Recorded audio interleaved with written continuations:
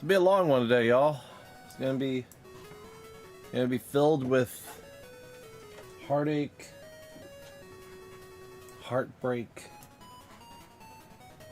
love, and hate.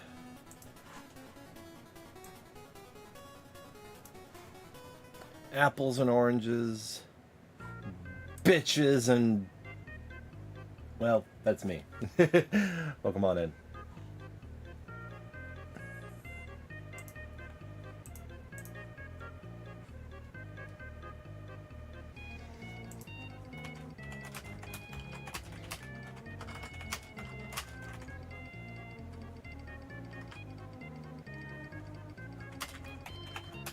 Oh, hey, by the way, y'all, just want to say this straight up.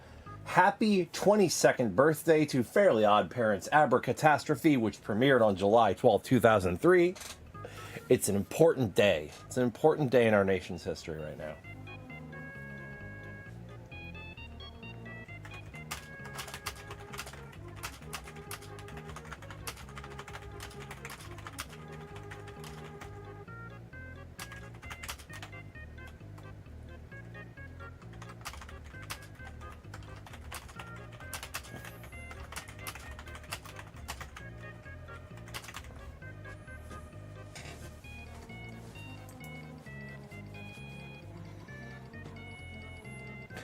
I'm good. How are you? Welcome on in, DC Flyer. I see Cerulean Fox. I see Carnelian in here. I don't expect everybody to be in here all day. I see Fireball the Ferret. Welcome on in, y'all. It's gonna be a long one, full of heartache and heartbreak and love and tragedy, energy and tiredness. We're gonna be here a long ass time today, y'all. Reg for CFF completed yesterday. I got mine ready too. I forgot what I registered my badge name as. I think I had like a last minute good idea. Hang on, I told Max what my reg name was. I want to get on the post of the board for the third year in a row. Well, Bewhiskered, I've been on the board at the at closing ceremonies twice for best badge name. I want to do it again. Let me see.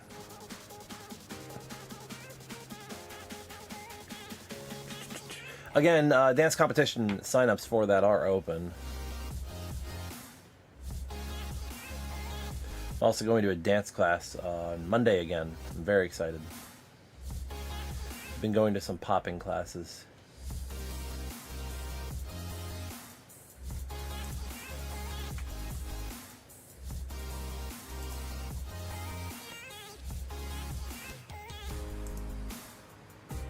That was... Hang on. This is staff programming.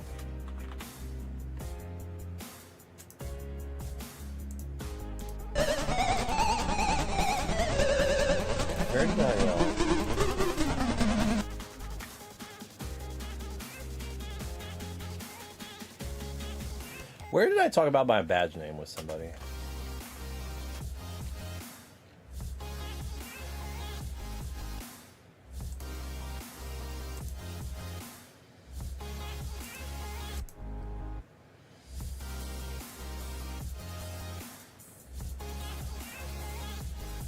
I know I talked with somebody about my badge name.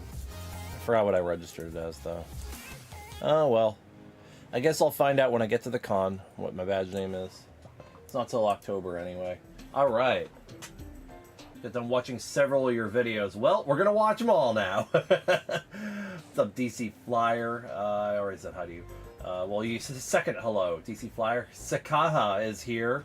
Sakaha is one of my rare joiners for streams, since I usually stream about like after 9 Eastern or 8 Eastern, because Sakaha is usually like 12 hours ahead of me, so it's like 8 in the morning when I go live. Qual, what's up? Nice long good stream. Be working on Fursuit in the background. Love to see it. Love to see it. I super glued my glasses back together. I have them just kind of chilling now. I can't fold them anymore. Well, I can fold the... Okay, no, I cannot fold them, because the super glue will give before the hinges will turn. Yeah. Well, I can wear them, I think. Oh, nope, I can't wear that side because that side needs to be redone. Can't wear the other side, that's the question. Fold eyes? What? No, no, no. The hinges for my glasses can't fold. Did I say eyes folding? Did I say eyes folding?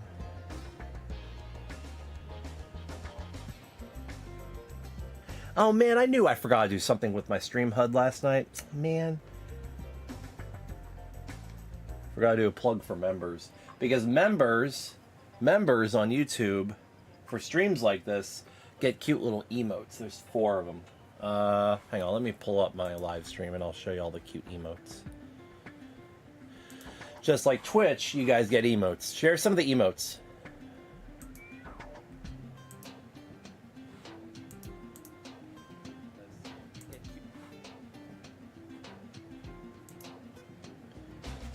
Here's the cute emotes you get with a membership. Those are the emotes on Twitch. Yeah, they don't animate for me because I'm on Restream, but I wish I could... Yeah, shape, silly dirt. Yeah, they show up as colon things here. Don't know why my brain is pudding. I don't know why your brain is pudding either. I haven't even sipped this coffee yet, so let's do that. Man, sun is shining through my window. Meaning it's early in the day. And there's a kitty here to keep me company, too. She's over here to say hello. Alright, one little detail I added to the stream. We have, I figured I would go ahead and make it a small fundraiser for both the community and for myself. Because I'm selfish like that. Man, when am I going to do a charity stream, you know? Actually, you know what? To be fair, the way I like doing charity streams is I will help a friend in a pinch that needs money more than me. Or help, like, somebody at random that needs a little luck to go their way. But usually from a trusted source, you know? I will always help pinch friends. Alright, I'm switching over to the screen here in 3 minutes, and then I'll go over everything. But yeah, it's gonna be... I did put a pretty lofty goal on this, but the goal might be attractive to some of y'all. I don't know. It's more of a self-serving thing, but the goal might be attractive to some of y'all. Alright, I got the playlist pulled up. 28 videos, totaling 14 hours and 30 plus minutes. There is a chance I might skip a video. Particularly number 17, video editing is a career choice. Although the only thing that makes me not want to skip that is I have a guest feature in there and I don't want them to get shafted, you know? I want everybody to be able to point the screen today and say, oh my god, look, Gary, at me! No, I've not had the money for DaVinci Pro because I've had a couple of other things go on. No, it's... Oh shit, you're right. I should have put that as a damn goal. I really should have put that as a goal, huh? That would probably be...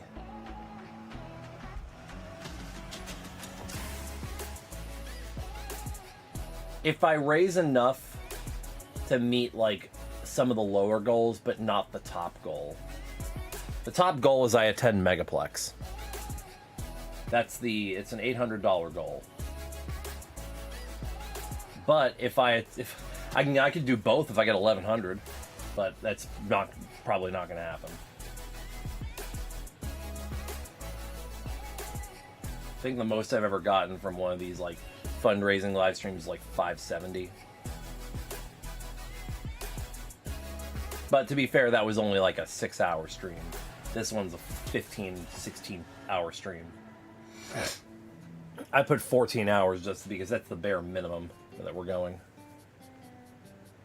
If we have any connection issues, that is a distinct possibility. I do have a big old text block that says I'm experiencing a connection interruption. I will copy it over to the correct events asset thingy. We might have connection issues from time to time. My internet is more stable than it was 2 months ago, but still not perfect. Going fully live, going to the events scene here in a moment. Yep, 11 o'clock. Let's go. We are getting started, my friends. Welcome on in. Let's go ahead and switch my webcam orientation. I forgot to do that. flip horizontal. There we go. And get rid of the Elgato. Replace it with a desktop. Wow. Wow. Nope. Get my display capture. There it is. And then center is gonna. I'm a little OCD about this. Get right in the box. Cool. Cool. Cool. All right. Mex is my category not updating. What category?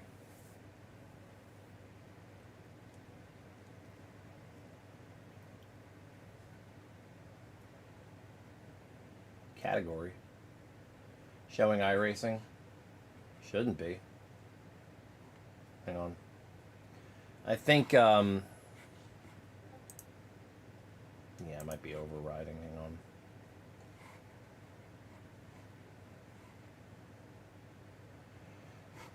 So, Restream overrides Twitch for some reason. I updated it last night. I guess it switched back again.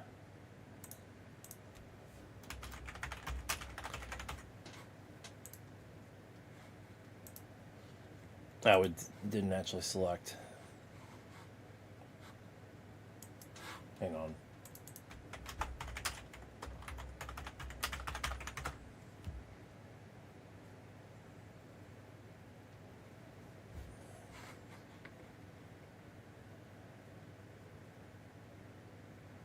Unstable, average stream bitrate too high.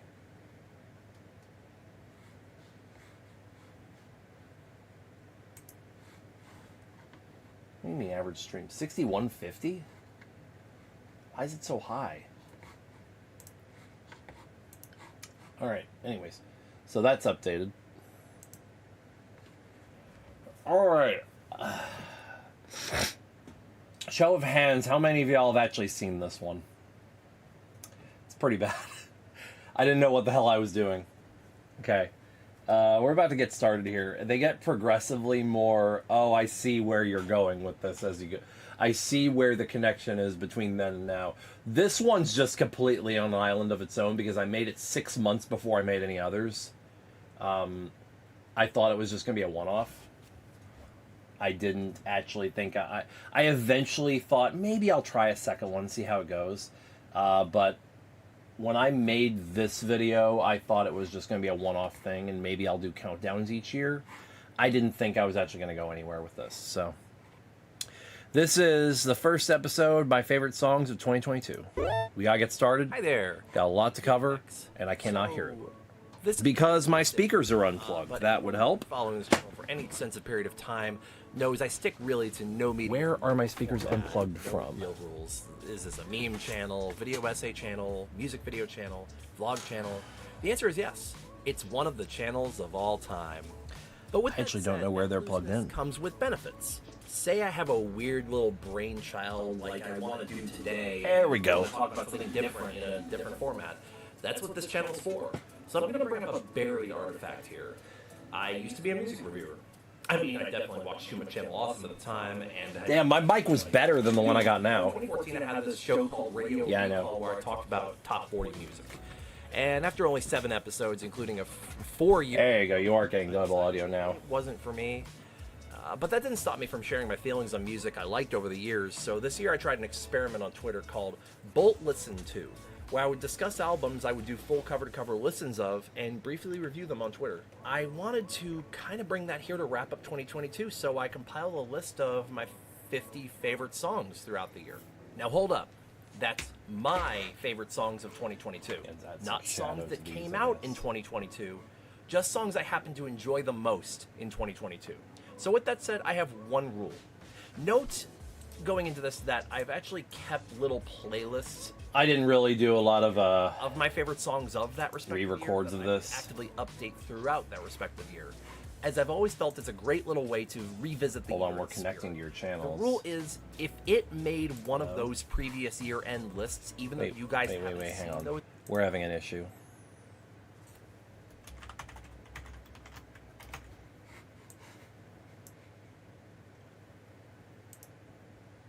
It randomly disconnected me from Restream.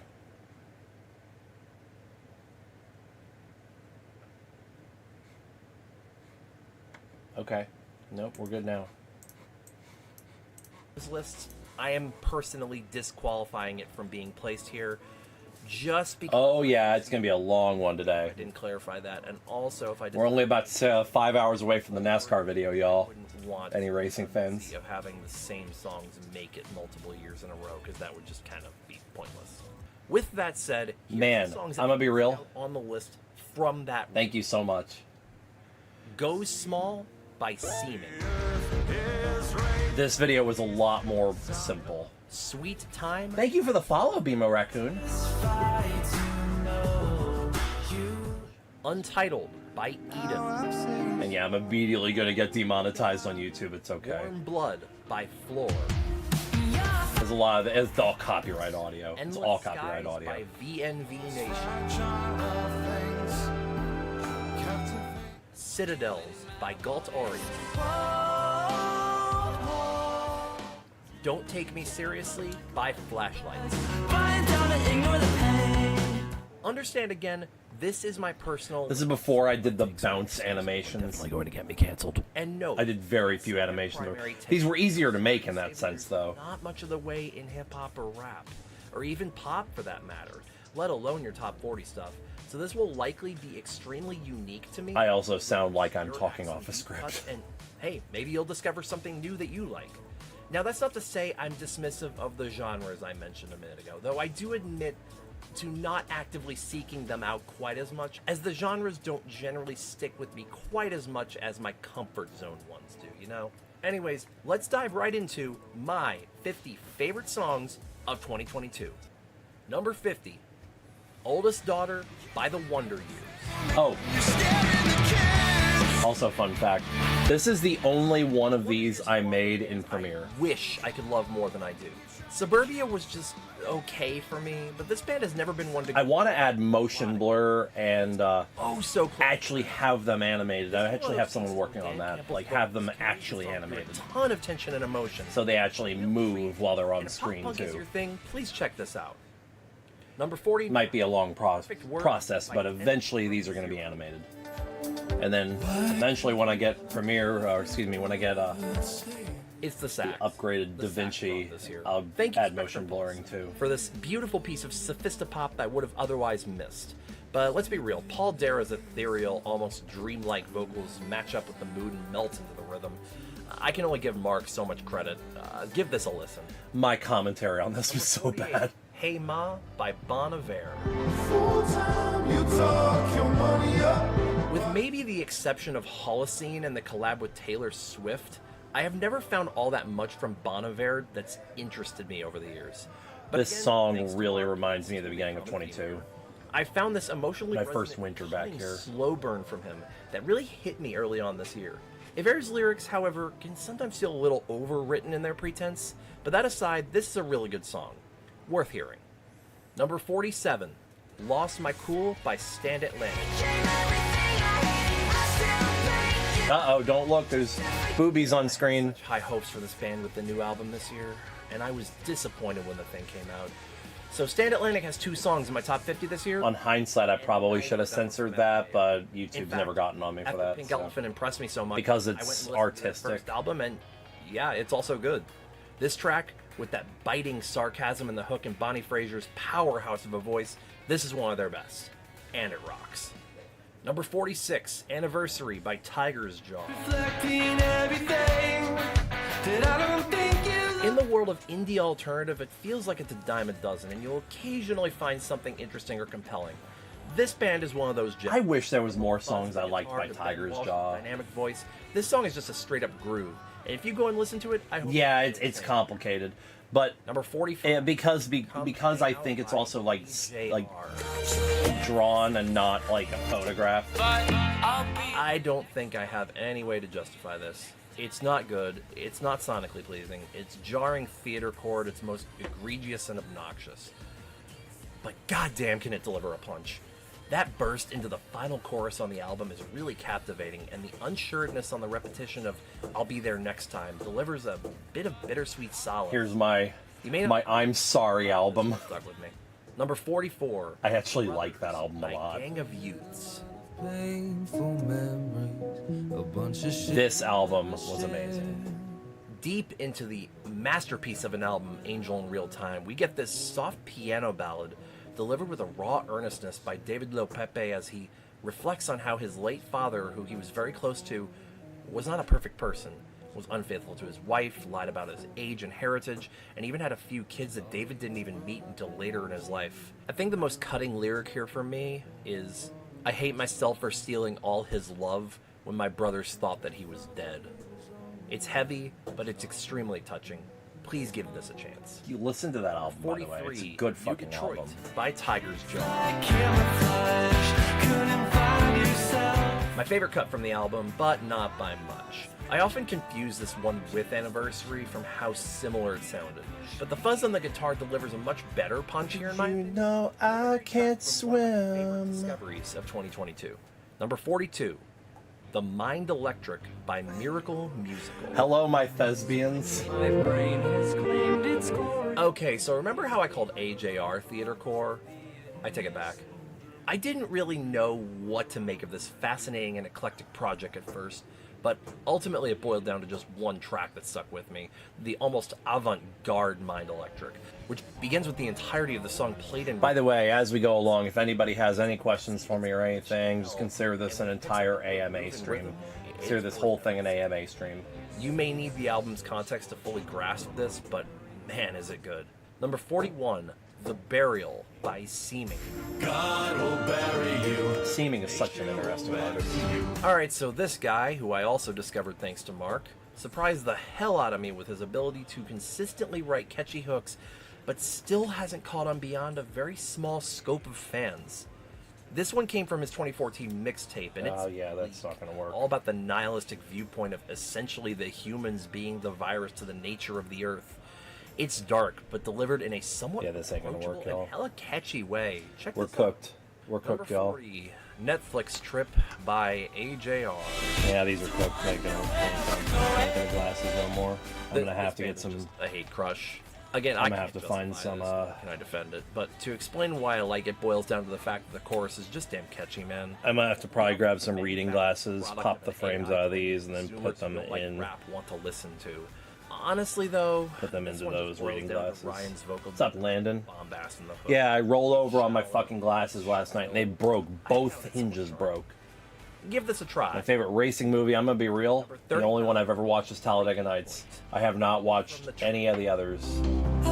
Cannonball Run I have not watched. I was told deep cut from someone it. talked to me about it last night. Henny continues to paint a picture of her transition experience through emotionally What resonant else? vocal performance. Death Race. Oh yeah, I watched Death Race, but that one sucked. Quiet hook. F1 I want to watch. It's tragic, but it's so. And then there's another. Check this out.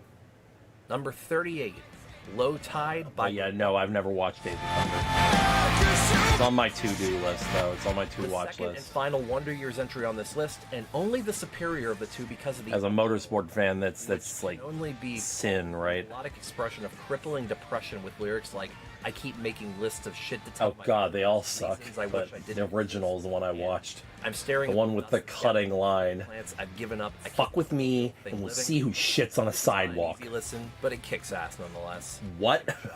Number 37, Modern Warfare by Edith. I was so close to enjoying In Case You Missed It, but I didn't know that was a reboot. there. That said, this album did produce more individually interesting tracks. Why would a plot like that deserve a remake? It was a horrible plot. It was like the main storyline was resolved halfway through. Being his first single off the album, this was an interesting introduction to his more experimental electronic R&B with the same earnestness that created his identity. And it definitely is worth checking out. Number 36, Take Me As I Am by The Strike. Another one of my favorite musical discoveries of the year has to be this Utah-based band which uses influences of synthwave and synth pop of the early 90s and late 80s to create a vast, explosive soundscape. This was a late addition into the year, and it sucks to put it this low as a result, because it might just be one of my current favorites.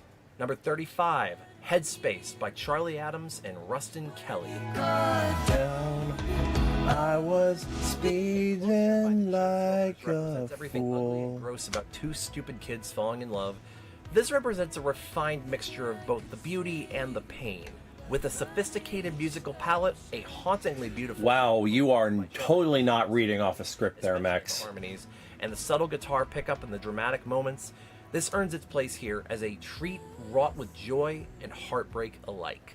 Number 34, Beyond These Walls by Michael J. Woodward.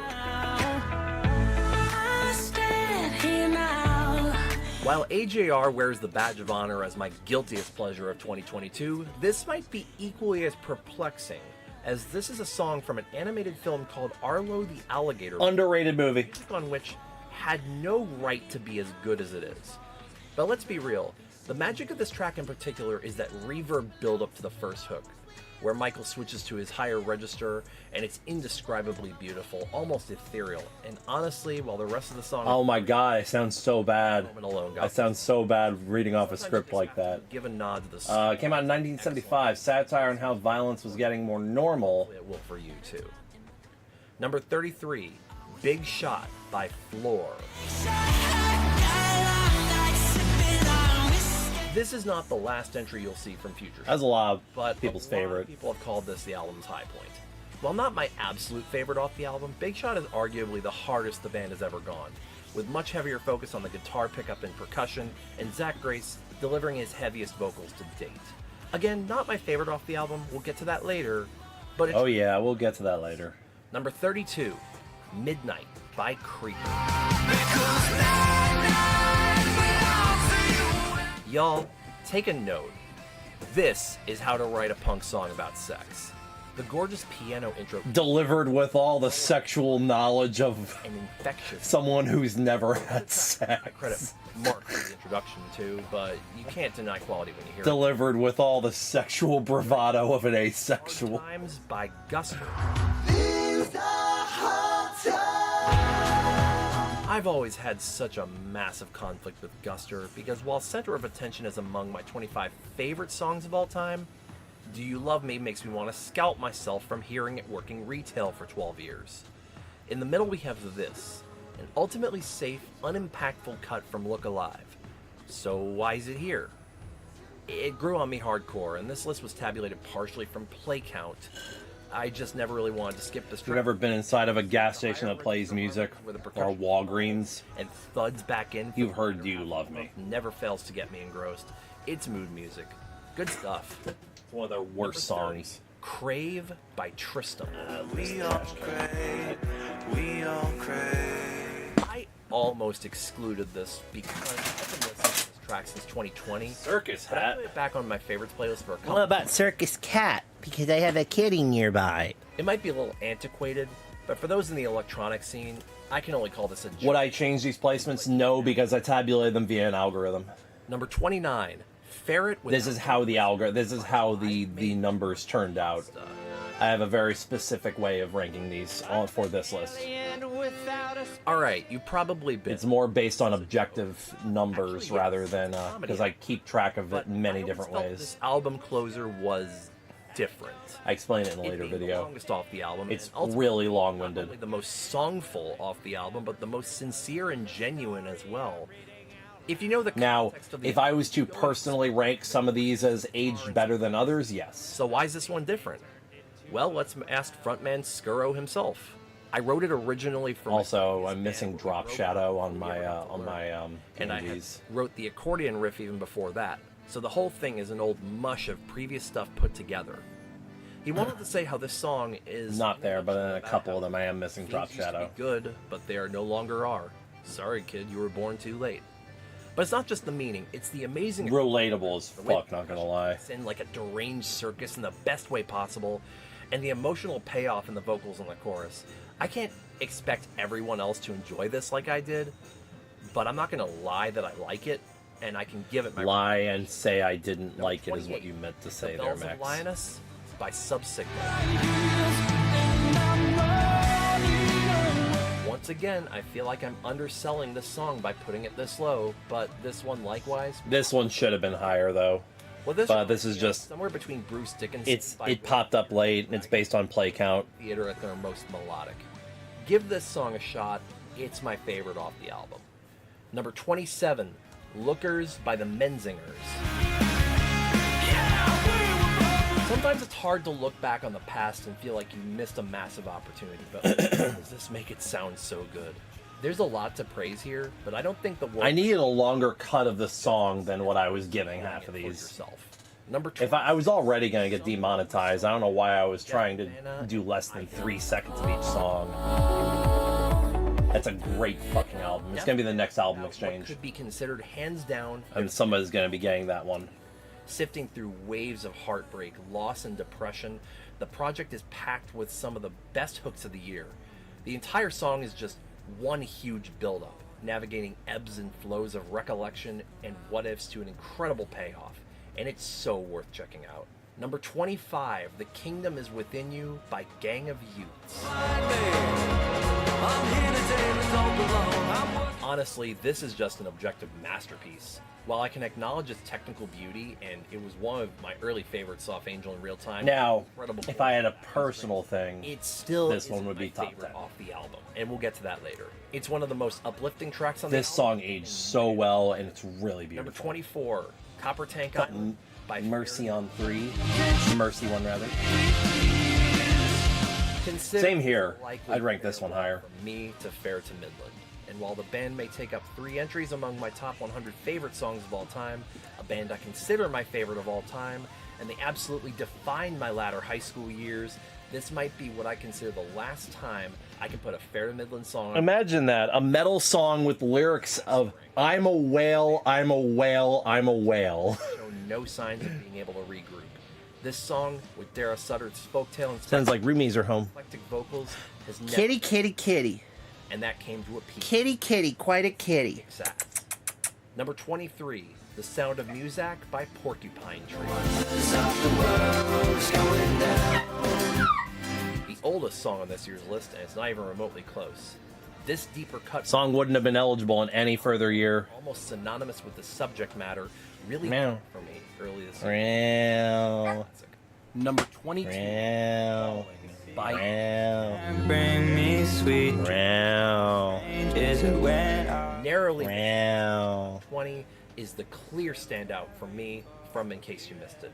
Snippets of glitched autotunes. I might have to go help them bring some groceries in. Somber vocals create a scene and I will keep the that a video lot of playing, others though. can't match. Check this out. Because of Number time more 21, than anything. Chinatown by Bleachers featuring Bruce Springsteen. The reverb-heavy lo-fi production and the incredible vocals make this track an instant classic. Bleachers finally created the perfect sound for me. Phenomenal work.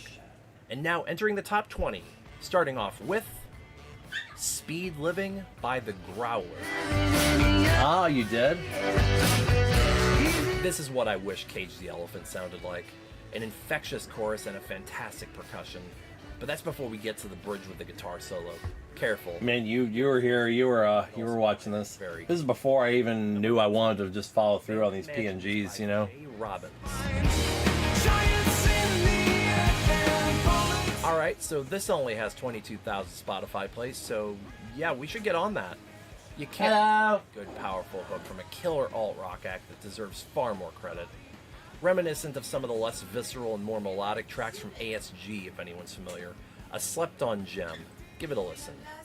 Number 18, Every Night by... Y'all want me to help you bring anything in?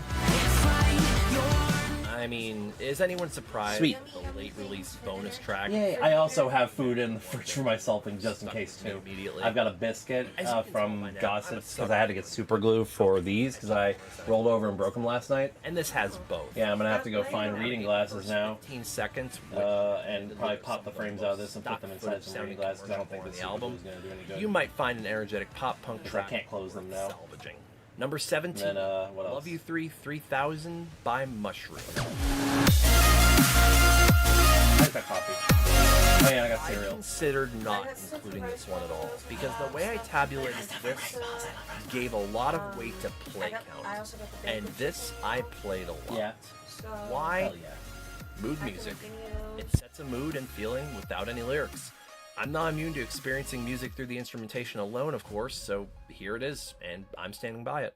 Number 16, The Other Side of Paradise by Glass Animals. got you into Future Shine. Haha, Duke, indeed, Bonsai. I would argue that Haha Mlamo too.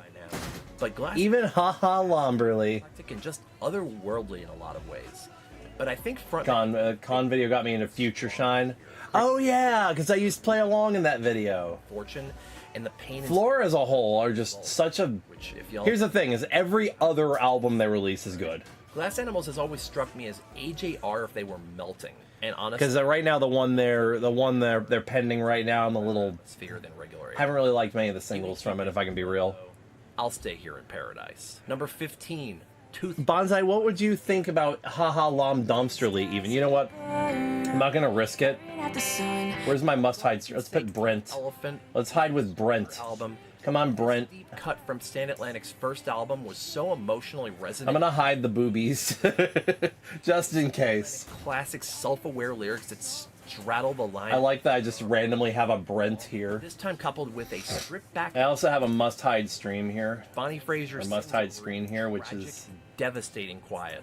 It's an emotional moment that's allowed to play out. It's just a leggy. Absolutely phenomenal. It's just a Lobo Guada. 14, You're My Friend by Flashlight.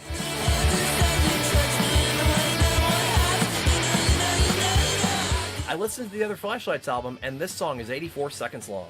I mean, there's not much to say. Bro, Shoegaze noise punk at its most raw, visceral. my script on this video was just not very good. Melodic. It has sections and no real chorus. I repeat myself a And lot. bite. Number 13, BBNE by McKinley Dixon featuring Teller Banks. Awesome, I'm awesomely awful, no more and more of me castle, sort of a sorcerer song, Breaking up the rock dominance that's been prevalent in my favorites throughout my whole life, we have an emotional roller coaster of a jazz rap track from Georgia rapper McKinley Dixon. An incredible story that relates the struggle of keeping yourself and your family afloat in the black community while maintaining your faith in God. It's certainly not an easy listen, but god damn does it hit hard. Number That 12, song's really Circle good. 9 by Galt Aureus. Get ready, we're gonna talk a lot. Hey, guess what? Let's start. We may have a rap song I've always in my called top Eric 10 this year. but it's chill. Matter of fact, we might have 3 in the top 25. A lesser known cut from I know, right? What? A rap song on Mex's list. What is this? A crossover episode? Probably gonna be 5 in the top 50, honestly. At least. Here we have it, the big single from Angel in Real Time, and for a good reason. The synthesized vocals on the beginning evolving into an incredible string section, coupled with the percussion, paint a magical picture, then eventually explode into a timeless hook that showcases David Leo Pepe's higher, more punk-leaning register. You couldn't have picked a better song from this album to release as a single. And now for the top 10. Number 10, Everything Goes On by League of Legends and Porter Robinson. Yeah, you thought this one would be higher, huh? Yeah, it was a good year. Minus that annoying League of Legends name drop on the title, this So, is Robinson at its core. before 22, That at heart. An emotionally charged hook and vast every year except and piano. And if y'all know my most played 2019 had been Porter Robinson first place Porter is an elite. since 16, 17, 18, Cupid 20, and 21 were all Porter Robinson. Introducing you to my favorite new discovery from this year, this band's sound and style can be linked back to things like This band is the exact reason why I'm thinking about doing a 3-song limit per artist on future an lists. identity all its own, owning some of the best harmonies and backing vocals in the prog genre that I think I've heard. 3-song limit per artist per list, rather. Moment of silence after the bridge, swiftly building back and crashing into the last chorus. It's such an intense moment, and I can't help but find myself immersed every single time. Number 8, The Armada by Galt Aureus. This year I find All this top 10 I would not change. discovery of our own Versailles and This top 10 has aged went back so and well listened with through me. this album, and I'd put it among my 10 or so favorites that I heard throughout the year. And to those of y'all who had followed, Oh yeah, we're gonna go over the tip. I'm playing the first video player before we go over the fundraiser. scene. This is essentially an action fantasy come alive. Give this one a try. I'm sure it's an adventure you won't forget. Number 7, Black Morning by Pure Reason Revolution. The strangest thing sometimes about new music is how you discover it. This one I went to a Spotify radio station based on the aforementioned Copper Tank Island. While mowing the lawn. Proudest discovery of the year. Again, this band just has phenomenal harmonies, and the trio have such chemistry to set a scene and write an infectious hook. An overlooked band, an incredible song. Found a lot of my favorite prog rock acts 6, just by Dress mowing the by grass. From the Tree.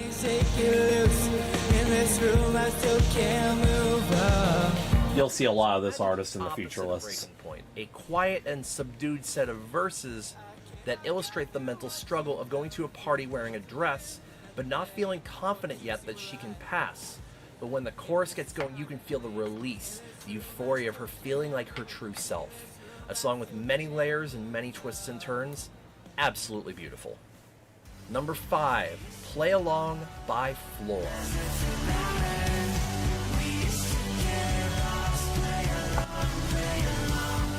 This song illustrates the wanton feeling of missing childhood in such an emotionally resonant and bombastic way, with one of the tightest songs lyrically by the band to date, and one of my favorite choruses of the year. That was your first con? Number 4, I feel like you've been around longer than that. by Pure Reason Revolution. As many have said, this was a return to You're form. bent and I jumped aboard cold, at just flesh one of the and best times. A bone. hauntingly melodic chorus that, again, just succeeds in its harmonies and chemistry between the singers. But it goes further than that, Bent and adding in a cold. shredding instrumentation bridge before exploding back into the final chorus. Shredding There's instrumentation debate bridge. whether or not this is among their best Poetry albums, mix. but I debate that this might be their best track. Number 3, 8 by Galt Aureus. Over the place and feel you sleeping. Actually, a video I'm working on right now is about my first con. Citadels, and it may as well be called Untitled because Thank you, Solar Star Valkenhain, for the follow. songs bearing that moniker. This soft piano-led ballad leans more heavily on Sahar Galt's vocal performance and Excuse me, Valkenhain. knock it out of the park.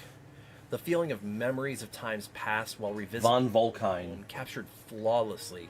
How's Hoping I won't Benton comment. Tarantella doing? This chorus sounds nearly identical to a song called Hey Now by Augustana. Problem is, I don't remember a lot of my first cons, so I'm having to talk a lot about Close. things besides the con, you know? Miles Ahead by The Stripe. Shout out to Aaron Otter. I'm that teenage kid, running things back in my head. This is where objectively better goes out the window, and I like that PS1 controller background. but if y'all remember how crazy in love I was for Safe and Sound by Capital Cities, this should come as no surprise. A fantastic synthwave track that perfectly encapsulates the era's immersiveness and charm, and the vocals on this track, especially in the What kind of beer do you want? shot this Blue. at the top of my list throughout the spring. So, what could be better? Honorable mentions. 2020 by Eden. No hindsight in 2020. Got my side check that's precious to me. Can't The Deepest Sighs, The Frankest Shadows by Gang of Youth.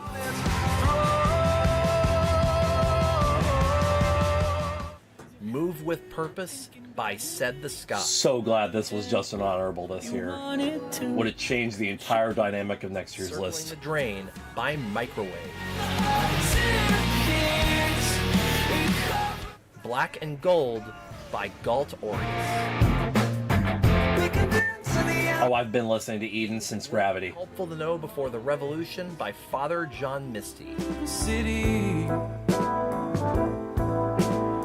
Number 1, The Way We Talk About a Song by Floor. And the signs on the walls point us right where we started it all. There's something to be said about a song's reception among the general public versus its connection with you. And in the year of our Lord 2022, what I needed to hear was a song about how everything is going to be okay if you can just focus on the soul of your passions, that burnout is temporary, and that going back to your roots is essential to find the purpose in what you do. And if any of you know how my 2022 went early on this year, you can see how bringing things back to where we started it all hit all my weak points.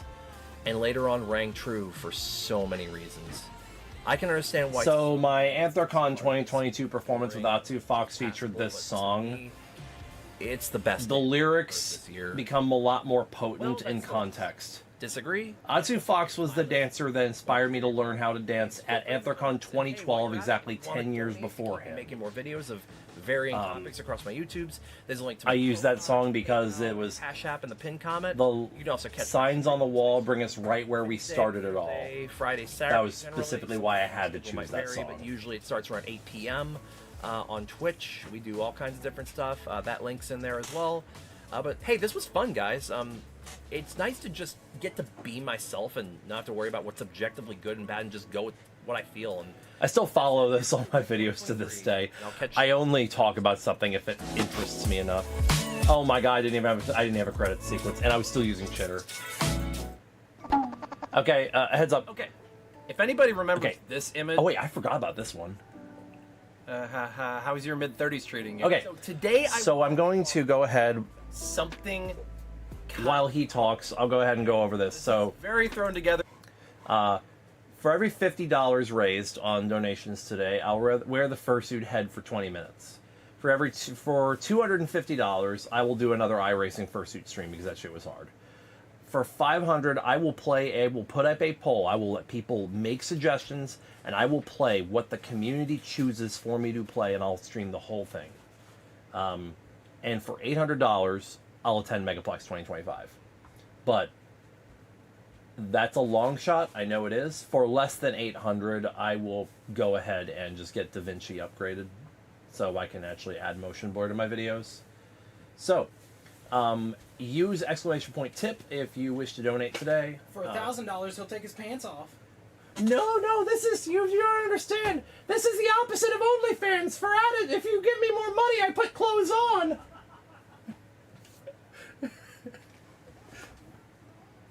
If you donate, personally, you donate $30 or more, you can submit to me a video, song, image you made, and I will view it on stream. For this particular stream, max of 3 minutes.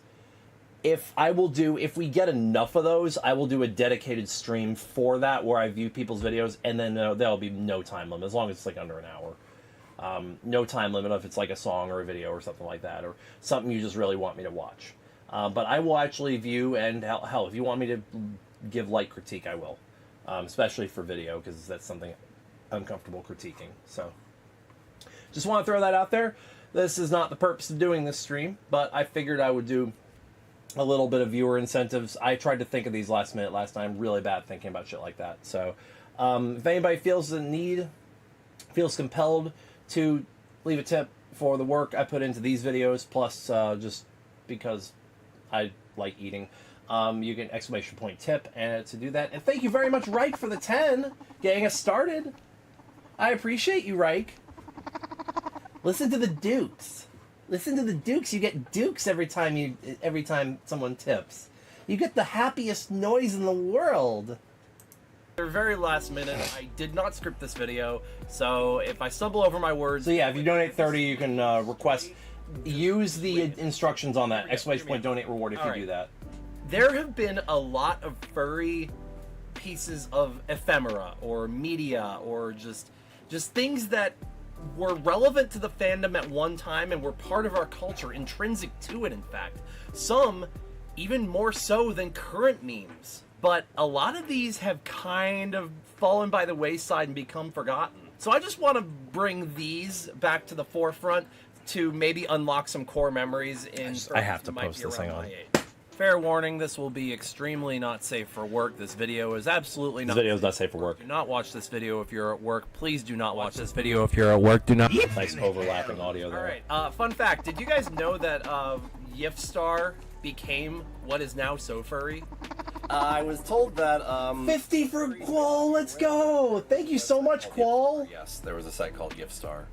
Qual, thank you so much. That was so sweet of you. So around 2009, I think... Well, donate reward if you want to redeem that reward. I actually found a screenshot. I, for some reason, recall So Furry remaining with the name Yifstar until about 2011. I was kind of surprised to find a screenshot of Yifstar with the So Furry emblem and banner in 2009, which was before I was even socially active in the fandom. So that actually kind of surprised me and slightly confused me. Lately, So Furry makes its name for itself being the backup website people use when they're pissed off at FA. Dude, let's okay, so I grabbed this screenshot of So Furry, or Yifstar. I grabbed like this screenshot from like during that transitional period, and I just want to go over some of these stuff on the front page. I need a clear. You've got some on less than tasteful images on the front page here. I probably have to censor a little bit. Thank you so much, Monster Collie. Let's read some of these story titles here. Here's the thing with Yifstar and So Furry was there was nothing. They weren't hiding nothing. You come to this front page, nothing's being hidden here. Brothers or more. Part 6. I like that you actually had. I will never be this funny again. In order to like let people know that your story did not contain Yif, just in case somebody clicked looking for, Anthro Sex Squad Story 3, Okie Story, Chapter 1. No Yif. It's called Anthro Sex Squad Story, and there's no Yif. I want my money back. So I'm just curious. Like, this is the old like Yifstar logo, and I found this on Google searching this, and I just wonder, just wear this out in general public, and you'll find out immediately who the weirdos are. The one person that you'll ever encounter that recognizes the logo. Why are you crying? All right. Okay, the crying angel demon girl. Okay, so this one goes back to, I'm proud to say I was here for this one when this whole thing unfolded. So, Furry's been around since website. Come on in, Rokosho. Expected to be. We're watching episode 1. 7 days a week when they were run independently. Well, episode 2. Servers, so basically just. I want my money back. You didn't donate anything. The whole thing worked. You didn't pay anything. A couple of servers being maintained, and one of the servers went offline. I remember that exact font that they used. But they had to put the entire site into read-only mode for a period of time. This happened again recently. What that meant was the front page didn't change for a week. And guess what was front and center on the front page? It was more than a week. So it was like 10 days. This image that was around September or October, I think, of 2010. And I remember seeing that picture, but not really saying. Nice cut there. Okay, here we go. Do you guys remember those really stupid, like, chain messages that you would post onto your profile on FA?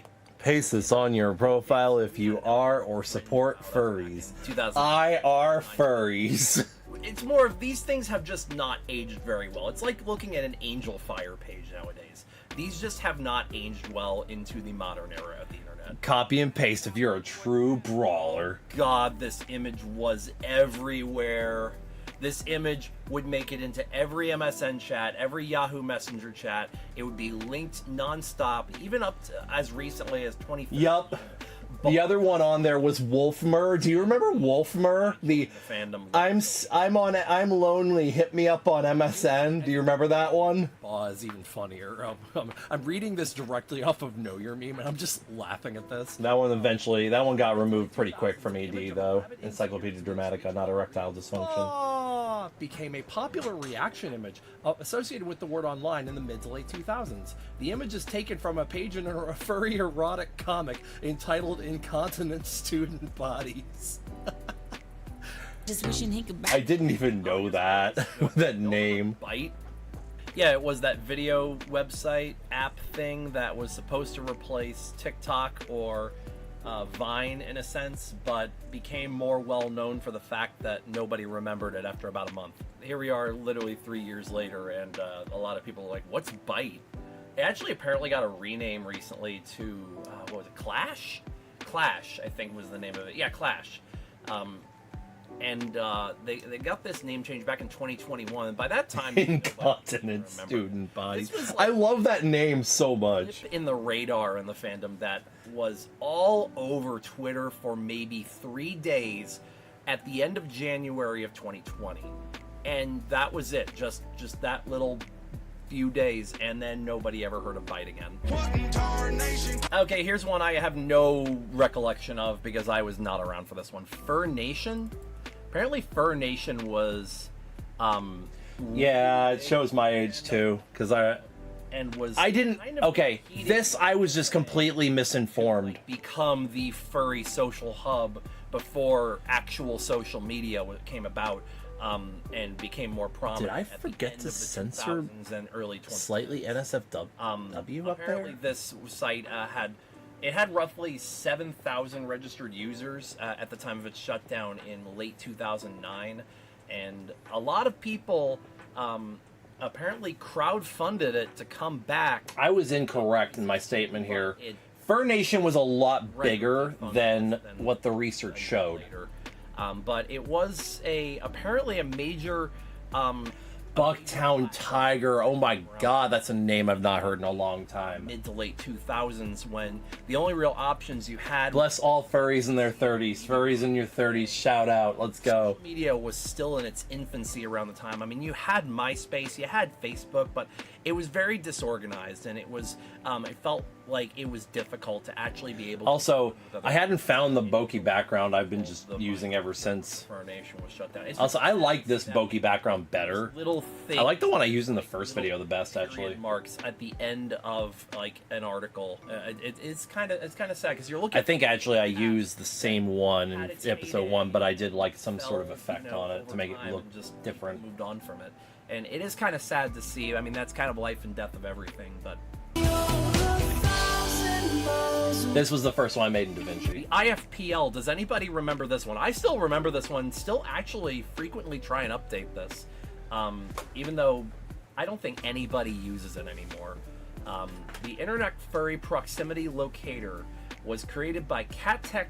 Oh my god, right? 1997. This is one of the oldest pieces of furry ephemera that I have. It's actually a website where furries would find other furries and then contact via email. So for the time, this was pretty awesome. It was essentially you would ping your location based on your zip code, and then you could communicate with furries in your area based on how recently they had updated their profile, or potentially just like how far away they were from you. It'd tell you how far you lived based on Monster Collie, for some reason I thought you were showed where furries. saying those as a selling point for a move to America. What if I told you there was We have Asper Cream, and I thought you meant Raisin Canes instead of Walking Canes. than 621. Room 366 was a very fandom viral video shot in Room 366 at, I want to say, MFF 2011, but don't quote me. It's for arthritis. This particular It's like a topical video for was arthritis. extremely raunchy, featured some of the most popular fursuiters of the time, at least some of the biggest fursuit crushes of the time, and used a Pitbull song that became kind of synonymous with the video among the furry fandom. Just wanted to point this out. When people would get Room 366 at the convention, they would post it just like they now post if they get Room 621. I hope I unlock that core memory for someone else as well. This piece of artwork is called Pondering by Fluke. It was basically my furry artistic awakening. It alone made me want to start drawing, just because I dwelled a lot on same, you know, the sheer emotion and the sheer just relatability to the central character here just through the still image. There was just a real realness. Like, this image feels lived in, you know? It makes you want to live in that world. And that was kind of my furry awakening, where I realized I want to be in that world because it looks real, it looks relatable, it looks human. But it's, you know, furry. So I guess looking just a better aesthetic, you know? Nowadays, I would definitely say that this piece of art absolutely was kind of my furry come to Jesus, if you will. And I really want to show other people what, you know, art as a craft and as as what kind of emotion it can stir in somebody, what kind of inspiration it can draw out of somebody. So I just want to make that known that art is powerful. And it doesn't even have to be perfect. This was Restream telling me to tweet my fucking. only been drawing. I've received 100 messages today with Restream chat. See, something like this has aged very well. At one point through your furry awakening, you definitely had this as your desktop background. Don't lie. I did. Guilty as charged. Okay, maybe I'm alone in this one, but does anybody else remember Furry to Furry? It had like 20,000. I sent that to somebody. It was North Dog. I sent that to North, and he's like, I actually did have that as my background once. This is the freaking landing page I landed on Wayback Machine. I forgot about this. We are setting such a bad example for ourselves. And you think I'm talking about the content on the page. I'm talking about that graphic. Look how disgustingly designed that is. Man, furries around this era really did not have a moral compass. Furries were horny as fuck, let's be real. I'm gonna bring this up. You know what else I have screen capped in this folder right now? I have Y-Chan and F-Chan. Let's go ahead and bring that up. Y-Chan was basically Yif-Chan. It was a Yiffy image board. Let's actually go ahead and bring that over to something a little more appropriate. Formspring.me. Does anybody but me remember this 5 minutes of ephemera within the furry? Oh, there's a lot more to learn. I did 3 of these videos. This may actually branch a little bit over into more social media phenomenon rather than just the furry fandom, but this was like Bite before Bite. This is exactly how the fandom. This was exactly how Bite launched and died. It was a question and answer social media. Oh, that your name was Yif Scritchmer. Oh my god, it was. It wasn't anything special. It was like I remember that from my early Twitter days. Customizability. It was just kind of there. It vanished pretty. My first video, the one you saw earlier with Floor all through it, was in Premiere. This was in DaVinci Resolve. All my videos are in DaVinci now. I have Sony Vegas. I have no fucking clue how to use. I haven't used Sony Vegas. In 2012, and then never. Last time I used Sony Vegas, they were still making Harry Potter movies. So apparently there was this very big Newgrounds animator back in the day around 2007, 2008 named Zarla. And they were somebody. Time to switch to standing desk. I had somebody send this video to me, Move Your Dead Bones, which you can tell this is of its time. You can see the flash cleans and everything. We're not going to talk about people here, but there are a lot of Please don't fuck up my wires. That it's gonna fuck up my wires, isn't it? From back in the day, who have kind of vanished over the years, or at least fallen out of the spotlight a little bit. I'm not gonna shine the spotlight on any particular person here or personality. I more want to turn the attention to one specific project, and I'm about to awaken some buried memories with this.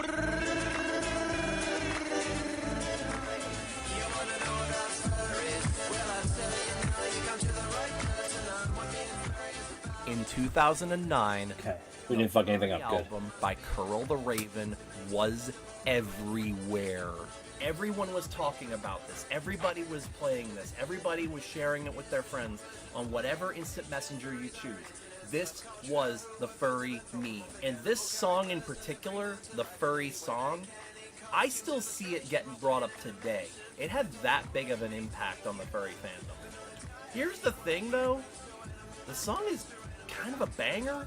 Now, there was another alternate version that I'm aware of that was made by the same person a year prior in 2008.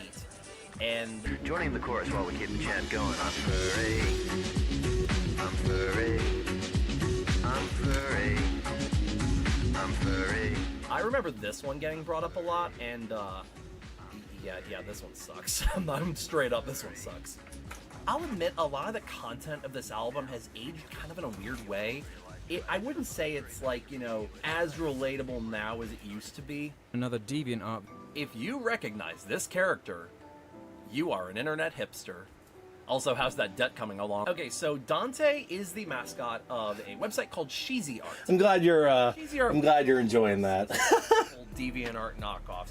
I will never be this funny again. Or was the fact that it was not censored like DeviantArt was, so people could engage and debate and kind of, you know, actually troll like without any repercussions here. Fun fact, I actually did not know this. Apparently they banned NSFW art in '05, which based on their words seemed to be their demise. Apparently this went on to spawn Y Gallery or Yowie Gallery because it was basically the Here's the thing was, artists no video will ever be as fun as when I didn't take YouTube seriously. than tasteful things of their favorite. It's impossible. You can't do both. You can't take YouTube seriously and have Go fun. ahead and throw this. You can rather have Do you guys remember only fun. being popular in the fandom? It's complicated to explain. I still have fun making videos, but not this much fun. Leave your suggestions. I had a lot of fun making this one. And I might do a part 2 to this if I have enough. But until next time, feel free to subscribe and I'll probably upload something else. I'm Mex. Bye-bye! The me stealing off Markiplier with that, I knew I was gonna fucking monitor. Give me a second. Monitor back. I cannot wait till I have more room for wires. It's like my wires are all crammed in this small spot and they all short each other out. And they're all oblong shaped, barely plugged into this outlet over here. I have 2 outlets. One, like 4, 5, 6, 7, 8, 11, 12. I have one with 13 outlets on it. Another one with 6. And they're all crammed. Hard questions you have to ask yourself, about your life. I don't like this video. You just as turned much. 14 and you still have no interest I in like this intro. or even guys. And any dwelling on the subject brings back existential dread. In the background, you hear the twang of Sean Morgan's voice on your small handheld stereo across the room as it plays the first album you were allowed to buy for your birthday. Disclaimer 2. Your escape tonight consists of a humorous discovery that Microsoft... For those that didn't see the connection, I feel like bringing this up. that your favorite It's called Becoming a YouTuber. The thumbnail said Becoming a YouTuber, ... And then my burnout break video was I became a YouTuber. via USB. And with it, you obtain a video you shot at your birthday party. You think it's comedy gold. You realize last year your discovery of websites like Flickr and PhotoBucket. And with that, sniff out a possibility that if photos can be shared on the internet, what about video? You lament in the idea that your computer languishes on dial-up internet, and even obtaining a music file off LimeWire is a 2-hour process. But still, there's a monumental realization beyond your current limitations as a 14-year-old. 3 down, 27 to go. Realization Or no, 20. can be shared. 2 down, 26 to You go. start up your internet and connect to your most frequented website, a Nickelodeon forum called NickDisc, and you ask the question on the forum, does a video hosting website exist? For a music video, of all To things. share your own home movies fills you with a freeing feeling, a hope that beyond these existential questions, buried deep in the digital world is a solace, a vehicle to express yourself, or maybe to fix yourself and fix your family. A response appears after some time, mentioning a video... I need more B-roll like this. I took all this myself. I'm with my phone camera, but I want to go out and get more B-roll like this. Fruitless. Little do you know, you were one of the earliest to see that little red play button and witness the dawn of the greatest cultural shift in the history of media. Little do you know at this moment, this red play button would define the rest of your young life. A lot of them were from I went to college and learned how to shitpost effectively. a lot of them were from I have been racking my brain on how exactly to frame this video Lake Julian. It's without sounding I'm gonna like have to look it up on maps. completely egomaniacal. Near Bethel, North But then I Carolina. said screw it and did it anyway. So I just went on a whole tangent there, and I'm about to go on another. But what does this have to do with college? Everything actually. Because video has been intrinsic to my life since childhood and followed me into college. And I actually graduated college in 2014 with a certificate Lake Logan. achievement in digital multimedia. Now, what exactly is that? Basically, what that means is I'm broke and depressed. Yeah. Yeah, there is some footage as stock footage. I do sometimes use stock That's footage. actually, that would be an Because I have a subscription to Motion Array, and by God, I'm going to get my $30 a month out of I that. wish to explore them. A community college in Illinois. One, Lincoln Land. I moved to California. 2, I open a humble ad agency. I'm still considering doing this, by the way. I have my business cards logo. I have a PO box. I have a business email. I just haven't actually gone to look for clients. And, well, let's put it this way. I've done this a few times. If they can afford to pay me full time, they're doing something shady. I mean, I could go out for a day, business to business, Honestly, and get $300 a pop and get probably like 5 clients. times a year. And 4, nepotism. Yeah. Or you could do it like a couple of other people I know have done and just make a viral video and luck into something. So, but college. Yeah.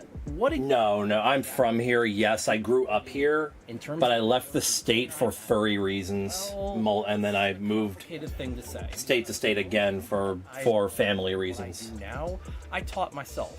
However, there was a lot of the Yeah, that's the thing is, finesse that came with college.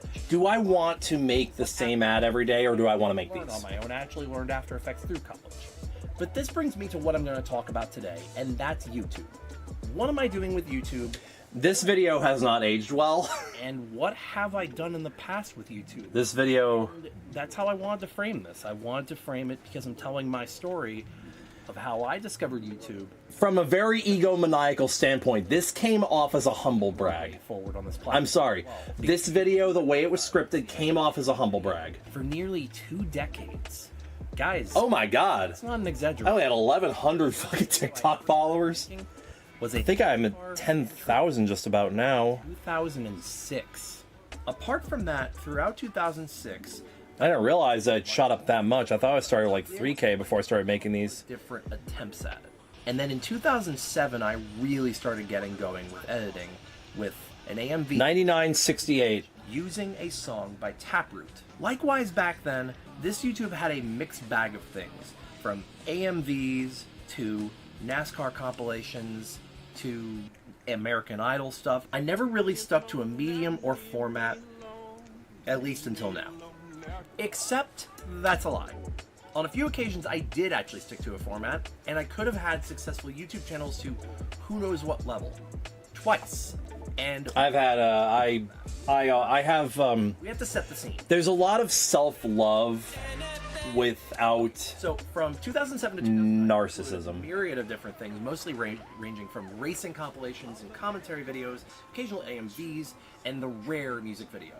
That usually started around 2009 when I actually started doing full shot footage, but before that it would be mostly slideshow compilations, and occasionally I would interlace some moving footage in there.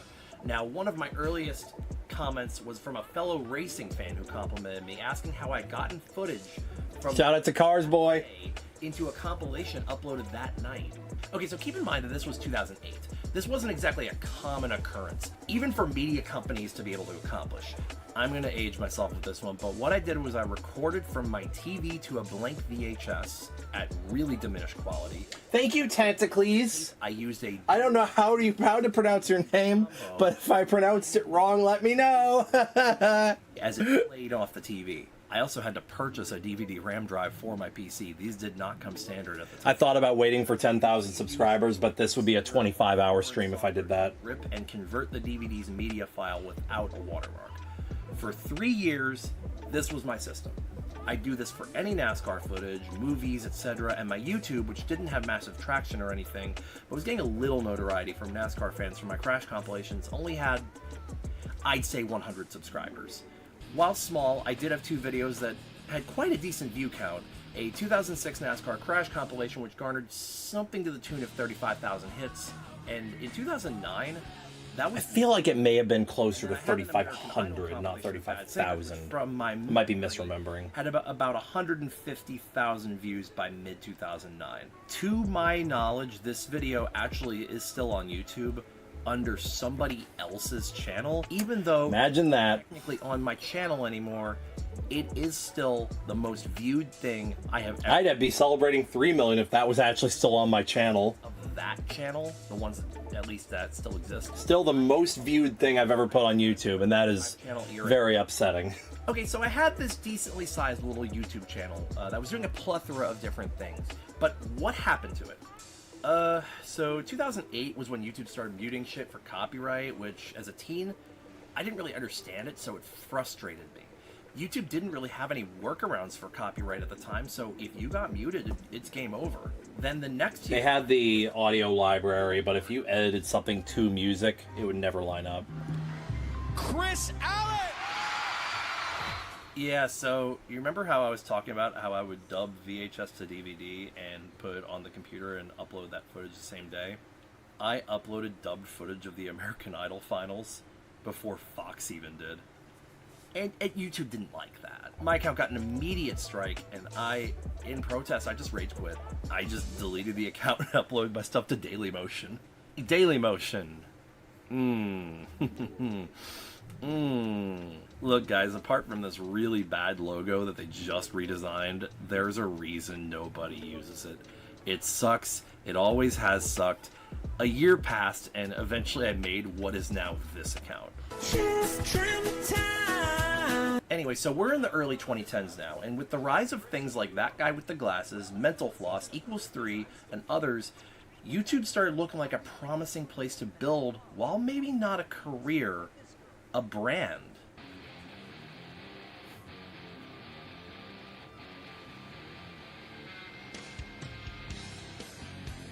Quoting one of my previous videos here, I used to be a music reviewer. Now, with that said, understand I only did 8 episodes of this, and you have to take the word reviewer very loosely. I wasn't very good at what I was doing. My verbiage was weak, my scripts were never really that clever or interesting. Robin Thicke's huge, red, Futura condensed medium font in your face. Actually, that one was pretty funny. But the one thing I did have going was I could edit. And by the time my first episode went up, I'd already gotten a few of my better music videos under my belt and established a great understanding of Sony Vegas and later Final Cut Pro. And having taken film production and motion graphic arts in college, I established a lot of the skills I previously did not have. And inspired by Todd in the Shadows, rap critic... This video has nothing to do with college. Others, I felt a drive to try something new. So my first episode was my list of the 12 worst songs of 2013, and you're going to see me post some clips of this as we go along. Which, due to a time limit on my YouTube, if I recall, had to be uploaded in 3 parts. It got like 100 hits by the time it got copyright struck to hell a year after. Anyway, so I followed up this video with the 12 best songs of 2013, you know, for completionist's sake, and then I started getting videos muted. So I decided to make my way over to Vimeo for my first solo review. Montcrogs, yeah, it's Radio Recall. Then Dailymotion, however, Vimeo isn't free. It's mostly used by creators. All these are still up. Examples. I do not endorse anything I said back then. With a quality control filter. So my first solo review was Wiggle by Jason. But I leave it up as a... More structure and meaning. I can grow, you know? People can grow. Praise his future work. But that's too hard, so they just give him this shit. Wiggle, wiggle, wiggle. Wiggle, wiggle, wiggle. And overnight, it got over 4,000 hits. Guys, consider we're talking about Vimeo. We're not talking about YouTube. So 4,000 hits is actually pretty substantial on You're humble bragging again. Vimeo no longer has a public view count, but by the end of 2014, it had over 20,000 views. So this channel, at this point, had a lot of potential. In fact, the funniest thing, I didn't even really advertise this in any furry spaces. So generally, unless you were actually in my personal circle, you wouldn't know I was even doing it. Okay. This was funny, though. The craziest thing that ever happened to me. At BLFC 2017, upon arriving, literally walking through the front door into the convention space, I got stopped by someone who recognized me as my Radio Recall moniker, also a fox. I was like, what? Dude, that shit had like 11 subscribers. But despite all this success, I couldn't see it through. I released 4 solo reviews, then finished the year with my pair of top 12s, and yeah, I wasn't feeling it. These were My top 12s that year were actually pretty okay, despite for myself within it. despite the script and the editing being still a little shoddy, but Criticism on my 3rd solo review where I tore apart Habits by Tove Lo and ended up wiping the YouTube in an immature rage. End of the day, structured analysis of music was just asking for trouble, being that I didn't understand the craft beyond a surface understanding. this looks like a fucking That Guy with the Glasses video. Twitter countdowns of best and worst hit songs of the following years, and it kind of just died from there. If I had kept with it, I definitely could have gained a reputation and maybe a community, but I wasn't willing to do the work and see it through. So at age 23, I had already given up one opportunity to become a YouTuber, and it wouldn't be my last. Remember how I said I've had a lot of people on the NASCAR related videos I've uploaded saying, you know, you sound exactly like 10 to go.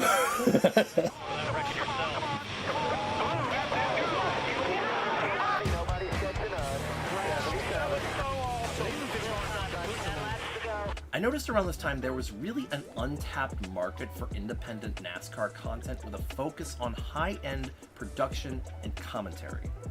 Also, let me add here, the entire thing was a jab at WatchMojo, because WatchMojo never... Fuck WatchMojo. Even in... They switched all their shit to AI and they're about to get demonetized because fuck them. Yeah, screw that. I guess I have to do it myself. And, oddly enough, that's where my intro... The source for NASCAR top 10s, because God knows no one else is going to do it. Came from. In 2015, I buckled down and gave it a try. Oh, that was bottom 5 for the record. That was 5th place, 5th worst song of the year. In NASCAR racing. Episode 1. Top 10 upsets of the last 20 years. Got a modest amount of views, a few hundred within a month, which wasn't too bad considering it was just a startup, so I kept going. A few more episodes, started getting some notoriety among a small circle of folks who complimented my editing and production quality, and developed a following over the next 2 years until I stopped uploading after roughly about 7 episodes. My last 2 episodes both holding a large drop in viewership and ultimately driving me away from making them. Then Talladega 2017 happened. So I hadn't logged into the account for like over a year. And when I logged in, I noticed one of my... Thank you so much, Audible. ...had over 100,000 views. I think I actually saw it had 90,000. Blessed me. NASCAR on Fox uploaded a Talladega... At 143 now, but the problem is... First result unrelated. I think I bring it up. The channel received massive praise, especially on Reddit, where I was frequently listed alongside... Stop humble bragging, you piece of shit. You stupid bitch. Stop humble bragging. I was actually just looking back at this thread. I didn't even realize I commented on a thread that other people were commenting about on it. You should have cut this. This is cutting room floor. Maybe I could try... Yes, I'm roasting my fucking videos. So after... Because I am not a fan of how I constructed this video. And gaining a ton of knowledge in video editing, I uploaded this to the channel.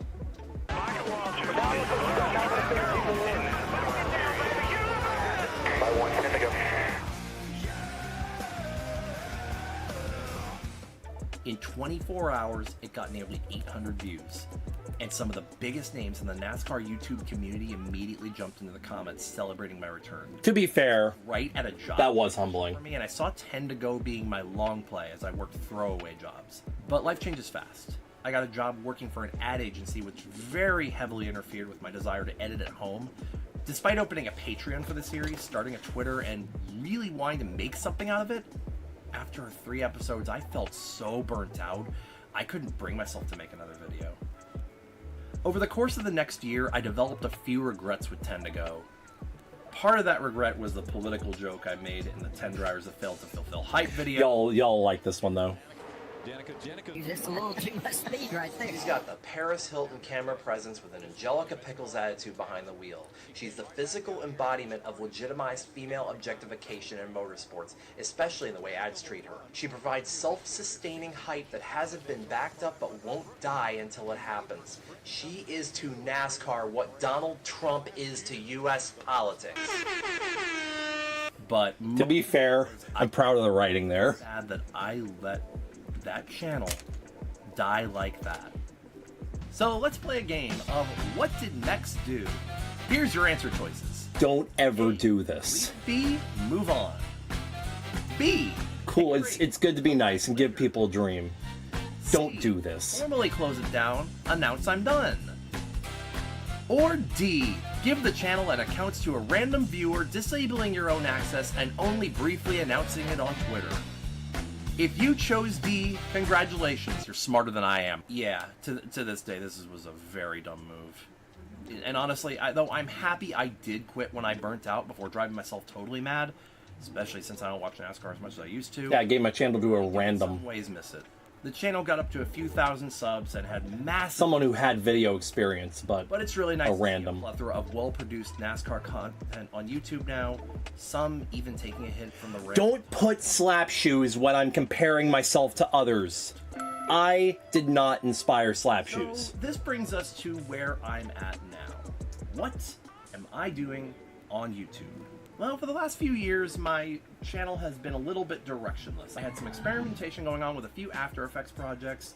I started a series called It's a Video, where I prank people at conventions into thinking I'm taking a selfie when I'm actually taking a video. Inspired directly, by the way, by one of my former managers. A couple of skits, a couple of memes, my first YouTube poop in like 9 years, and honestly, some of the best fucking music videos I've ever made, I'll be real. And then since then, I've put up some Spyro stuff when I was doing the speedrunning thing, but just looking through this now, there was never... There it is! No More I Love Yous by Annie Lennox, but my friend is the lead backing vocalist. I don't know. Something called to me, guys. Something told me this is your third chance. I dropped out of... If you don't... I gave up trying college out. Live the rest of your life. Again. Wondering what if. Yet again. To focus on this. I didn't have money. I got denied from financial aid, and I think I uploaded this right after I got denied from financial aid, and I'm like, fuck it. The iBolt format now. This is how I want to make videos going forward. But no, don't worry. That doesn't mean I'm not going to make music videos or other content anymore on this channel. And if you want to ride along with me, strap in. We're going to have some fun. So guys, with all that said, I would like to know, what was your first exposure to YouTube? And also, another question, what are some of your most unhinged stories in working a job where you're facing the public? Hey, Max. Most unhinged... Where's that video, Anna? I'm dying... Been 2 years. If you want to see more videos... Hi, Willie. And you are... I don't know who Willie is, but hi, Willie. Please feel free to use that Patreon link and donate to keep the show going. I would love to be able to do this as my second job. Trust me, it sucks. And with that, throwing this out there again. If you guys enjoyed the video, feel free to like and subscribe. I'd be on. This was okay. Yeah, I just wanted to. The credits are gonna. Yeah. Anyways, I just want to go ahead and throw this out there. We are doing donations for this stream today. For me to continue watching all 28 of these. Jesus Christ, I stumbled over the number because it's so big of a number. 28 of them. We are watching all 28 videos. So we are doing donations on this stream. It is July 12th celebration stream for reaching 1 million lifetime views on this channel. So if y'all are interested, in potentially supporting any of those tiered rewards, so 50, I wear the fursuit head for 20 minutes. Oh yeah, I do need to wear the fursuit head. I'm going to wear the fursuit head for the duration of this entire video. For $250, I do another iRacing stream in Fursuit. For $500, I play a community choice game. That is open. Everybody makes suggestions, and they go to poll. And for $800, I attend Megaplex 2025. If we get less than 800, but more than 300, I will also go ahead and purchase DaVinci Resolve, the premium version, so that I can add motion blur to my videos. If you personally donate 30 or more, use the exclamation point donate reward for details on how to submit something for me to watch. If it's short, we will watch it this stream. If it's long, we will watch it. We will probably set a time to watch it. Max 3 minutes for this particular stream. So donate via exclamation point tip if you're interested and feel compelled. No, of course, no obligation. If you're not following, feel free to drop a follow. Subscribe if you're watching on YouTube. I've got a few people watching on YouTube. So yeah, just figured I'd let y'all know that this is what we're doing today. We're going to keep going. This is episode 4. Let me put the fursuit head on.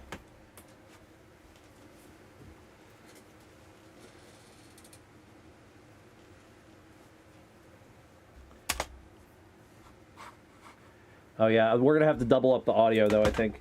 Actually, no. God, we're doing this. Oh, it kind of works. I can kind of hear it. Hi guys, it's Mex. I guess furries don't like Twitter anymore. And Twitter is a business. It is 100% okay to dead name it. Businesses are not people. I will sit here like your grandpa at a family dinner and dead name it all. Actually, to be fair, X is like the dumbest rebrand I've ever seen. Among a ton of the other recent changes slowly trickling in, trending towards making it basically Leggy. impossible to use the site effectively without... Leggy, oh, your kitty. Hello, kitty. I've decided enough's enough. I'm not going to sit here and be a toy for a billionaire to play with, so I've officially left. Again. This is the third attempt. But this time I wasn't alone. Some of my best friends actually followed suit and made accounts on alternate platforms, and I currently have no desire to return. I only hold an account now to obtain context, like screenshots and such, because you apparently can no longer do that without an account. But yeah, furries are starting to move on. Furries have now en masse chosen to undertake a new social media, an attempt to reestablish their community on a new platform. But therein lies the problem. Which new Twitter is best new Twitter? Sounds like a job nobody asked for, but I'm gonna figure it out anyway. And I'm making a tier list to go along with it to determine factually and scientifically which one is. Oh, man. It's Weasel time. It's Weasel time. Mastodon. Is that your catchphrase? What the fuck? Yeah, there's definitely some merit to that. At least there was I one. needed to, Based on what I'm seeing, the front page has been updated need to add a line there, like, more. so Mastodon's really hard to use. Twitter.com. Here, Apparently Mastodon did fix this. basically a chat room that's affiliated with the central Mastodon web ring of sorts, you know? What I really like about Mastodon is when you get started, the customizability is actually really good. You can actually set up your push notifications just right under the notifications tab. You can even filter between what notifications you see. And another thing I like is just how much you can curate your space. Oh, Leggy. Wait, when did Leggy come back? My bad. And it's basically just... Sorry about that. I left Leggy on screen. Content warnings on each post. So when I see things like this, I can choose whether or not I'm curious enough to read it. Mastodon is completely ad-free. It has no algorithm, so everything's chronological. Also, Mastodon has one unique ability that Yeah, I accidentally hit the space bar. media platform has. No, I hit space bar while my OBS was active and it re-enabled that asset. So that was my fault. And Mastodon, That was an accident. but I will also acknowledge the flaws, and that's the UI. Look, Yeah, I use it for like covering the screen for like Jackbox what the hell? room passcodes or something like that. And Mastodon purists don't seem to get that. Ways I think Mastodon can improve is if they add a function of I don't care about instance, pick for me. And you can search for your friends, but downside is you have to know the exact spelling and name and instance of your friend's name. You can't just search somebody's name and it'll pop up. That's a couple of ways I think Mastodon could improve, but for now, I'm going to put Mastodon in B tier. I do think that it has some of the best customizability, but Yeah, people still use it. the UI will make it the official replacement. You suck, bitch. Threads is apparently one of the really popular ones, so we're gonna go look for Threads. I had downloaded this previously, but I'm gonna get it again, and just so you guys will get to see what my experience was kind of like here. So we're gonna wait on that to install, and I was I'll go shocked and get some insight. Threads, how unfinished this was for like a official Twitter corporate killer already. product. Of course, it has to be Mark Zuckerberg that kills Elon Musk, right? I mean, here's the thing: if it's Threads, yeah, maybe we don't lose, but the billionaires win. So, by the way, this links to your... Oh, wow. That's all you need to know about Threads, guys. So the problem with this It's one, better now, I hear, but curate my I don't fucking use it. feed at all. I do like the smoothness of it. I do like the load speeds are okay, a little better than Mastodon, I would say. The actual interface is nice, it's inviting, it's attractive, but I do not have a following tab, guys. I promise you. I tried everything. Look at my home feed. There's no tabs. I double-clicked the home button. It didn't do anything, so this is all I see is their promoted content. So, zero customizability on your home feed. It's algorithm only. Bondy Wander! Currently no way to Thank you for the resub. or make polls. And yeah, I think this post I made here sums it up pretty good. This one's pretty bad. It's very much not finished. Also, there is no I cannot see, by the way, I am unable to see any channel point redemption. So if anybody on Twitch sees a channel point redemption, let me know. I'm on Twitch, or I'm on Restream. I'm not streaming via Twitch. app. Well, I'm getting some furries on my timeline finally, it seems. I mean, there's this, which, I mean, yeah, and then immediately followed by this, and then immediately followed by this. So I can get why some people would want to move here, given that, oh, look at that, videos play by themselves too, without you asking for them to. So that's nice.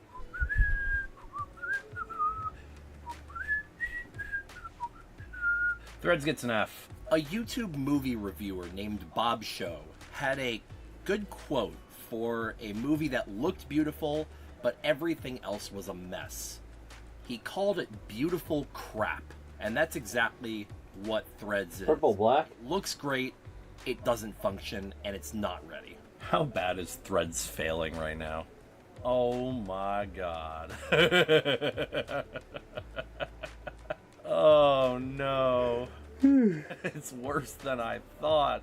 Do not pass go. Do not collect $200. Alright, so I was told to try this one. Don't try that one. Okay, so, oh god, this is not a good sign. Alright, so, Amethyst Plebster? Okay, we'll try, oh, I do not like the look of that logo. What's, okay, Plebster. Beautiful and friendly Nostr client. Explore Nostr in Plebster app. Okay, so it's a client. Alright. Okay, so create account. I guess we're gonna make, I don't know what I'm gonna expect here, so, let's... My PP 420. Perfect. That's the perfect name. Exactly. And then we need a picture. We need the perfect picture for this perfectly named account. Perfect. There we go. That's my avatar. That's my avatar. Oh no. Nostr doesn't support saving any pictures, so I have to upload it to... You gotta have the face of somebody that supports the nuclear family dynamic for that website. Post its own pictures. So I've got to go and actually grab the picture from the actual link and link it. Oh boy, this is... What the fuck is this? I gotta make my first post here, definitely. Exactly what I needed. That's what I need. Got that right. Oh lord, what?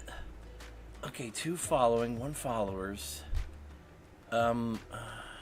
What's Zaps? Oh yeah, this is one of those weird ones that doesn't scroll properly. We've got these like little, like, I guess that's a like is the weird hand sign thing, but and you got your reposts, you got your... So, I think this needs... Yeah, I was using phone link. Because I am My not... color scheme is cute, thank you! We gotta report this account for spam, clearly. Your shitcoin will go bankrupt quicker than Juicero. I just reported the official Plebster app. Okay. Those that follow Moist Critical will know about Juicero. There's screenshots about furries. What's this? Same content as Mastodon, including the furries and preachiness, but a lot quieter and with even more anti-Musk snark. Is this a pro-Musk app? What is this? Oh. A furry. Really? A furry? On here? No way. On this app, there is a furry. By the way, welcome on in, Cheslav. Welcome on, or It's an F. I don't think... Cheslavi. I don't know how to pronounce your name. I apologize, but welcome on in. Are essentially ways to tip via Bitcoin for... Someone donated money, so I gotta wear the fursuit head for 20 minutes. Oh my. $40 more, I'll wear it another 20 minutes. Look at the sky. Alright, here's one I have a bit of experience with already. Blue Sky. Alright, so I'm already pretty active on Blue Sky. I did get an invite for this, and let's go ahead and address the elephant in the room right now, guys. Blue Sky is invite only right now. Now, what people are doing with that power of being able to gather and distribute invites can be a little bit questionable. Generally, it's just Twitter with a few less people. And yep, Blue Sky before the logo, yep. There definitely is a filtering problem with Blue Sky, and there have been a few errors. But in terms of community I would say that this No, look, it's me following Ruby. functionality, it's smoother than Mastodon, and it loads faster with the most recent update. And there's another thing called feeds on here, which they're like, if you want to see like specific types of content, there's a lot of furries on here. I'm gonna tell you guys right now, once you do get an invite, give it a shot. I do recommend it just for the sheer fact that there is a community here. I would say the community here is even larger than Mastodon. You actually have like accounts like Anthrocon on here. I would not say it's better than Mastodon, but I would say it succeeds in some areas that Mastodon fails, and it fails in some areas that Mastodon succeeds. I know, right? Here we actually have to also commend that Blue Sky and Mastodon both have a web interface as well. The web interface through Blue Sky is actually surprisingly good. The Mastodon one, it's fine, but it's a little empty while at the same time being too crowded. I think it's that text box that's throwing me off. It's like, and also the square avatar. At the same time, there's just all this negative space on the left and right. So Blue Sky, for its errors and No, Blue Sky's fully open now. But ultimately, Highly recommend joining it. a really good early. You have full custom. You're not limited to maximum muted words. You can actually mute accounts. There's no sponsored content they force you to look at. In B category as well. They don't force you to read politics 24/7. Automatic pilot, it's deflating! Co-host. It's all tailored to what you want. I but wonder if they've updated since. I have what's up? Welcome on in. And then I realized. What's up, Soul Exa Shepherd? I really do like the mission statement and what they're trying Shepherd to make here. And yeah, tons of updates looks like, because this is actually a lot more attractive looking than last time. It still does hair in my face from early 2010s though. It's like really behind. This does look a little. Ironically, that's not ironic. Okay, so they do have video capability here too. Like it has embedded. Ironic as if you've heard of all the others, but you haven't heard of co-host. That's ironic. It's more of a personal preference thing. I just don't like the way this is laid out, and I think here's the biggest problem, guys. Web interface only. I'm gonna give co-host a light. Yeah, co-host did die. Not for the lack Pugsley. of real mobile integration. This would probably be a B. I wouldn't exactly recommend it unless Tumblr was your thing. Alright, this one got big last year. Hive Social. Hive surprised me. Right during the first Twitter apocalypse when Elon Musk first took over. Alright, we gotta make ourselves an account here, so I'm okay, so I have to add some interest here, which at least it doesn't I want furry. force you to follow shit like. Well, I hope you furry. Alrighty, it's one of these ones that won't scroll properly on the app I'm using. So, oh look, someone got @Furry. Let's go. The poll feature is disabled. Oh boy, I'm not entirely sure if you can do video on this, but this actually is something Twitter doesn't have. People you follow is not an option you can actually make a post with on Twitter. Okay, so it does look to be Still, do not have that on Blue Sky either. Exactly, algorithm. You can't do people you follow as like for viewing. Ooh, that's points off. From what I did get to do with Hive on my actual phone, there is a small furry community there, and interface-wise, I do like Hive. I just wish there was an actual web client. I had to fix my hair, sorry, it was really bothering me. A lot of key features like polls and likely video. With that said, I'm gonna give Hive a light B. Shut up! It's not a pun. I didn't mean. Look at this fucking shit. What the hell? I'm not gonna try all these, but okay. I'm curious though. This is one of the funniest segments in any of my videos. This is recorded, of course, after I recorded all this. Apparently, Counter Social was another one that my mother saw on Twitter, talked about a lot during the first mass exodus last year. Oh boy. Oh boy. I don't know what to think about this front page, guys. This looks like something out of a Jason. Counter Social, where you're the main character in today's politics. Is this your mission statement? Colonel. I'm terrified of this one. How pretentious. I'm stuck in this hellhole. Alright. With a blue bird as a logo. Please save me. See what this is all about. Is this social media or a government website? It was time for Thomas to leave. He had seen everything. All right, we can clown on this all we want, but I'm actually just going to share with you guys my to seeing this. What the fuck is this? Where do I even begin? We have a overwhelming amount of stuff to unpack here. You have, I guess, Community Firehouse is supposed to be like your home feed. I guess your people you follow would be here. Apparently Mastodon used to look like this. News ticker. This was cloned from Mastodon. It's got notifications. It's got news programs on the bottom left. Is that a news player on the bottom left? What is this? I don't know if anybody told you, but nobody really wanted Twitter to look like the Papyrus dating simulator from Undertale. All right, just that's still funny. Insight. That's still funny. Use the app for Counter Social, and it's a little more streamlined, a little bit easier to use, but it looks a little like TweetDeck, but a very overcrowded TweetDeck. Spoutable was apparently a big one last year. Okay, so I guess I have to, do I have the option to not... It's not the multi-column interface, it's the news player plus the crime radar plus what is the meter of positivity versus negative? What the fuck is that? So they have cute little, Martin. So, your posts are called... Martin. Bonsai, bonsai. Bonsai, bonsai. They're called Making Waves. Do you know Martins? As you can see, as I kind of navigate through here, the interface is actually kind of good. Like, not gonna lie. And also, I'm looking through here. I'm pretty sure this is all chronological, and it only shows you the people you are following, unless it's like sponsored content. This is. Yo! Why are we not using this one? Let's Rebel Heart with a party of 5. Welcome on in. Well laid out.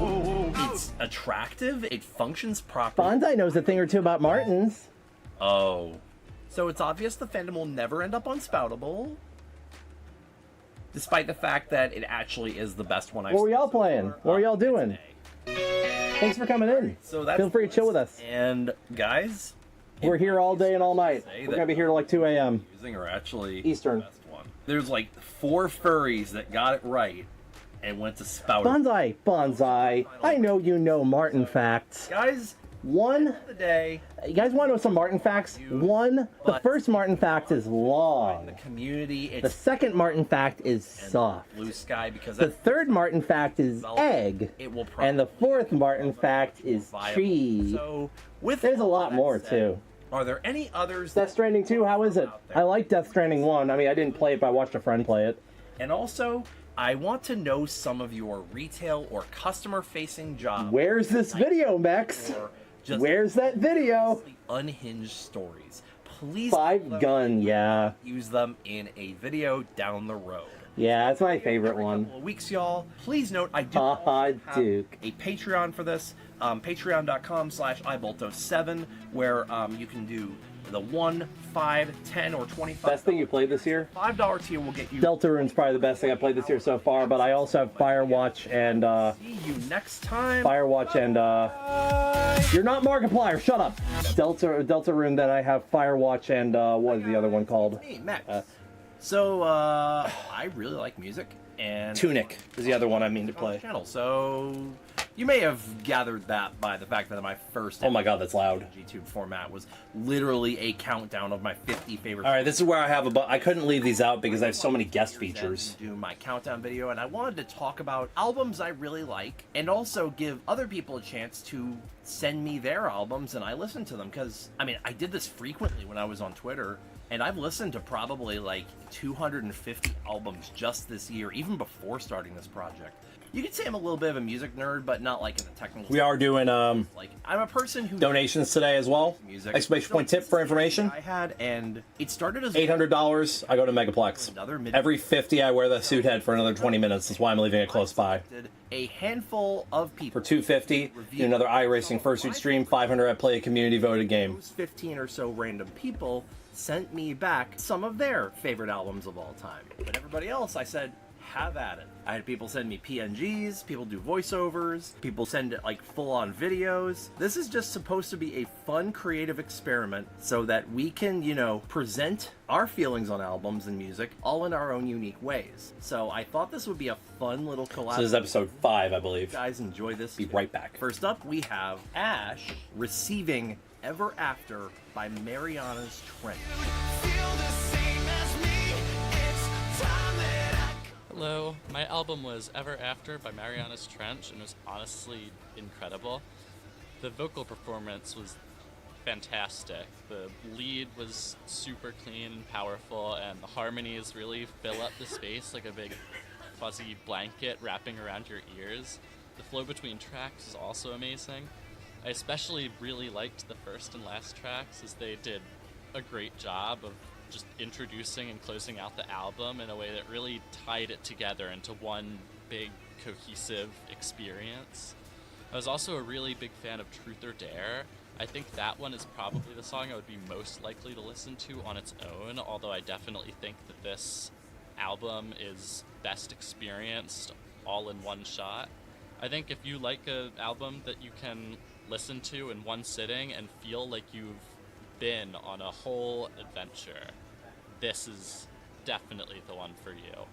Final verdict, 10 out of 10. And what he sent me back was Sleepyhead by Cavetown. A sweet tooth for you, I'm wide awake. Sleepyhead can be reviewed in short terms.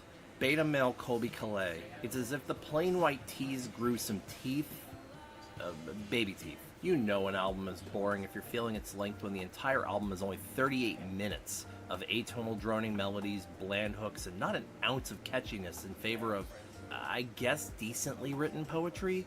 4 out of 10. Next up on the table, we got Luca receiving California by Mr. Bungle.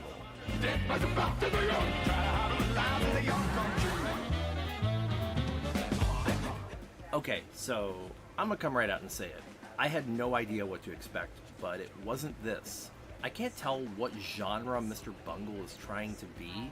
We've got some surfer bro rock vibes, a bit of jazz pop, some indie rock, even prog metal, and then just wacky bullshit sound effects.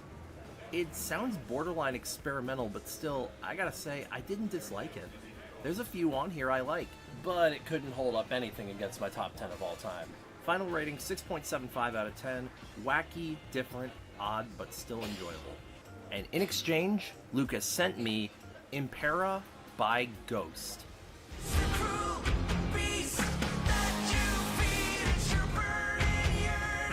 Imagine you're like drinking your first Coca-Cola after living your whole life only drinking RC. That's the best way to describe my experience listening to this record. I've heard Brother Firetribe and Crush 40, but I had yet to experience the real thing until this project. Love the soaring hooks and guitar riffs. Couple of great tracks here. Honestly, a huge surprise considering I don't normally seek out arena rock. 8 out of 10. And that naturally transitions Luca into Luke, who received Inter Funda Stifle by Fair to... Sorry for running away, guys.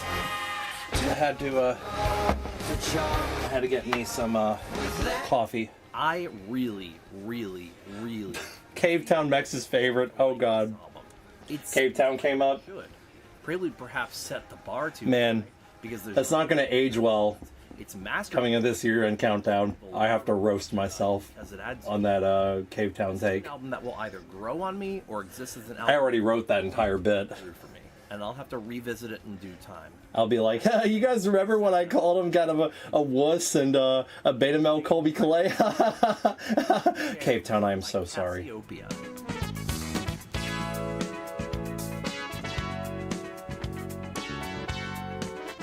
Very pleasant, timeless listen with tons of melodic interplay and great little guitar riffs. Not exactly something I'd seek to revisit, but extremely nice for what it is. 7.5 out of 10. Following that, we have Anchovy receiving and Drew by the Delgados.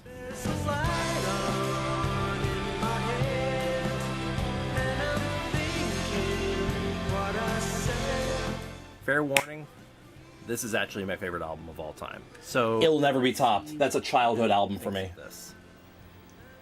So I was listening to The Great Eastern by the Delgados, and the thing that hit me first about the album that I really, really liked, the opening track does a really great job of like showing this off, is this soundscape. Doing some exercises while I'm in here because I'm gonna be in here all day. It really So combines these pretty nice, like classic, soft indie rock kind of vibes with these really good orchestral sounds. we are gonna do another one of these, I think, in September. And bells, and it all comes together. Or rather, I'm gonna do the drawing in September Really, like, on my 6-year stream anniversary, A lot which of is like driving 2 months from, like 3-4 times I'm gonna say signatures Saturday, kind of combined with that beautiful atmosphere to create these like Wednesday, 2 months from Wednesday. sensations, especially throughout the like the middle of the album. Towards the end, you get these kind of like melancholic tracks that are really, really sweet, and I feel like are perfect for like a soft kind of like contemplative day. So yeah, I'd really, really recommend this album, especially to somebody who's kind of likes like folk vibes, or just like anything soft indie. It really, really feels ahead of its time. For an It really album, was. you know, It feels. 2000, the year. It feels. It feels like a 2010 release. The late 2010s. It was really good. In exchange, I Delgados were very ahead of their time. Awake by Park. If they didn't break up, they could have really done something. Times I've been outdone by nihilism. Join the mods that splits an open heart into a schism. Parquet Court strikes me as an act heavily influenced by soul and blues rock, and is sonically reminiscent of the Ramones or the Who, complete with very raw production. If you like that, I'd recommend. Tenderness is an excellent track among an album that as a whole did not strike me in any remarkable way. 6 out of 10. Hi, this is post-production Max. I just want to... Hope y'all are having a good day, by the way. How's everybody doing? Everybody enjoying the stream so far? Anything I can do for you? Make sure you get some water if you need to hydrate. Make sure you get some bathroom if you need a bathroom. Make sure you get some outside time. Touch grass today. Make sure you touch grass at least once. I already touched my grass before starting stream. What genre this band would be considered. And if you partake in smoking grass, feel free to do that too. Punk genre, which... I personally do not, but... Genre boundaries are so freaking weird, man, because, I'm sorry, this sounds closer to... This entire bit's funny. ...than it does...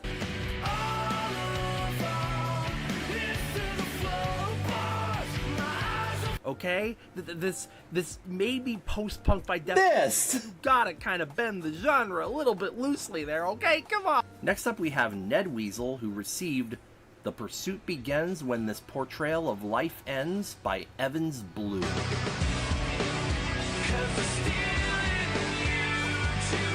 The start of this album didn't impress me. I felt like the songs fit too cleanly into one genre, perhaps best called nu metal, and it creates some sense of monotony and repetition. I started to like the album a little better in the middle with songs like Kiss the Flag, My Damsel in Pinup. As Kiss the Flag is an all-timer. It's so good. It's a very sad song, though. It's about PTSD. Instrumentation. But the album's appeal to me later fell back down, and I noticed what was missing. There's no about military PTSD specifically. Most of the album sounds composed of riffs and chord progressions, but little to no memorable melody with any clear sense of shape and structure. It's as if they let their voices just wander around the rhythms and chords and shout out whatever notes fit the most easily. However, the endings... Oh, hey, Alcor, you know what? I want to see what I got for you as a gift? And provided a strong closing to the semi-repetitive album after it dragged just a bit too long. That's what I meant to bring you the other day. Well, I like this album, so... In exchange, I received How to Drive a Bus by I've Made Too Much Pasta.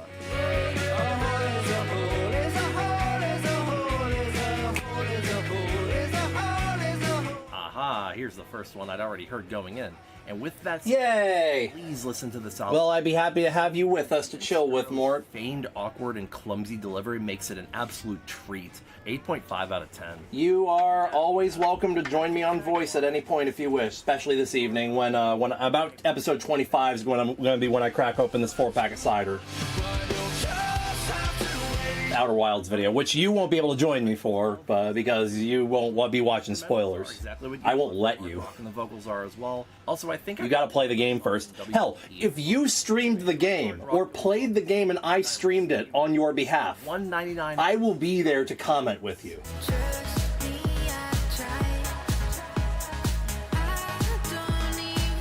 Your own reception on this boils down to how you consume music. There's no standout tracks as it tends to run together. Good for chill out or background, but oh my god, Outer Wilds with the VR mod's got to be terrifying, especially balanced and mastered well. But I prefer. Oh my god, I understand, Mort, but hey, just let me know, okay? You're always welcome. Junkie XL or having your company is always welcome. I legit couldn't tell the album had restarted after it finished. Highly recommend if you like the first music you think of when you see a picture of a rave. Hardest 5 out of 10 I've ever given. One of my producers, Brian Lutra, received Come Out You're Hiding by Floor. This is a top 5 album of all time for me, by the way. First off, I'm not big on lyric-focused music, so my view is more on musicality, but this album still had a lot to offer. Guitar and beat were huge standouts in a lot of tracks. I want a vinyl of this. No more time. It's a beautiful vinyl. I've seen the vinyl like before. Oh my god, it's beautiful. Really airy and beautiful, like Guarded and Where Do You Go. The theme for the longest time, I actually thought Zach Grace was a female lead singer, or potentially, time is all really or possibly thought that he was. Or I thought he was potentially. I thought someone told me he was trans. Songs were back again, and that he was actually transitioning into a girl. Slower songs and or transitioning to female, rather. Often, but I found myself better way of putting it. For that, someone told me that originally, which I believed with songs like Rely and Guarded and especially Warm Blood. Day Is My Enemy by The Prodigy. It was like me, first time I heard Mars Volta. It was The Widow. I thought it was a female lead singer. You can basically copy everything I just said for Genix and apply it to this. While it's very sonically different and covers a more expansive sound palette than Genix does, The Prodigy has always been a very hit or miss act with me. On one end, songs like Omen and Spitfire show their strengths, but then you have this, an entire album. Yeah, it tends to run together, and by the end of this overly long album, which... Yeah, let's go, Audible! Dude, I want to go see him in concert again. He was so good at AC. At 2023, I want to see him again so bad. We have Scritch and fun fact, aka car seat headrest. Will Toledo actually was his bassist for one, either bass or guitar.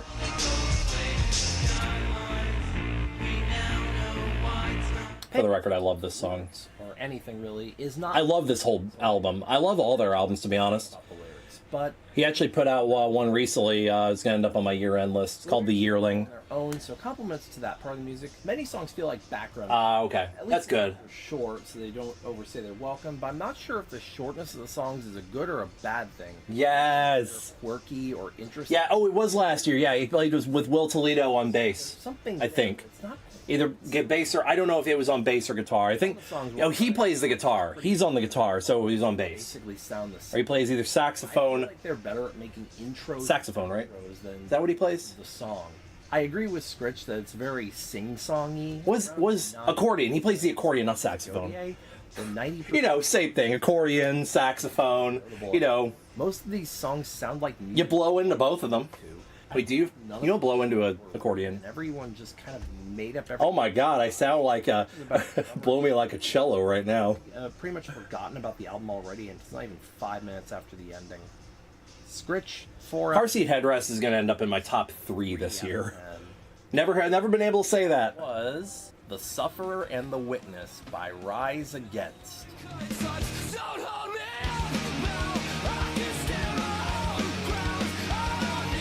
Man, we got a lot of bangers, didn't we?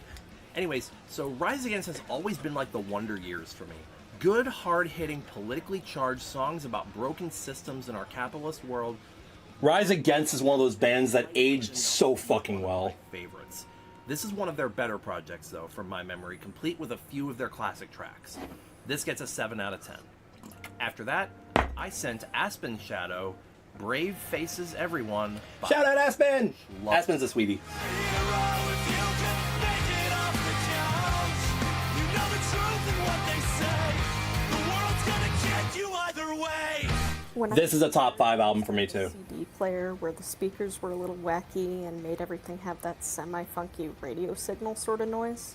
I loved it a lot. Brave Faces Everyone has that same vibe. The one word sound perfect on that.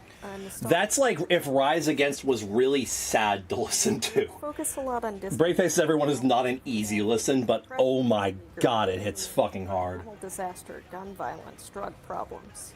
Depressing, but in a way where you want to scream along and lament with it's about do something about it. losing friends to suicide. It's about Most being poor. It's about debt. It's about I'm still paying off a good idea from when I was 23, a life spent living on loans. That's one of the lyrics. Another one's Generation Lost. You can imagine what that's about. Who Love Bad News by Modest Mouse. This bit's kind of funny.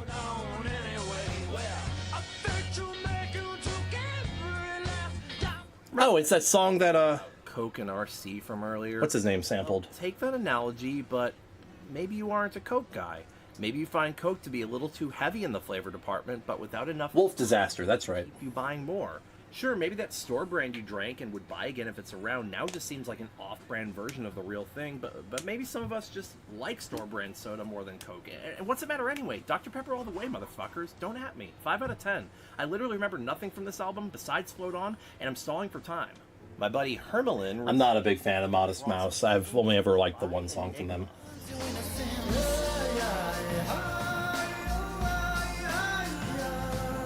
This is just a very soothing album. Mall. There's an incense shop inside, run by a new age hippie. Among the many scents, there's a faint tinge of weed. You hop in to check it out, but you feel a little funny when you leave. That's this album. Hermelin, I love you. I respect the production that went into this, but the music just isn't quite my style. And what I received was Settle by Disclosure.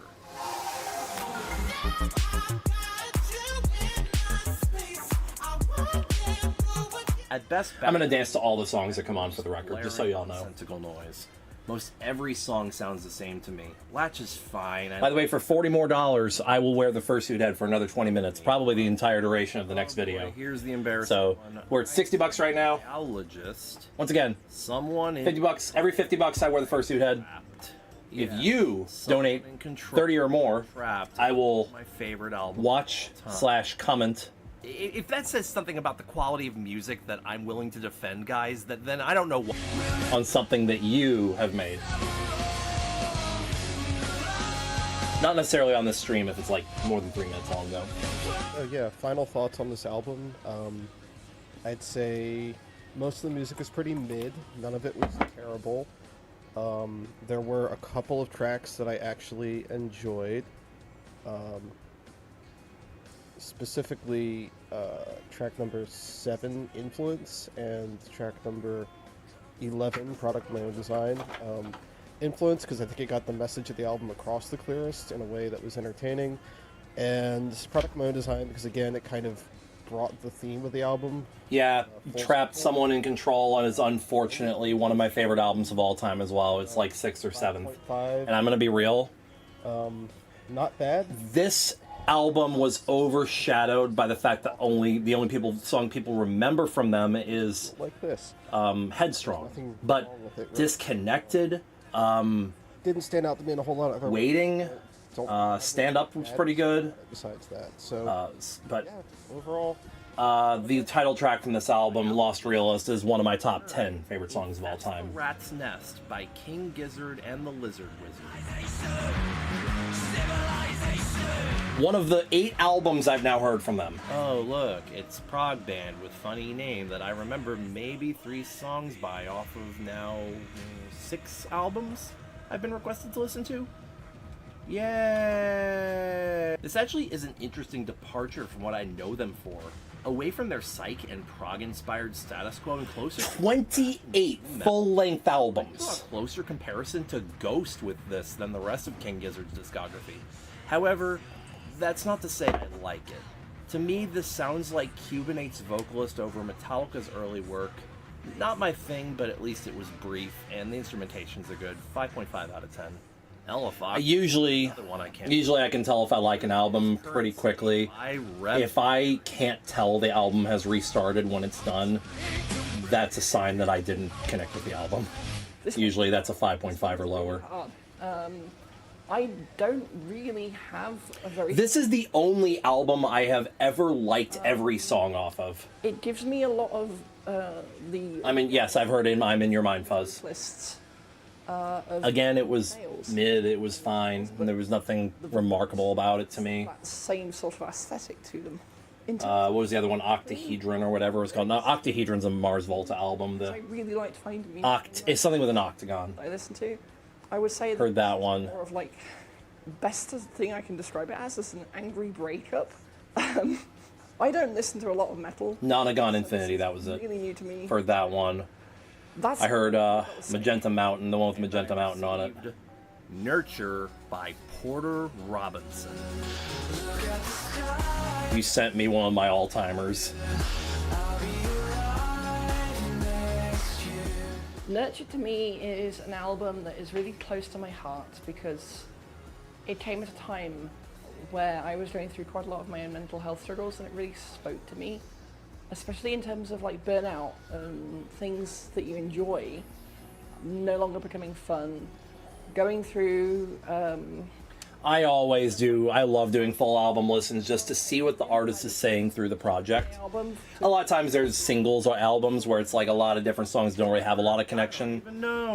I cannot stress the emotional importance of this album to me. But then you have other albums like this where it's telling a full story. Or then you have albums like it seemed to parallel the current like this, yeah, where it's telling a story throughout. Struggling with burnout, self-worth. I've listened to the Deer Hunter. They were fine. I wasn't really super into them. I couldn't find anything super crazy I connected to, but I've only listened to one album. Raving about this album's high points, but let me just like that I deem as Miracle Musical. Important lyrics I've ever heard. Hawaii Part 2.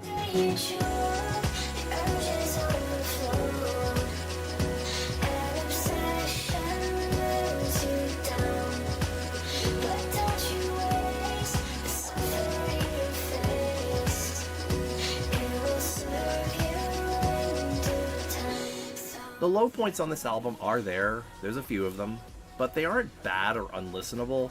They're just kind of there, like breathers in between the high points, valleys in between the peaks, if you will. 9 out of 10. Our penultimate entry here is Chief Casey receiving I Think You Think Too Much of Me by Eden.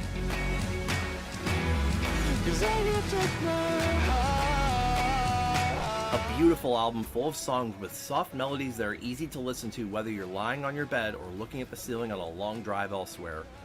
The lyrics blend so beautifully with the tone of the music and create an image in your mind with a lot of depth and emotion. Well, same with me. With a lot of songs I connect with, a lot of people might see as boring or kind of mid. But this was a breath of fresh air. I don't think anybody really vibed with my 2023 favorite song of the year or my 2022 favorite song of the year. And I know for a fact I had a lot of people be like, wait a fucking minute, for my 2024 favorite song of the year. 5. But I had someone else be like, fuck yeah, let's go! Someone call it in the comments at the beginning of the video. I see Bayside in the title. Is Bayside, is Go to Hell #1? And I was like... Click. How did you do that? Family with a pocket full of shells. Yeah, I was real big on it growing up. We're different ages, so... Dang, diggy. This is shallow and stupid, and I love every minute of it. Aren't you like 22? 303 is a generational divide. I was big into angst rock. Music like this, like butt rock, it was called. But when it's good, it's so. Okay, we are similar ages. So easy to hate this album.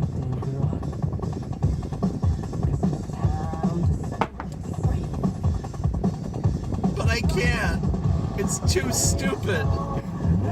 8 out of 10. If you disagree, you're wrong. Shut up. And finally, one of my longtime friends, Tarukai. Hi, Tarukai! Stay on the Ombre by The Offspring. Scumperland.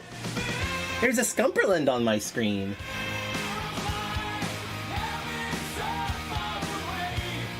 As expected of The Offspring, plenty of driving, high-energy punk rhythms as well as scathing and biting lyrics. Now, From okay. Outcast appeal to Are you familiar with Trout Mask Replica?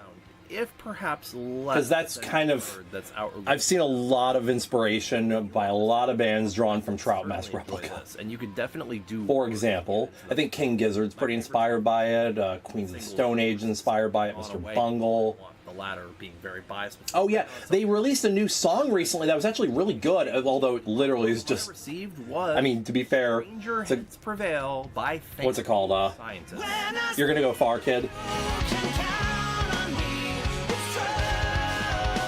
This was fantastic. Honestly, the biggest surprise of this entire journey is the one that my friend Taru Kai never showed me until now, despite the fact that we've been. Oh, it's an album. It's by years at this Captain Beefheart and his Magic This Band. is like Coheed and Cambria by way of the Mars Vault. It's so wacky. It's a experimental, fascinatingly written in both fucked up product. melodically remarkable. Thank you, Scientist is badass. Along with only 11 songs, but you do not feel the length. I think that makes this the best one of the ones I'd not heard going in. 8.5 out of 10. And so that's album exchange number 1, guys. I want to do this again. If you are interested in seeing more videos in That was this episode, format, what, 5? Yeah, it was 5. Greater quality than this, please feel free to like, comment, subscribe, and if you're feeling super We are 2 hours and 5 minutes in, and we're entering episode 6. We have a long way to go, y'all. $5 slots available. We got about 12 hours to go. Well, not 12 hours. We are... album exchange. And Yeah, we were 12 hours to go. Shit. Episodes of this 12 hours and 25 minutes to go. even music videos 48 hours in advance. So just $5 an episode gets you that. So if you are interested, please feel free to make your way over. Hey guys, thanks for watching, and I'll catch you guys next time. Bye bye. Yeah, the markup when I did the Markiplier outro. All right, y'all.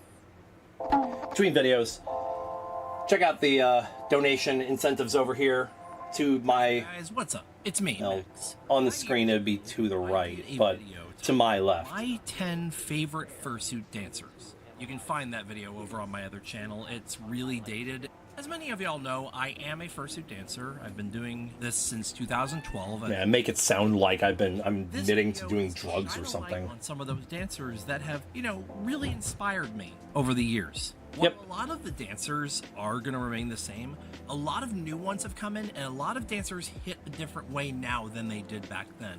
So I just wanted to make an updated version of that video. Oh yeah, I love music. Landon, you should totally put your name in the drawing for you should put your name in the drawing for the next album exchange, or become a highest tier patron to get a guaranteed slot. Of the dancers who inspire and influence me the most. Not 10 dancers that I think are the best dancers, and of course, my opinion is just that, my opinion. Anyone else can have a favorite fursuit. Right now, only Brian's the one. Some different guaranteed. dancers that aren't. I make that hey joke so many damn times. Feel free to drop them in the comment section below. That's Fairly Odd Parents comedy right there. Just letting you guys know that that option is available, but without any further ado, let's get started. My $40 more, and I will put the fursuit head back on for dancers. Number 10. Basically the entirety of this video. Individual has not been active in the dancer first scene in a long, long time, but OGs will remember this name because he was awesome. One of my favorite songs to jam to. Complete with some popping. Oh yeah, well come on in, Butterball Water. You don't have to be. Oh my gosh, right up. I'm writing you up for being late to my stream. How fucking dare you? What's up, my friend? How are you doing today? Draw you into the song that he's encapsulating with his dance. Again, one of the biggest things about a dancer is how well they can make the dance fit their song. Make it look like the song was built around the dance. Oh, for the $800, all 10 megaplex, and I will, if I have time, really send in a panel or attempt to do a panel for video editing. How about that? That he was going for. I was learning waving. I was learning foundations of popping, and I would watch a lot of what he did and tried to emulate it. So much so that I literally got told. Oh my God! You used Dragon Force and look like Mosey. So. Number 9. Ooh, this list was actually pretty hard to make. I had to make a couple of painful cuts here. Number 9 goes to Doc Strakes. The way Doc's influenced me as a dancer is... I forgot about that! Dry. I forgot about that edit! Even regardless of whether or not it's a choreography. I'm pretty sure that most of his stuff is at least partially choreographed, if not fully, but it's how he would build a performance. Psychedelic porn crumpets. From Megaplex 2015. Miss Livingston, this is an adult human being inside of an animal costume.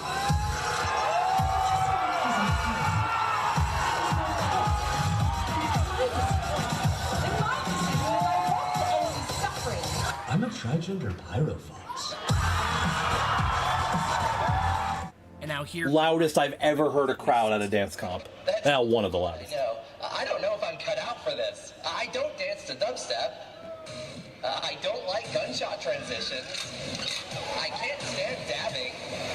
And if I hear Uptown Funk one more time, I'm launching myself into the friggin' stratosphere. Since you asked, not on this stream, but yes, because I am struggling with time today. Right now, the absolute earliest we will finish is about 1:30 in the morning. It is 1:10 p.m. And influenced me directly in how So, to build and construct yes, choreography on a different stream. middle and end effectively. Number For 8. 200. Number 8 is I don't know if he wants to go by. I don't know what they want. Hell, you don't even have to give me 200 for Is that. it Scout or is it Hallow or is it both? Scallow, Hout. Textures. Let's talk about textures.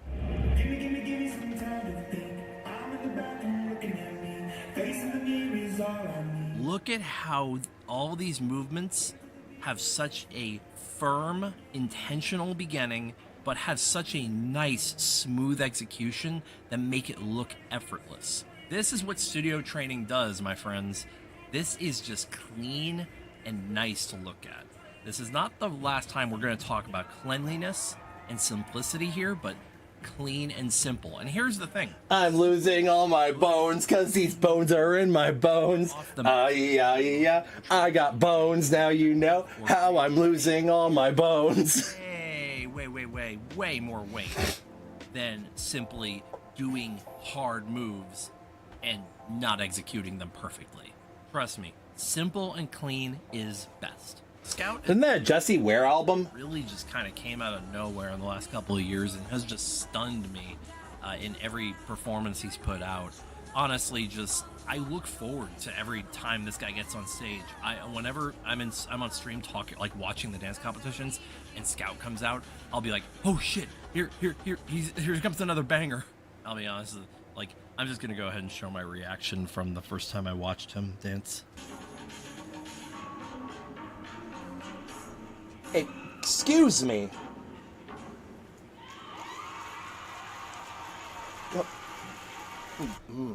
There's a lot to unpack here. Number 7. So, this is the first instance of somebody on my last list actually being higher the second time around. JD Puppy has influenced me in a lot of ways directly. First of all, I just kind of study a lot of what he does in his competition pieces. Spoiler alert. Especially We're going to see more of that in my next video.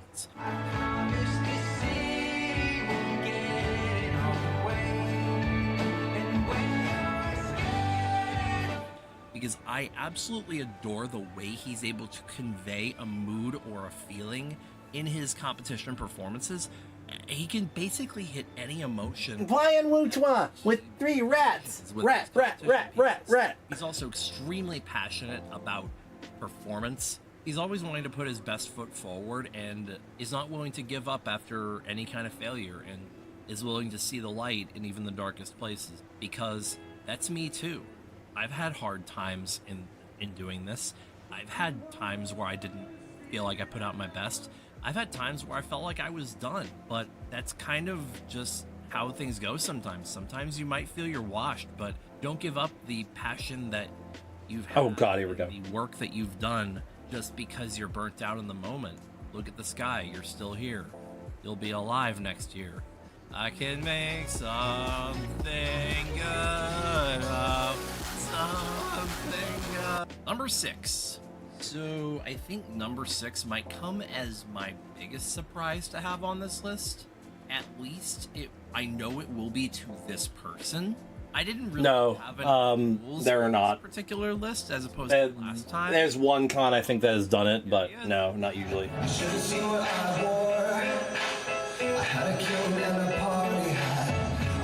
Owen Shepherd really influenced me passively with his dance. This is where the whole dancing thing. Champagne, propane, gasoline, and most things in between. Blah, blah, blah, blah. The thing. Gotta be willing Blowing. to analyze yourself, and sometimes you have to analyze the approach that you have towards your creative passion. Owen was the person who directed me on a better path forward in dance. If it wasn't him, it would have been someone else, but he was a good friend when I needed it the most.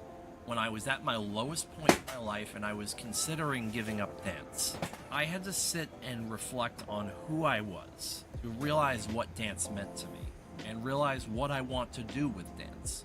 And that's where Owen really influenced me, was being the catalyst for me to look inside myself and realize that I might have the wrong approach. And this was back in early 2020, so obviously this is stuff that has obviously worked for me and has sent me in what I feel is a very healthy, very good direction now with dance. And I'm honestly feel like I'm at my happiest I've ever been and my most driven I've ever been. Owen may not have taught me to look at philosophies like when in doubt, zoom out and ask me who I am as a person, but Owen was the catalyst that set that into motion by asking me that maybe I'm chasing the wrong goals. Which, if you look at my 10-part series, you will see that, yes. What's up, Matthias Gutierrez? Time. We're only on episode 6. You are way not late.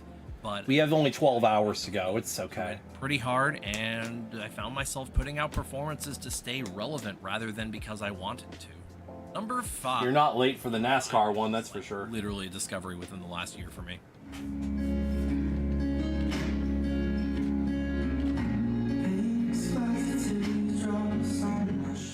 This guy straight out of the gate, like I did not. Fado. I did not expect this level. It's Fado. Somebody so new to dancing, I did not expect the emotions conveyed from him to connect with me. We're not doing the good runs videos in this. I apologize for that reveal, but the good runs videos would make this a 15.5 to 16 hour stream. Temporary dancer, and the way he. This is gonna be the longest stream I've ever done. So story to paint a picture. And donations, if anybody is feeling compelled, by the way, we are doing a fundraiser for the max amount, 800. I go to Megplex, and I try to put out a panel if they let me. JD and Fusano from MFF 2022. No joke, I would actually honestly put that. Hell yeah, I'm glad you're enjoying it. My top. How y'all enjoying everything so far? Y'all enjoying this? Are we vibing? Full stop. Surprised how many viewers I have, I'm gonna be real. Sincere and heartfelt.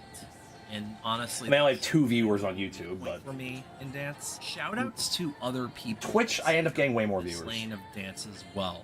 I actually want to shout out a couple of dancers in particular regarding this. I ain't doing that. To Aquarius, I value sleep too much. Not being afraid to take risks and put out very interesting, intriguing. I can't do 24 hours anymore, especially with the meds. Another dancer I have to shout out. I used to be able to do that, but not anymore.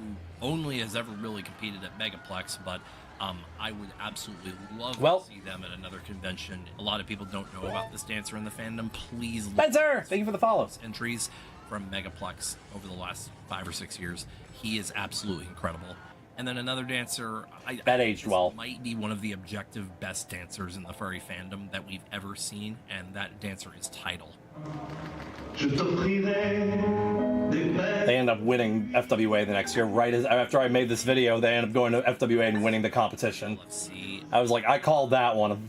I called that one. Because all signs point to this actually having been a showcase and not. This was actually competitive, but they. But I don't know if they got DQ'd from not wearing an actual technical fursuit or what. Something about this, my memory's a little fuzzy on it. A lot more of my mind is just trying to come to terms with the fact that this did not place top 3 in this competition. Number 4. Number 4 is a 4-way tie.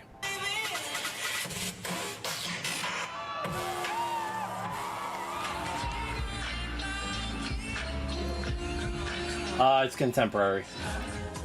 Very advanced contemporary. To some fortune that I should have found by now. Alright right, guys. All right. Yeah, that's what I mean. A lot of people that are mods on my channel and stuff. Scarkit. I included them. Scarmdarmsterly. Where's Scarmdarmsterly? Who my favorites are based on those who influence. Yeah, I can't do that. That's too unhealthy. That doesn't have to actually be the practice itself. It can be the thing that maybe gets me back in after a hard burnout. It can be maybe the thing that sets me on the right path. Boom say. It can be the very reason I still dance today is them coming into my stream regularly and us doing dance streams. Bondy. So here's the thing. I'm not judging this based only on their dancing. While all of them are very good dancers, I honestly have to argue that they belong on this list simply from them being in my chat to encourage me. Hell, for that reason, you could even include people like Mortkorgs or Tarukai on this list, because they're some of my favorite people in terms of how they've influenced me as well, but I did want to keep this at least just dancers. Come on. Number 3. Awesome 5 years ago, awesome now. Recently put out one of my favorites by him.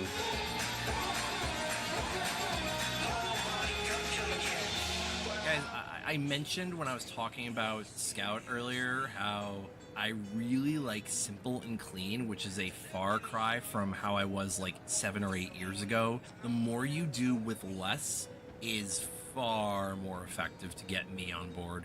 Because guys, for real, Beta Monkey is one of the cleanest and tightest dancers in the fandom in terms of choreography, textures, structure. Guys, Beta Monkey has influenced me so much in that I want his ability to create technically precise, beautiful, soft, but still delivering a punch choreography. Made a bonky, you're right. Look like they tire him out. Consider, by the way, for anybody watching, welcome on in. Consider this entire thing an AMA, the whole 12 hours. You can ask me whatever you want. Strive for now. Strive for. Oh. So I've been hitting him up a lot and conversating with him quite a bit to ask for his experience. So while I know he won't have all the answers, he is the one whom I seek to look more like when developing choreography in the furry fandom. Simple and clean. Oh my god. You've been taking your own notes, I'll just say that much. Because I've seen what you've described on my own dances, and you kept it simple, you had a clean, straight story, I loved it.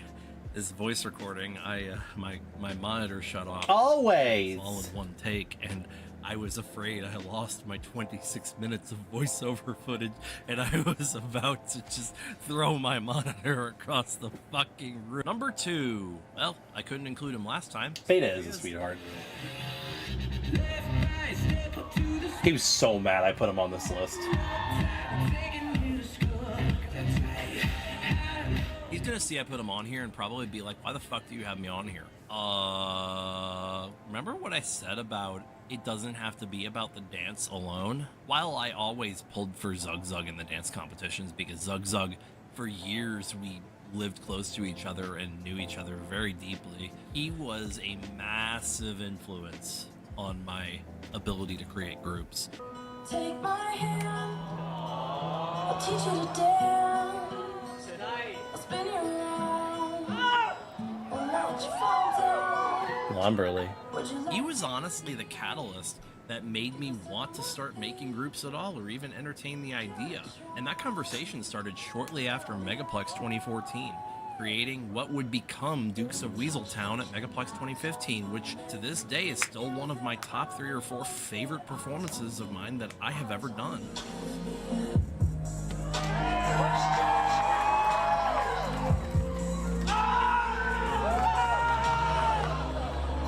Dukes of Weaseltown was honestly First topside form was in front of Beta. After I feel Hell yeah. steering out he was drunk. For those of you that haven't watched my 10 years as a Fursuit dancer video, I did 2. I have myself over to the side here for this reason. I did one for FWA as part of Fur the links Order, there. my first group experience. It wasn't a good experience, but it was a learning experience. And I took what I learned there and applied it to Dukes of Weaseltown, which was far and beyond a better performance overall because we enjoyed working together, we enjoyed the process, and we got everything done early. So we had lots of time to polish up and pay attention to the little details. And I honestly couldn't thank Zug Zug enough for that experience and for just really setting me on a better path in dance. Okay, so guys, I said at the beginning of the last video, when I first started learning how to dance, I just wanted to make the biggest drop when the bass goes. And for a long time, I was like that. Zug Zug was the one that introduced me to alternate forms of dance besides the ones that get the long time ago is what it was. A little bit of a tough. It was a very long time. In my MFF 2014 performance, which we had a long moment with a bit of bombast. I decided that honestly, I felt more fulfilled when I brought raw emotion onto the stage rather than when I just went on stage because crowd go. That's why I'm putting fucking Adonis just dies. Favorite dancer in the furry fandom. White flag. Here's a few. Oh wait, wrong show. Honorable mentions.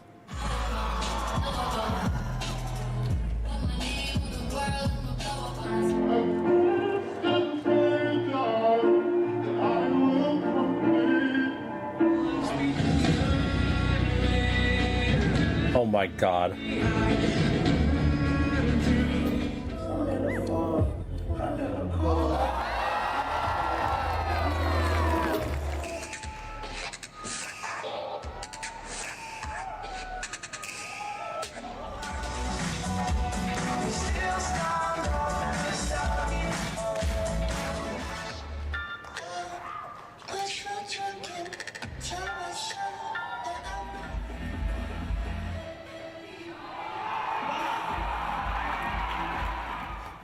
That was one of the biggest what the fuck moments I'd ever witnessed in person. Importance of the previous dancers that we've had so far. We've had technical skill input. We've had direct feedback input.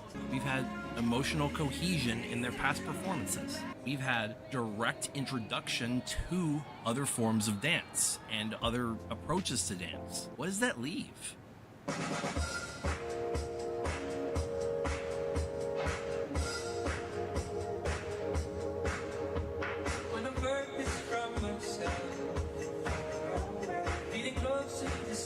Ed2 Fox was the dancer that made me want to be a dancer. There is no argument. He will forever be my number one because no other dancer can say that. I mean, you could argue I watched America's Best Dance Crew when I was younger. I watched AntherCon 2008 dance competition on YouTube back in like late 09. You could say any of those dancers inspired me. You could say that dancers I've watched in music videos inspired me, but none of those made me want to get out of my seat and do it. None of those dancers made me want to go to the gym and practice. None of those dancers made me spend $20 on a mirror after AntherCon 2012 because I wanted to come back and try out for the next one. None of those dancers can say that. First interaction I ever had with Ed2 Fox. It's not a taboo as long as it's like dance work not homophobic or stupid country. Who he was is like if you bring like fucking if you bring like kind of what's that? Carry My Body Down by like or Nick 13 or in the competition. What's the name of the fucking there was no doubt in my mind that I would go out. Shit, what's the name of the I forgot. Jason Isbell. If you come with Jason Isbell or thank you to those. What's her name? When I feel something deep in my heart, I hyperfixate on it. And maybe it's or kiss a lot of girls if that's what you're into. It wasn't Miranda Lambert. I hyperfixate on it because that's what I want, and I know it's going to take work. But the catalyst that started it all was when country's fine as long as it's not like 2012, and I was just a 20-year-old at his third convention. Can't Have Mine by whatever the fuck the guy's name is, or Mitchell Tenpenny. Please like, comment, share, and subscribe if you would like to see more content of equal to or greater quality than this. And hey, if or I would avoid Morgan Wallen link in my for the most part. My Patreon. Ha ha, Scarm Darmsterly. Or $25 tier. Okay, that's the outro to this video. Here will get you. I'll let it play because this is part of the challenge, right? Music exchange. OG Taylor Swift is fine. Slot. 48-hour early access to all of my videos. And hey, even the $1 slot What's the name of the... name in my little credit sequence that you're seeing. When you come back down by... what the fuck is the name of the Love artist? to be Hang able on, to I'm do going this to as a pull it second up. job. Trust me, Uber sucks, but I understand. Nickel Creek. Hard right now. Nickel Creek. Donations, patrons, all that is never expected, always appreciated. So guys, this is not going to be my last countdown. I do plan on doing more countdowns, possibly even collaborations. I do have a couple of videos on the... Take a look at the donation incentives to the left, by the way, y'all. Or to your right, my left. Thank you for hitting me at 1 million views on YouTube. That's incredible. For every $50 I do on this stream, or I raise on this stream, I'll wear the fursuit head for 20 minutes. For 250, I'll do another iRacing fursuit stream. 500, I'll play community choice game. By the way, 300, I will purchase... Emotions are 350, I'll purchase DaVinci Resolve Studio and actually get motion blurring in my videos. But for 800, I will attend Megaplex 2025. Hey guys, it's me, Mex. So today's video is going to be kind of unplanned and unscripted, and If you donate 30 or more, I'll actually watch and review something you did. Shut up. But I can't watch anything more than 3 people minutes have it to on some this degree. particular stream just because we're pressed for time. lesser degrees. At some point in your life, like it or not, you will probably struggle with mental health. There's multiple reasons for making this video, but we'll get to those at the end. So we're just gonna go ahead and dive right in. As a young weasel who had not grown into his length yet, I came from This was episode 7, I think. dysfunctional household. I'm not gonna throw my family under the bus too much here, because my mother and I are still very close, but there was a lot of unusual things that kids shouldn't have been exposed to going on in my childhood home.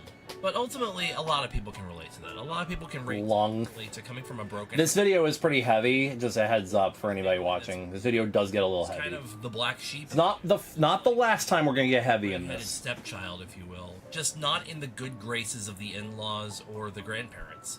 And that's the kind of... I'm still not in the good graces of one of my grandparents. Too much detail on this because I always feel like she's judging me because I'm not like running a business and making $1 million a year or some shit. I don't know if it really did. It could have. There definitely were some things that happened in my childhood that could have attributed... Heavy like Mort. Exactly. Because that's the time where you learn the most. Heavy like Mort sounds like a good rap lyric. Your brain. Blort. Things can last for a lifetime. Bulbous Mort. Going into massive detail on this because I don't think I'm ready to do that on my YouTube. Rotund. But let me just tell you that I had a very pleasantly rotund fear. Still not comfortable talking about it. Point at and talk. Some of y'all know. And you guys would probably think this is like such a mundane thing that you wouldn't bat an eye. Like you'd be like, oh, that's weird. Well, growing up, I had to, this was just an everyday thing, so I had to kind of, face it. But as a child, I was afraid to face it, but seeing other people do it around me just fine without any hang-ups, without any fear, made me think, oh, I must be an alien. So I went through my childhood thinking I was maybe not quite human or not like other people. Now, of course, that fear that I had, I started trying to overcome it when I, became self-aware enough as a teenager to realize, you know what, this is a flaw. I should work on that flaw. And that was around age 13. I started, trying to perform the task that I was afraid of more. And just, ignore the fear, face it. And I did. Over time, I got more comfortable with it. And now it's, just, I don't think about it much, but still talking about it in this context when I go into... Did anybody have that, just an irrational fear when you were a kid? Just a complete... Not even irrational, just... This as well with the fact... A nonsensical fear. So, you expect certain things... Shout out to anybody who did. Age 12, 13, and none of those things happened. And then I started having some really weird things happen. A fear that didn't make any sense at all. And while I've had varying degrees of attraction to mostly guys, when I was a teenager, performing in and getting to hear what you think and how you think helped me raise crushes that I thought thank you. Unusual. And of course, growing up. Thank you for saying that. That's so sweet of you. Convince yourself that you're not. You have some. So when I finally came to, I'm still uncomfortable talking about it very directly. And throw myself through. I'm not quite ready to talk about it more in depth. I mean, there were a multitude of reasons why I felt like I needed to at the time, and I don't invalidate those reasons because at the time they made sense. Let's just say it's graduated in adulthood to a discomfort around 10 years. Like and I moved to certain things.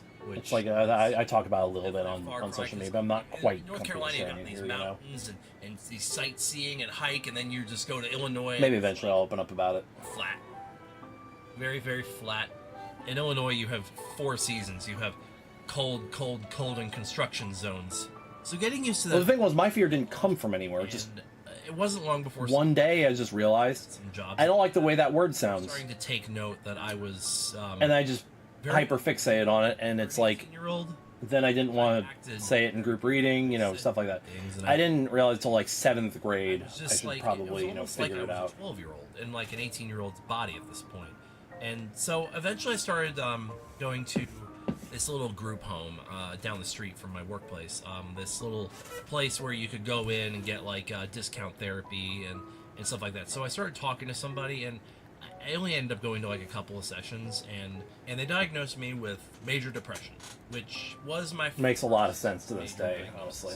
Now here's where things got a little complicated. Time and time again, I would try going to therapy, and every single time I would go, it would end up where I would run out of money, or something would come up and I'd lose my job or insurance, or more often than not, it was through my workplace EAP, which of course gives you basically a little amount of free sessions before you start having to pay for them full out of pocket.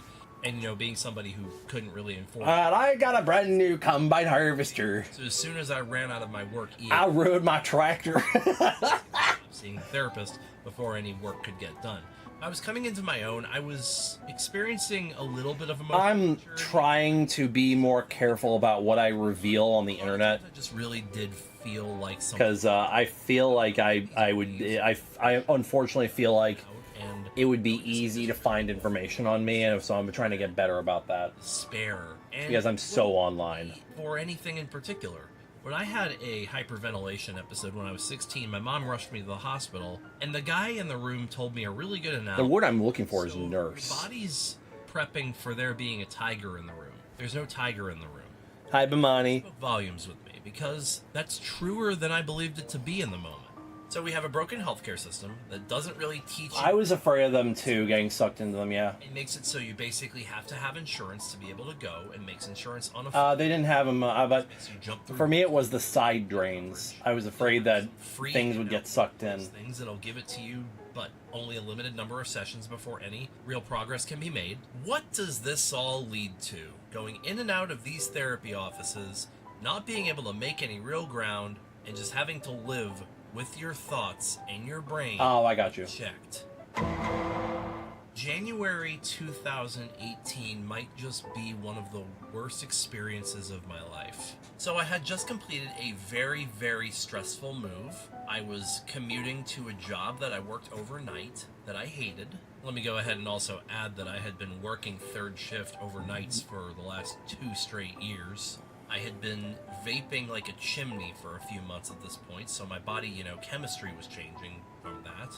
Hey guys, just a quick disclaimer. The next part of this episode, we go in depth into describing panic attacks. Listen to Mex. Attacks, and if you are not privy to having those feelings brought up, I would skip ahead to this timestamp.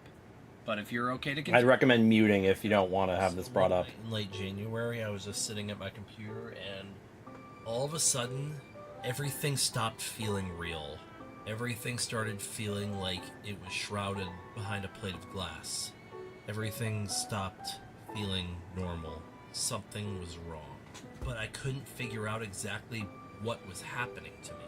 My mind was rushing with hundreds of thoughts a second, but time was not moving.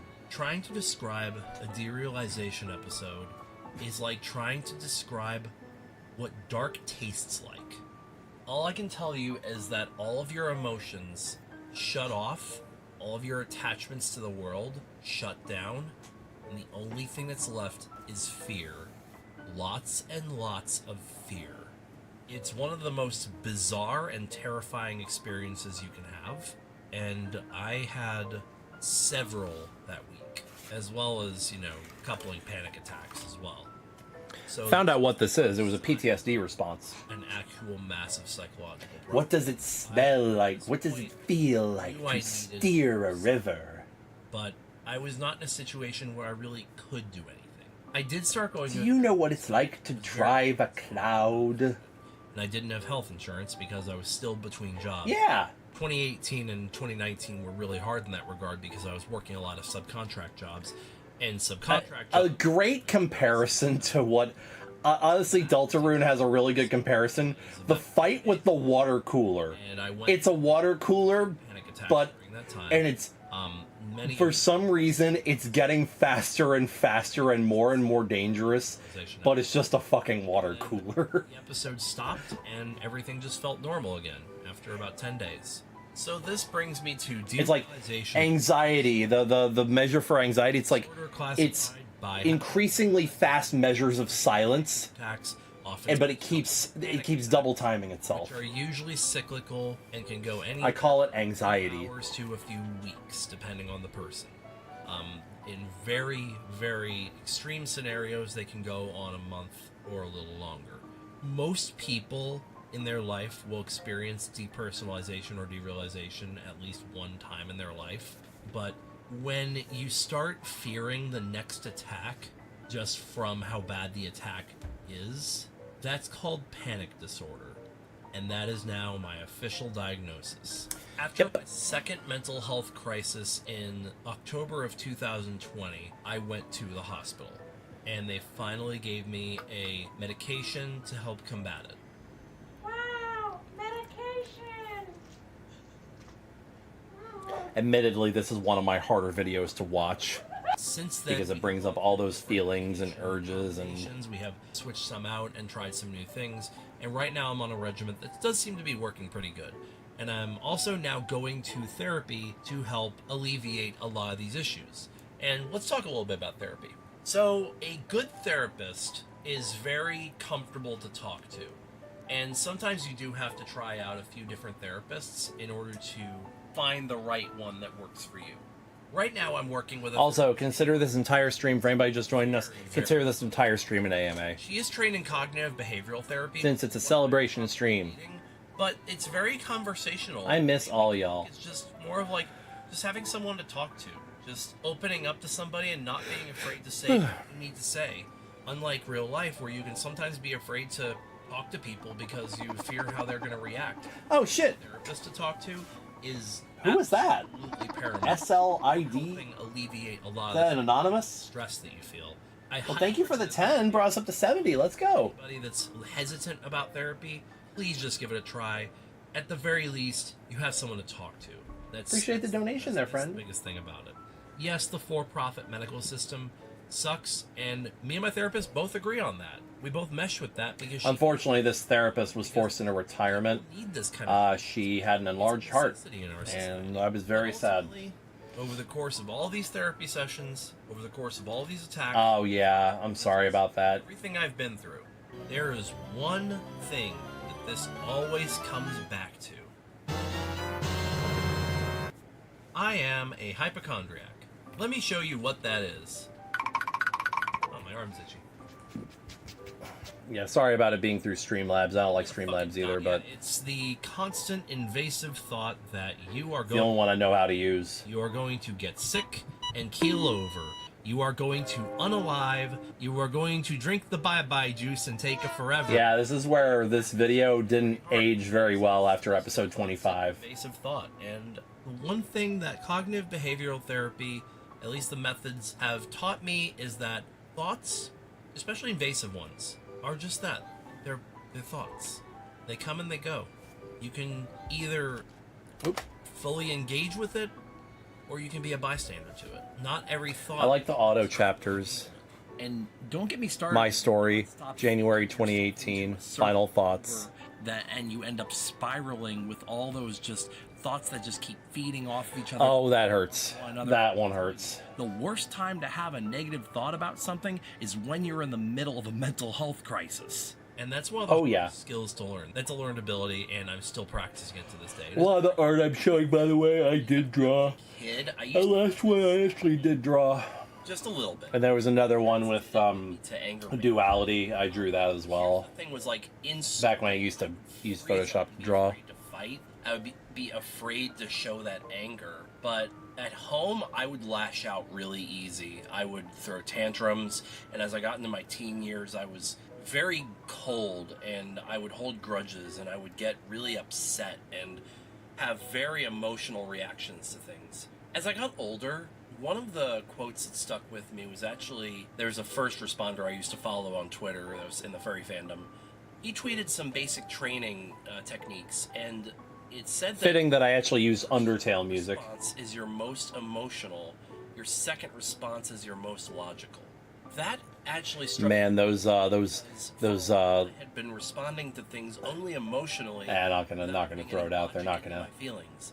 Not gonna Nowadays, diss somebody. I'm a lot quicker to It's not appropriate. assess when I'm feeling emotion for something, and be able to determine whether or not I can make a sound response in that moment, based on my emotional reaction. Oftentimes, you have to wait to be able to make a good response to something. And that was one of the definitely valuable lessons I Shout out to the 2 people watching on YouTube, by the way. and definitely a That's why I don't live stream on YouTube. one of the You already have to have a following. health today in our With society is the fact that we're you have to either be a really big creator or have a really big presence on Twitch. in some way, shape, or form. Whether we're active on social media or not, we're all playing the game of the outrage machine. So it's very easy to see how things can lead to very massive and sudden depression and a feeling of just general powerlessness. Concern and concertedcy. The entire reason I made this video, guys, was because I don't want other people to feel alone like I did. As a child, I felt like an alien. In my teen years, I felt broken. As an adult, I felt behind. I like how it's just like the same perspective, but just progressively getting bigger. The same length. Things that you inherently believe about yourself. And those are hard to change. I like how I had a beard as a kid. There's a lot of speculation that people will talk about, hey, if you say yes all the time, Oh, hello from YouTube now, Brian. talk about yourself in a more positive light, you'll start to believe it. Well, that is true, because that's core beliefs. It affects your core beliefs in doing things like that. Every morning, lately, one thing I've tried to do. My parents tried, but I didn't know how to open up. I didn't know I was supposed to open up. I wake up in the I didn't realize that there were things I wasn't. I didn't realize there were things I should have talked about. That I have the people in my life that I do. I should have talked about the fears that I had. I should have talked about the discomforts I had. I should have talked about how I felt inside, what I was thinking about, what I was going through. Really hard thing to do, because It sometimes would have probably helped a lot, and I probably would have been start doing not fixed, but I probably would have been a lot more stable at a younger age. I feel like I'm more stable now, even though I do go through frequent depressions. But it's mostly my own fault, I'll be real. I stay inside too much. I don't socialize very often. This, to me, is 95% of my socialization, other than work. You've thought it your whole life, even though you may have some serious issues that keep you from being able to go out and experience society. Maybe you have to stay inside because you're super agoraphobic because of your massive psychological issues. You are not broken. And anything You did forget the drop shadow, though, Max. treated or accommodated. You are not broken. Another thing that's really hard to realize, everyone is messed up.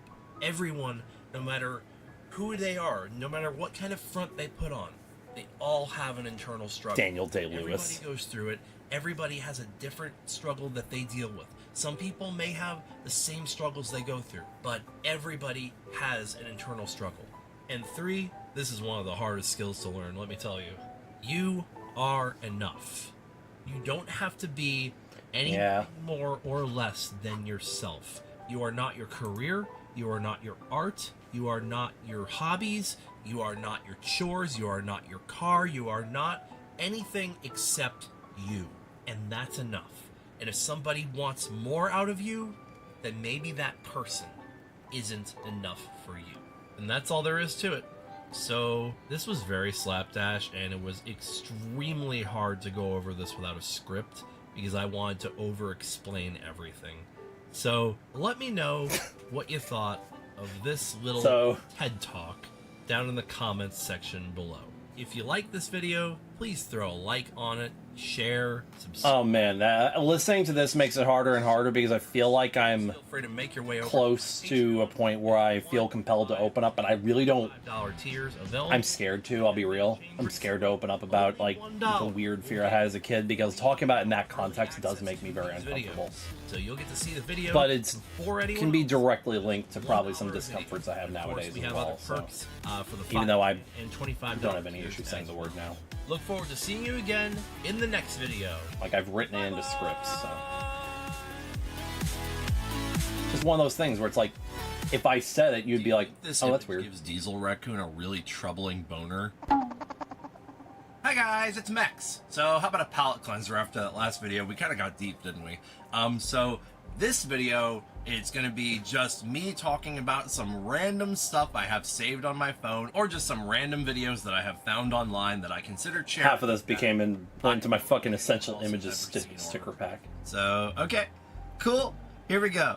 All right, I found this on Twitter. I'm sure Bojack. You like Pokemon? I like Pokemon Go. I don't know a lot of the newer generation Pokemon. I can remember most of the first that makes it okay. generation though. Be better. By the way, if you haven't seen First two or three generations were fucking gold standard. Asexual representation. Let's go. First time I'd ever seen that in an animated show. And my favorite response here is, "No nobody needs to hear this, especially not Bo Snack."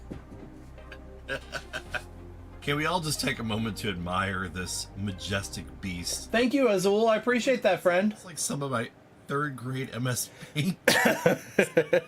Guys, I'm sitting here thinking about this ferret named Ferret Bueller. I love them. And this other ferret named Will. I hope he's having a good life. And these two ferrets named Dollar and General. I love them. On the topic of ferrets, I hope all of them are having a great life. Oh, look at that ferret. I hate ferrets. This is probably the most relatable thing I've seen in my life. Guys, I'm in my 30s. I feel ferrets are important. My soul. I've been on Your Grammar Sucks and Yai more than once. I've had my comments featured, but the second time probably takes the cake here because I got Spyro 1 Speedrunner Nova Spell onto this show. I have two sides, horny and twisted psychopath. And there's the original image. I had a stroke reading this. This was from Yahoo Answers back in, I guess 2011 or 2012. There it is.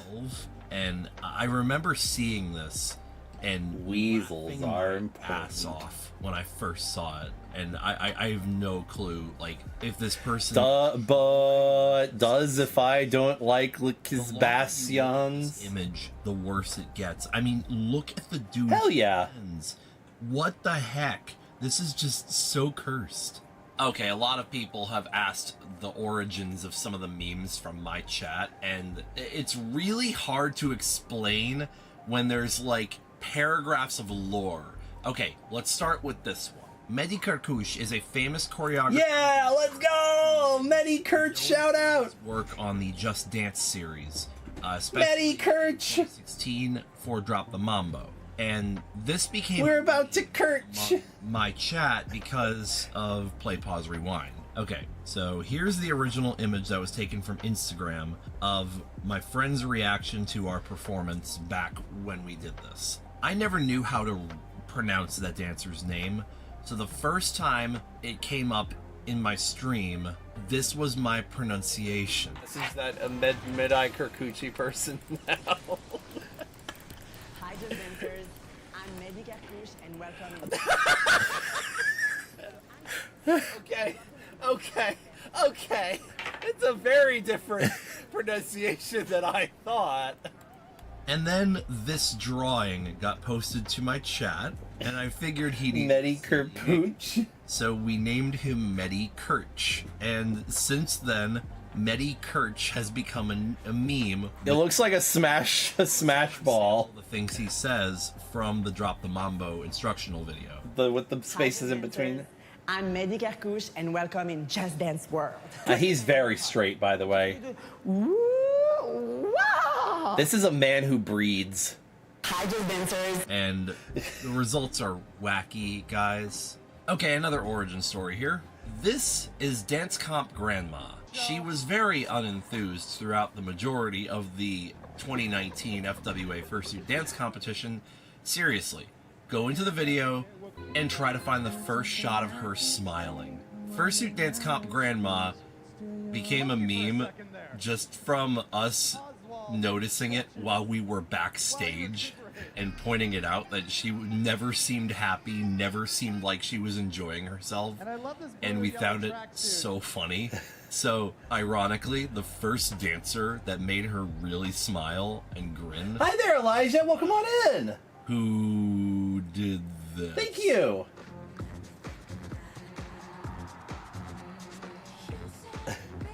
Guys, I gotta take you down the YouTube rabbit hole here. There have been a lot of obscure, stupid things I have found from the dredges of YouTube meme culture. The first thing I want to highlight is a video by Chris Zambellis, the Rooster Crow.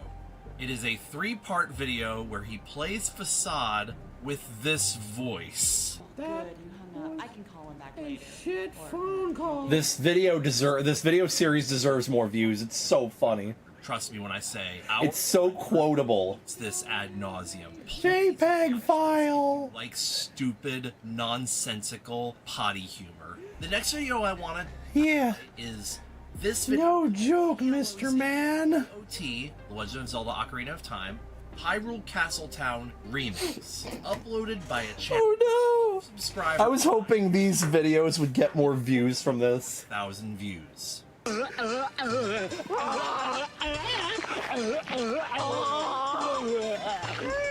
Oh my god, did they like it? This is absolutely beyond me, and I think it's absolutely hilarious. Yes, that was really cool. I loved it. To rabbit hole a little further, I'm going to take you guys back to the glory days of YouTube. Back in the grand... Which one, Julie or... Found a YouTuber by the name of Colin, C0LL1N, who is now under the YouTube moniker Hello Kind World. Hello Kind World actually subscribe to my channel. But let me makes me happy. Guys, that this guy's videos are hilarious. Let me borrow your radio.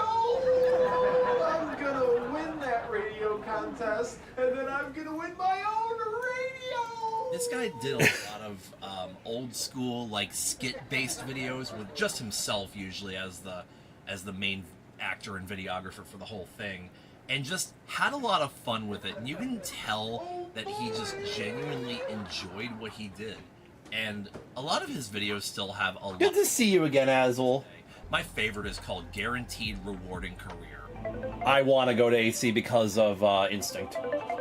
Specifically. And to enter a stupid name into Floor Wars. Hello, RHS. Thank you for tuning in to another edition of School News. I found this guy because this guy used to do NASCAR Racing 2003 series content back in the mid-2000s when I was, into sim racing, but sim racing wasn't then what it is now. Down the tri-oval here at the Daytona International Speedway. And I'm Ken Squire. Alright, this one was just from the other night. Evening, butt onions. You're a butt onion. What? OMG, I'm so sorry. I meant everything but onion. Oh, okay. Evening, butt onions. On Porter Robin's Look at the Sky music video. And I'm Ken Squire. With this gem. Roses are red. Turns out I have another comment that I'm a top comment on. It was on Tearing My Heart by... Tearing My Heart by 21 Pilots. I said butcher with a smile is just good customer service. That one didn't inform me about that one until a year later. Named Annette. And the thing about Annette is she's probably immortal. Because she was missing at age 144, and her current age would be 163. So Stats FM is one of my favorite apps to use for tracking my music tastes and my music, It has a direct influence on my year-end countdowns. How much I've listened to a song and how many times I've listened to an artist, and even ranks me among other people. Am I the one of the top listeners of this artist or this song? And I do hold a couple of records on that, but I don't think I hold any records on this song, but I do want to just point this out because this is funny. Back in February, March of this year, I was listening to Move With Purpose by Said the Sky featuring Oliver the Kid. And I just want to show you guys this because I love the way their profile images just so happen to line up in just the perfect way. And then my friend Bonsai went and Bonsai, I love you. look at this big head. You know what would be really amazing? Yeah, my PNG artist drew that. Furry's got up and did the marinara. The mozzarella. He corrected himself wrong. So there's this driver named Daryl Wallace Jr., also nicknamed Bubba Wallace. After reading this comment, I can't call him anything except Bubble Wall. As stupid and inane as this comment is, Bubble Wall is the best thing I've ever heard. You made a quick meme. Check Moustache. Spiraling out of control. Look at him, guys. He won. I'm happy for him. He got 6th place, actually. He won. So, Even see, there was. I'm forwarding it to Max. Ended up winning, and so the first thumbnail that was uploaded by Evening, but like this. Okay, apparently when I messed get permission from Red to use that image, he won. 100% intentional because this was the thumbnail of a group called the B Team at AC 2017. So the thumbnail was 100% intentional, my bad, but it was still pretty damn funny, not gonna lie. When I was a young boy, my father ate an entire fucking lemon. He didn't squeeze it out into anything. He didn't cut it into pieces. He didn't even skin it. He just stuffed the entire lemon into his mouth and swallowed. I have never... Thank you very much, Elijah. So I have no to see a march plans of stopping. Just like that song. President standing! Just put this guy in fucking jail. Just jail him. Good. Thank you. Thank you, President Hudson. So, if anybody wants to know the origin of the hot dog king... This is a picture of a bitch. This is what a bitch And what? like. Oh, why was Court allowed in that? It was his competition. Wow, the hot dog king. What? Or are you talking about BLFC? And the last little collection of images... Because people, for some reason, the runners didn't know about it. Rabbit hole on YouTube that nobody knows exists. If you're talking about Kerfluffle, aka Fairgrounds, Cord was the original runner of it. Elevators. But I took it over at Edition 5. For birthday parties in elevators. And then Scarlett took it over after Instrumental music after it became Fairgrounds. Hide and seek in elevators. Modish instrumental music for practicing playing the harp. Look for these are real. Instrumental music for riding a bike in elevators. Throbbing music for breaking up in elevators. Guys, the Mad Lib... Peeling onions, burping loudly, Tai Chi exercises, Google search for riding a camel in elevators, background music deluxe or elevator BG. Playing hide and seek in elevators. It is hilarious. Yeah, one of the runners didn't know who he was, and none of the judges knew who he was. Like, knew that he had a... People aren't terminally online, it is, but it's pretty common knowledge now, yeah. The best undiscovered meme.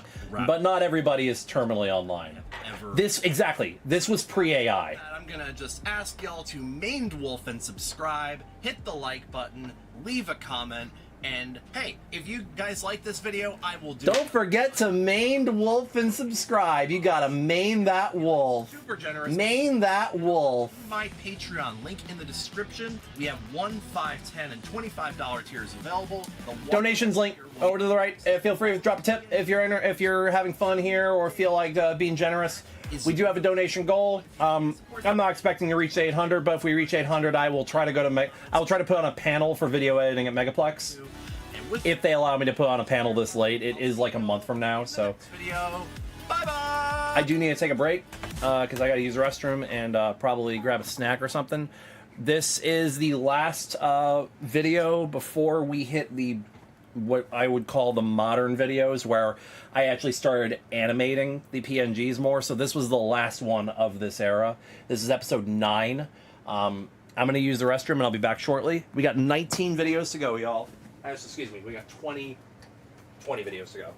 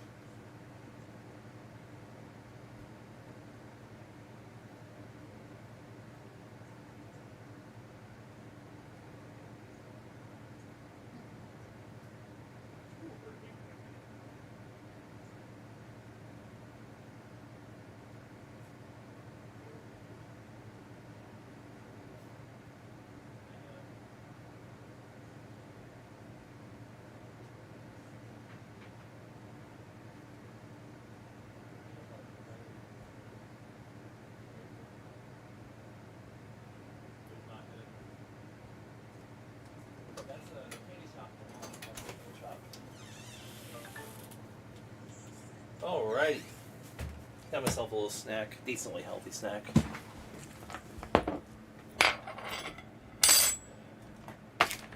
Okay, what do we got?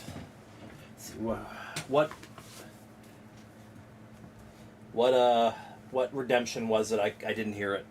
I don't actually have the my stream information, like my stream like redemption information in front of me because I'm actually streaming on Restream.io and I'm not actually streaming on Twitch. Thank you, Beans and Beans. Aw, you're sketching an art.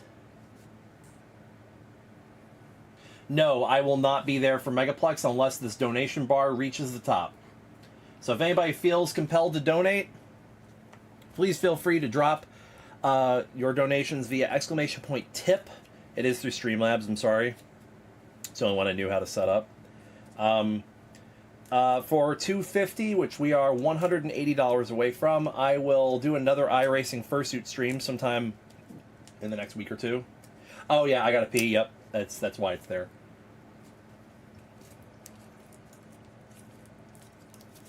It's a healthy snack, and then I immediately eat saltwater taffy. For $250, for 500, I will let y'all pick a game. I'll let the community pick a game, and we will vote for the best game. Or if we will do like a poll, like a tournament style. Every single nominated game will be put to vote, and then we'll do whatever game gets the most votes. For if you personally donate 30 or more, follow the instructions via !donate reward, and you can send something to me and I will watch it on stream. If it's longer than 3 minutes, we'll do it on a special stream for that occasion.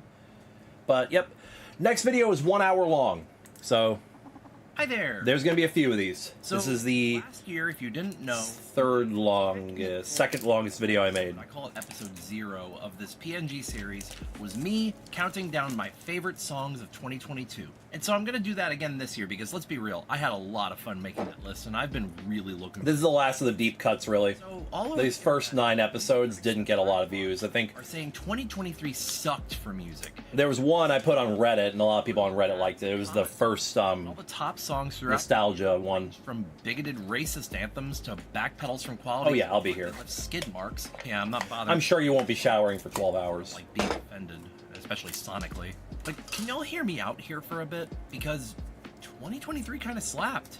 While not everything on this list is from 2023, I'd argue there's more 2023 on this list than there was 2022 on last year's list.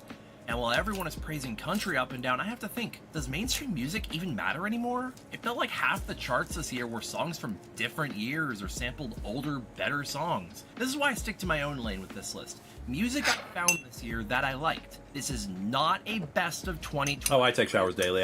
This is I'm obsessive about songs hygiene. of the year list. It is in no way objective. It is in no way meant to be justified as factual. It's just for fun. And I've been looking forward to making it for months, so... But yeah, 2023 was amazing for music if you were following literally anything outside the mainstream. Just so you know, I did offer up this video as a collaboration piece with some other creators and people who wanted to have commentary on a couple of my songs, and also share their own thoughts on their favorite songs of the year. So you'll see that I still like doing these guest features throughout this video.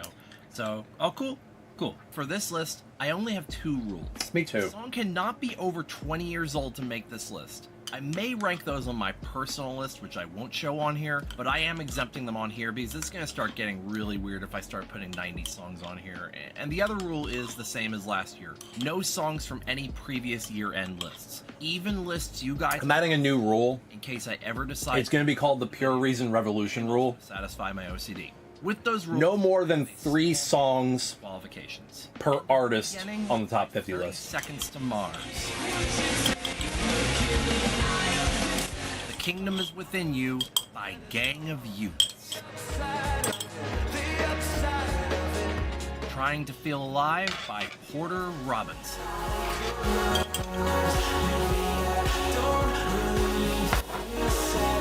The Bells of Lioness by Subsignal.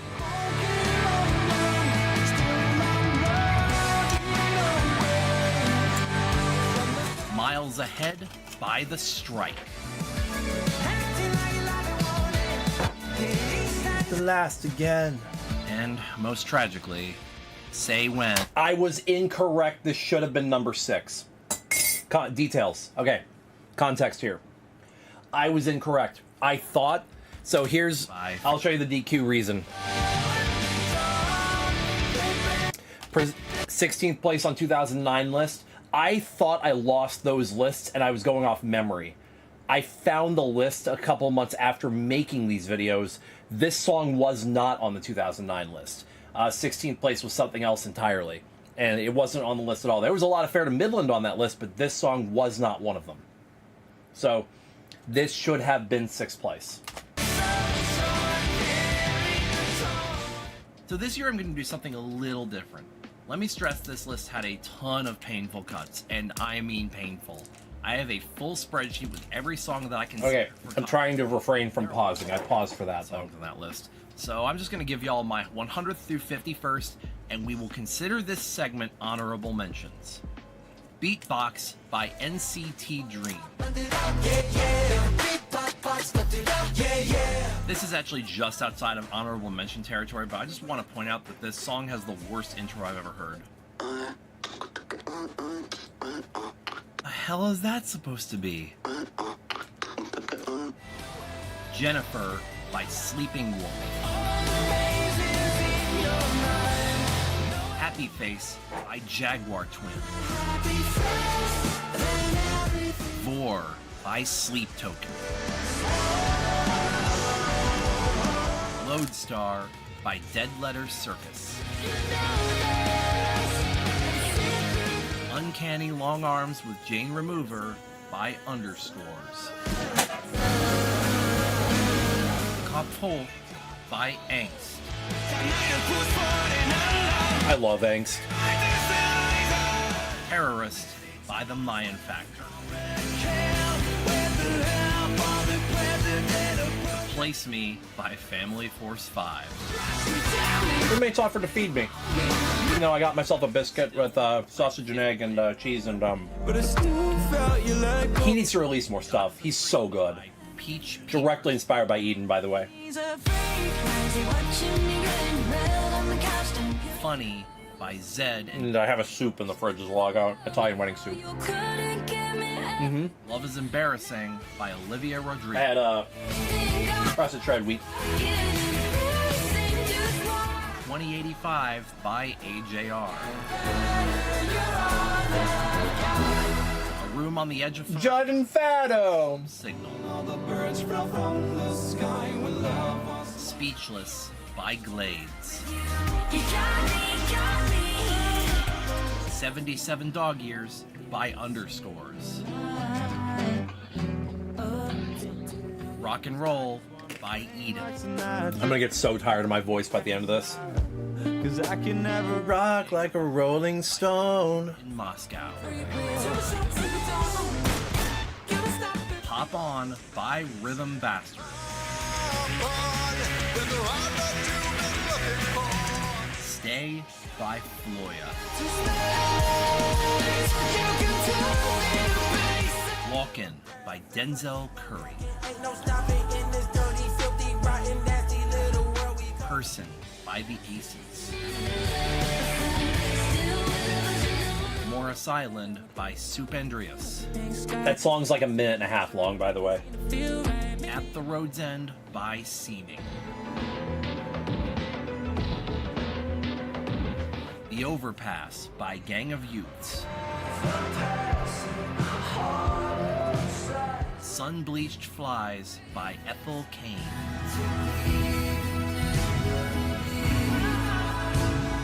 I'm Gonna Miss Everything by Spanish Love Songs. Spanish food. Monsters by Red Kitsu and When Snakes Sing. AI generated. CBD by Breakins. Radar by JID.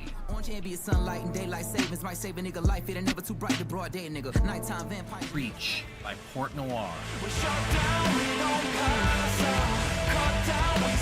Real Boy by Patricia Taxon.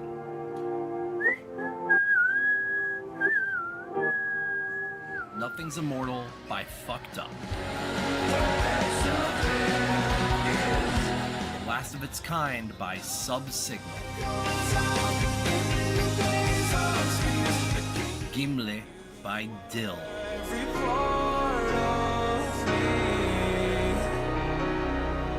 She's All I Wanna Be by Tate McRae. The fuck is this album cover? Can't Afford by Second in Command and Double T. Touching Yourself by The Japanese House. Far away. I had authentic Mexican food yesterday. Taco fucking Bell. Cicada by Fucked Up. Tourniquet by Galt Aureus. Come On Heartache by The Menzingers. I don't know what number. I think we're in the 50s right now. The upper 50s. Meet Me in the Woods by Lord. Yeah, we're on 56 right now. Bad Nature by Nerve.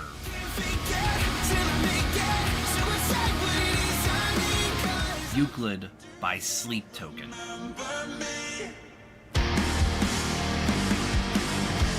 Here You Are by Spanish Love Songs.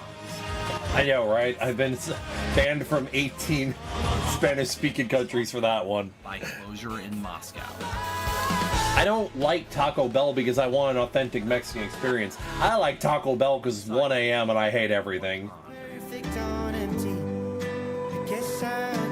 Ooh. Leave This Place by Leon. And finally, Run, Run, Run by McKinley. I was shocked this one missed it with how fucking crazy. 2023 was a crazy year. It's kind of 2025 is turning out to be just as crazy. Things off in number 50, we've got King and Cross by Auschkia.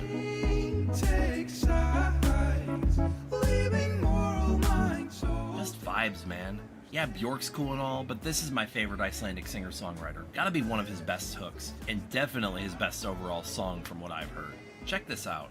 Number 49. You ever really like an artist, then find out later they changed their sound and you can't quite connect with their music like you could with their earlier work? That's gotta be the best way to describe my relationship with Lost Boy Crow. His new stuff just does nothing for me, so I guess I gotta seek out the classics. Anything I missed? Lost Boy Crow, while a strong vocalist to begin with, is always at his best in his higher register. And while the drop was a lot for me at first, this held up surprisingly well with I liked one of the songs off the new album. Number 48. What? I didn't write segues for all of them.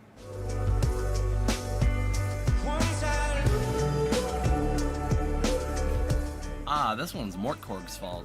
While it's no Black Hole's solid ground, it's still a strong contender for one of my favorites by the band. Some of these songs I really don't know what to say. Hi, Amsky, welcome on in, man. And that would definitely be the case here. I really love the echoing reverb on the hook here, and the layback instrumentation really... We're on episode 9, you haven't missed anywhere near half. Lovely song. Number 47. So, about that album exchange. We got like 4 hours to go before we're halfway. Question. It's called... It's about embracing darkness while also poking holes into what was the name of it? Do you like Camera Roll that takes pop cues from GOAT tier oldies like ABBA? Lastly, do you like Scooby-Doo?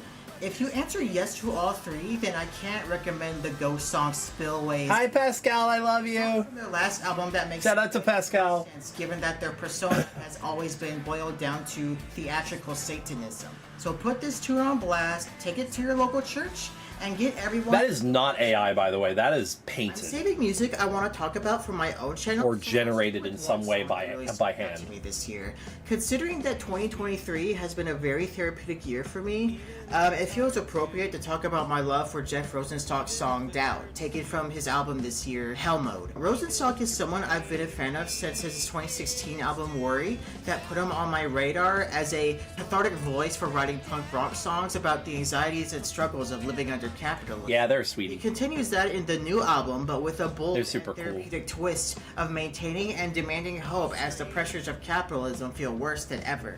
The perfect example from this album is the single Doubt. It's basically about learning to overcome overwhelming feelings of doubt and the consequences of ignoring it.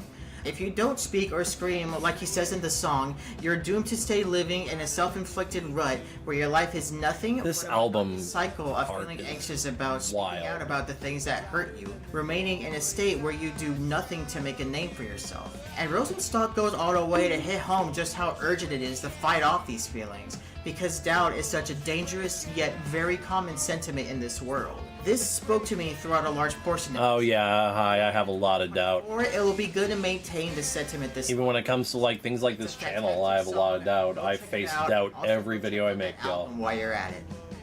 Number 46, Ghosts of Kiev by Seher Galt. I love his voice so much. A deeply pained and impassioned piano ballad as a tribute to the fallen people of Kiev. I really appreciate the imagery of filling one's pockets with sunflower seeds so that Ukraine's national flower can take root after one's death.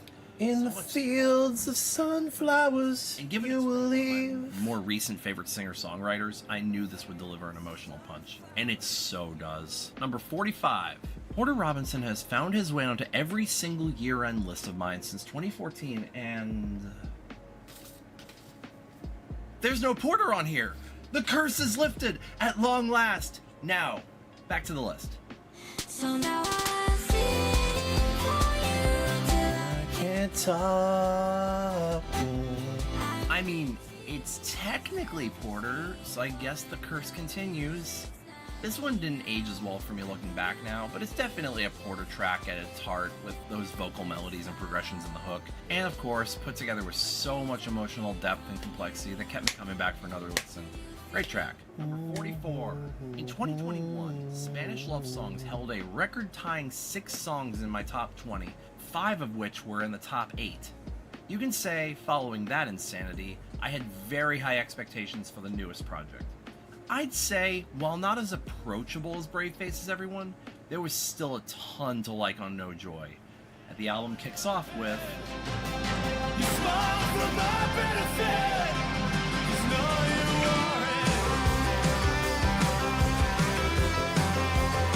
it. Lifers was an immediate emotional punch straight to the gut, with references to self-doubt and self-destructive tendencies, the inability to cope with life's turmoils and pains, and a very vivid depiction of a car crash where the person depicted very clearly had a moment of weakness and crashed the car intentionally. I think the most impactful line of the song hits right after. I ask if you're okay with your head wide open. You smile for my benefit, because no, you aren't. Do not go into this album in a poor mood, because it can be extremely depressing at times, but damn does it deliver what it needs to. Number 43, Boyhood by the Japanese House.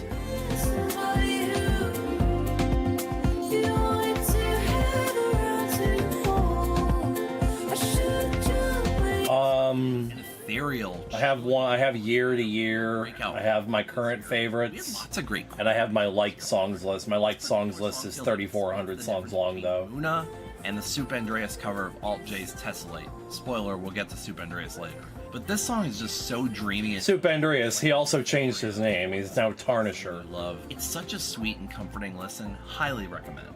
Number 42. Sorry, I had to do this before you forgot a Furry was making this list. Still remain. I said, once upon a time. And this was his response. Bedtime stories started as one idea, then became a whole. The stories still remain. It's one of those kinds of retrospective. I also have a top 100 all time, but it's mostly rock. We all have them. Like an experience that is so soul-touching. I should have checked his grammar first, honestly. Not good enough. It's thoughts like those that we often can't get to sleep with in the first place. I'm a dreamer. When I dream big. It's a good way for me to escape into something I can fantasize in.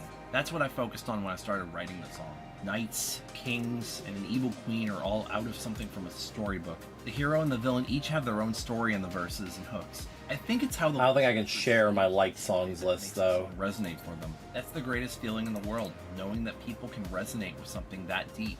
Red Kids... I can just share with you a bunch of playlists that I have. And crisp it all is, but here he absolutely knocks it out of the park. That's my... that's called Illinois. Though I will songs from when I lived in Illinois. Written and on the nose in the second verse for my taste. Here's one called List of Songs People at the Convention Want to Hear from Your Bluetooth Speaker. Number 41. Take note that it is an empty playlist. Successor to Fair to Midland has been an endless battle, filled with overly long, mid, and otherwise forgettable acts. But I'll occasionally find a gem.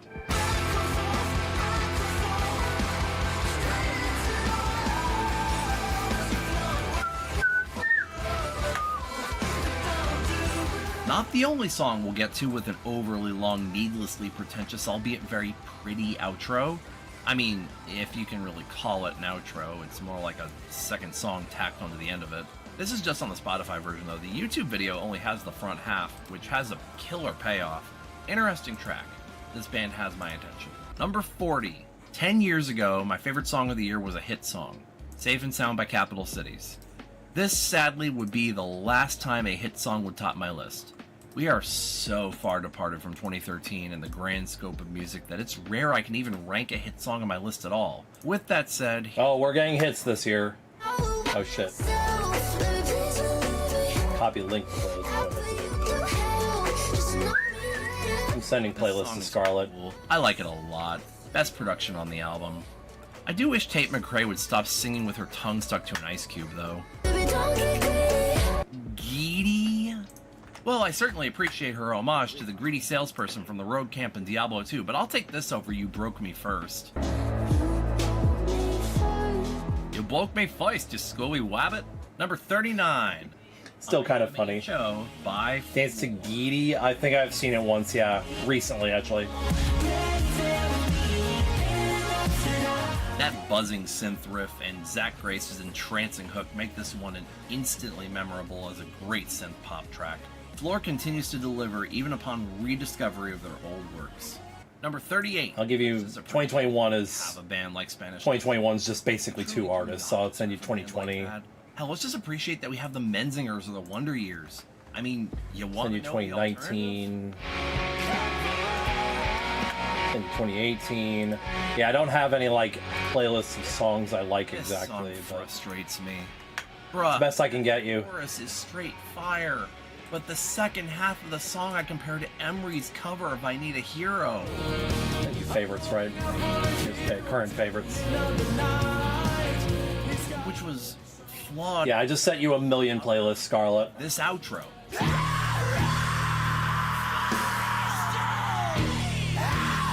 Don't forget that we're a Screamo band. Don't forget that we're a Screamo band. Don't forget that we're... The first half of this song is fantastic, with an anthemic chorus and brittle and understated vocals. But then the second half, any idea of pitchiness and immersion goes out the window in lieu of a melodic screaming and a conversation with a young boy played over spare instrumentation to close. You almost wrote a Welcome to the Black Parade and closed it as a generic Screamo track.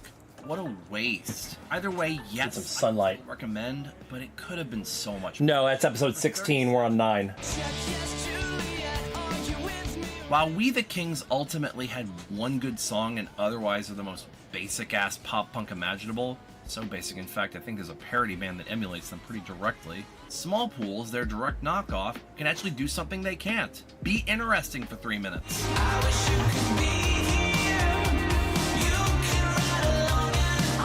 Simulation explores exactly what the title entails, questioning if life is a simulation, and add a damn good chorus melody reminiscent of a Neon Trees song, and you have a killer pop-punk track worth salvaging.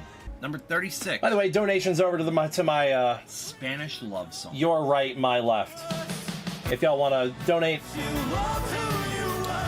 if I get above 350 but less than 800, I will get DaVinci Resolve Pro song. This is a life-changing event. Let's go! If only it were. Exclamation point tip if you're interested. To be fair, that's what Spanish love songs does best, though. But this particular song is actually a little less depressing than the remainder of the album. What's all these messages I'm getting? The sad reality of living in the world as a queer person, with references to living your best life. Who's messaging me? While a pastor calls you dangerous. It's so easy to sing along with the chorus with that empowering "You love who you love" line. 1042. Wow, Scarlett, that's a long playlist. Ending on the utterance of the album. Oh my God, someone's playing Yif Yif Yif. One of my new favorite bands of the 20s. Oh no. Number 30. Oh no. The journey to find a spiritual successor to Ferret to Midland has been an endless battle, filled with Hang on. and otherwise forgettable acts. But A vast Fluttershy's ass.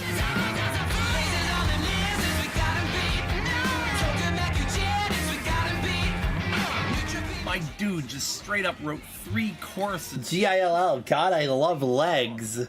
This is what Stolem leggy. Society sounds like. Enter Closure in Moscow, my absolute favorite discovery of 2023, and one that just so happened to release their first project in 9 years this past October. This is from their 20... Sorry, I had someone in the leggy chat just posted some from their old iPod. They have the song Yif Yif Yif by it's one of the totally. I think it was Kitsune Squared. Number 34. Told you it'd be on here. Well, I can't count how many times I've been outdone by nihilism. Join the mods and splits and open. I cannot put a finger on what this reminds me of style-wise. Is it The Who? The Ramones? Either way, I drew a comparison on this to Biz Marquis' Just a Friend, and I still stand by that statement. No, wait, it's Just a Friend if it were... Absolutely, friend. I understand. 3. Talk about... I'm throwing it out there every few minutes. Don't feel compelled. If you don't have the means, don't do it. You are fine. This might be the best hook. This is about all of us. This isn't about maybe we just me. Go small. This is just a damn bang. It's about this community. Hella catchy, and Alex Reed's vocal delivery is and how much I love Check this streaming and making videos for y'all. Another one I can blame Mort Korgs for. Actually, this one came about in late 2022. A lot of the way I tabulate my list is based Mort Korgs mentioned! Like, am I gonna tire of the song briefly after hearing it for the first time? In order to get play count. Shortly is the word I'm looking for there. Mid-year. It's why songs like The Bells of Lioness was on last year's list and not this year's, and why songs like Growing Sideways and Cruel Summer will likely show up on next year's. Neither of those songs were on next year's. Way into indie folk rock like Band of Horses and Midlake, but those acts were just missing something to keep me on board long term. Whatever it was, I found it here. It's back on my playlist again this year. It'll end up on my DQs this year. I love dark, atmospheric music, and Lord Huron does not disappoint with this one. You know, I get this feeling from listening to the song that it's about, like, not being afraid of your own death, you know, because there's that line of You tonight. It's got that weighty. Make me lay, or fate I can't escape. But he's accepted that, and I liked it. Number 31.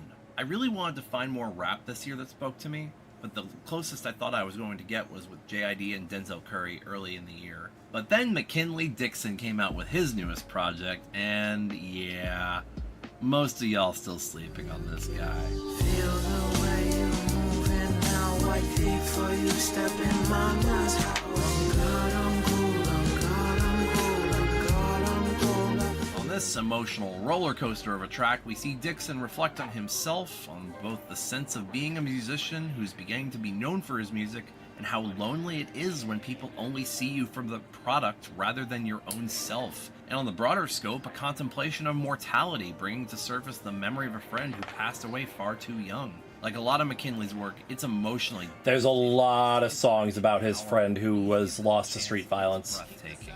Number 30, Rats by Ghost.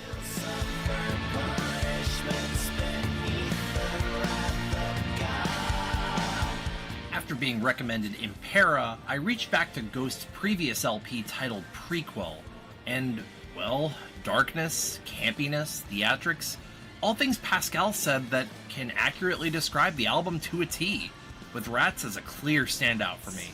The high-pitched growl of the word rats at the back end of the chorus is such a bold choice, but absolutely wonderful. Such a timeless track all around. Happy to include it here. Number 29. So this song is here simply because this is Duke and Bell. Hello, Mexi boy. What the hell are you doing? Welcome to the welcome to the Eyebolt stream, Mort Korgs. I mean, you know, when I try to Google that album title, it actually autocorrects to Soft Shell. Hi, can I get a cheesy gordita crunch and a soft hell taco and a pink lemonade, not too sweet, not too sour? Anyway, here's this. Found the devil in the detail. Brain on my soul is painful to be thankful. So, Closure in Moscow put out one hell of an album this year. Late last year, Mex introduced me to their last album, Pink Lemonade, which is where Dinosaur Boss Battle from earlier comes from. Great album overall. For favorites, I prefer Seeds of Gold for its psychedelic pop-punky perfection, or Pink Lemonade for its avant-garde Mars Volta-style prog rocky weirdness, but Dinosaur Boss Battle is great in its own right. Their newest album, Soft Hell, came out a couple of months ago, and Mex did a live stream for its release. Blew both of us away. Soft Hell, the album, is an unhinged schizophrenic adventure about feelings stemming from the end of a bad relationship, like losing control, faith, and sense of self, and trying to come to terms with it. Chilling at about the halfway mark is this album's third single, Keeper of the Lake, one of the more subdued and icy yet funky sounding tracks. With some glossy 80s synths, funky guitar licks, singer Chris DeSink's strong vocal range, and guitarist Manny Zanelli's odd yet harmonious interjections, it builds in waves and valleys of growing despair regarding the failing relationship. As the wave of despair is about to crescendo, the singer accepts his willingness to allow the water to stop him from breathing, and portrays being dragged into the lake like his ex is kind of like an old Greg-like monster, I guess, if it was played heartbreakingly straight. The wave eventually crashes and the song overwhelms into a Oh my god. blur. How could you? Washing machine, and breaking into a wonderful cathartic solo to close the song out. Oh my god, the music video transcript calls Michael Barrett's solo playing as Chad Madlad. I wish I was complimented that hard by my own subtitles. It's super hard to pick favorites. For context, these are my songs of the year for 2023. You have fun. Songs that are released after October 2022 are eligible here. You can pause if you'd like to read my criteria. Perched high up at number 3 is a 3-way tie from this album. Soft held the song. I forgot you had Break in second. Keeper of the Lake is arguably my favorite of the 3. If going by Mex's criteria, this was the song that I listened to the most off the album. If going by impact, while I don't have much relationship experience, the feeling of being overwhelmed by your own personal Keeper of the Lake is a powerful recurring monster that resonates strongly with me. I'm so fucking glad that this is here on Mex's list. Number 28. The journey to find a spiritual successor to Fair to Midland. Oh wait, this one actually is Fair to Midland.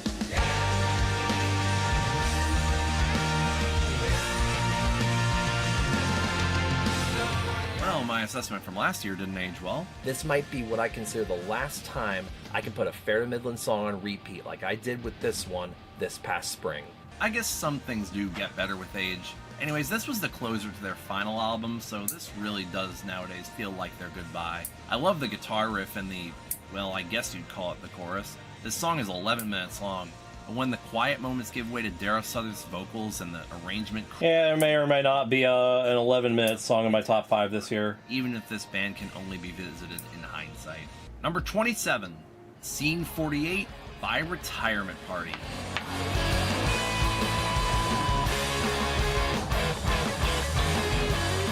This is shoegaze if it was written from a thesaurus. I mean, the lyrics are literally, I qualitatively analyze my acute sense of awareness for my environmental surroundings.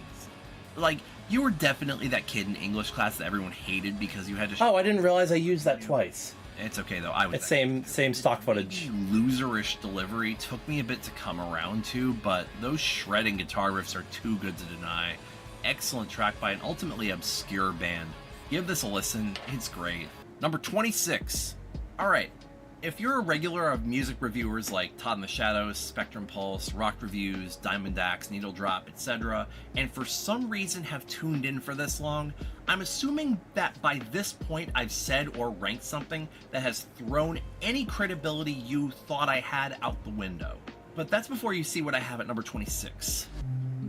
Take a breath before my ego pop. Like I'm a handmade prop.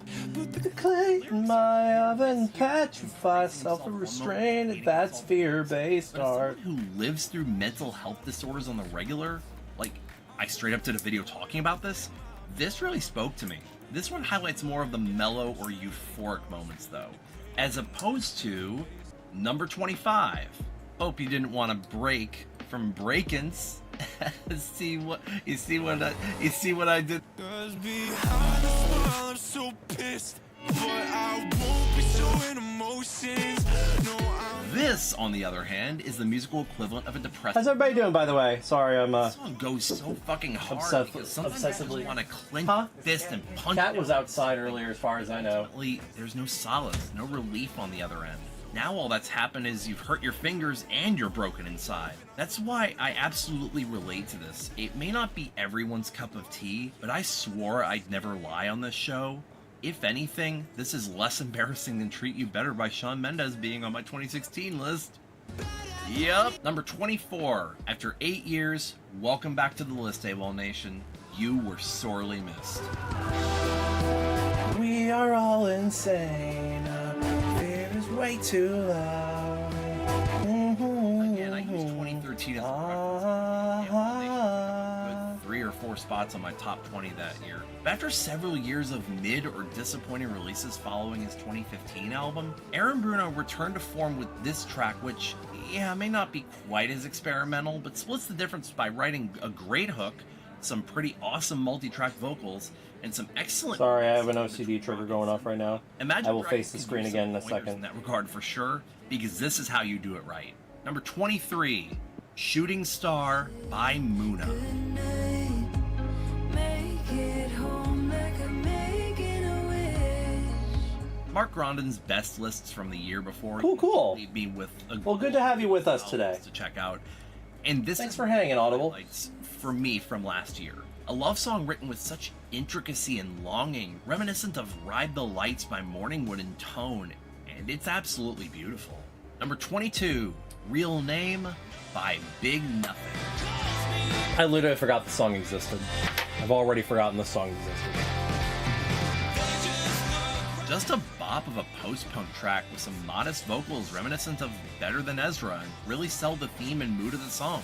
Not groundbreaking by any stretch of the imagination, but the second verse on this I feel is extremely strong at capturing me emotionally. Great work. Looking forward to hearing more from this underrated act. Number 21. The weird thing about having a generic band name that is shared by This guy did watch my video, is you'll dive and he was very humbled to be on here. And he actually shared with me some other projects he's been working on. He's still making music. The World's Outside by Ghosts and wound up with this instead. How bright are the brightest skies, open wide in the dead of night. Mort, where did you rank How Can You Love Me right now? So this dude who has 56 listeners on Spotify can really freaking sing? Like, legitimately, when people try to tell me country Turns out that the brightest nights aren't half as bright by way of saying, Noah thought they Connor, might. Isbell, I'm not immune to a good Americana song with live instrumentation, a soft thumping rhythm you can tap your foot along with, some nice subtle touches of pedal steel, and a gorgeous lead vocal performance by frontman Reed Stripling. I know he may end up watching this list just to see what I gotta say, but let me just compliment that chorus delivery directly, because it captures such raw and pained yearning so flawlessly. He's got too good of a voice to not be a singer full-time. Absolutely not deserving to be doomed to irrelevance. I recommend the whole album, by the way. It's such a comforting listen. I highly recommend that. Spiritual successor to Ferret Midland. Till I blow my eardrums out.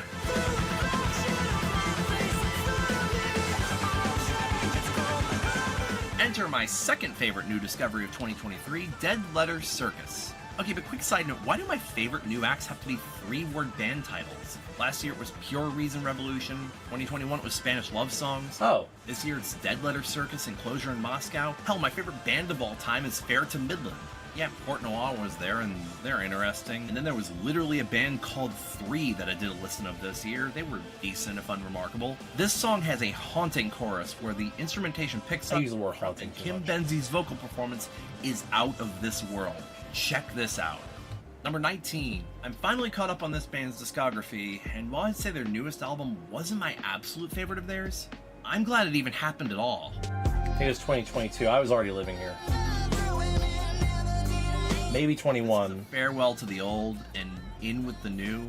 I'd call this a nice farewell to I first heard it in 2021, so there's no way you heard it in 2019. Chaotic and oftentimes overwhelming catalog. As I showed Some you say it. that they shifted from a genre that they ruled to a genre they definitely aren't rulers of. But I'd say this is Mars Volta more matured. And with tracks like this, I'm ready for more. Number 18, Psychopomp by Thank You Scientist. Oh, hell yeah.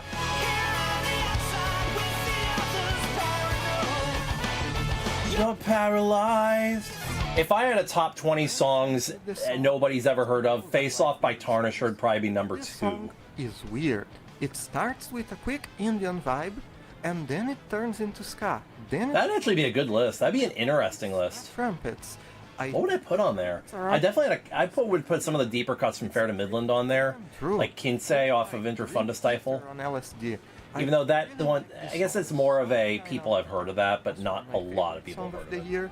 That's gotta go to. It had to be a song. It had to be like really deep cut. Especially the song. Bedtime Stories by Red Kitty. That's a good example. Number 17, Car Seat Headrest gets me hipster points.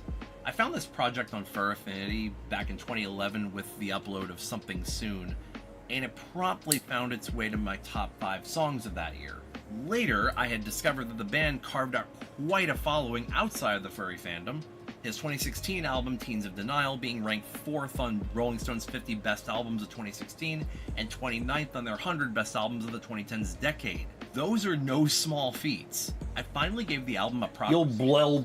and after a few listens, Be sure to blow. it finally came around on me. It doesn't have to be like this. It doesn't have to be like this. Yeah, just cutting my toenails till I bleed. Doesn't have to be. This is a bad OCD It's a trigger. little guilty pleasure band that won't necessarily get them banned from ever using the aux cord again. Drunk Driver's Killer Whales is a song partly about isolation and sadness, and as a result had a pretty profound effect on me. The quieter synth parts evoked memories of driving home from New Jersey at 3 a.m. Barely anyone else on the interstate, counting the street lamps. I was not, in fact, drunk at the time. Don't drink and drive, kids. I was, however, in the lowest point of my life, dealing with, well, isolation and sadness, which makes this song feel closer to poignant nostalgia than just poignant, which perhaps is the reason it stuck with me over the last year. Number 16. I'm going to say something very controversial yet very brave. This might be the hottest take I've ever had, and I'd be surprised if I don't get the platform for saying something Well, I'm still here, so. polarizing. Silent Running is the best song Gorillaz has ever made.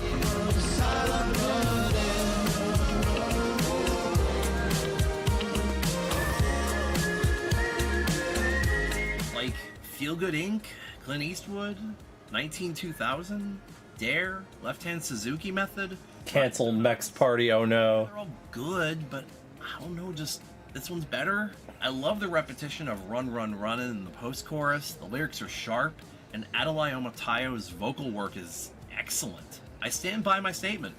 It might not be the... I need to listen to the album again, probably. But it's the highest I've ever ranked a Gorillaz song, so take that for what it is. Number 15, The Space on the Wall by Dead Letter Circus. You go home to the same room and stare at the space on the wall, and you know that you're mine. I love the way it kind of creeps up on you. I also adore the slow down. I did make an editing error with the sound there. Back in for that final variation on it. Very reminiscent of Pure Reason Revolution from last year in that regard. But such a brilliantly written song. Fantastic work. Thank you for the follow there. Let it be known that in the Ping Malos 2023, my favorite ska band's that isn't even in English.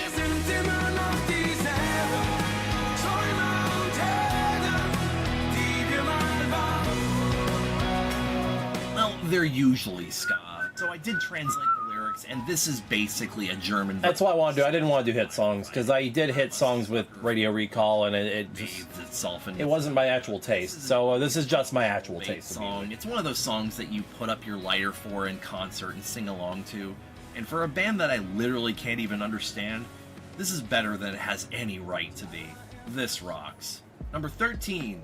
Hey Laura, take a break from kicking my ass in Spyro and talk some music with me. Alright, what kind of music are we talking? Well, I listened to Immersion finally. Oh, by Pendulum? Yeah. And let me guess, you like The Island Part 1? No. Oh? That's the second best song on Immersion.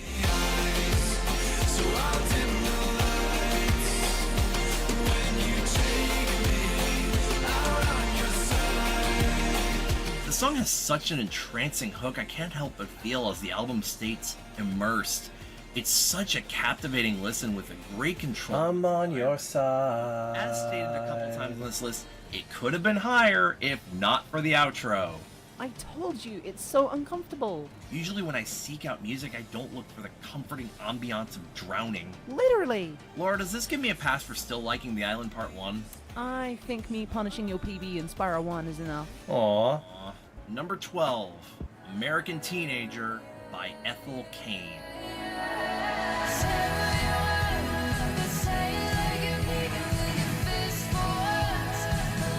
So Ethel Cain is someone I've been meaning to check out for a while now because apparently all the gays love her, and I needed to figure out why. After listening to American Teenager, I get it. We've got tragedy, we've got religious trauma, all those things that, LGBT people really relate to these days. Especially that line where he came home in a box, but he wanted to go, so maybe it was his fault. Like, oof. That really hit close to the heart. And I would have to say my top 3 tracks for 2023, Say Don't Go by Taylor Swift. This album is so fucking heartbreaking. And then Labor by Paris Paloma. Number 11. Oh, Menzingers, what do I do with you? I loved After the Party, but couldn't find much else that struck me in their discography. Well, at least until this year. It's so hard to be hopeful. I'm a travel wreck on the inside. It's so hard to be hopeful, but I promise you I try. That song really does feel timeless. You could tell me that song came out in 2003 and I'd believe you. This is almost like a millennial statement. Such a phenomenal and timeless track about, yeah, the world sucks, ain't got no plans, but the sun will rise in the morning. To keep on running in the roar of the winds. Number 10. So, Soup Andreas has been releasing pop stuff off Monster Cat. Oh god, not again. I've seen this before. B-lister Mr. Soup. Oh, I didn't realize actually Artist Morris Island's only a minute 18 long. Made them good to begin with. Looking at you, Eden, and especially you, Lost Boy Crow. Yeah, his cover of Indie pop was just not a good album. No way. Or rather, I just did not vibe with indie pop. I'm gonna watch this dweeby less than Valley Heart. Go down in flames. Carried it down to the lumberyard. Build me up into something that you're proud of. I couldn't tell you how we got this far. Well, Dweeby Burnout Disaster was right, but wow, this is the best AJR song I've ever heard. Insanely catchy song with crazy relatable lyrics about growing up to be a loser with weird hobbies while your male childhood friends grow up to get into your typical masculine trappings. And I think the way Soup Andreas undersells his delivery, as well as his limitations as a singer, elevate this song to honest greatness. I really would like to fully choreograph this and actually perform it. Number 9. Alright, full disclosure, I am 100% on board with Hannah Jocelyn. She's outside in a cigarette.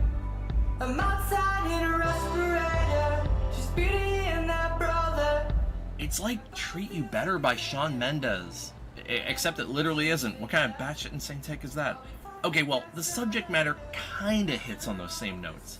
But instead of projecting it onto this girl's lover, Hannah projects it onto herself, questioning why she can't be with her. Or perhaps straight up wishing Please listen to more songs by The Answers in Between. Hazy. Holy shit, she's fucking talented. Works to boost the feelings of longing and desire, but the loud utterance of "show me" before crashing into the break in the middle, one of the best moments in music this year. I should have cut to that Dress moment. being in my top 6 last year, I am very eager to hear more from this artist. Incredible. Absolutely. Oh yeah, I'll be on after 10. Number 8.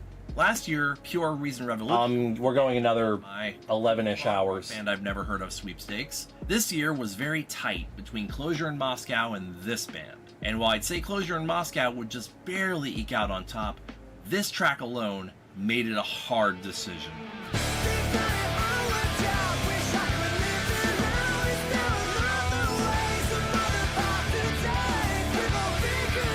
Like many of my favorite prog rock tracks, This Is the Warning is one large build to an incredible. This album instrumentation drops and crashes back. Actually hits harder today. It's a fucking glory than it did when it came out. Good rock music needs to check this out. It's about a fake news media designed to make a bureaucratic government system richer. Corporations. It's about a dystopian future, but it's the dystopian future that we're living. I can only describe as one of the best vocal performances I've ever heard. From what I understand, most of this was performed in a single take.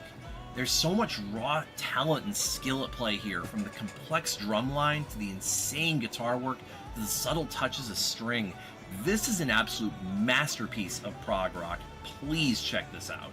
Number 6. This is the best song of 2023.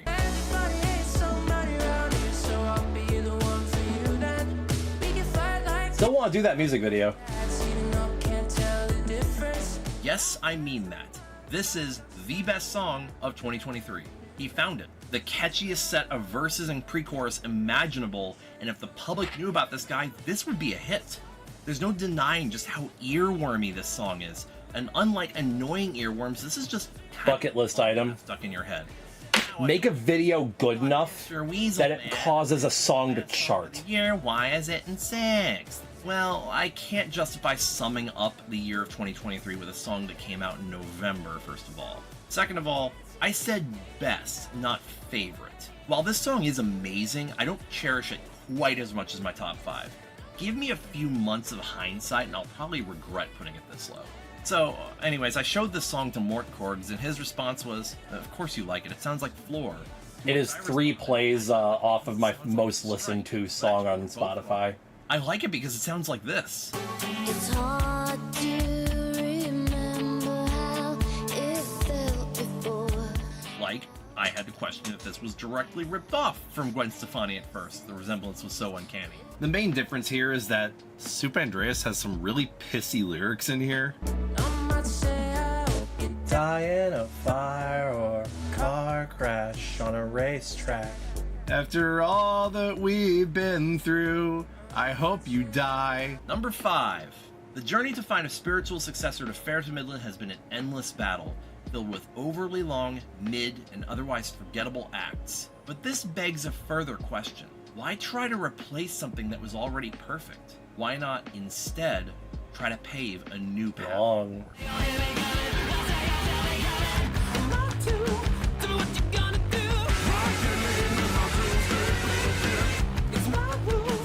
Look at this man.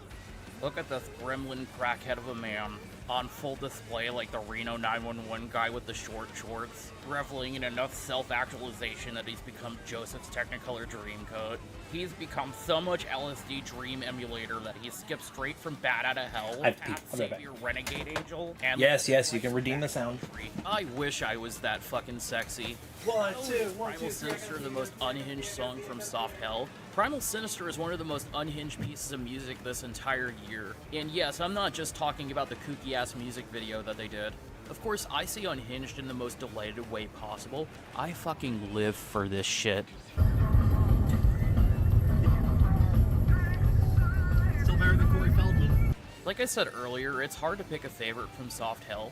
I still believe that Keeper of the Lake resonates more with me personally, but this song is so drunk on its bitches brew that it reaches a level of gremlin bitch energy that's so powerful that Short Shorts Dreamcoat man over here ascends to become an icon, essentially. Very few people can sell it like lead singer Chris can, but that's enough out of my muzz. Mex was so inspired that he built a fursuit dance around this, so I'll let him have the final say. It's like a song by the Raconteurs if it was made by the Mars Volta. Circa Amputecture. By the way, this is my highest praise. Number 4. Spanish Love Songs still rules pop punk in 2023. So I got Oh. Yeah, you donated 50, so you have access. The album comes full. I am doing this is a fundraising type stream. Closer. But that's life, unfortunately. What would you? You're just a factor. What would you say if you're not super sure about something? Is important. This song delivers one of the most innocuous.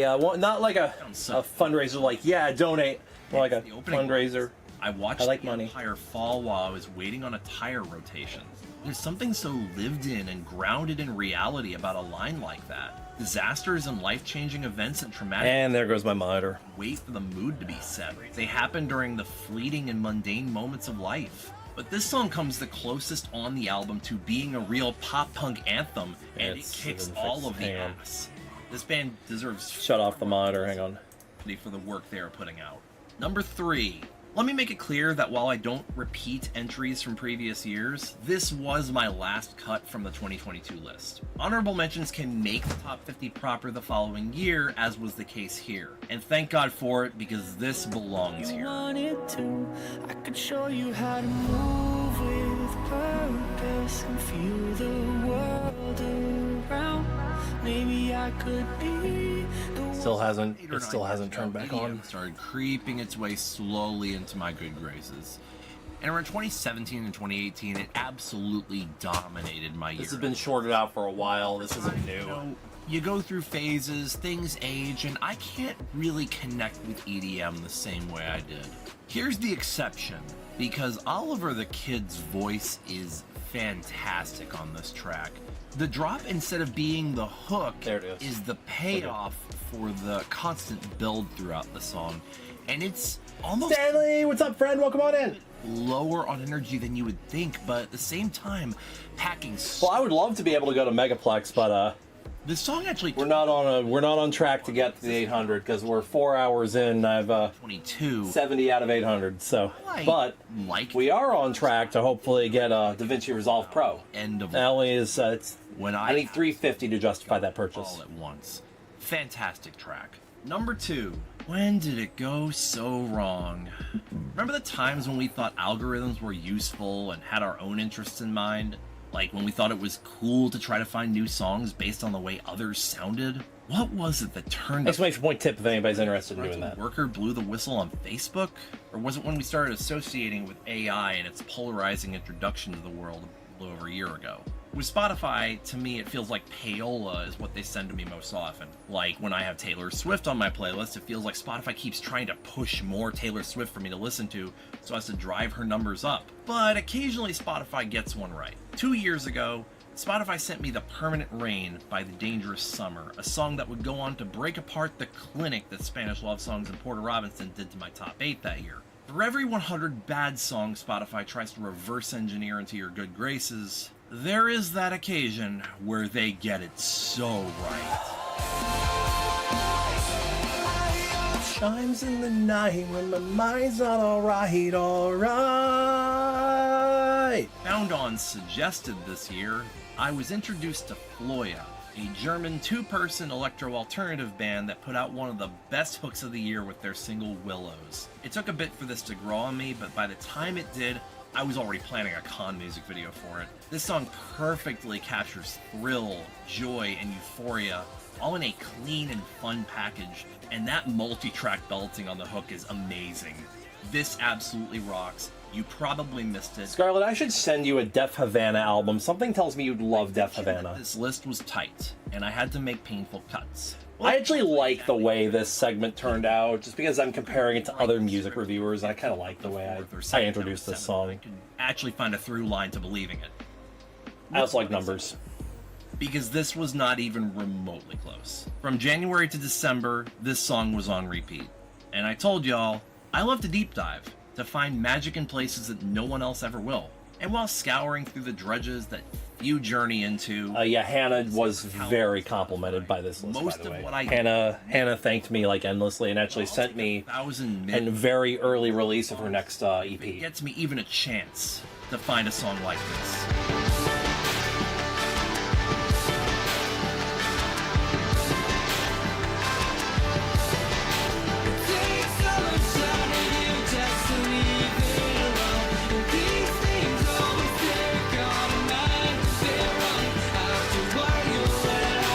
This song reminds me a lot of the very fragmented relationship with my sister.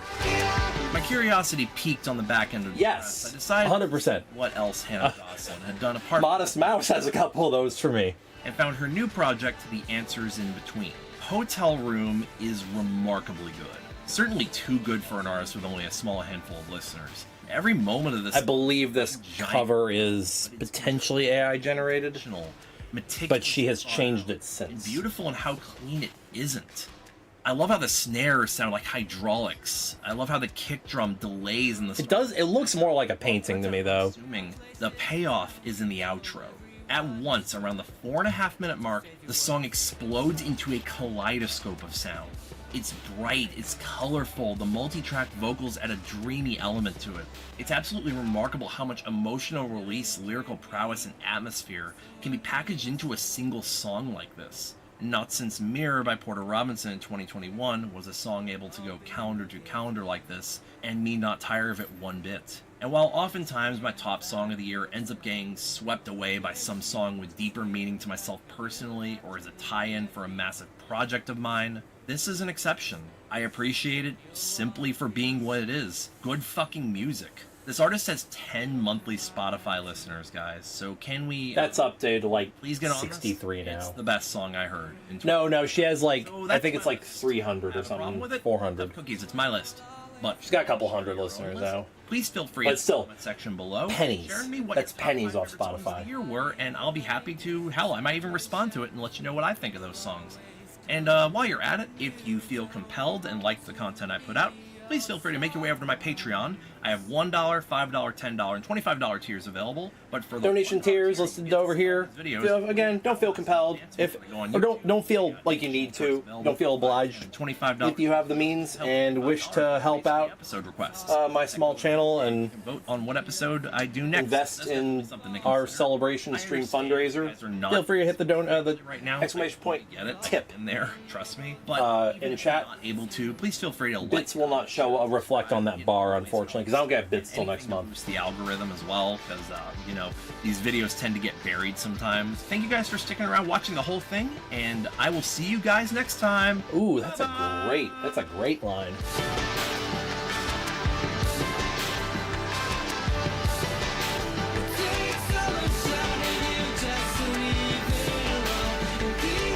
Ooh. Now, I didn't fade either. your hand quickly from side to side across. Here we go. Have a good one, Brian. Have a good day at work.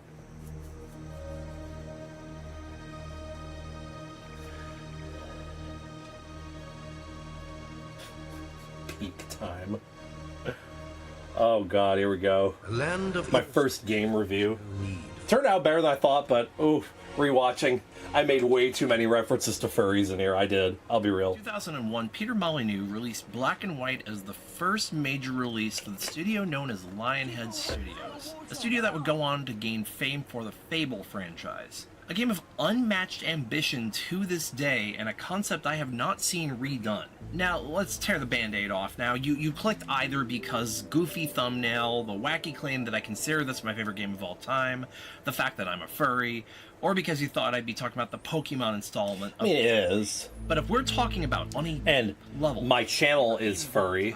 I mean, we could talk about obsessively replaying, which I was known to do with games like Spyro the Dragon, Ocarina of Time. I don't have a lot of games I'm compelled to review. You could definitely make a case for those. Has to really, really grip me. And then you have the games that are designed, and I have to understand the game in that. And discover new things, such as the first Roller Coaster Tycoon and the first 2D. There's only a few games I feel anywhere near like I'm equipped to review it. Something and being fully immersed by the world it puts you in on a soul-touching level that delivers both a good payoff while still being I know, right? replayable. There's only one game I can really consider. I think. And yeah, this was the first episode I started animating my PNGs. Floating. A little past just cutting between them. Let's build a house on them. I literally got them both at the same time. Are you kidding me? This is my persona, guys. Miracle Wood. More than a shield. That's a fucking impenetrable force. I still have no clue how that happened. I've tried to replicate it. I can't. For better or for worse. A game so against the grain at its release that only hipsters of the early 2000s even care enough to talk about it now, and with a name so ungoogleable, more likely to come across some race political takes or weird review iRacing as a furry. Finding the game. The only thing I could do that would get me more internet shame Why have most younger is review Diablo as a furry. Kind of been lost to time. And why in the nine hells do I consider... Oh no, and review Battlefield 3 or Black Ops as a furry. There you go, that's how you get your name trashed. Because all of them are closeted furries anyway. Thou shalt be good, thou shalt be evil, thou shalt be... I've never actually played Mario 64. It allows you to be whichever... Fun fact, I've never played a Mario game.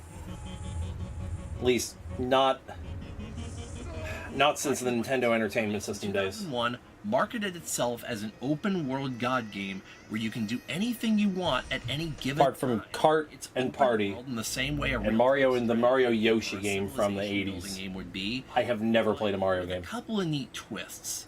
While games like Roller Coaster Tycoon it's on my to-do list. Fourth wall break here and there, Black and White essentially took that concept of acting as God to literally being a god. The denizens of the land you reside over worship you as the supreme being, and you can either be a good and righteous god, what with providing half the people on iRacing really entertaining them by way of your creature, which we will talk about a lot about later. Yes, this game has a Fursuit. Half the people I race with on there are veterans. Torching villages with fireballs. Usually in their 50s or 60s.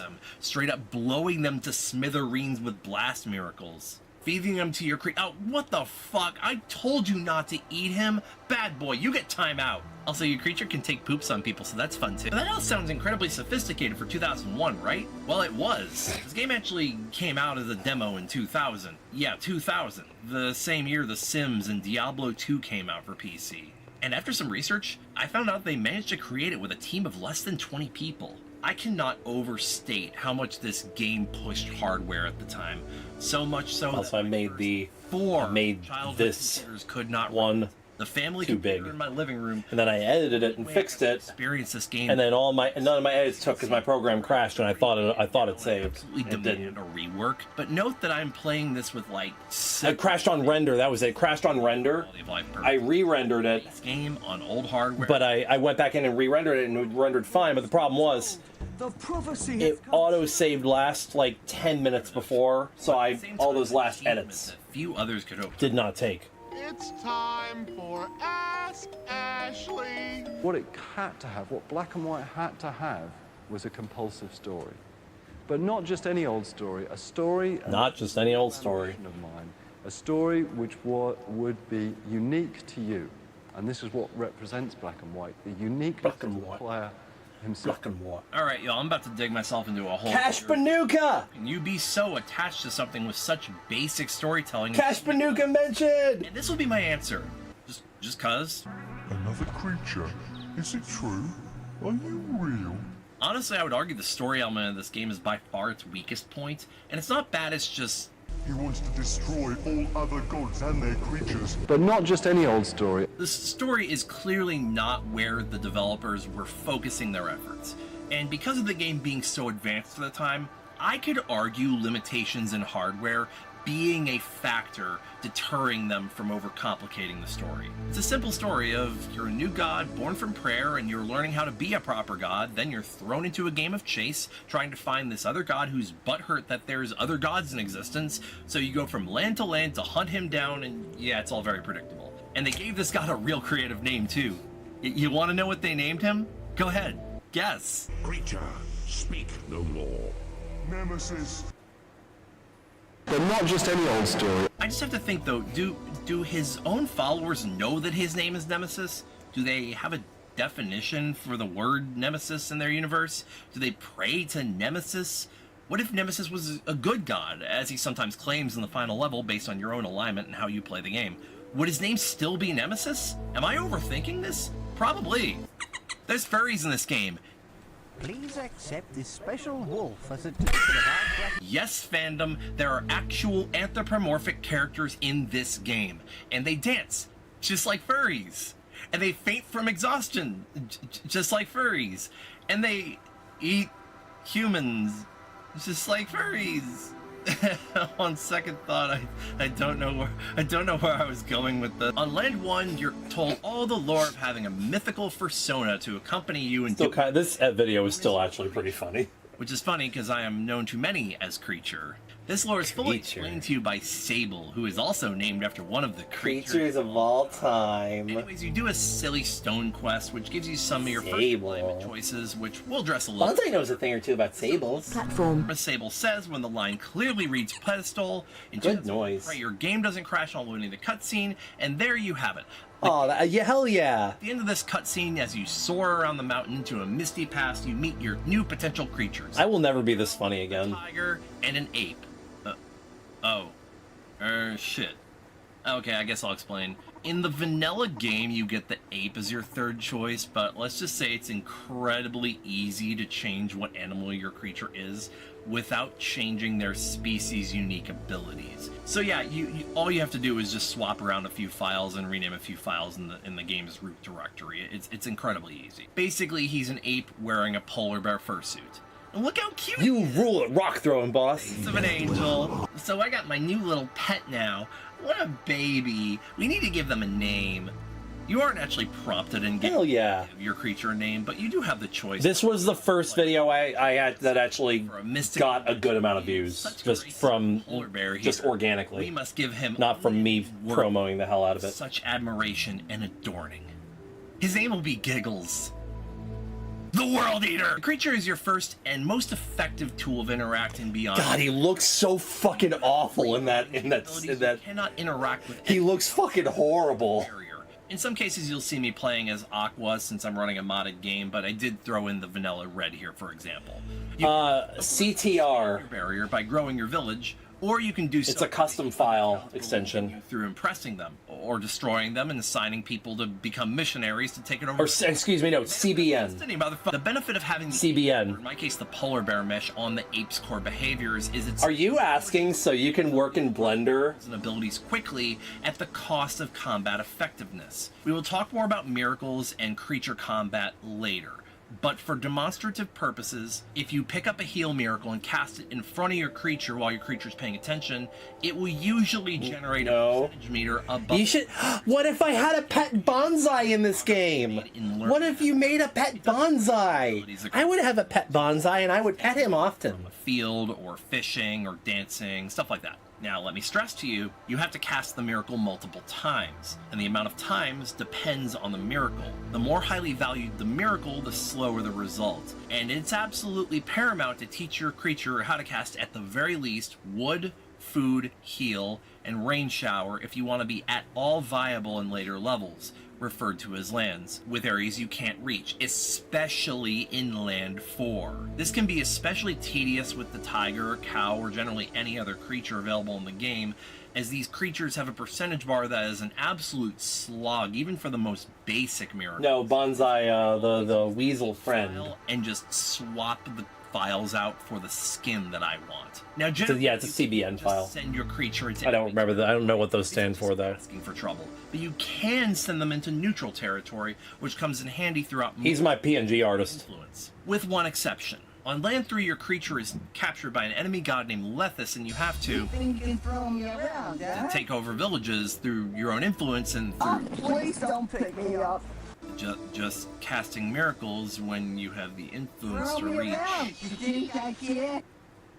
This week's word comes from Chip Ass. Turns out this annoying little dude here, while none of the dialogue in-game indicates it, has an invisible bubble of influence around him, allowing you to reach outside your influence in places where he's at. Something tells me this guy was a last-minute add to the game, honestly, but the dialogue you get from throwing him is absolutely hilarious. Oh, hell. Ouch. Ow. My leg. Oh, my head. Oh, my eye. Inside of the temple, which acts as the equivalent of a gameplay settings menu, there's a room called the Creature Cave. This room gives you stats about your creature, their age, weight, alignment, thoughts they have about. Someone else shouted out my use of Mr. Bungle there. And combat stats. And that leads us to another thing that the game left as a bit of an afterthought. Creature combat. It's atrocious. May as well have just let them get in scuffles the Sim style without this Tekken style life bar nonsense and click to strike crap. There's a method to it though, and it ultimately does function, but it leaves a lot to be desired. Music kind of slaps though.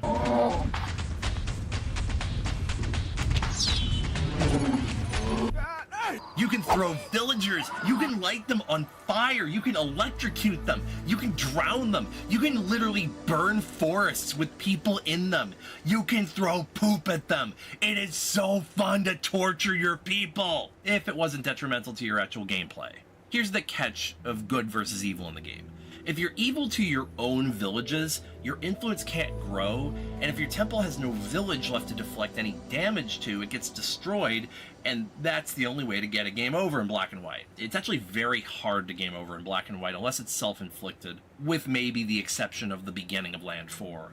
But on the other end of the coin, it's significantly easier to take over opposing villages by force.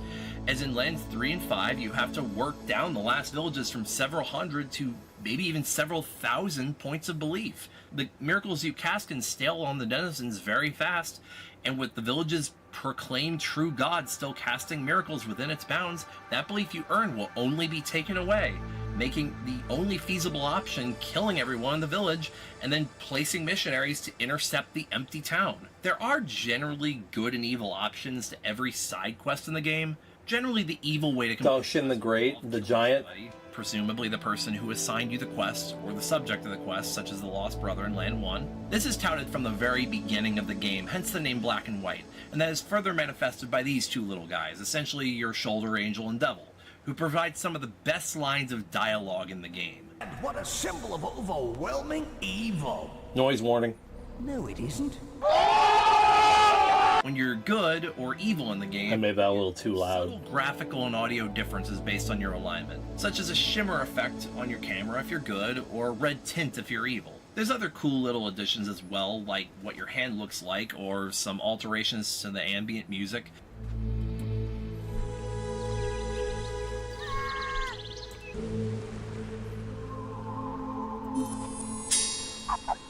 Likewise, your temple will grow spikes and change to a blood red color if you are evil. Your creature also has an alignment too, and it can differ a little from yours. Ultimately, apart from making people flock to them or flee from them, all it really affects is their appearance, which usually scales from uncanny to just straight up grotesque. What the actual fuck is that? One of the most direct effects you can have on your own alignment is choosing which miracle to cast. Some of the major good miracles you'll encounter are wood, food, rain shower, heal, forest, and flying flock, whereas some of the major bad ones are... Yeah, Blackie and Whitey. Yes, their name is Blackie and Whitey. Pack. There are others as well, and a whole... There are reasons I did not bring up that name, those names. This video is running long enough. Anyways, there's a few different ways to encounter miracles. The first you'll experience in gameplay is a miracle bubble, which is a miracle that spawns as it sounds inside of a bubble that you can pop to cast it once. These can appear on a dispenser as a reward for a quest, or by hunting for fireflies. The other way to use miracles is through power generated through a long-held tradition of Rachel. Forced worship. Who? This mechanic comes about in Land 2 and is taught by an ally god you meet named Khazar, whose sole purpose is exposition, and having a turtle that makes terrifying noises. Someone put that poor injured dolphin out of its misery. Your village offers up certain miracles which you can purchase at a certain prayer power cost. You can also generate that prayer power through sacrifice. Oh yeah, we started playing Ratchet and Clank again. But, as expected, human sacrifice will skew your alignment towards evil. You can access these miracles by selecting them from the worship site or by hand gestures, which become absolutely necessary for later in the game. But I know what you're thinking. Yeah, this is all well and good, but does this game have any musical numbers? Oh, we've got this notion that we quite like to sail the ocean. I pulled my headphones out, hang on. Who sing you a jolly little shanty about their first world problems. There's a bunch of goofy stuff. What if I use that in a damn There's a dance comp? Tasked you with finding his 5-string sheet, but I forgot there was more than 5. you can also knock over this rock to get a toy ball. There's the quest where a bunch of people are drowning and for some reason you're not allowed to pick them up yourself, so you have to direct the creature to do it. There's a side quest where a redneck wants you to impress him with a giant creature. I've still not been able to figure this one out without killing him. How the fuck does he get in that door? There's a side quest where... Sorry, I don't have any special creatures for you. Yeah, that happens. And a ton more. To be fair, in most patches of the game, you're going to get creature selects from that, extra creature selects. Self-regenerating. It's all DLC, basically. Occasionally you'll get expansion pack stuff. So about Khazar, But I remember that when I was a kid, clicking that every time. Sorry, I don't have any special creatures for you. Devastating. Fire spreads and causes serious damage. Lethis, on the other hand, could crack glass with this nasally delivery. Your ally is dead. I have your creature, and you still dare to oppose me! Khazar is the only instance of an ally god you encounter in this game, which is exactly one more ally than you get throughout the entirety of the sequel. Spoiler alert, at least till the end of the game. Anyways, honestly, one of my favorite Merry Christmas, Ollie! Village building aspect of Black and White is addictive. She gets everything she wants. Village into a big town.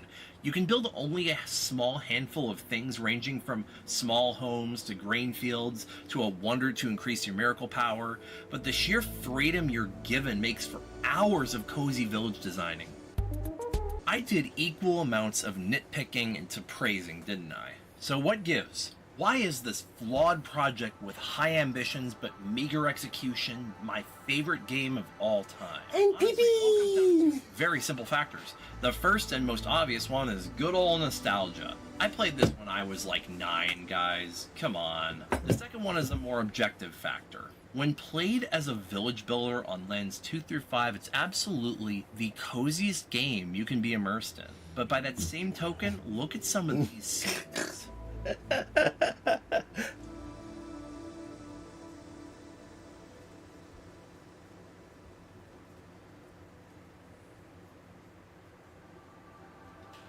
This is what makes Black and White more than just a game to me. Notice there is no HUD, no interface, just you and the land. It's an experience. What was the Dukes from? Oh, you played Dukes. Any other game. I thought that was donations going off again. With childhood nostalgia. I didn't realize this was bonkers customization and how you design the land you're on. I couldn't help but fall in love with it and replay it all throughout my teen years and even into adulthood. 99 bugs. Oh yeah, we've hardly started.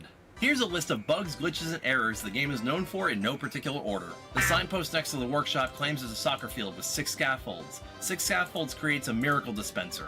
Fan patches have since removed this text, and while one of them did actually enable the soccer field, building it will corrupt your save file. The signposts next to wonders are inaccurate and do not reflect what the wonder's power actually does. Your creature cuts into the land if dancing on a hill. Deforestation is really bad if you're on a land too long and don't grow any extra forests for yourself. Influence only seems to apply to you, the player, as other gods are able to reach outside their influence and steal your trees and cast offensive miracles on your creature. Enemy creatures won't faint and respawn at the temple like yours if they reach 100% hunger, tiredness, or damage unless you manage to beat them in combat. The Hermit quest in Land 1 requires you to either join a skirmish game and grow your creature to an impressive size before you can complete it, or else depend on the astronomically slim chance of finding an enlarged creature. Yeah, and then I had the fucking music mess up because of the autosave issue I was talking about earlier. Something that can be dictated by anything except time.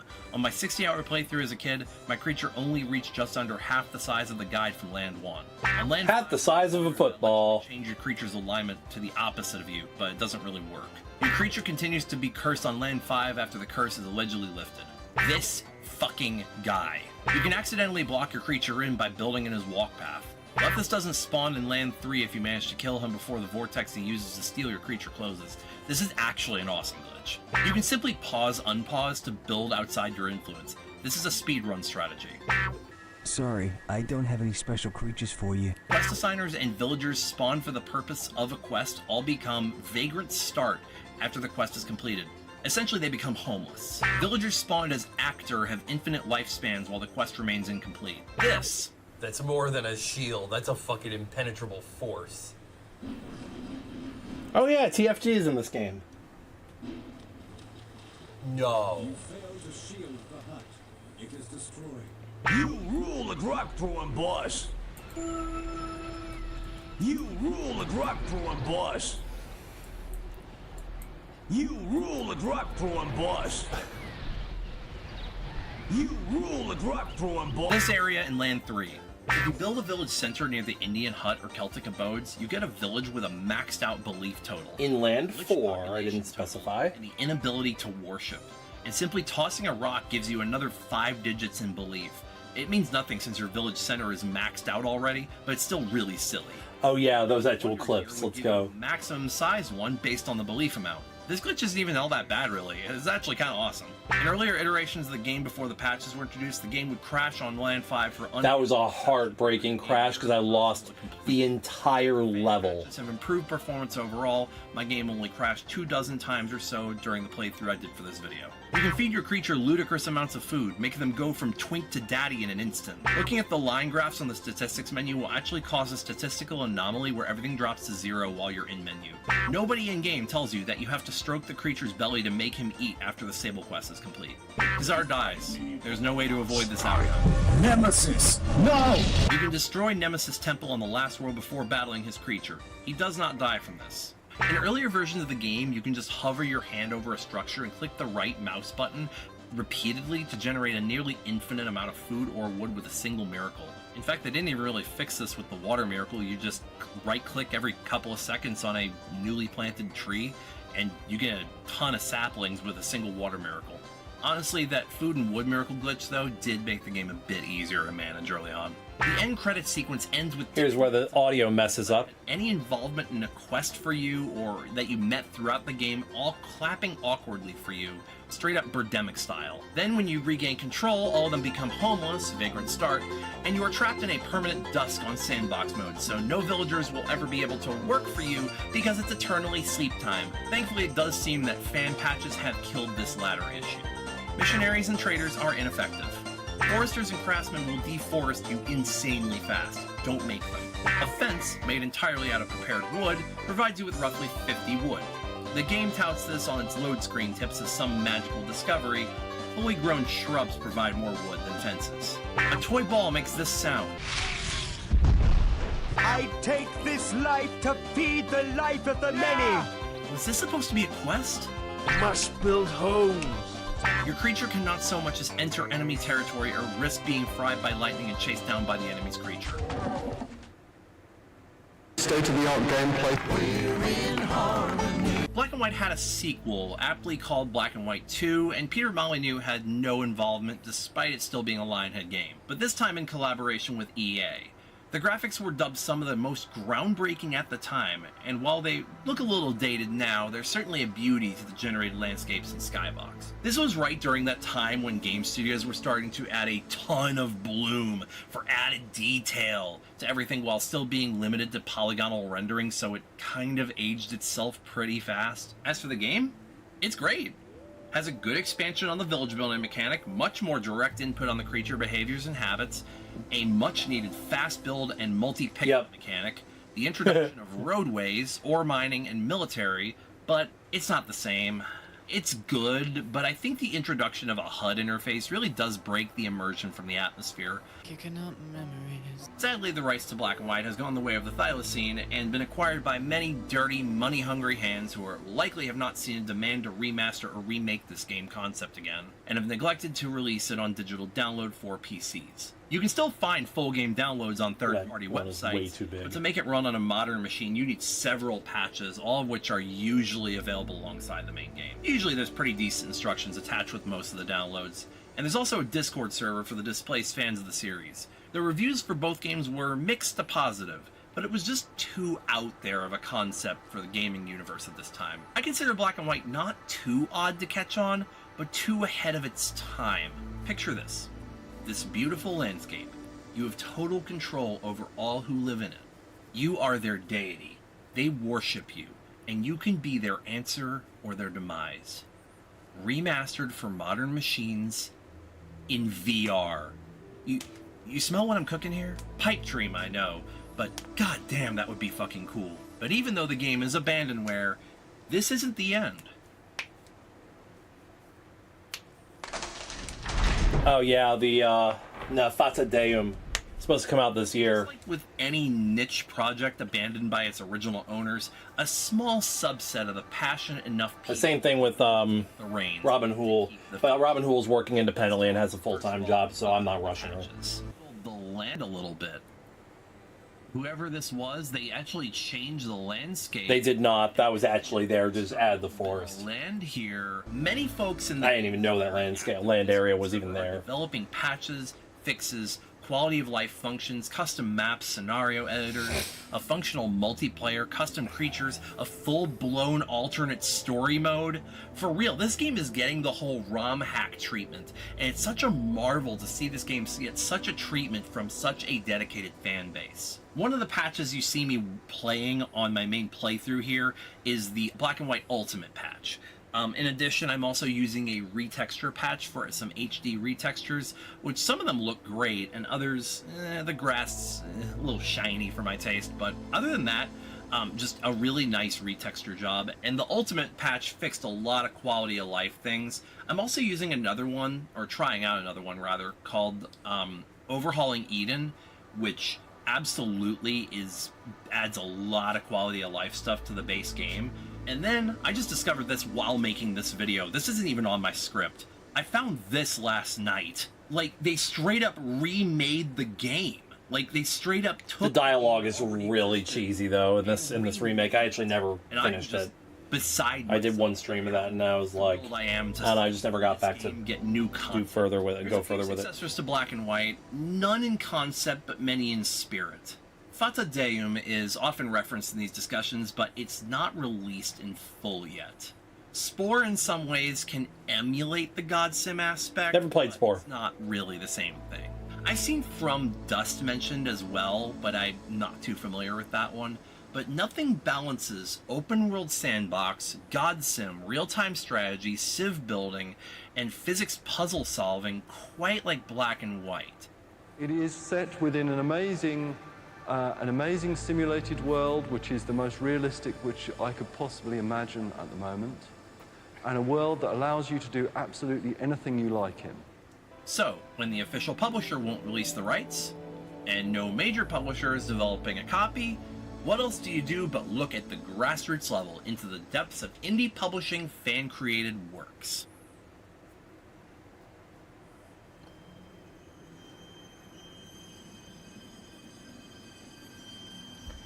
This intro is just gorgeous. This is what I really want to turn attention to. Ungodly by Robin Hool. Robin, an independent game developer, has been painstakingly working on this project for over 3 years, with a vision to create that one spirit of Black and White, complete with voice casting, over 20 Masters of Albion, that's the one. And has been consistently providing dev updates in her Discord. And from what I can tell, this project is coming to a point where a proof of concept can be shown this year. I cannot overstate how excited I am to see what she has managed to create. So that's why Black and White is my, for better or for worse, favorite game of all time. I hope y'all enjoyed this video, and if you did, please feel free to like, comment, share, and subscribe. If y'all are not following, feel free to drop a follow if there's anybody in here who isn't following.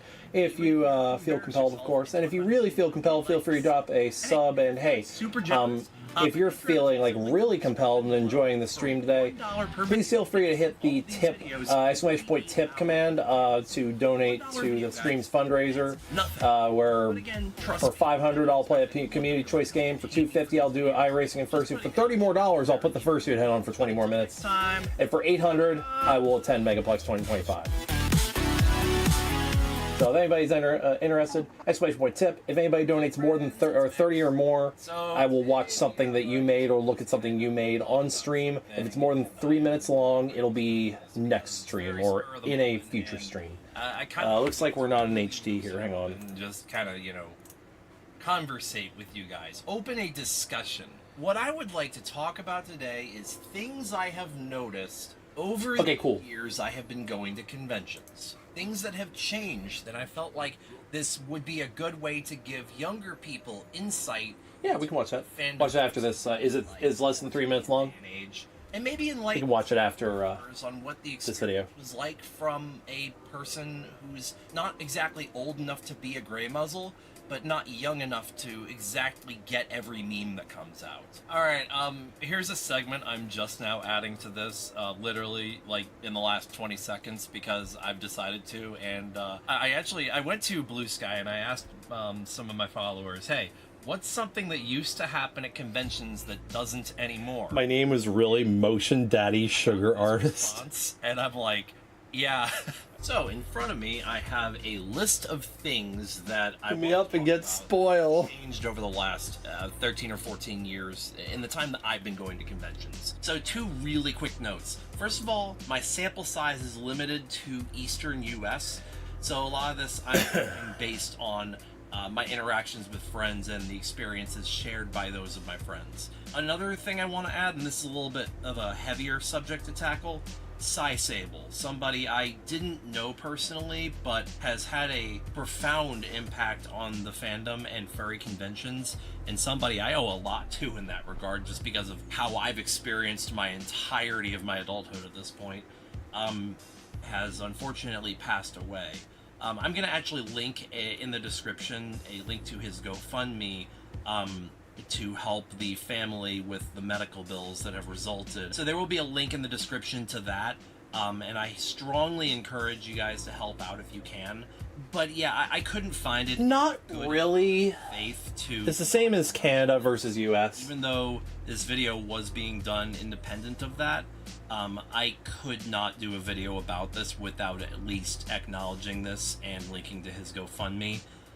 In some ways there can be, but not really. This video probably wouldn't be getting made because we wouldn't talk about furry conventions in this context. With that said, this is just meant to be taken with a grain of salt. Because I went out to a couple of, I went out to Furlandia. It's gonna take a very. It felt like Asheville in a lot of ways, which Asheville is my hometown. Naked because I'm a snag. Suits and cosplays over the years have become a lot more elaborate at conventions. You'll see a lot more experimentation and wild ideas and crazy things. And the thing is, electronic components on fursuits, like you see those face recognition proto suits, the ones that have the custom eyes where the eyes follow you and stuff, those were almost non-existent. Oh shit, Mort with 50! Mort with 50! Yo! Thank you, Mort! Electronically. Well, Mort gets to request whatever the hell he wants. So, I mean, not like I wasn't gonna do it for free anyway. Somebody I met convention, MFF 2011. 17. This kind Next video where I'll put the suit head on, okay? You didn't see cool gadgets like this on suits, cool electronic items. Thank you so much, Mort. It was very rare to see that, and it was almost always made by the person wearing the suit or somebody close to that person, because large-scale makers, if they did it... Heyo, everyone. Next be Eyebolt here. I'm being booked for accessory to shoplifting. Speaking of fursuits, there are a lot of items that have become modern necessities for fursuiting, or just convention going in general, that were not always available in the dealer's den. Fursuit-specific balaclavas, those were pretty uncommon to find in the dealer's den until about 2013.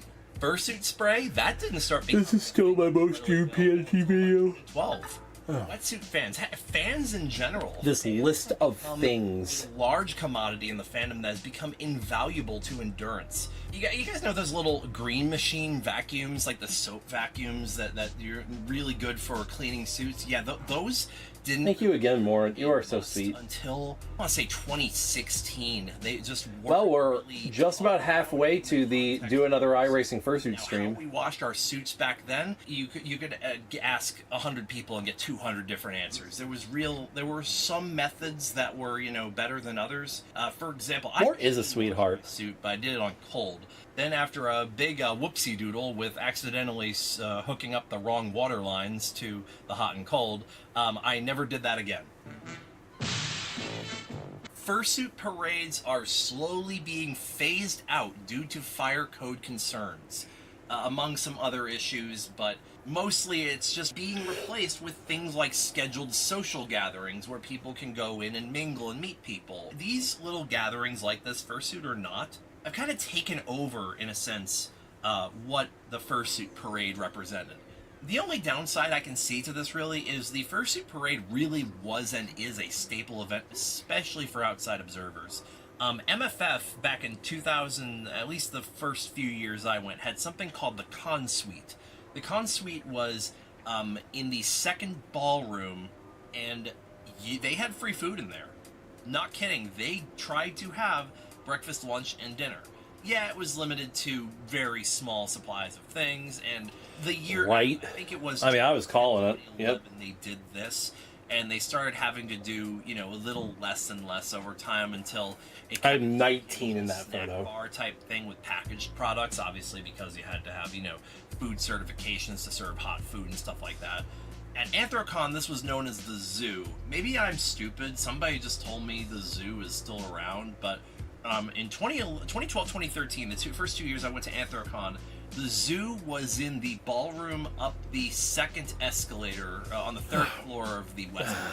I do not know if there's something that has replaced that I missed, or if I had gone into that room and just didn't know what it was called. This is something that is being phased out, or at least... The babyest we can find photos of Bimani, I think, is MFF 2012. I don't remember seeing Bimani before that. Okay, here's something I vividly remember. For the first, I'd say 3 or 4 years that I went to conventions, breaking the magic was a big taboo. It started becoming less and less enforced I'd say around 2015. But it was still one of those things. Baby money. You can avoid it, do so. But if I have to, I have to. Usually I wait till I'm at the very least on the elevator heading back up to my room before I take my head off. Back in 2010, 2011, at my first 2 conventions, it was quite a big no-no to take your head off in general public, and it was extremely poor etiquette to bring any kind of camera or photo-taking device into the headless lounge. Nowadays, you have phones that have cameras on them that are functional 24 hours a day, 7 days a week. People, let me be frank. My first convention, I got scolded for bringing my camera into the Fursuit lounge. I mean, to be fair, yeah, I did go in there and take actual photos, so. Are you coming to the tree? By the way, speaking of headless lounge, whatever the hell happened to head trees? You guys remember head trees? Those like PVC like air things that could hold like 20 fursuit heads? 100% a COVID thing. Yep, 100%. Gotten rid of those because it was hard to sanitize them all, or they just phased out just because. Can somebody explain this one to me? Because I've been racking my head over this for years. I was calling this like a Jeopardy category. Oh, great. I'll take things only said at a furry convention for 200. Hey, look who it is. Room on the head tree. The toxic gossip train. And I guess we're gonna go ahead and take a jump to a different category here. More secure space, more scrutiny over who can be staff and who can attend. I'm gonna be real. There was a time when some unsavory people were allowed to be staff at many different events because they were trusted. My favorite animals. But may not have been the most. He fixes your car. Keep your engine hood open so he can get in. Here with this one. Not just that, but there's a lot of these people who were allowed to be staff back in the day. Oh, motherfucker. Have kind of keep doing this. Circle and aren't allowed to attend conventions anymore in general because of being, a public nuisance. It was something that I think a lot of us were thinking kind of quietly, like, is this okay? Is this okay? But I think a lot of us back in the day just also didn't know any better. Like, a lot of us, let's be real. We're furries. We grow up awkward losers who end up getting nerdy jobs, and we didn't really know how to say no because nerds aren't exactly the most confident types in the world. So we, kind of didn't really know how to say no, and we had a shit moral compass. And a lot of us were really young and didn't know any better because this is all we knew. Coming out of our teens into adulthood, having learned adulthood through the furry fandom. Yeah, pick your role models wisely, guys. But no, conventions have also become very secure space. And one thing I have seen added... That's a can of worms. ...is quiet spaces. A room designated for quiet and silent. I have like an entire video essay's worth of my cord kitty experience. The nature of the convention. It's become a lot safer of a space. It's become more of a space that I would be a lot more eager to tell my mother about, being a 17-year-old, than back then when I still told her loudly and proudly about it. Man, if I was her, I would have cut the cord to my PC so goddamn fast. With the exception of Anthrocon, Furry was not very well known to the general public apart from the media's portrayal of it. There's a lot of good YouTube series that actually address a lot of the times furries have wound up in the media. Obviously the most famous of which is CSI Miami. Furries were generally not known outside of the inner circles.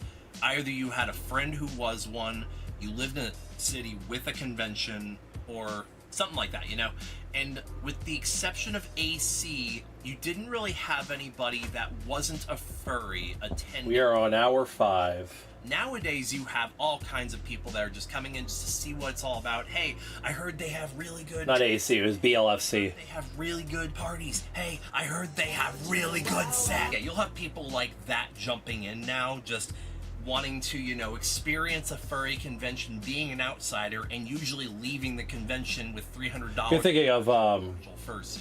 Crusader, but it wasn't that way as much back in the day. I recall running Not Knord. Some of my early conventions, asking me questions about it, specifically at AC. It was always AC, because AC was very open to the public. AC was very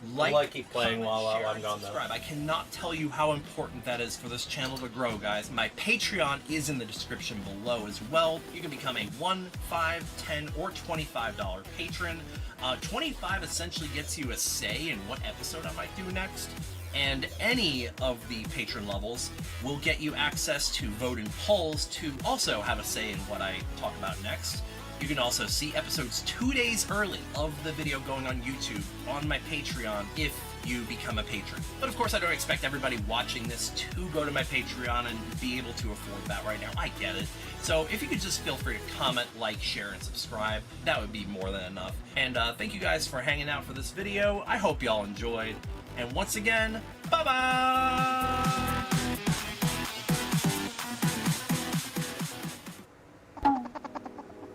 Hi guys, it's Mex, and today we're doing another countdown video! Yay!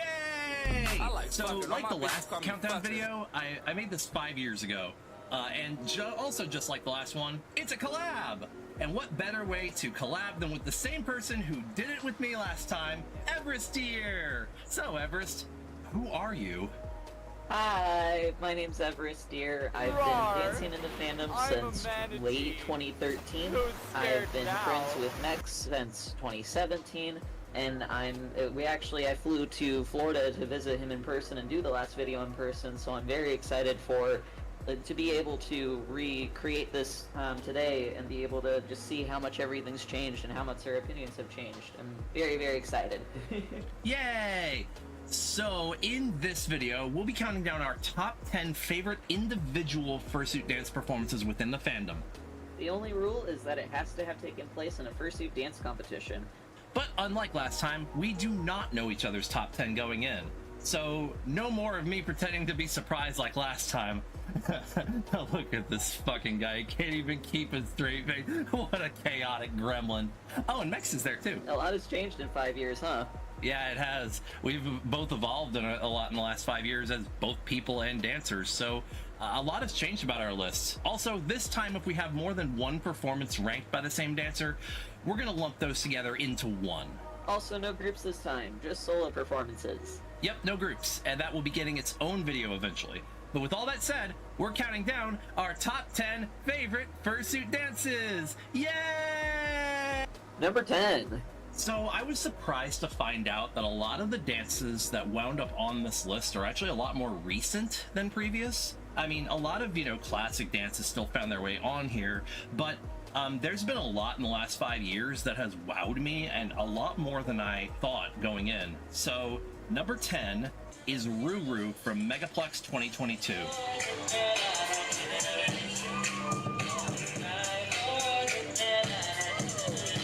I don't think I have seen anybody ever emulate chaotic gremlin energy in such a tight and controlled package as much as this particular performance. His performance has some of the best upper body isolations in the fandom, and that's not even an exaggeration. The way the shoulders are so sharp and the arm movements all connect, very deserving win, by the way. Everest, what is your number 10? So my number 10, Fusano from BLFC 2022. Alrighty.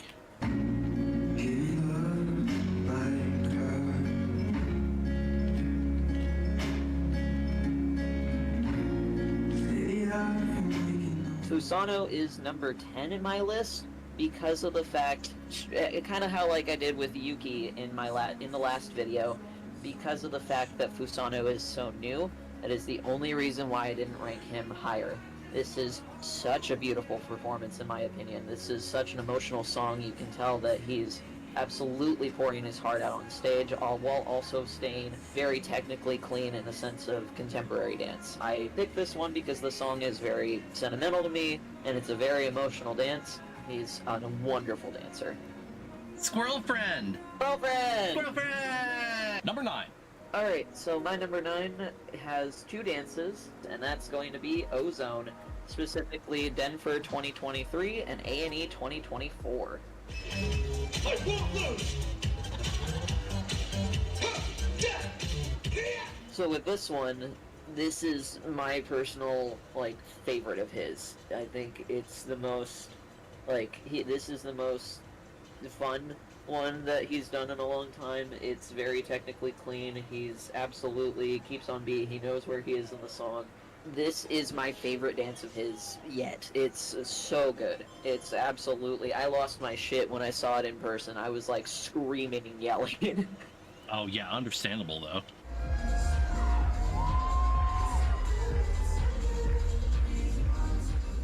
So I chose this one as well because the song is... I love Troye Sivan.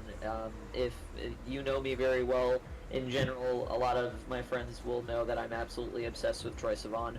On top of that, I do think this is a very good technical performance as well as a very good character performance. He plays up the whole being a jock thing and the sensuality of the song really, really well. Correct me if I'm wrong, there's not a lot of lap dances in the fandom, like in Fursuit dance competitions. Yeah. So that was kind of a nice shock to see. It was really, I enjoyed this one a lot. My number 9, yeah, we're not going to segue this one because this is a man who needs no segue.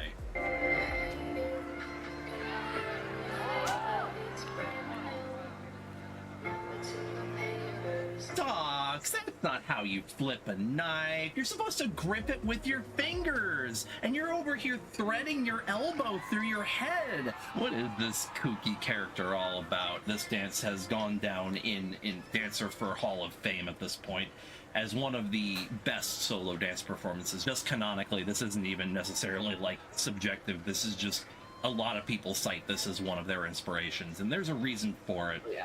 This is the trendsetter dance in my head. It is the one that I reference back to, quite honestly, all the time. There are some other good ones. Fado! Immediately come to what a puppy. Callan, but this one to me just... Fado! That little extra just pushes it to honest greatness. Just the connections between the movements, the way the movements look effortless, the way there's no repetition in them, and the way he manages to create in dance, making abstract concepts become almost tangible. Also, this little spot at the end where, I mean, look at this expression right here. God damn, that says it all. Number 8. I have done you a great disservice, all of you watching. I have done something unforgivable. Last time we made this video, I did not rank Jamage on this list. Let's fix that.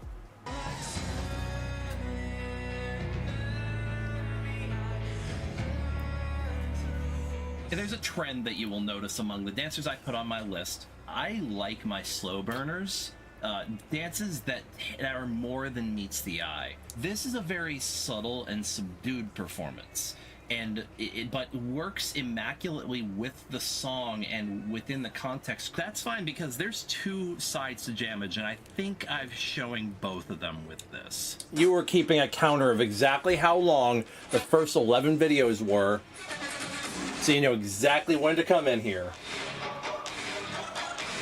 That is the second best popping I have ever seen done in a full fursuit. Don't worry, we'll get to number 1 on that. But can we just get some massive praise for the amount of body control, the ticking? It was all in time. There was not a single flaw of physicality here. You know, you're watching the guy who's literally having a million view celebration by rewatching all the shit he made. That shit insane, cool concept. That's all I got. Jamage, number 8. Yeah. Did I mistype something? I probably mistyped something there. My number 8 is a relatively newer dancer. He's absolutely taking control of the scene. They usually do a bunch of group dance competitions, but there was a recent convention where they did a solo performance, and that is Keto from Furry Migration 2023. Counting days since my love up and got lost on me. And every breath that I've been taking since you left feels like a waste on me. This is my number 8, exactly for that reason. It hits you directly in the heart. It hits you. You can tell that he absolutely poured his entire heart out with the song. I love the ending so much. I love that he was able to hold that pose. and the strength and capability to do that is just something I have so much respect for. Oh, that is a beautiful emotional performance. That's like my weak point too, is performances Yeah, like that. same. I love sentimental dances. I love emotional dances. I also just love and respect Keto so much. They do so much for the dancer for a scene. They like MC and host many dance events like Floor Wars and Dragon Dojo type things. They help with dance comp a lot. They're a very, very cool individual. Number 7. My number 7 dance is Shade from FWA 2022. I drove my tractor. Whoops, wrong video. I forgot about that!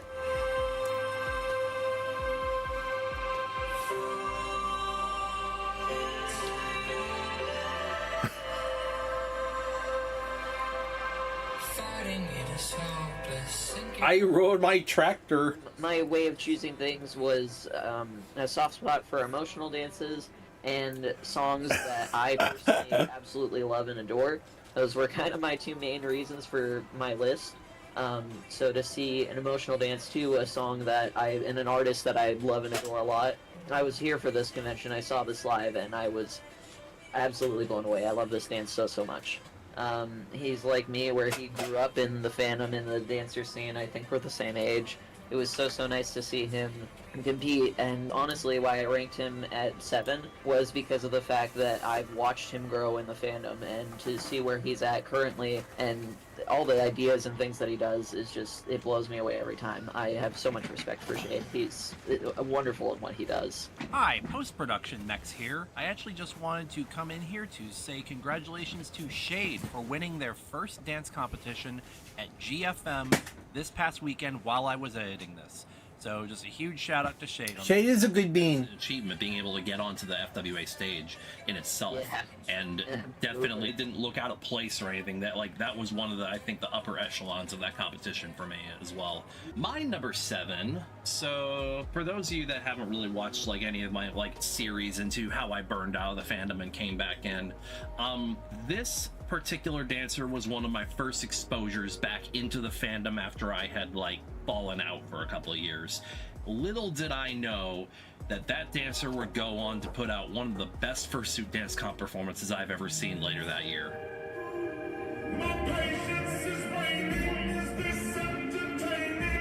Patience is waning. Is this entertaining? Oh, there goes my bones.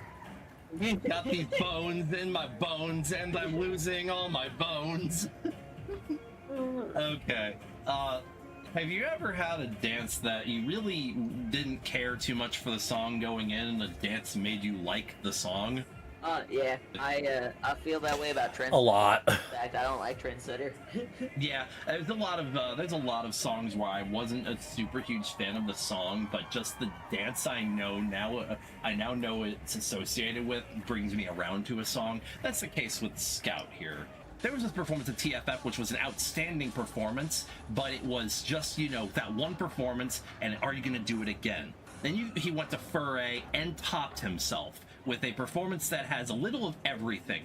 And not only just really good, precise dancing with really nice textures, every movement looks controlled and clean without being oversold or undersold. And it translates through the fursuit better than a lot of other dancers can do. A lot of dancers are really sometimes takes a minute. Don't translate that as good when they get in suit. Hollow absolutely sells the character, and I think that goes into the entire thing with fursuit dance performance. Remember the fursuit performance. Can you perform dance? You went to the link where it said celebration stream. And Hollow's charisma throughout this performance. Oh yeah, I need to put my head on. Wow. Forgot about that. So let me forget. I gotta put my head on. Still revisiting this performance to this day. Excellent performance. After this video, we're gonna watch what was requested, and I'll put my head on. Are just amazingly clean. He's one of them, and that's really like difficult to say. That's why Scout at Furry 2022 is my 7th favorite Fursuit dance competition performance. Number 6. So there's this Fursuit dance competition performance that a lot of people have listed as one of their favorites, and I remember it, and I remember blindfolded mechs, but I don't know if it was my bias against speed folded my own convention experience or what, but after rewatching it, I found out it Did the donate? Oh, you hit the donate button via Twitch? Was it through my profile page? I don't even know where that one links. We were just talking about textures a second ago, and textures. Did it go through my PayPal? Textures when it comes to dance. That's like Hang on. hard and you're soft. The beginning, middle, and end of your movements. Kind of like the way you have attack, delay, release in music. Just that would define what a texture is in dance. And this is really, really strong texturing in a fursuit dance competition, in a choreography. Also, I mentioned earlier, second best popping. This is the best popping I've ever seen done in a fursuit. It bypassed the meter. What else to say about this performance other than it's on a lot of people's list for a reason, and this guy is so mysterious in that he came in, did 2 comps, and dipped. And we want to see this guy perform again because his talent is impeccable. Yeah, it bypassed the meter, so it's... Number 6 favorite. What do we have? We have 50... Deer. I'm having whiplash, man. Dude, 250s. I've rewatched that dance so much when it first came out. That's like a core memory for me. It has 125. Wash. Thank you for the 5. So my number Can I edit 6 that? is someone that I don't think I can edit it. It is, but yeah. So it bypassed the meter because you have to donate via this link. Teacher, and she I don't know why it didn't. For her local community to get them into. I don't know why it didn't give you that bot command because I saw you put it in chat. It didn't give you the command for some reason. That's the link you'll have to use to get it to reflect. Yeah, he did 2 comps and dipped. I absolutely love her in this performance, and this is absolutely a biased pick. She is one of my close friends, but I love this performance so much. Either way, I'll keep note of it as well. It's $5 more than what we're actually at. She is a dancer that I have so much respect for. She did this performance specifically sticks out to me because it is the absolute definition of a character performance while also still being very clean and very technical. I absolutely love this performance from her because her whole theme was... Thank you for the 5. I really appreciate it. Clowns, and she absolutely stuck to portraying that type of character. Again, she is someone that I look up to in the dance scene a lot, and she has helped me in a lot of ways with Let me open another and tab my and see if I can get that improving myself. fixed. So to have someone that important to me in the dance scene do something absolutely phenomenal like this, it makes sense why this is number 6 for me. On we move to our top 5. Top 5. Woo! Top 5. Yeah, because not every donation link I have is going to link back to that exact meter. Number 5. So I know I have them everywhere. Is going to be Jamage from AC 2019. We've got that. That's so fucking good. Let's see, typical, that's it. Fun fact, this is the video I sent to Reapa to explain what tutting was. I wish I could fucking edit This is absolutely in the top 5 for me. I've rewatched this performance so much. He's so good at connecting his moves. Like, he's so clean with everything he does. I absolutely love the little bit where he was like moving his hands in synchronicity with his feet paws and then switched legs while still being able to like keep balance and make everything connect together. He's such a good dancer in regards to popping and tutting and just, I'm going to keep repeating myself, but making everything flow and making sure that it all fits together. 23 hours, okay. This is like A++. Days remaining in 23 hours, we're good. This is a legendary performance. It's one of those performances a lot of people reference as one of their like guidelines for what they would like their performances to look like when they're going into this style of animation. And it's just the same thing would happen if somebody if somebody mistakenly throws bits meaning to donate, because there's no way to make bits plug in. 3 damage, 2 hosts, and 3 jamages. We took a jamage of 3, and we're about to counter that with another 3. Because this was the deciding factor in grouping dancers together into one specific entry and taking a rough average of what we think it should rank collectively. The reason for that was I was going to put Atsu Fox on this list 3 times. Some people live for the fortune. Some people live just All these bitches is my son. And I'm coming different hips form. A couple formulas, let me You are a victim of my crimes, a product of my race. You are a beautiful distraction. This is a showcase of three completely different tones. That's a deep cut there. But still, who can name? Okay, who can name where that con was? Soul and polish. But that's one thing that Atsu has At FCN. Who can name where that con was? Figure out. A lot of them have figured it out, but a lot of dancers are still trying to find it, and that's soul. Honestly, Bonus points. So much inspiration. Who can name what that con is now known as spiritually? Performances or what con is the spiritual successor to that? Going back to rewatch. It's not main. To take in more and see what else I could learn and what else I could brush up on. And that's why those performances I can rank collectively as my number 5 favorite fursuit dance competition performances. Number 4. So bam, Everest got it. It's usually you've done something above and beyond, something that has stood with me and stood the test of time. To get this high on my list, you have to go further than just putting out an incredible performance. Great job, Amski. My very soul. The one designed for me. We have to skip Everest's here in a minute, unfortunately. I don't know if there's a lot I can exactly say about this. Too soon. That I haven't already said and hasn't already been said. But all I can say is I don't want this performance to be lost to time because BLFC was a small con. Oh God, he's incredible. This competition, he's been dancing since he was a teen. Competitive. It was a non-competitive exhibition piece which it had put together in honor of their sister who was undergoing a battle with cancer. So to put out something like this, just bearing your absolute soul, really struck a chord with me at the time because you didn't really see a lot of pieces this soft and sincere in the fandom back then. Back then, it was a lot more fursuit performance, and this is around the time it started evolving. This performance it has inspired me directly more than once, and it's a performance I cite as one of my biggest influences in how I approach dance. Just this performance by itself.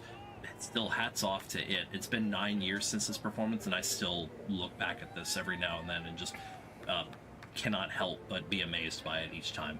Wholeheartedly, I agree. It is a very wonderful dancer, and to see... unfortunately, not Everest's fault or anything. I do have to skip this next one, though. Really personal battle is very, very... I respect him so much.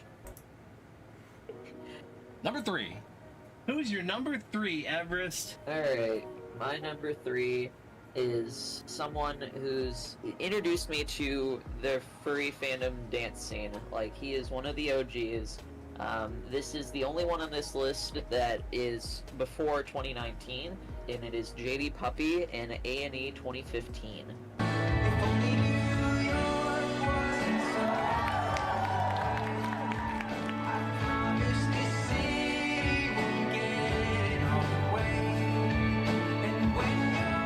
Is that a knock at my door? Him and Doryu are the reasons why I got into fursuit dancing back in like... Kyre. Like, it takes so much inspiration from...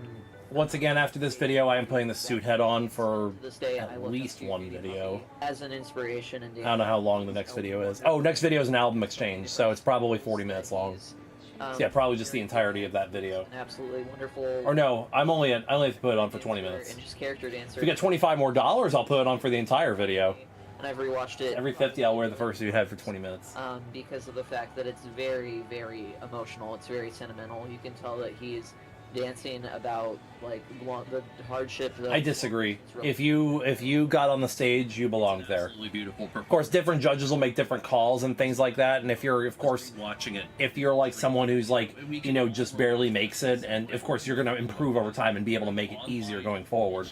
But where we don't get to see. Here's the thing: is like if that's the call, that is the correct call. Years to see. I bitch about the call at MFF 2023 because I should not have made that finals for JD, I'm pretty sure Floor Wars. Personal. This is an absolutely amazing performance. I'm glad it's on this list. Okay, so anybody who's been watching this channel for a long I know. Has no. It's a shame because I actually considered him a friend too. And how often I reference this. I just didn't know any of that shit about him. Everest and my entire community through a loop. That broke my fucking heart. I needed to go, didn't know I needed you so, but I don't wanna be away from you. Should've never gone away from you.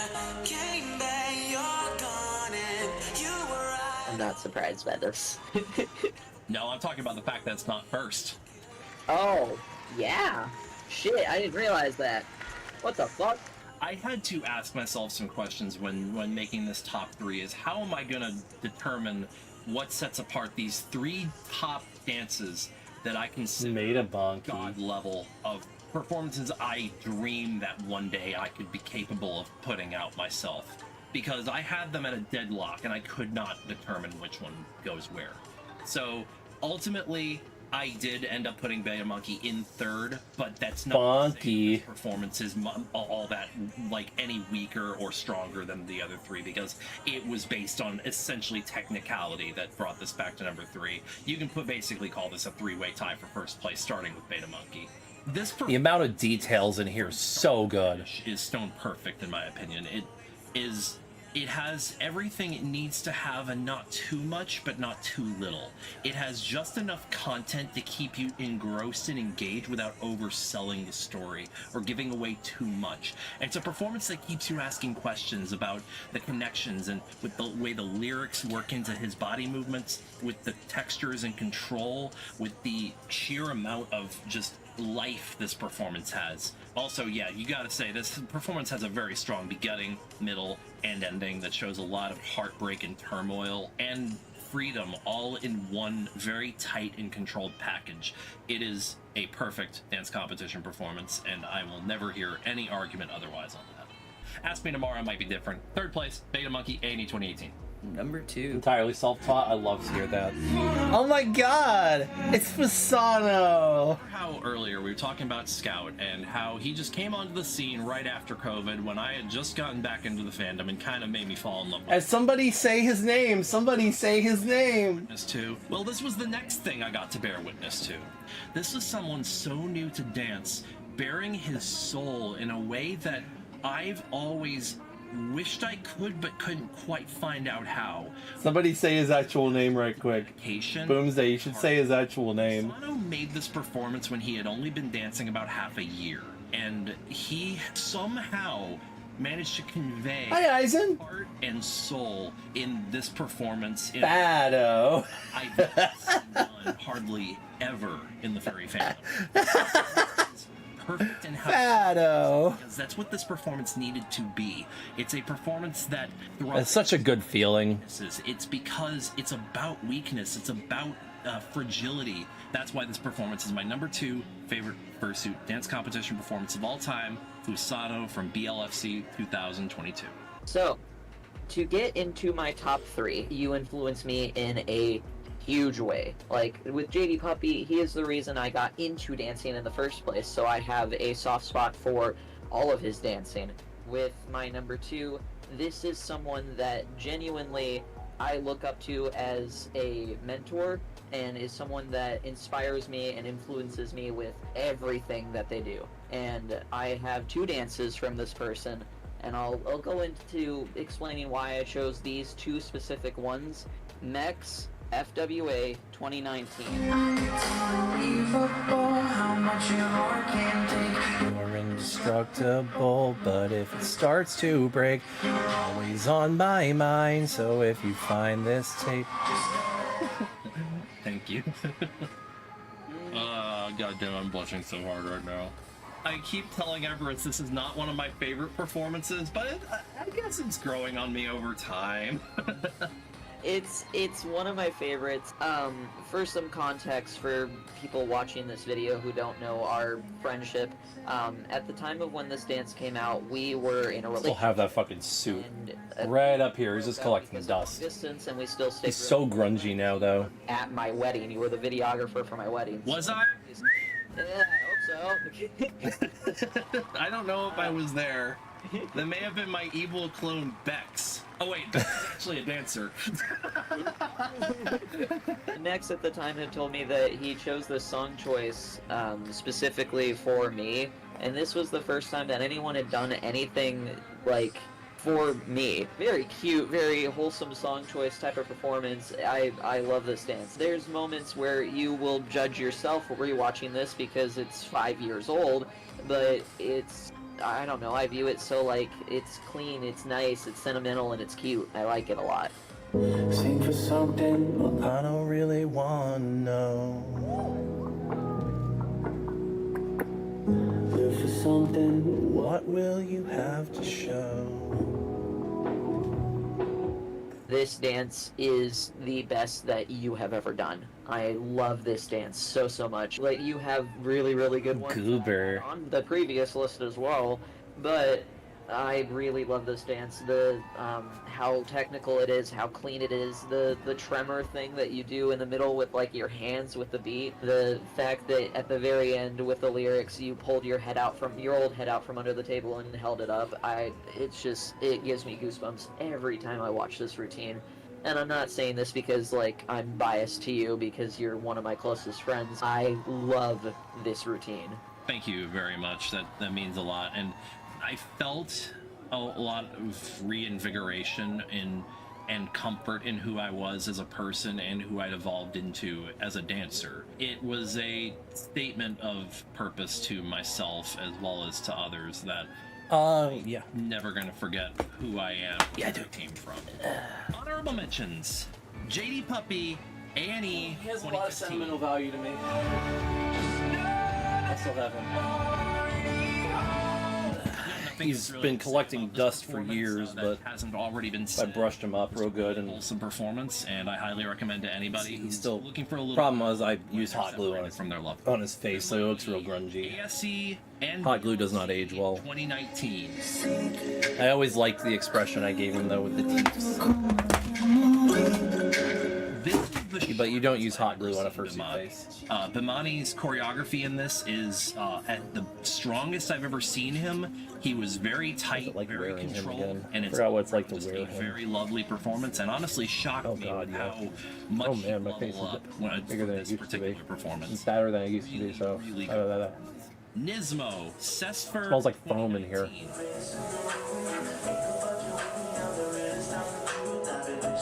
A lot of you guys are sleeping on these European. Thank you. I appreciate that butterball water. Inventions, and this is a great example of that. This is an extremely well articulated he's not the real dancer. He's not any more real than the other ones. one. But waves I've ever seen. I gotta put the boy on. Check this one out. Keep it on longer. Donate another 2010. What is it, 30 bucks? No, 25 bucks. I'll keep it on even long. I'll keep it on for 40 minutes. Class act. AOE from MFF 2021.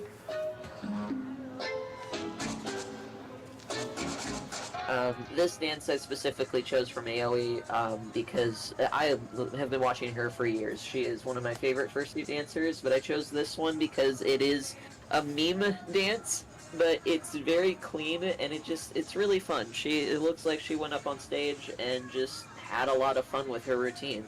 My next honorable mention is Zero from Megaplex 2023. I chose this routine because Zero is one of the most intimidating You love to see it, right? dancers that I've seen in a while. He's also one of the people I've been watching for a while, but Yeah, I can actually hear it. Everything that he does. It's loud enough I can hear it. His last couple of dances are like Yeah, Aoi's such a sweetie. She is such a sweetheart. And this one was a very emotional routine that stuck out to me a lot. He poured his heart and soul on the stage, and I love his work so much. And then my last honorable mention was Tidal from PDFC 2022.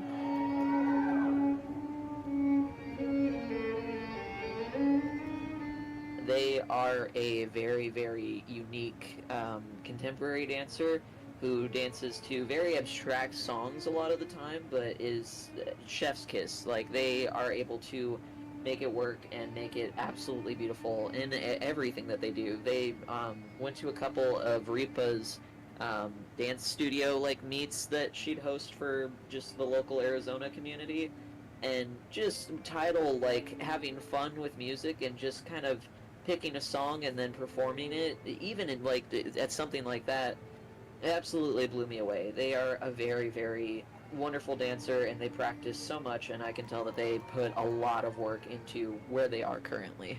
Number one. My number one. The three that always come to mind when it comes to cleanliness and making moves flow and work together are Jamage, Strobes, and Beta Monkey. And I wonder why I tear myself down to be built back up again.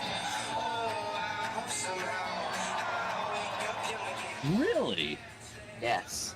And I chose this dance specifically because of the song choice. I was first introduced to this song through a non-furry dancer named Sean Liu, and if you know me personally, you know that Sean Liu is my favorite non-furry dancer. I absolutely love everything that he does, his style, A++ person. Beta Monkey found his We made a bonky. anyway. On the other person's list. That really is a masterpiece of a performance. Yeah, I love this performance. The I don't know the Bonky. terminology, so apologies. Bado. Clip that he does where he it's just so good. It's so good. The song is one of my favorites. Absolutely very sentimental song to me. So to see someone like Beta Monkey perform something that's so difficult, at least for me, to keep up to like speed with, and do it so Insane performance, by the way. It's a sentimental dance, but in his style, it's so good. I love this performance so much. The beautiful performance. This is my second favorite from Beta Monkey. Okay, so my number one is complicated. Top 10 list after top 10 list. Back in the day, I was inspired to make top 10 lists because everybody and their sister put a very specific dancer at number one all the time. And while I got it, I couldn't quite connect with their dancing. But I knew as soon as I found a performance of theirs that I connected with, it would be the best goddamn fursuit dance performance I've ever seen. Where are we? What the hell is going on? We've had a lot of talks about size comps that are putting out some of the best goddamn dances I've ever seen, but I don't think that quite illustrates the way I feel about this dance enough. Strobes has always been technically brilliant, and his performances have always been elite or god to many people, and I've always been able to see why, but I was waiting to feel it. And then he comes out at this little mid-size Minnesota convention with one of the most breathtakingly amazing fursuit performances that has ever existed. Every moment of this has a beginning, middle, and end, and a purpose. And after just about a month of seeing this, I only saw this like a month ago, it absolutely made its way to debating whether or not I'm going to put this at first place. And upon rewatch, it belongs here. Strobes is elite for a reason, and now I'm 100% on board. I'm investing all my stock in this motherfucker because he broke my goddamn soul with this performance. I'm sorry for hamming this up, but that's how I feel about this performance, and everything's toned down, and that's so his technical brilliance can show, but not just his technical brilliance, his use of lyricism, his use of different imagery and emotions. This is a dance that is creating. It creates an atmosphere and brings you into it. It is my favorite fursuit dance competition performance of all time. That's our lists. Thank you, Everest, for joining me on It really is. It's a resonant Everest, performance. You were there for that one? Hell yeah. Argue with you about your favorite fursuit dancers. That's a really good question. I'd love to argue about favorite fursuit dancers. Anyone, are you willing to? I liked the way I did my my videos going forward, where I instead of having them get smaller, I have them turn darker, kind of like they do on Discord. Thank you for having me. I really appreciate it. This was really nice to actually be able to like revisit it like 5 years later and see how much everything's changed and how much a lot of people have grown. Honestly. It really is nice to revisit, yeah, and as we've, you know, grown and become different people, how much of our lists have changed. And you can see, like, some similarities between the two, our two lists, but there's, my entire top 10 is just completely structured differently. I'm more mature as both a person and a dancer. With all that said, friends, let me know if you go to conventions or watch dance competitions. I forgot about that. That was an editing error I kept in. Best dances you've ever seen in the comments below. Also, while you're at it, feel free to drop a like on this video if you like what you saw. Subscribe, it always helps. Everything helps. I'm just trying to grow this channel best I can, y'all. But if you really want to help this channel grow, please feel free to dip over to... Listen to the Weasel. The Weasel has words of wisdom. And $25 tiers available. For $25 tiers... For $25 more, I keep this on for 40 minutes instead of 20. In some collab episodes. But for the $1 tier, you get to see all these videos. 48 hours. And look at those tiers. Those tiers are close, y'all. $250, I'll do another iRacing stream with this fucking thing on. Subscribing and leaving... It would be torture, but I'll do it again. I have to do it unranked. I cannot do this ranked. Bye-bye! I can only look out one eye at a time. I don't have a monitor big enough where I can look out both eyes. Surprise! I'm back again to torture myself for your amusement. Okay, just for those that are new, there's a bunch of furry ephemera and memes. I forgot this one came first. On the fandom in the past that aren't really on the forefront of everyone's mind nowadays, and some of y'all might remember some of these. I just wanted to bring these up because it's always fun to talk about old memes and make fun of ourselves, you know? So for those of you that really like this video... To the 25th? Yeah, just wait till the 25th video. Justifying it then. All right. You say that you say that unknowing that I think you mean the 25th video, which is the Outer Wilds video. To show up in this video, be sure to watch the first one before leaving a comment, just in case I did mention it. But also leave the comment anyway, telling me that I forgot it because it boosts the algorithm. Okay, easily the most requested one I had to talk about that I completely missed off the first one. Hell yeah, I like hearing that. That's what I love. I love hearing when people are influenced to actually start doing it themselves. Actually, like, super important at the time, especially for the very, very niche community that was starting to come out of the woodwork called furries. Guys, this was actually made as a response to the 2004 election, where George W. Bush had actually made a statement saying that he would constitutionally ban same-sex marriage. This was a statement of strength and unity in a very trying time for the young adult gay community, or just the gay community as a whole.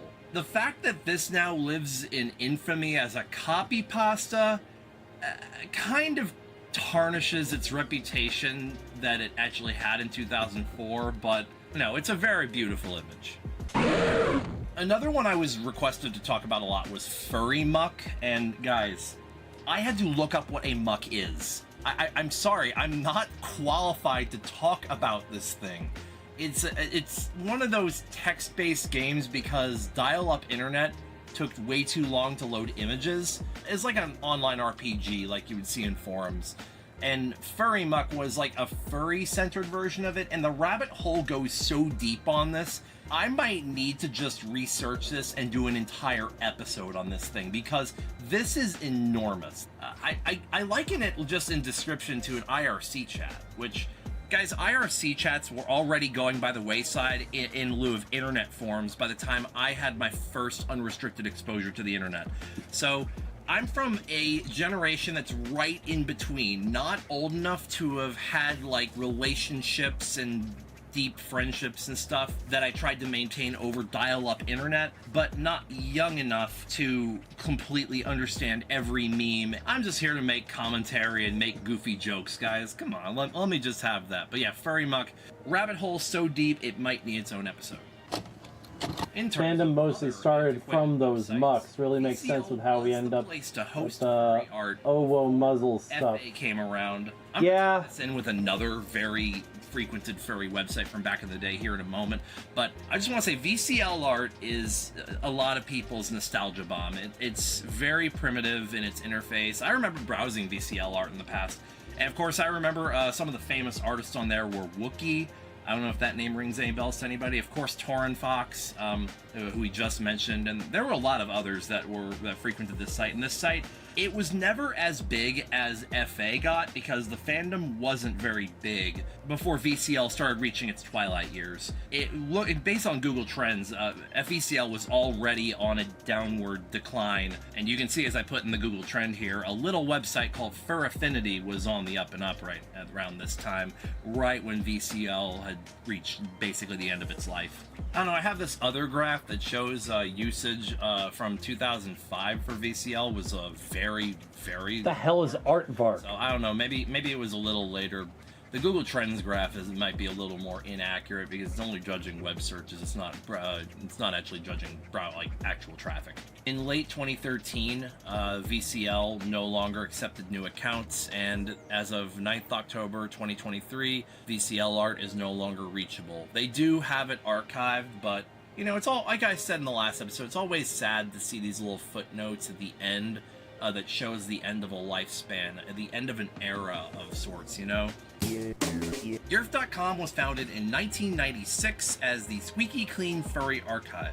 It didn't actually become Yerf.com until 1998. Thank you, Henry. I appreciate that. Welcome on in. Feel free to chill with us. But it was a very large furry art database, similar to, you know, like a less sophisticated... We're on episode 13 of 28. More sophisticated VCL, complete with a really nice stylization on that font. I'm not gonna lie, that's actually pretty cool. It looks like a cryptic post was made in 2007, basically marking the immediate end of Yerf.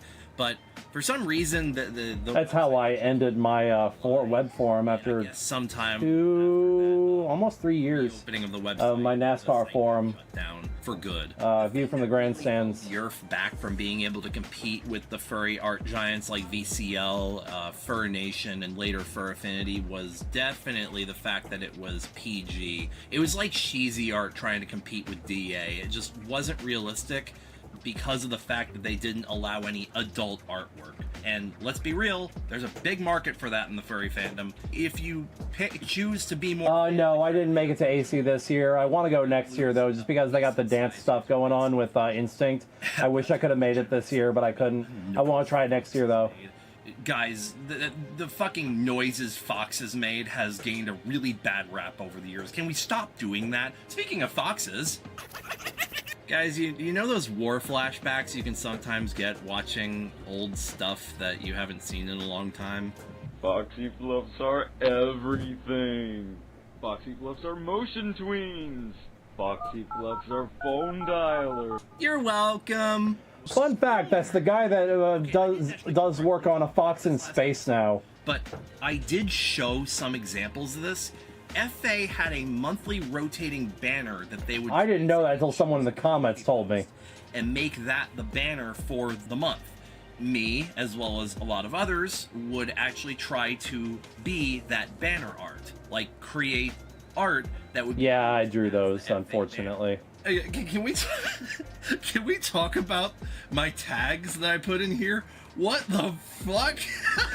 The ones that got featured on the front page were usually pretty awesome. Except for that one. I never really liked that one. That one was just kind of weird. I don't think this one ever got used. It finally did! This past April! But yeah, some of these were actually really cool. And then there was the Fat Bunny Month one, which... Yeah, it was Frederick Fox, I'm pretty sure. Just the admin of the fucking website looking for free fetish art. Can we admit that? Can we admit that that's what that was? I were a bunny, Much respect. Rest in peace, Dragoneer. Furry Flash rabbit hole goes actually pretty deep. Old St. Nick's got bourbon breath. It's so cold you could catch your death. A cop sold me some crystal meth. It's a merry fucking Christmas. I have fond memories of this Christmas-themed one that went around for a little bit. And then, of course, any of Turles' animations, which are just goated stuff. Oh, they did return to the monthly banners? Let's go! Straight up bangers. I got a rip in my pants and a hole in my brand new shoe. These are legendary.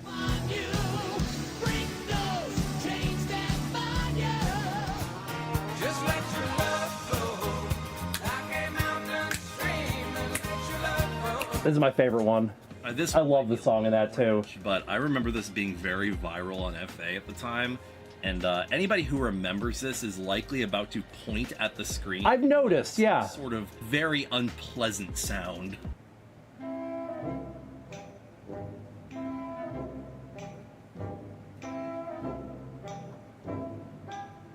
Hey, how's those student loan debts coming along? Of course you get this cute little animation, but if you stay on the page long enough, you have this fucking Steve Harwell look-alike just show up and start strumming his little guitar. It's really cute.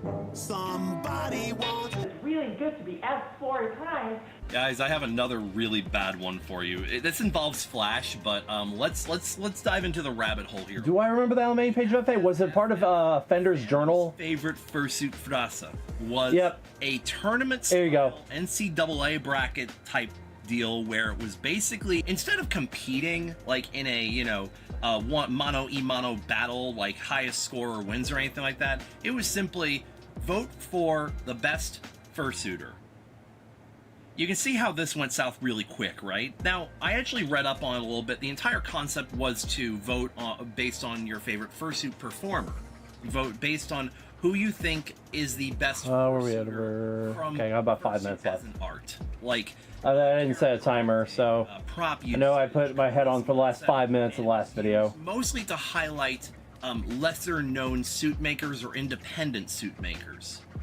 That is not what this turned into. Eventually this, as expected, kind of became a who's the most popular fursuiter, and a lot of times people who weren't really known for their fursuiting were starting to actually win the competition, which kind of made the whole exercise irrelevant. Guys, I'm gonna be real that 2010 to about 2015 were very cynical times in the furry fandom, where we all worshipped popularity and ogled our favorite suitors, and we were so cringe in how obviously clout chasing a lot of us were. And let's be real, of course not all of us, and hell, most of the people involved in the FFFF were actually doing so with honest intentions. It's not that was the problem, it was us. It was us people who didn't have it that were the problem, because we idolized that and we chased it, and we got so cringe with how bad we wanted. I didn't mean doing everyone there. Oh well. Around 2016 we started noticing how hollow and terrible that all was, and I think the fandom at that time started becoming a little more self-aware. Anyways, this animation was made as a like advertisement of sorts of the top 9 fursuiters. Sorry, didn't mean to do an everyone. I think 2013 installment of the event, and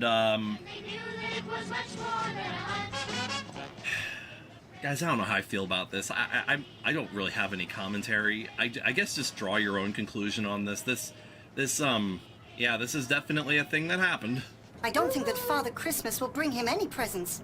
So last time we talked about a furry song, and I know the obvious thing to bring up here would probably be Car Seat Headrest and his presence on FA, but unfortunately I don't think the Wayback Machine covers that, and his page is not active. So we'll talk about another fandom viral song that I fondly remember. I'm gonna go check out the new submissions.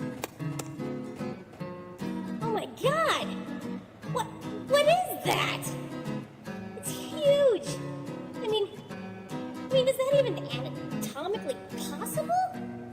So the reason this went fandom viral, at least over FA, was because this popped up on the front page of FA on Fender's journal, which, you guys remember when Fender had his journal on the front page, right? Yeah, I'm sure you do. Yeah, this was just this really silly, goofy, Christmassy song. Yeah, we have a couple of Christmas ones in here, don't we? And it was, it was pretty wholesome and stuff, and kind of cute, and I giggled at it. It's dated a little bit, but yeah, it's pretty telling of the times on FA and just how we were all kind of, yep, we're here. Wow, the fandom is fucking weird. 2 or 3 minutes. You guys like a good plot twist? I made this image. Oh god. Like, for real. A bunch of Nazi furs use that image now. Yeah, we're not going to talk about those. I love books. Oh, okay, this is a little more wholesome. Furry books. We shout out to our furry authors out there. It's really kind of I don't hear enough about, like, good a couple minutes in the suit head. have been going around. I hear them on occasion. Like, of course, $25 more keeps me in the suit head for another 20 minutes. I'm not much of a reader anymore, but this have a good one, Sakaha. Got me into reading in the furry. Well, I'll be here another book called Waterway. 8 hours or so. Actually, 7 hours, I think. About a gay romance. No, it's 9 hours. 9 hours. Who comes from a very religious. Yeah, I got 9 hours left. How he, felt like he couldn't be. We're not quite halfway yet. It's not how he was raised. Not how we're close, but not quite. Come to terms with how to keep his faith. We're like an hour 15 from halfway. With a fox that he met. I followed this up with another read that was much more legendary around the furry fandom, and it's still held dearly to a lot of people. Out of Position. And I tried to write my own novel kind of in this lane, but I didn't know Out of Position existed when I was trying to write mine, and I kind of abandoned it midway through. Yeah, I used to try writing. These books hold up very well. I haven't reread them since I was young, but these books, from what I understand, hold up very well and are very wholesome and very good reads. Highly recommend. It's kind of obvious. Confession time. No, I was not immune to Duke Dancing Dog and Revit's amazing videos. This works out because I gotta pee. Again. I'll be right back. These videos were straight up bangers, weren't they? Like, Revit's cinematography, I know he doesn't really do much anymore, but he was really kind of my inspiration. I got my headphones again. Up my knowledge in terms of video and start putting better quality control into my videos. Like, this was my first con music video, and then 5 years later I made this.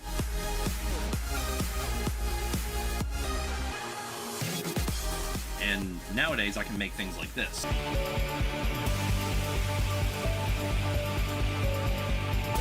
I owe it a lot to Revit, and even Duke Dancing Dog, who I don't know if he was anything beyond director for the video. I don't think he did any of the filming, but he had a really good creative mind. So, shout out to him and his work and the legacy that he's left in the fandom as well. Oh yeah, and also, Mangusu's Fursuit dance sessions on the AC rooftop were also pretty damn cool, not gonna lie. Haha, it me.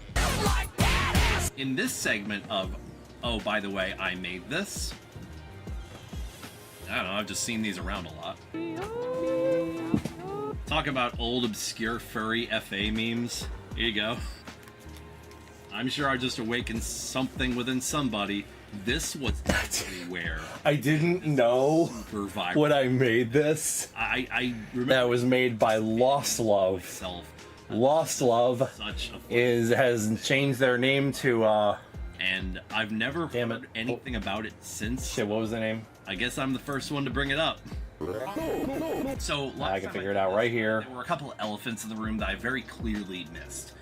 Like the two most common ones that I didn't really talk about that were brought up are this. Felis Randomus. Felis Randomus made the leggy sticker pack. That really famous leggy sticker pack. I still make furry music videos, but this is to very small view counts now compared to how it used to be. Who now goes by Emma Essex. They were a fandom legend in terms of music. They were what a lot of furries sought out to be when they underwent music. But this is not the project that they're most known for. What they're most known for is this. Thank you, Campion. I appreciate that. I mean, let's be real. This song's kind of a banger. There's like even a My Little Pony remix that I actually like, and I'm not even a brony. Yeah, yeah, yeah, yeah, yeah, yeah, yeah, yeah, yeah, yeah, yeah, yeah, yeah, yeah, yeah. Either way, I think that reminds me so much of 2012. I don't know. It's a toss-up. You kind of gotta give it a little bit of a toss-up there, okay? Cold cut combo. Okay, the rabbit hole with this goes deep. Let's dive in. Okay, this came around not long after the Mudkips joke that DeviantArt tried to play on everybody by changing everybody's avatar to "So I heard you like Mudkips." Crystal can't enjoy her sandwich was made as a response to some art websites must contain furry rule. The original avatar was uploaded by a user named CB. Then a month and a half later, CB posted a landscape illustration with Crystal can't enjoy her sandwich edited into the corner. This created a wave of non-furry images with Crystal can't enjoy her sandwich pinned to the corner or just inserted in some weird way. And of course this went, you know, viral in the same sense of like Ugandan Knuckles or, you know, something to that tune, where basically people made parodies, people made their own OCs in this pose, people would change, it was just a topical thing that people would add to literally every image, around every image board in the furry fandom, went all over where Twitter was back then. And it was quite wild. I wasn't really around for this. This was just before I joined the fandom, so I missed this, but it is absolutely one of the most viral moments in the... Been doing that on and off. And even outside of the fandom. Restream randomly disconnecting me from chat. Are aware of this meme. So this is the big one I missed from the last episode, and I definitely could not get away with mentioning it again. I didn't have any... Get away without mentioning it again, you mean, Mex? Until I started doing research and found this to be one of the most amazing fucking things the fandom has ever done. And with all that said, I guess I'm going to pass it off to you guys. What are some old pieces of furry ephemera, memes, music, books, anything that you yourself remember online? Drop it in the comments, and while you're at it, go ahead and leave a thumbs up on this video if you liked what you saw, subscribe. My God, the amount of friends, anything to boost the size of my patron list between now and then. Patreon link is in the description. Really kind of makes me feel proud, you know. All these videos 48 hours in advance. For $25 a video, you get a guaranteed spot in collab episodes such as album exchanges. Stay tuned for that, by the way. But as always, I know times are tough right now. Financial backing to this channel is not expected, always appreciated. But until the next video, bye-bye! Okay, I need to stop stealing off Markiplier with that. We need our own thing. Finally. See ya. Until next time, I'm Mex. Take it wheezy. Yeah, we'll stick with that. That sounds good. Oh shit, this fucking thing's still... Hey guys, it's Mex. And you know what we're due for? Another album exchange. So for those that are new or weren't here for the last one, we did this in the fall where I chose 15 random volunteers to essentially get a guest feature in an album reviewing style video a la Spectrum Pulse meets Bob Show's guest show series. Y'all send me your albums, I send you mine, and I invited my guests to present their album in any format they wish. Video, voiceover, PNGs like in my videos, claymation, hey, nobody did it, but anyone who attempts this will get massive kudos. And like some people, they just sent me a script for me to read out, and I'll just put their image on the screen while I read it out, you know? Cool? Cool. Only rules were no live albums and, like, no Tom McDonald or any grifter crap like that. And why are we doing this? Because I like music and I like socializing with people. I'm a video editor both as a full-time job and for this, so I don't get to touch grass much, and socializing is not my strong suit. Okay, so I'm going to say this right at the beginning here. This video is in all likelihood not going to be able to be monetized. Copyrighted music, you know? I'm not going to re-edit this thing 20... This live stream will also not be able to be monetized. So I want to take a moment to thank anybody who is a patron of my channel. Seriously, thank you so much. And guess what? Any $25 patrons get a guaranteed slot in collabs like this. And I have 2 to kick us off. So let's dive right into our second album exchange, starting off with Brian Lutra receiving the album Saturate by Breaking Benjamin.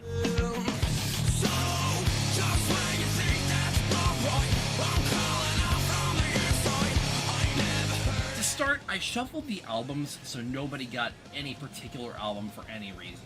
But Saturate I chose to send because it's one of my teenage albums. One of the first I was able to buy with my own money. And man, I think it slaps so hard. Some of the best hooks Ben Burnley's ever written, paired with excellent songwriting, and doesn't feel like it's trying to soundtrack a movie like a lot of those mid-period Breaking Benjamin records do. Looking at You, Dear Agony, still holds up to this day. Easy 9.5 out of 10 from me, even in hindsight. And this was Brian's reaction. Listening to this album came at a great time as I've been on a metal kick, and Saturate left me satisfied. Starting right away with a growl and heavy guitar, this sets the tone for the rest of the grungy nu metal album that only lets up on a couple of songs.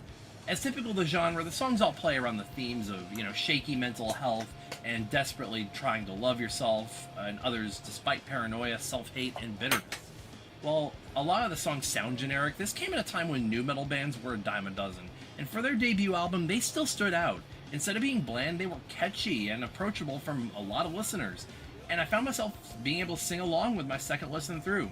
Favorite songs were Wish I May, which was a great intro track, and Polyamorous for how fun it was to listen through and sing along with. Instead of generic as a negative description, I would say this is a solid entry for 2000s new metal, rating this a 7 out of 10. And in exchange, Brian sent me V by the Bronx.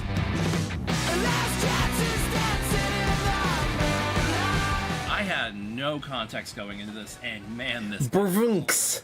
It's Brvunks. Ripped me. It had a ton of great tracks throughout. Hope everybody's doing all right, by the way. Had a male. Anybody just coming to check this out, hello. Nice anthemic hooks. And anybody who's been with me the whole time, shout the fuck out. Definitely I know a couple of y'all been in here since like 11. Off to a great start. Sakaha was in here most of the day. Espresso receiving Today by Junkie XL.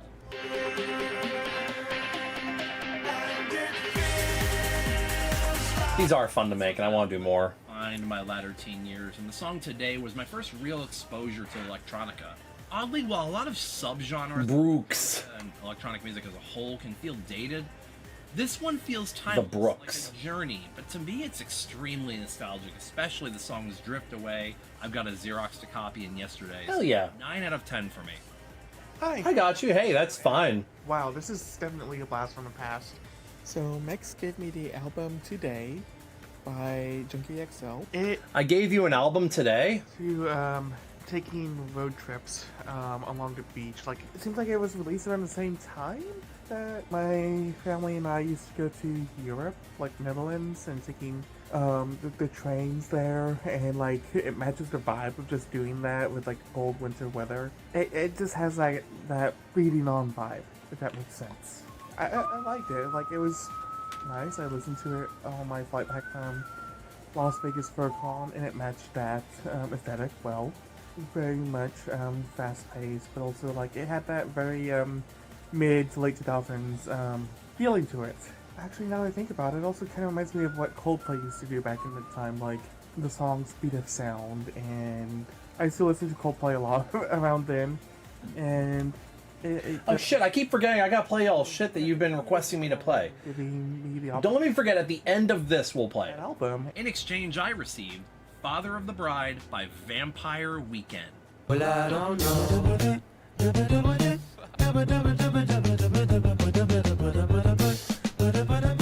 I recommended Father of the Bride by Vampire Weekend. This album... What we might do is we might wait till prime time tonight to play these things. What do y'all think? Can I do a poll? I have to actually go to my Twitch. Hang on. I might poll it. Bittersweet, like, passing of the torch feeling. If you like listen to Vampire Weekend's albums, it kind of seems to be like going through a huge coming of age phase, like going through the college years with the first 2 albums. Shit, I have to do it for Vampire OBS. Weekend, Contra, and then Modern Vampires of the City has that bit of disillusionment from just reality and just returning to adulthood. The recent album that they released in 2019, at least at the time, I didn't think they made Yeah, well, invalid parameters specified, possible parameters, new/results. I can't do it unless I have to do it from Twitch interface on OBS. But I'm on Restream. That's the problem. The sign of the times and just my life during that time, and hopefully you find some applicability there as well. Qual was the other one. I didn't have high expectations for. So I guess I'll ask hearing Qual. essentially what could be called Scars on 45 or Of Monsters and Men by way of Neutral Milk Hotel, my expectations heightened a little bit. I loved how soulful and sweet this album is, and although the corniness can get in its own way sometimes, I'll probably go ahead and play Qual since Qual is in Europe and probably has to go to bed soon. what the hell is this fucking playground chant? I did find a couple of good standouts in Married in a Gold Rush featuring Danielle Haim and Jerusalem, New York, Berlin. 7 out of 10. Fellow member of Spectrum Pulse's Discord, Mr. Devilman, got the album Bend by 8 Stop 7.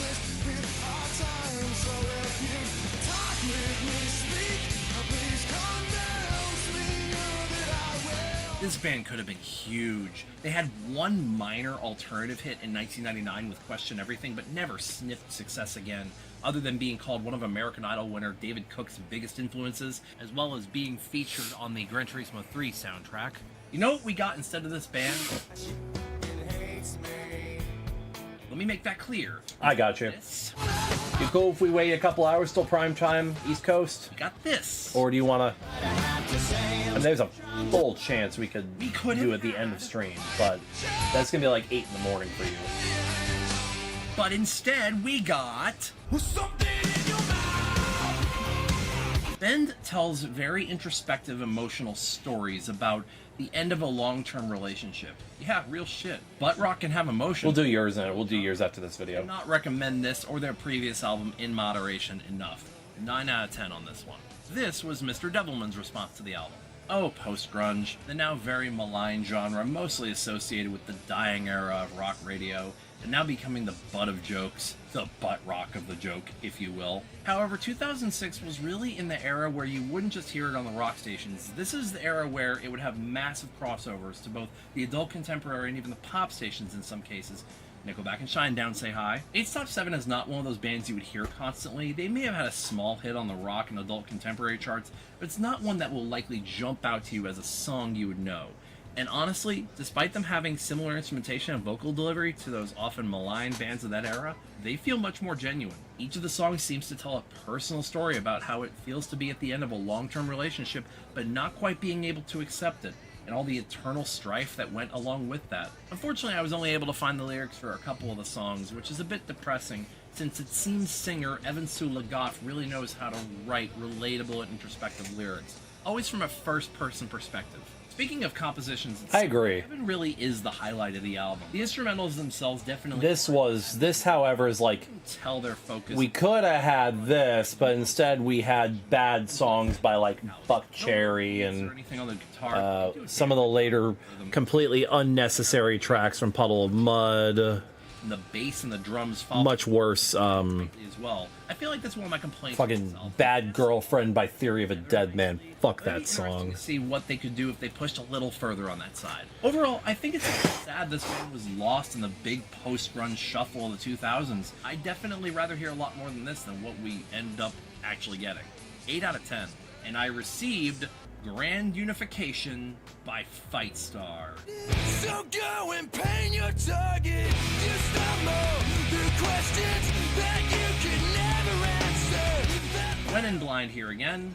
We went from 2000s alt metal at the start, which eventually evolved into Koino Yo-Kan era Deftones, before settling into a song structure and vocal performance reminiscent of Sevendust at their absolute best.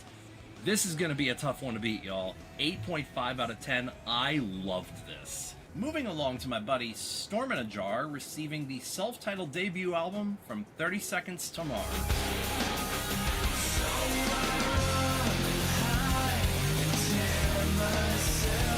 I'll defend Nickelback. I'm gonna be real. They're killing a few. I feel like Nickelback got a bad rap because their songs were basic, and their 2002 debut critics panned them because they didn't really take. They weren't risk takers. Echelon, Capricorn. They just kind of did the standard, which the standard works. That's the thing. The standard is the standard because it works. And quite honestly, Jared Leto's best vocal delivery. Everybody can name their favorite Nickelback. Most everybody can name a favorite Nickelback song they have. I'm Storm, and I'm reviewing the self-titled debut album by 30 Seconds to Mars. So why are you getting so many furry reels? Because of me. Capricorn is a strong 100% because of me. I mean synth at the beginning and the break before the second chorus. Sidebar. I put furry as a tag in all my videos, so not think of Satoru Gojo from Jujutsu Kaisen. Please save me. Have fun. It's too strong. Not a big fan of Edge of Earth, honestly. The distorted vocals and lack of a strong hook made it kind of a hard listen for me. Fallen, though, has an amazing opening drum set. Now, I won't defend Theory of a Dead Man, at all. Contrast between the chorus and the verses. Oblivion is phenomenal with its fast hi-hat hits and guitar solos. The whole vibe actually reminds me a lot of Two Door Cinema Club. Buddha for Mary's distorted vocals again don't really do it for me, but the song does get a redemption with the fun vocal rhythms and bold dark messaging. Echelon has the perfect rise and fall in energy across the whole song, and I actually got chills the first time hearing Leto sing whisper, "It's all you've got inside your head." Welcome to the Universe brought out my inner music nerd with all the chromaticism and dissonance. It gives the song a very stark feeling. It's the shortest on the album, but it does pack a punch. The Mission is my absolute favorite song from the album because of the staccato power chords before every chorus, and the way the instruments drop out on the second chorus. I would definitely belt this at karaoke. And then we go from best to worst. Don't get me wrong, End of the Beginning isn't bad, but it is just aggressively mid. Nothing really stands out for me on this one. 93. I'm gonna be real. I so hard disagree with that because the drums make it a fun song. End of the Beginning is one of my 100 favorite songs of all time. Verse are kind of neat.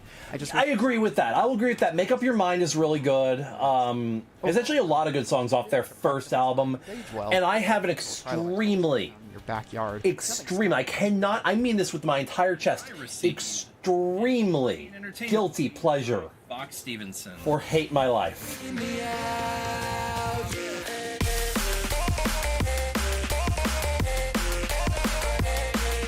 All ready to grab your torches and pitchforks?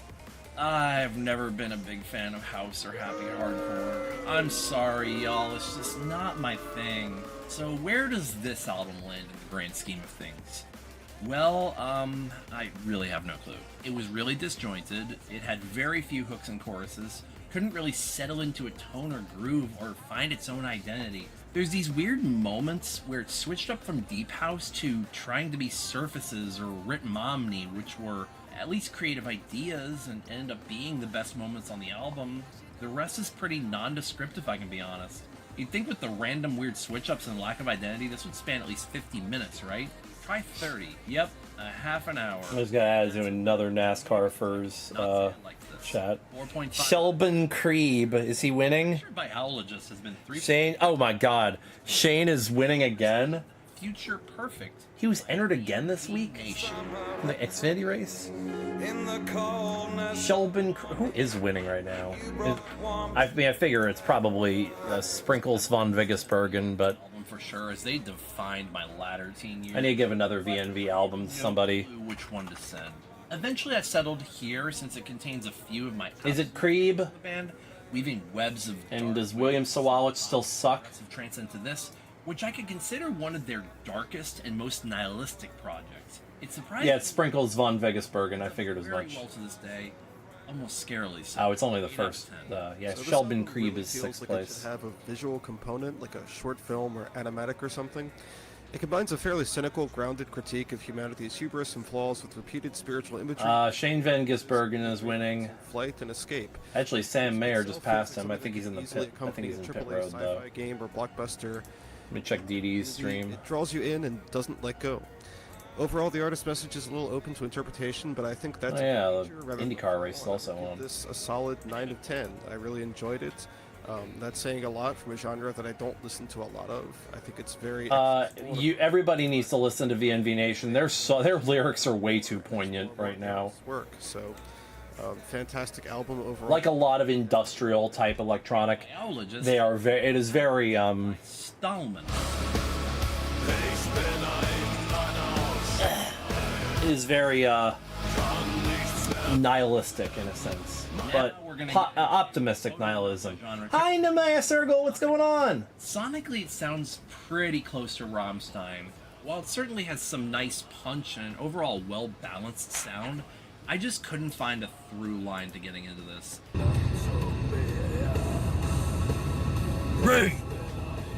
Respect! Walk! What do you say? I think I just look for Butterfingers onto than what this offers. It reminds me in a lot of regards of Cradle of Filth. Making your own Baki. I'm so hit or miss. What's Baki? 5 out of 10, but essentially just call it a. Oh, cool. Not for me. Ally the dog received. Oh boy, deloused in the comatorium by the Mars Volta.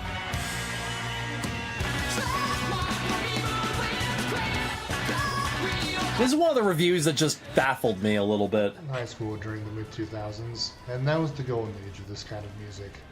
It might sound a little cringeworthy today, but all that raw emotion and teenage angst was all the rage back then. I've never heard of this band, but I'm definitely getting those mid-2000s vibes here. Well, I like this album, so. Bally, in exchange, sent me Why Bother by Scratching the Itch. She says you're my everything. Same guy that brought you Buddy Disease. Okay, So, of all the albums in this Optimistic Nihilism will be explained further in about 10 episodes from now. But Optimistic Nihilism versus Pessimistic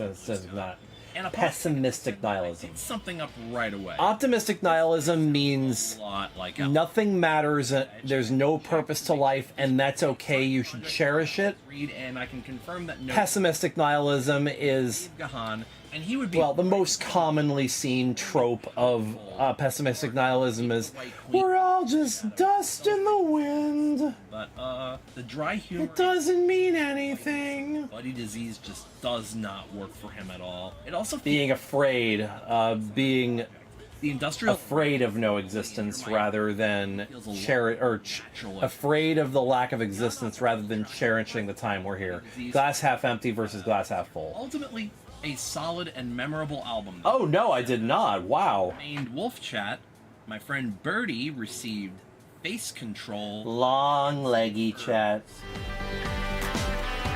This is important. We need to add we need leggy. Leggy. This was one of those oddball leg time in that weird animal collective Name that wolf. wheelhouse that one of my former boyfriends got me into. And while not an incredible album for me from start to finish, there's Exactly, that's optimistic nihilism. that compelled me to send it 7.5 out of 10. Accepting the inevitable but not fearing it. Enjoyed. The album opens with the songs Legal Tender, followed by Evangeline, two of my favorites of this album. It is aggressively me-2000s, a time I have very strong nostalgia for. Can you put your wall of text in from last night? I prefer you wouldn't. Love the sounds in this album. Because I wouldn't be able to read it. guitars. I wouldn't be able to read anybody else that sent me messages during this time. Especially the one in Evangeline. By the way, y'all, take a look to the right of me. I'm pointing left, but that's right on screen. Sound like a live show that I really We are accepting donations this stream. Heavy donations encouraged, or donations encouraged. A heavily donation positive stream. Exclamation point tip to tip. If we reach the end of that bar by the end of stream, I will go to Megaplex. The first one is kind of cool. The other two next month. Forgettable. And I'm not going to be able to get. Unfortunately, it's too late for me to do a panel. But I would love to be able to do a bad movie night or something, or hell, a video editing stream video editing. I am comfortable doing a video editing panel. I would love to do that. I don't know how much turnout I get, but an album for me, and a great addition to my collection. And I received $25 more, and I will put the Fursuit head on for another 20 minutes. by the Oh Hellos.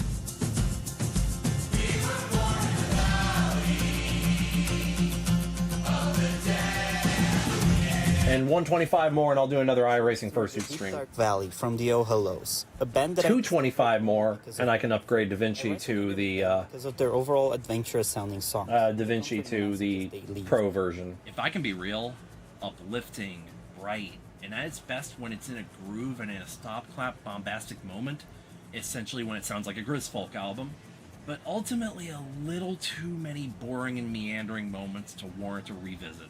6.5 out of 10. Ned Weasel returns from the last exchange, and he received, oh dear, Disco Volante by Mr. Bungle. Have fun!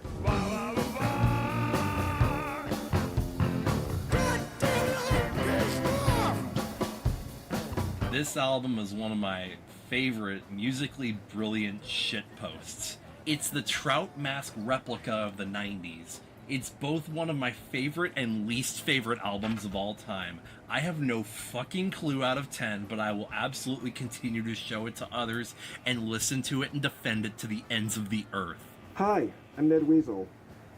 First of all, I just want to say that I was a bit too harsh in the last video that I was in where I reviewed the Evans Blue album. I just went into angry critic mode, but it's really not bad. Now, the album that I'm reviewing is... What's good, Big Cat Attack? Welcome on in. Good to see you. We are almost halfway. We got about 45 minutes left till halfway. It's full of surprises. The first track sounds solidly metal. This song is called Carry Stress in the Jaw. Jazz-influenced rock, mixed with free-form jam session-like performances. And unlike their California album, which is my favorite of theirs... That's the whole album, it's weird like that! Sometimes disjointed musical performances, rather than traditional song structures.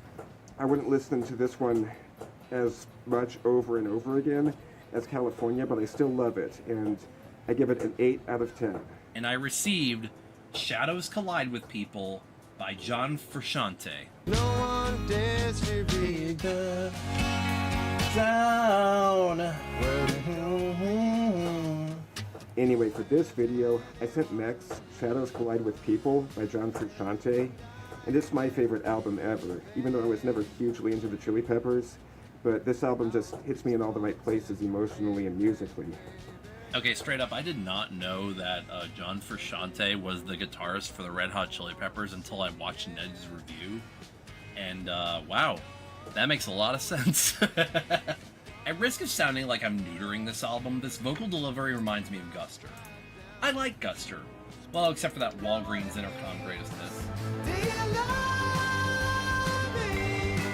I also think this might be one of the best albums I received during the exchange, reminiscent of early 2000s post-punk. Really nice sandy guitar work. It started off a little slow before being remarkably center-loaded. Despite its few meandering moments, it definitely had a lot of great high points. 7.5 out of 10.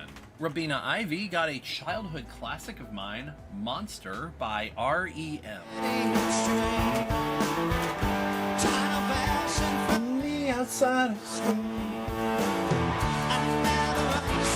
Man, this album just defined my childhood. The first 9 tracks on this are absolute bangers.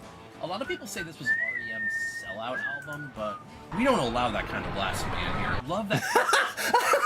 I forgot about that! Fresh with like, your name can sound kind of samey. I forgot about that! And gay. Completely forgot about that. 10 would be a 10 if the last few tracks were all. Hell yeah, that's awesome. If The Dog Days of Summer in the early 90s had a romantic soundtrack, I'm pretty sure this would be it. Monster by R.E.M. wasn't what I expected at first, with very easy-going, laid-back songs with melodies and riff that, again, really have a carefree feeling to them. While I don't normally listen to R.E.M., I think this album might turn me on to more of their music. The lead vocalist really has a relaxing, but at the same time, really engaging voice. Fun, Love you, Michael Stipe. and extremely symbolic lyrics that just caught me off guard overall. Really good album, highly recommend it. I would say a 7 out of 10. And I received Change Today by TSOL.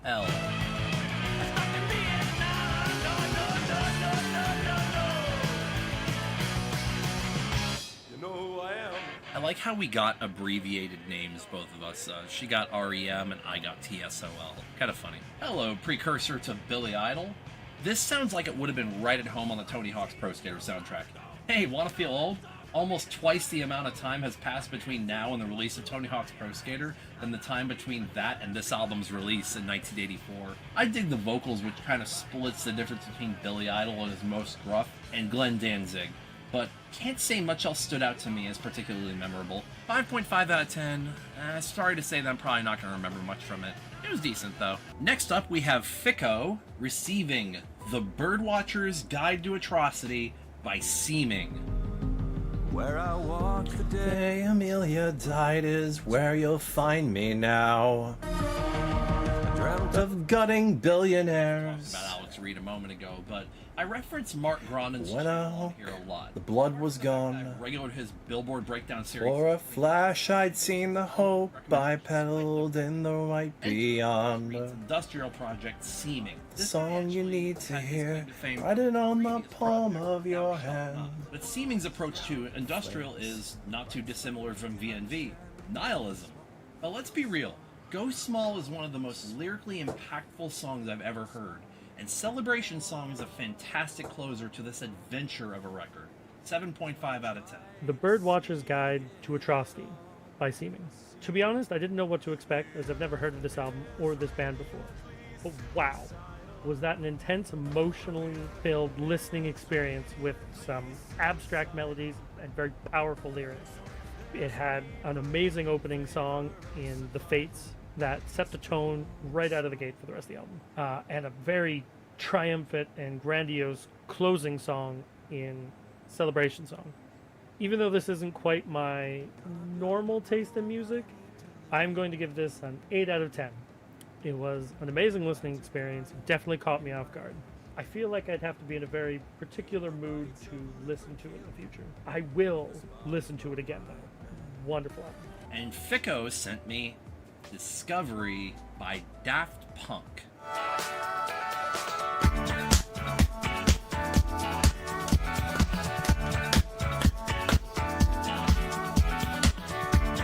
This was a very one of the most pleasant complete listening album. experiences I have in my collection, and is one of the most iconic albums from Daft Punk. Every song in this album tells a part of a collective story that, when you put the music videos together, they create an animated movie called Interstellar 555555. Every song is. I like how he's one more struggling with his fingers because he doesn't know how many digits he has. closing songs on album ever. This is my 100%, 10 out of 10. I judge a lot of albums completely to this one. Look, I don't think it's entirely possible for Overplay to not have already killed like half of this album for me. Like, One More Time I was never the biggest fan of, but I never hated it either. Harder, Better, Faster, Stronger is always fun. But this album has one major issue that I cannot get around. When this album settles into a groove, it stays there for minutes at a time. This album, by the end, I was feeling a bit fatigued and was aching for some kind of change-up, something different, especially after that 10-minute closer. It definitely has its high points, but as a whole project, bit of a tougher sell, 6 out of 10. Juan is back after the year-end video, and she received Fables from a Mayfly, What I Tell You 3 Times Is True by Cannot recommend this album enough.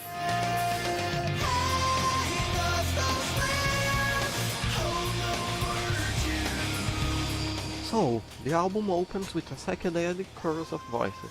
It almost made me think it was going to be Dinner ready in less than 5 minutes, yay! I will. Second track hits and I'll get over myself and eat on stream, sorry. I might turn the webcam off though. the chorus in the second track is so... Tell you what, I'm gonna put the webcam up. The lyrics are... I'm sure someone can find meaning in them. The lyrics are nonsense. With verses like, bold-faced type covers your text. It must have been winter. Bold-faced type covers your text. It must have been winter. Got instead psychedelic lyrics. But it was fun, not the sort of stuff I usually There's do. So it was a neat experience. Sporadic meaning in the lyrics. Here. And Juan sent me But it's usually referencing fables and poetry. Ao Ando Meio Desligado by Os Mutantes. I am so sorry if I butchered that pronunciation. Roommates are making some fried chicken. Not homemade, frozen, but still really good. There's moments in here that just made me say, what the fuck am I listening to? And I live for this shit. Throughout this exchange, while even though I probably wouldn't revisit any of these individual tracks unironically, I would argue that this is probably the most revisitable as an album. It's just so off the rails wacky and bizarre that I can't help but be incredibly fascinated by it. Extremely well made, very funny, and great flow from track to track. It's like ELO if they tried to make a Portuguese comedy album. But Portugal doesn't need to import any more comedians. They already have plenty of comedy animals. 8 out of 10. Longtime comedy animals was given Melancholy and the Infinite Sadness by the William Swallow's top 5, really? You know what's happening right now? Hit strategy, I assume, right? Wow, this is he won't be there long. Classic. Muzzle is one of my 10 or 15 favorite songs. The dude has no racecraft. For real. Play that shit at my funeral. And follow it up with Green Day. I do have this... Ha, you're dead. 14 albums I've ever rated a 10 out of 10. But I haven't revisited it in a while, so that might need an update. The album I got in exchange from Mex was Melancholy and the Infinite Sadness by the Smashing Pumpkins. This album was a total nostalgia trip for me. It's been so long since I've listened to it. It's a 2-disc album. One represents day, the other represents night. My favorite songs between the two are Tonight in the Arms of Sleep. Oh, that NASCAR. Oh, NASCAR is gonna love that. Musicians, they go through... I think he should come... ...shifts throughout both discs. He's using his third foot. A few songs can sound a little similar. Kyle Busch is coming hard! Capture your attention the full way through, but I feel like that's really hard to do with a 2-disc album. I would give this album a solid 8.5 out of 10. This was really fun to revisit. In exchange, I received Rat Wars by Health. Lies, all lies, hateful. album I gave to Mex to listen to is Rat Wars by Health. I've been really following Health for a bit, and Rat Wars is definitely one of their better albums that they've come out with. They keep improving the more that they release. The two songs I really like off of the album are Children of Sorrow, and especially the song Don't Try, which is the final song on that album. Definitely one of my songs of the year from 2023. I thought Mex would like it just because it's kind of a different type of sound. They have a very harsh, heavy backing instrumentals, but a very soft, almost monotone singing voice. So I hope you enjoyed it, Mex. I literally had no thoughts on this until about midway in, other than bombastic background noise, until it kind of clicked. This is like Deftones if their melody writing chops weren't as good. Sonically, I wanted to like this, but it didn't really feel like it went anywhere. 5.5 out of 10, I'm interested enough to listen to more of their work, with the hope that it does more for me. Fellow Mustelid Mitten received, oh no, oh dear, The Click by AJR.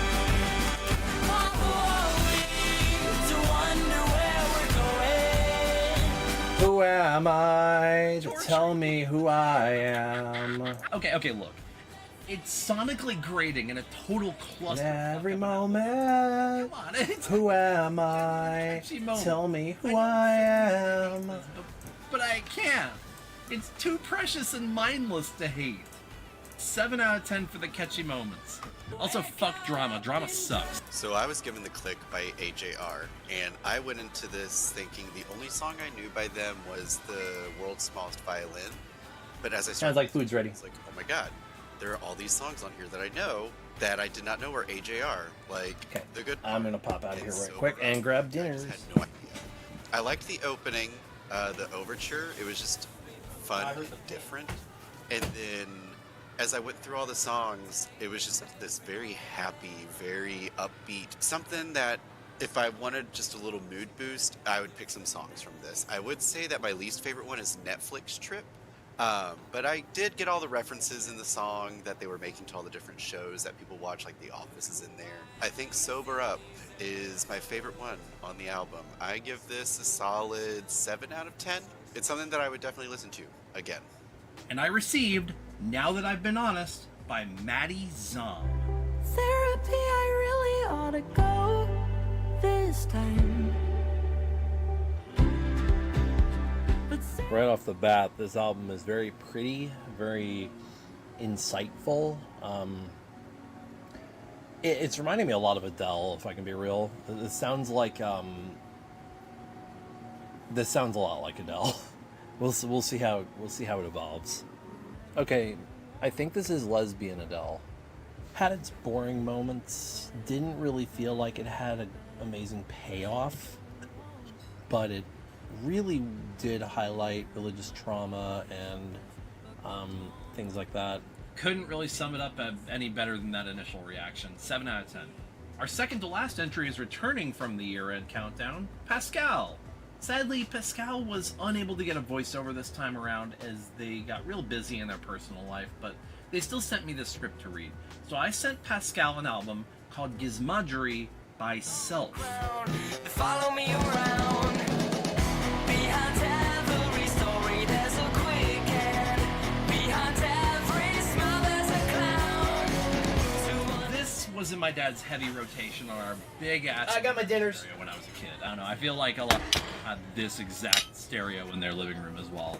Man, does this album slap. Fun fact, the album was composed entirely with toy instruments. And while sometimes you can really tell, some songs like Ordinaire and Dead Man really sound right at home with some of the pop punk of the time. Let me go ahead and blow y'all's minds real quick. Lead singer Matt Mahaffey here. You know what he was responsible for? Expedia.com. Big dog doesn't want to chew up small bone any more than he wants to play a trombone. In fact, if he could use the telephone. But that's not all he did. He also did this. I wanna stay home today. Don't wanna go out if anyone comes to play. I think it's high time we give this guy his proper throne in meme fame. I mean, he's on the Shrek soundtrack, and his 90s albums are essentially early Ween-esque shitposts anyway. Lesbian Adele. Little guy, Pascal.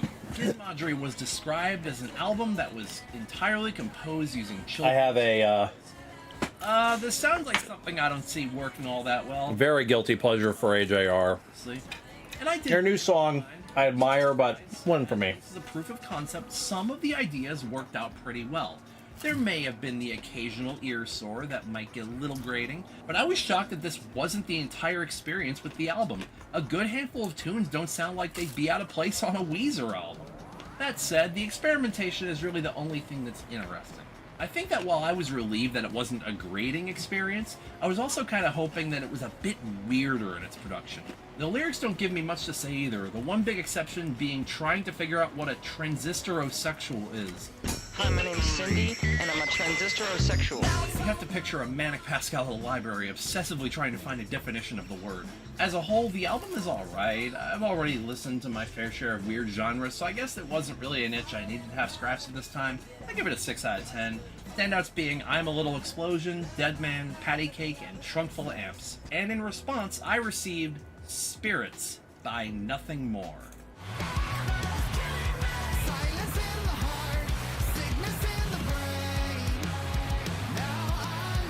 In a lot of ways, this may have been a bit too hard for me.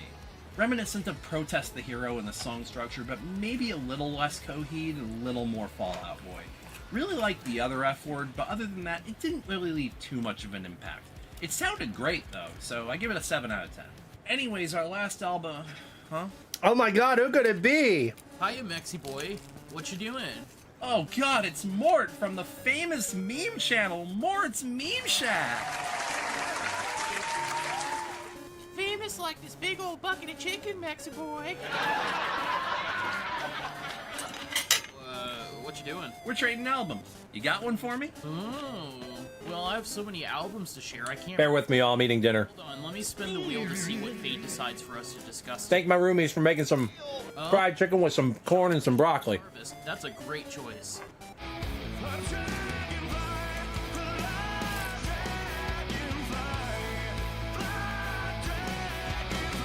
So, real talk, Shaman's Harvest is one of those rock bands that, like, for some reason just barely aren't big enough to get widespread rock radio play, and I never really got why. Up until their most recent album in 2022, their songwriting has consistently been on the decent to good side, and Nathan Hunt has one of those very clean, strong, and effortless rock voices that can belt a note if he really wants to. And mind you, bear with me, I don't like eating on stream. I'm kind of going against my own comfort here. Album of theirs with them, 2017's Red Hands, Black Deeds.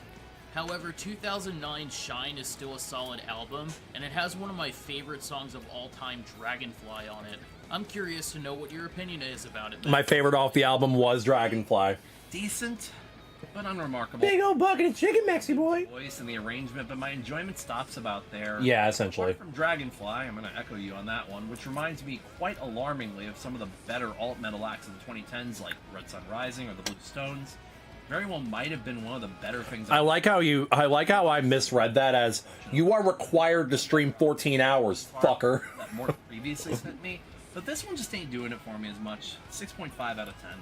And Mort, I sent you a gift. Oh boy, Taproot.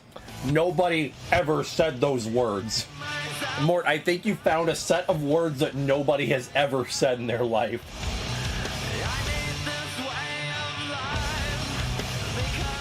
That may be me, because I love Taproot. Used to Taproot by a friend of mine late into the last year of high school. The song I remember by them was Calling, and I've probably heard a few other songs on Pandora, but I can't remember them right now. But despite being firmly in my musical wheelhouse, I was never motivated to give them a second listen up until this point. Hold on, let me listen to their 5th album, Blue Sky Research, first to refresh my memory. 5th album? Oh, okay. More like their 8th. They have I have a bunch of like rare shit by them on my computer. Soundbite is an inside joke for his roommate's cat Ollie for a while. She gets everything she wants. Look at her! Gift, the album that Mex asked me to check out, is Taproot's 3rd album and first with a major record label back in 2000. Having listened to Blue Sky Research and Gift back to back, Gift, as expected, was a Hey, what's up, Exoticus? Good to see you. Sorry, I'm eating right now, so. corporate polished 2005 counterpart. I think I maybe got a little more mileage out of Gift than I did with Blue Sky Research because of the willingness to take risks, but that's hard to quantify. Ironically, the songs I liked the most were the two singles, Again and Again, and I, not knowing that they were the album's singles. I guess Atlantic Records has the same ear as I do. There were... I didn't realize I was even a single. Enjoyed some, but Taproot's two biggest weaknesses are, one, a general lack of memorable hooks, and two, for a new metal band, their new metal macho angry screaming voice just doesn't have much bite to it, and there's a lot more of that on Gift than there is on Blue Sky Research. While I was listening to Blue Sky Research, I got to a song called So Eager, where the new metal singing was so lackluster that I had to put a note in my Telegram notes, hoping that it didn't sound like that song. It does, but at least to this album's credit, it's not as weak as in that particular example. By no means are either of these albums bad. I listened to both with no issues, and I didn't really even have songs that I disliked. But am I gonna really remember much of these songs? If it was just based on my general lack of recollection before, probably not. But it's been about 4 weeks since I wrote the draft script to this, and I've already forgotten most of these songs again. What album are we talking about? Gets like a 5.5 out of 10. I should like this album, but I don't really have an appetite for it. Oh well. I know, right? Stink up your... Matter of fact, more people are watching now than I'm eating for some reason. You're dismissed. Okay, goodbye. Yeah, I hear you. Go on now. Get scram, skedaddle out of here. As promised, I don't need to play the outro to this. Fidget sent me this. We're gonna watch it. Sometimes I make shit that rocks. Sometimes I This was points redemption or money redemption. Sometimes I make shit for you. Whoa. Sometimes I add in the bass. I'm grooving, moving for you. Ooh. The best that I can. Play instruments with my hands. Whoa. Let's go. I could write a song and it might be lazy. I hit and make the fans go crazy. I could write a melody, words come later. I write the words first, then the melody after that. Sometimes I make shit that rocks. Sometimes I make shit that rocks. Sometimes I make shit that rocks. Sometimes I rock. Sometimes I rock. Sometimes I make shit that rocks. Sometimes I make shit that rocks. This is really good. I also need to add this immediately to Lovely Collection of Shit post. Do the link. Oh my god, look at that! That's so cute! Oh, it was by Hot Dad. Look at the Duke. It's so cute. Ha ha Duke. Look at him. Wow. Okay. Mort, I'll go ahead and play yours while I'm at it. So if anybody else wants to see me watch and comment and just react to something they've made on this stream, under 3 minutes, you can donate $30 or more. If you do, I will take time during this stream to do that. Or if it's over 3 minutes, I will do it on a subsequent stream, not on this one, because we are pressed for time on this stream. I'm already going to be pushing 2 o'clock right now, and I've been streaming since 11, so...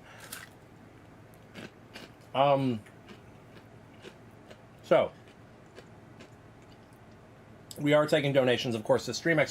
Tip. If you have the means and feel compelled, the money helps me get to Megaplex. I'm not going to Megaplex unless we reach that goal.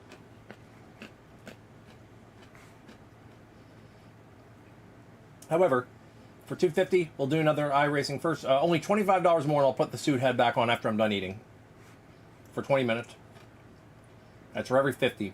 For $250, I'll do another iRacing Fursuit stream. For $500, I'll play a game of community choice. Anywhere between 350 and 800. Didn't list it on there, but anywhere between 350 and 800, I will upgrade to DaVinci Resolve the studio version, which is has a lot of stuff that I want, like motion blurring, and of course for 800 I will attend Megaplex. Years ago, I got to watch Fraternity's debut at MFF from the crowd. I missed the finals that year. Boy, do I have a lot to say. I have mixed feelings on this video.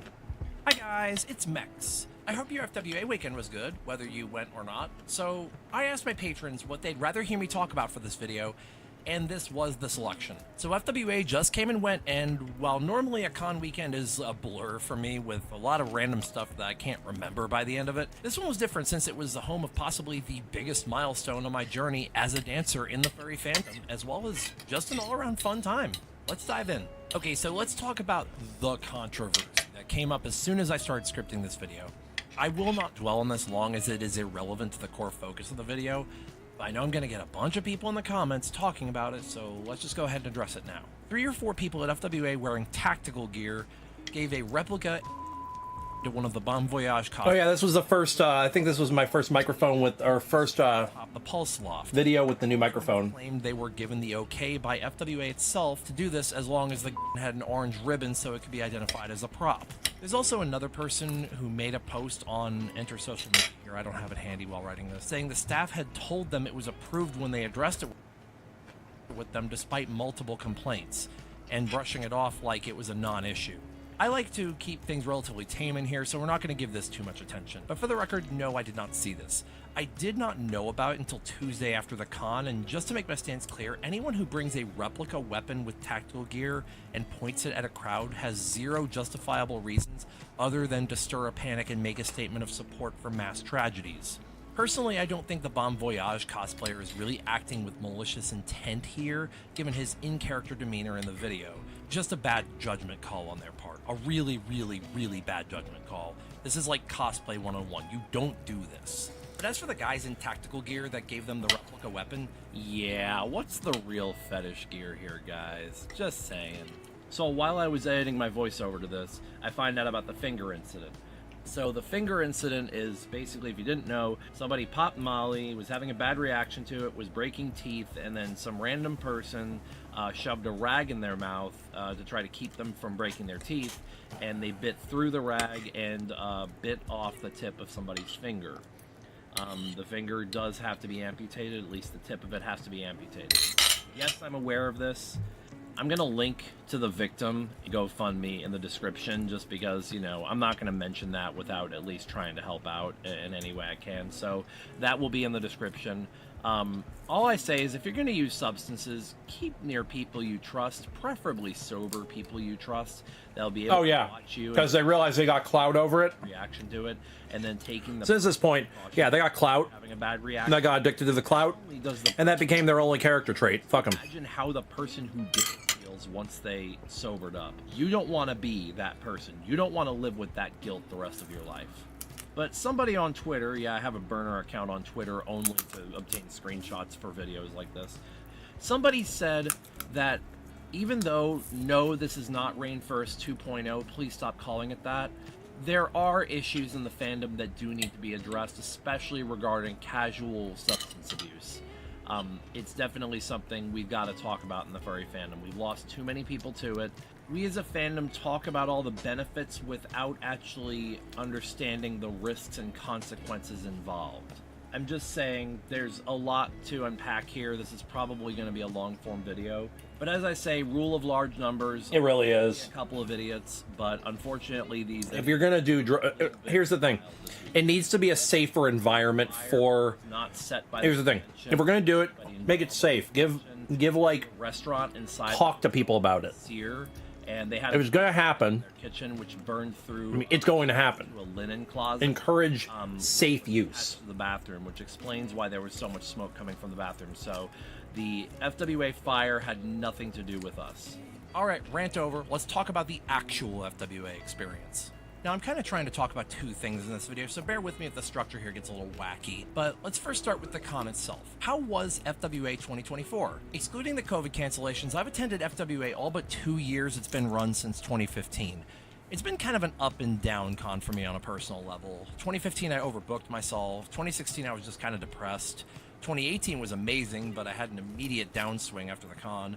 2019 I hardly remember. 2023 was probably the best con experience I've ever had. And 2024, okay, so MFF this past year, despite me still having a good time, was probably one of my bottom 10 con experiences. That's the thing. Apart from an amazing meme cosplay. If you or your friends just overwhelmed. or you're going to be around people doing hard drugs, bring Narcan. People and location. I stayed in the Aloft. I'm going to say this, half a month never, even once, try Fent. Sometimes I just couldn't find the energy to get back to the hotel. And even when I did, I have a family member on it. It destroys lives. it was way too crowded for my taste. Strangely enough, though, FWA wasn't. Well, yeah, it was definitely packed. It felt like there was more space to interact and hang with people, maybe with the exception of the atrium level. But consider that FWA only had 500 less people. That's pretty crazy, right? How could two group dance such similar numbers have such a stark difference? Now, I have a bunch of the blooper reels as well. I'm known, especially since COVID, to have massive pre-con social anxiety. Like, the day of arrival and I'm all over the place. Getting my stuff organized, I'm still nervous from travel anxiety. Now I'm in a room with people I don't see very much, or in some cases don't know.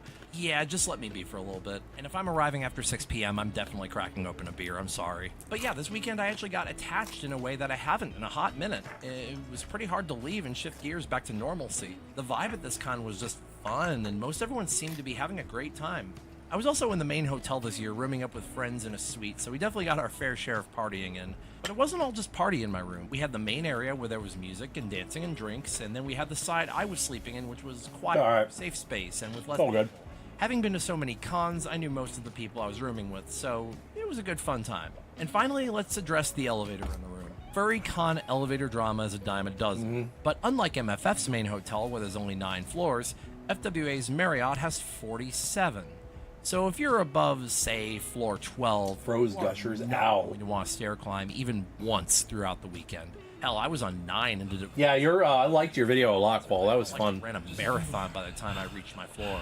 I may be a weasel, but I'm not spry like I used to be, guys. So given I was on 9, and anyone who's been to FWA while it's been in this hotel likely knows about floor 10 being a bit of an open lounge area as a transfer point, since not all elevators service every floor. Floor 10, however, does, so that's why this is a transfer point. So I was able to pick the least crowded elevator line and just go down one set of spiral stairs to 9. I was literally right next to my hotel room. I was lucky. I heard from others saying elevator lines were upwards of an hour. FWA did hire a third-party event management team to manage the elevators, but no less than twice I was told by the event management staff to go down to go up on an elevator. This is Con Etiquette 101. Don't do this, guys. Now, before we get to my major obligations at FWA, let's look at FWA as a con. They've had quite the history of ruffling feathers in the fandom with weird and controversial management choices, but the con itself? It's solid. It's not far from my home for one, so that's an obvious bias, but for those who are straddling the fence of deciding if they want to go to FWA, let's go ahead and format the video like this.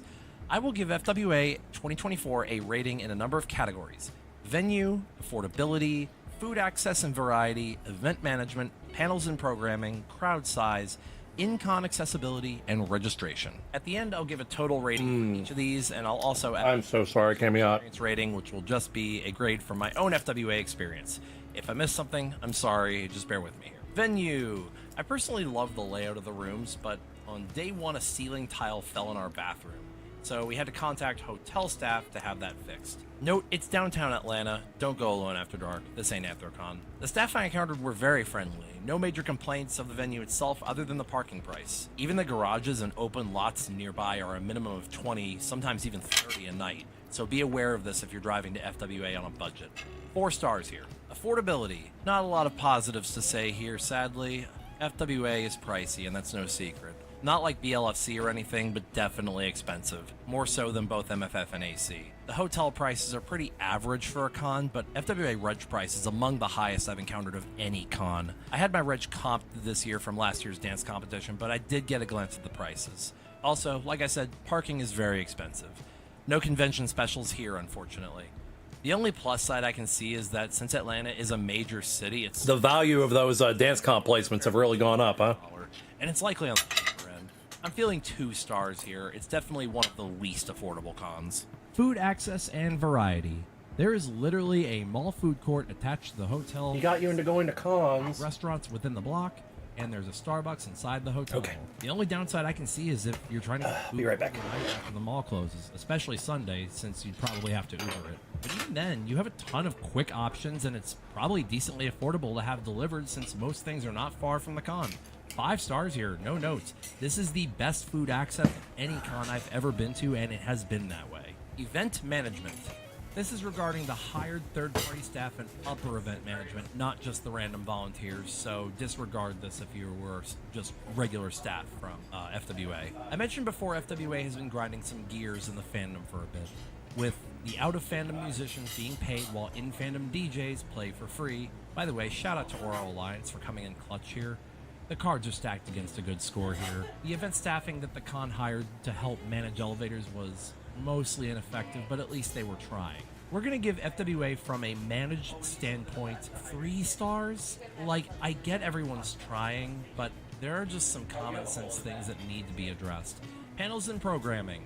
This one I just threw in here because it's a con experience most share, but not me. I just attend the dance events, really. The only panel I attended this con was the bad fan fiction reading. I have a friend. And simply couldn't stay for the whole thing because one of my roomies was locked out of our hotel room and I was bonded. But for the shows I have a was in, 5 stars, man. I mean, like, FWA added dress rehearsal to the dance competition in 2016, and that made an enormous difference. I love you so much. The best dance comp every year. You are so cute. I love you so much, Ollie. As my friend Max put it. Yeah. Guys, if you are overwhelmed by crowds, this con might be a lot for Why are you staring at me now? FWA is a first con as it can Freeze-dried peach rings. Maybe 10 years ago this wasn't the case, but it's not 2013 anymore, and these cons have over 15,000 people. However, it did feel a lot more controlled of a crowd this year, especially when compared to MFF. It's a lot, and if that's your thing, by all means you'll love this. I personally thought it had the big con feel with the medium-sized con vibe. 4 stars. In-con accessibility. What I mean by this is elevators, escalators, are the walkways between venues fursuit friendly, disability access, stuff like that. Well, I think the only thing that is massively working against FWA here are the elevators. Here's my critique. Close Listen to her. all event floors except the street level, cone them off like MFF does, add queue dividers, and have one staff member manage one set of elevators, a total of 4 people max. Maybe even make that center elevator a designated 10th floor only elevator. This eliminates the guesswork people going to floor 10 have to do and shortens the line. This solves going up to go down, this solves overcrowding, and makes things move quicker for everyone. Everything else was perfect. Escalators worked all weekend, all con areas are accessible from indoors, and the walking is not excessive like at AC or MFF. Get the elevators fixed and we'd have a 5-star rating here, but for now, a strong 3. Registration. Take note, other cons, FWA has their shit together on Reg. Everything was streamlined, plenty of staff, and they were able to bust through a line of at least a dozen people every 2 minutes. 5 stars, fantastic Reg system. Now as for my own personal experience, well, that's where today's story begins. So let's go back in time a bit to the early 2010s. The furry dance scene is nerdy, but growing. A lot of people who were involved in dance outside of the fandom saw this as a way to intertwine both of their hobbies. I vividly remember that MFF 2012 dance competition having something like 75 tryouts. I was not one of them that year, despite tremendous pressure from a few dance comp regulars. The dance competition scene back then was just starting to figure itself out in terms of coordination, presentation, and how to properly judge and critique its contestants. This is a dance contest, not a craft contest. However, the door was about to bust wide open on the dance competition scene for studio-trained and street-trained craft to get involved. And while there were a lot of people and factors involved in making this happen, there was no fur with as much of a profound impact on the dancer furs as Atsu Fox. I may have oversold that a tiny bit. Despite a couple of previous year performances where Atsu actually performed as a yellow bunny, Atsu made his debut performance as the fox we all know at AC 2012. The very performance that I've made very public pushed me to undertake dance as a craft. I went home, bought a mirror to practice in front of, and took tutorials. AC 2012 featured a dance workshop to teach different styles hosted by Last for One crew, the first ever dance battle event in Floor Wars, and from what I understand, might have been one of the most influential cons in the Dancer Furs. But just a few months Why are you a kitty? Atsu and Akato did something that took the entire Dancer Fur scene to the next level.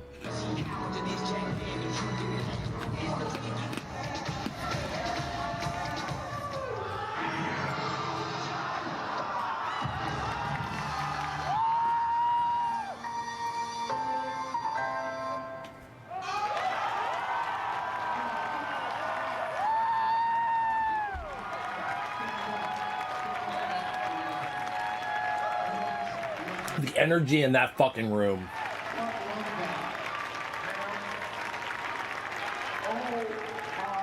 This is what we're going to be seeing. This is the next level to dance competition, right here. Kendi said it right. This is what we're going to be seeing. And right she was. Just 1 year later, Atsu Fox would bring out the real game changer.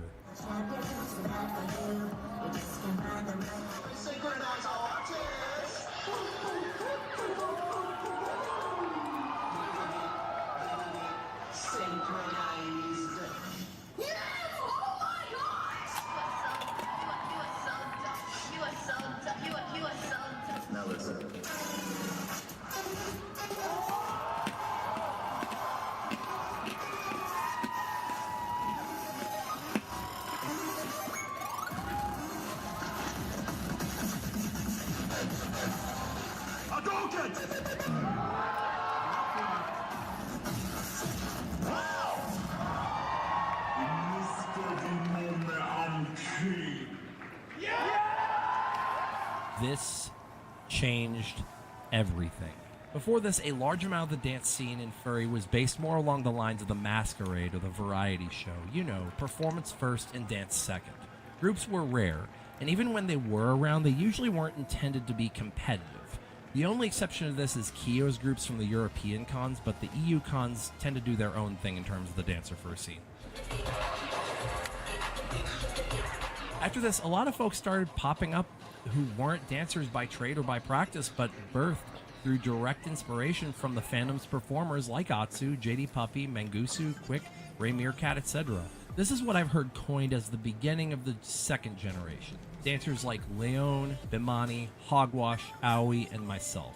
Fraternity went on to perform a few more times at AC 2014, FWA 2015 as a showcase, and MFF 2015. But their legacy lived on, birthing a ton of different group efforts and really kicking off the viability of groups in a fursuit dance context. And over the years, things grew, things evolved, and younger folks started coming in having watched Fraternity as teens or even as kids. So when I heard Atsu wanted to reform Fraternity, I knew it was going to be a big deal among those people. I was actually brainstorming bringing back Play, Pause, Rewind around this time, but I couldn't find the drive to write a ton of choreography. So eventually I settled on the idea that I had the choreography in my head that I wanted to do too, but it's just like that was until having it in your head and realizing it are two different things. Together on a group, and I'm still very proud of that performance. Atsu, having had a member drop from being able to attend FWA, asked if I'd like to be a part of the return, saying he'd been wanting to ask people he'd previously worked well with before asking anyone else. I mean, can you really say no to that? Ultimately, I didn't give an immediate yes, though. I mean, guys, as you can tell, I'm super focused on YouTube right now, and it's hard to get me to do anything else. Funnily enough, I talked to my mom, and she asked me to do it. She asked me, if you don't do it, and you end up watching them do it, would you regret saying no? To which the answer was an immediate yes. That's how I wound up in the comeback performance at FWA 2024. And at first, it didn't really sink in. Like, cool, I'll learn some choreo as I have time, but I honestly feared that I'd not be able to put in the passion I knew I would have had back in 2015 or 2016. Now, as for the experience, just know that group work, as I've stated before, requires a ton of work. And we did not want to do a ton of work in person if we could help it, so we as a collective group had to learn all 4 parts of the choreo before the con to make things easier, and that way we could just do formations and blocking and stuff like that and just put it all together and make sure it looks good. I learned Kendi's set first. It wasn't too challenging since it was at a slower tempo than the others. Atsu's was... That's the actual size of my fucking room. Had a ton of fast counts. Took me a few hours. Then Bimani's I did third, and it was probably my favorite to learn just because it looked so smooth when I got good at it. Then JD's I learned last as I needed gym space with how much ground it covered on stage. What I learned about this group really fast was just how communicative everyone was. When you asked a question, you'd get an answer pretty fast. And if you were struggling with something, the group would lend a paw wherever they could. It's kind of like a jump into it, kind of like a jump, bounce, bounce, slide. It sunk in as soon as I saw the shirts. Like, holy shit, this group had such a profound impact on the dance aspect of our fandom. I got to watch the performance, and now I get to be in it. I watched MFF 2013 at some point a year or two ago, and honestly, though, while it's easy to get it was a little more nerdy than I remembered it. my own learning and making sure I show up to the con proving I know the choreo and deserve to be there. Now, as for group performances, I always say give yourself several months to write choreo and then practice it if you aren't going to see each other until the con. For 6 people, though, that's a tall ask to not have any in-person practice time until the con. And that's what happened. Apart from a brief meeting JD had with Kendi in December at a con, none of us had a chance to practice with each other for formation blocking until late Thursday night of the con. This is when we realized the stage was going to be quite small, like 8 feet or so smaller than last year, which meant we had to change a few formations just because it's going to be hard to fit 6 people side to side on that stage. It was quite stressful, if I can be honest. Yeah. But we got it to work. The next morning, Never too late. Pretty full schedule with staffing. We agreed to get up. Sometimes I'll take breaks. I go on ebbs and flows. Since the next time we would be able to see each other was in the prelims room. Yep, an early morning practice session, and it was quite rough, but absolutely paramount to getting the choreo cleaned up. Worth it, I'd say, since it essentially freed us up for most of the remainder of the day to do whatever outside of prelims.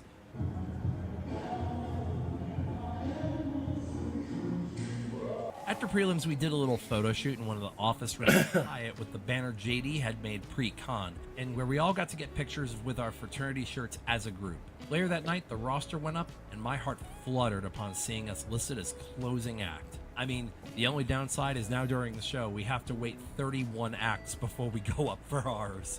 Oh, God. Then Saturday morning, we had another short practice at 8 to clean up some of the errors from prelims. And I just noticed how well we all vibed as a group.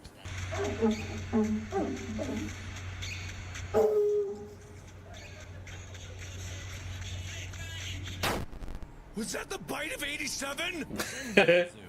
Look, there's so much to talk about in terms of this event. If I even tried to summarize it all, we'd be here an hour. So let me just focus on a few things. First, the format this year was Group Project, where 2 random finalists would be paired up. Those 2 would go out and battle against other pairs in a tournament-style bracket until it's narrowed down to a winning team. I was paired up with Eve. Oh dear. Our round was Fritz and Jamage versus me and Eve, which ended in a tie at first, so the tiebreakers for this round were settled with some really abstract non-music.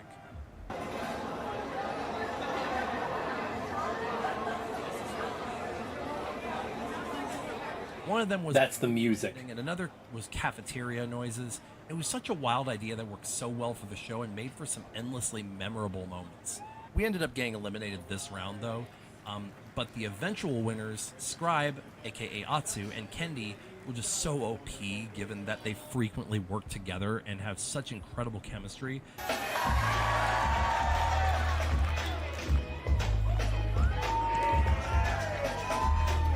And honestly, they won the thing based solely on that chemistry in conjunction with their creativity. They had the best group project. Also, shout out to my stream regular Boomsday Wonder for Cypher Champion. Seriously though, go watch this event as soon as there's a YouTube video. It was amazing. Anyways, so Sunday was the day of the competition, and as I wake up and check my phone, we got a problem. JD messaged the group to let us know his shirt was missing, and he didn't remember seeing it since we were in the office room in the other hotel the other photo shoot. Its comp was in 5.5 hours, so we were hoping it would turn up. We got together and went to the breakfast cafe down the street and talked for a bit while we waited for 10 a.m. to come around so we could hit up Hot Ops and ask if it had been turned in. JD's kind of like teasing himself, and we're kind of like teasing him back, like, "Oh my God, how could you forget your shirt, man?" We had a couple of contingency plans. What are you doing? First, we were gonna go. Why are you at Kitty? Hang on. Hang on. I know you're a So kitty. my brain went immediately to the You're a alternate kitty. solutions. Oh my One of them goodness. was same-day Oh shirt my printing. goodness. But all the She's a shops were kitty. hard to reach, and there was no guarantee that anything would be done that day. We also had the idea of asking anyone in the vendor hall if they had a shirt press or the ability to do an iron-on at con, to which we also got a no. This is where my experience of working at Walgreens came in handy. Walgreens has same-day peel and stick posters in their photo department. Why don't we try that? I mean, worth a shot, right? I had JD help with the measurements and drove out with JD's partner Dante to pick it up and was back right in time for dress rehearsal at 11 a.m. Maybe we were like... I love you. They were on the 5th competitor and we were at 32. So we came back with like ample time till we were... The sea. Dante did the work to secure the... Look at the sea. And the results were pretty damn good considering the rush job, and it held together the entire performance. Now, as for the performance, I knew what this would mean to a lot. Row, row, row.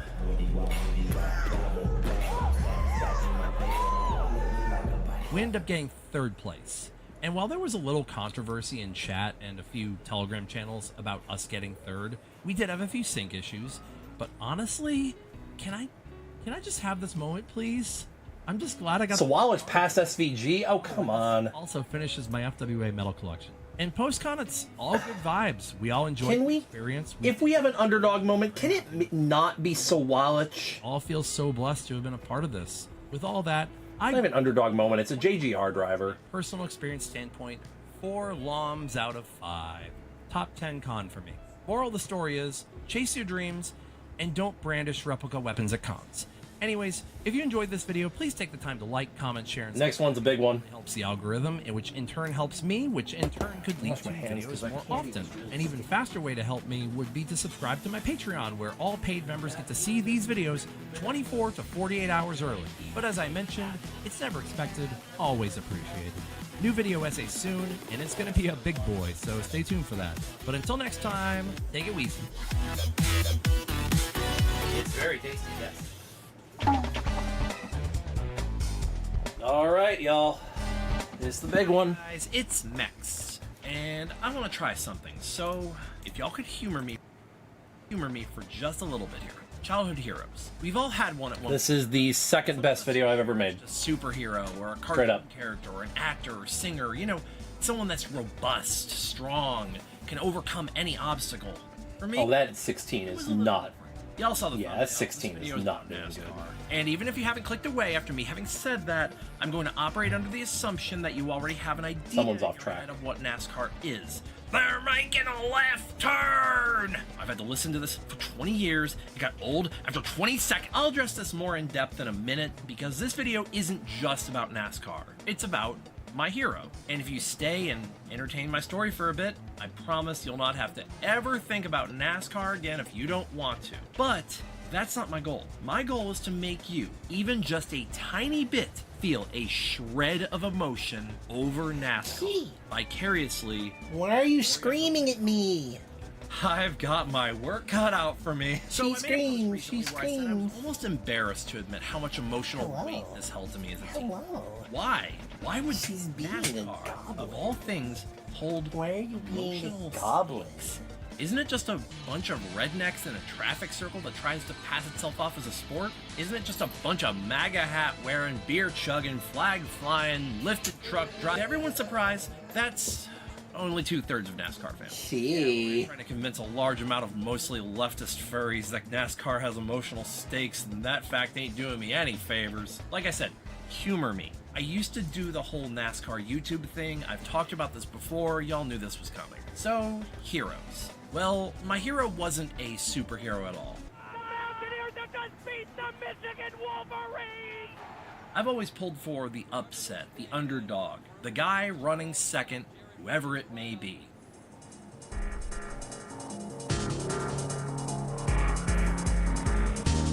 I saw, yeah. I was always into I was watching for a moment there. Turismo, NASCAR video games, Mario Kart, running down the street with the dogs and pretending it was Sonic R, you know, normal kid stuff. And yeah, I occasionally watched NASCAR. Never a whole race until my teen years. Rough for me. I was going through my home, the neighborhood I lived in. She goes row. I didn't know the exact day, but I can pinpoint the exact moment I began to regularly watch NASCAR, and it was the most random thing. Before I knew what a YouTube poop was, and before I had internet fast enough to look it up, oh my goodness, you are so cute. Nonsensical and absurdist. What I did have, however, was a VCR and an army of blankets. Ollie. So flip channels. Ollie. Then record, then pause, then record. You see where I'm going with this? The results were essentially YouTube poops, essentially done in a linear editing format. And any editing nerds in my audience will understand what I mean. While sometimes I'd get some funny shit, most times it was just static and gibberish. One day, while doing this out of boredom, I encountered this crash at Talladega. How's everybody doing? Everybody chilling right now? Everybody doing all right? How we holding up? Ryan Newman in the 12. I need to get me some actual water. I have water in the car. It gets worse. Keep forgetting to bring it in the house. Yeah, pretty brutal, huh? Scott Riggs was okay, by the way. Usually these kinds of wrecks ain't the ones that hurt you. I hit record. I didn't pause. I let this one play out. Then it came to me. Maybe I'll make this one a crash compilation tape. So I did.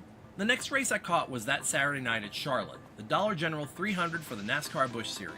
For reference, this series is nowadays called the Xfinity Series as Try this. title sponsor, but at that time it was called the Busch Series as Busch Beer was the sponsor. So we're just gonna. Well, I can put them on. Of the video. That's the good This is news. essentially your Formula 2 equivalent, your minor. Not sure how much they'd hold though. This time we're called the Nextel Cup Series.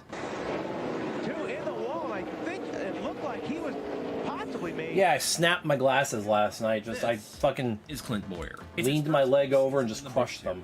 He entered this race second in the points, so crashing is clearly something he's not done a lot of in order to get here. This might be a good time to explain just a few things. First of all, points? Yes, there is a championship. Historically, We are now over. I believe we're over halfway. these days it's Just over halfway. I think. Still generally the same idea. Try to go out and win races to score the most points possible. But since our story takes place in the mid-2000s, it's probably best to just stick to that context so as to not overcomplicate things. We got a lot to talk about. So, does this wreck mean he's not second in the points anymore?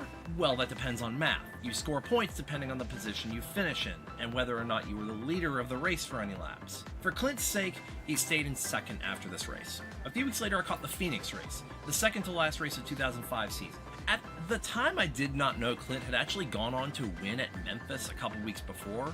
Yeah, the Riggs one. For myself, you know, I missed that one. I didn't even know at the time Clint had won. I wanted to see him run down Martin Truex Jr. for this points lead and take the championship. I wanted the underdog to succeed. In this race, he finished second to this guy, Carl Edwards.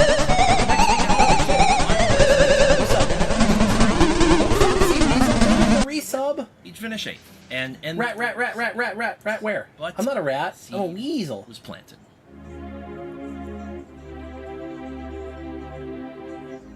What do you see here? Paper on a wood shelf? Cars in a circle?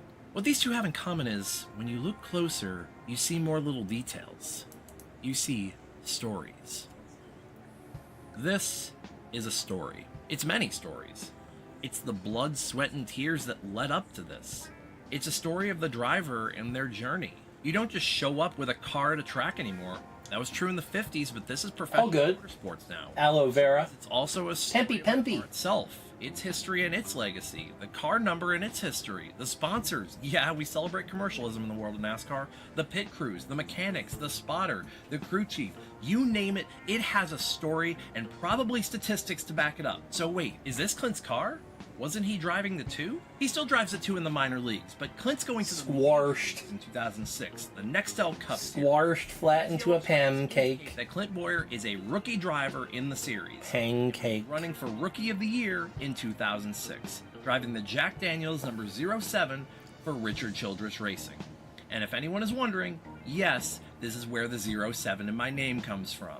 It's not my birth year, though here in a year or two I suspect I'm going to get a lot of people asking me that. For sake of brevity, we're going to focus solely on the drivers in this video. Let's meet some of them. I mean, Clint's going for Rookie of the Year. Who's he going against? Well, let's start with the fan favorite, prodigy of NASCAR's golden boy, Dale Earnhardt Jr. I know, right? The 7 is absolutely an upside down 2. It's over. It's over at the moment of caution. Truex. I'm just, usually the better I am with writing in my video, the prouder I am of the outcome. And yeah, this was some of my best writing from narrative flow. He turned Busch North driver. For the record, Busch North is the regional series. I'm really proud of the analogy of stories to aspire to go NASCAR racers. South and rented a house from none other than Dale Earnhardt Jr. himself in Mooresville, North Carolina. He has a family full of racers. His father, oh my goodness, and brother are all racers. He's the fan favorite and will be driving. Please observe her. Bass Pro Shop Chevrolet for Dale Earnhardt Incorporated. Listen to her. NFL Cup rookie season. Listen to her. Oh my. She's going to pause my video, isn't she? Oh my gosh, she's going to sit on my keyboard, isn't she? Pretty good so far. She. Hello, she. Denny Hamlin. Hamlin has been racing since he was 1,000 messages today with Restream. Wow. Hamlin's parents famously refinanced their home to keep Denny racing. Pepsi, you were the 1,000th message Mini stocks sent in the chat this stream. position and the race at Langley Speedway. With that said, let me explain qualifying real fast. Come here, kitty. Before you race, You are really soft, trial you lap, little 1 she. to 2 days before the race.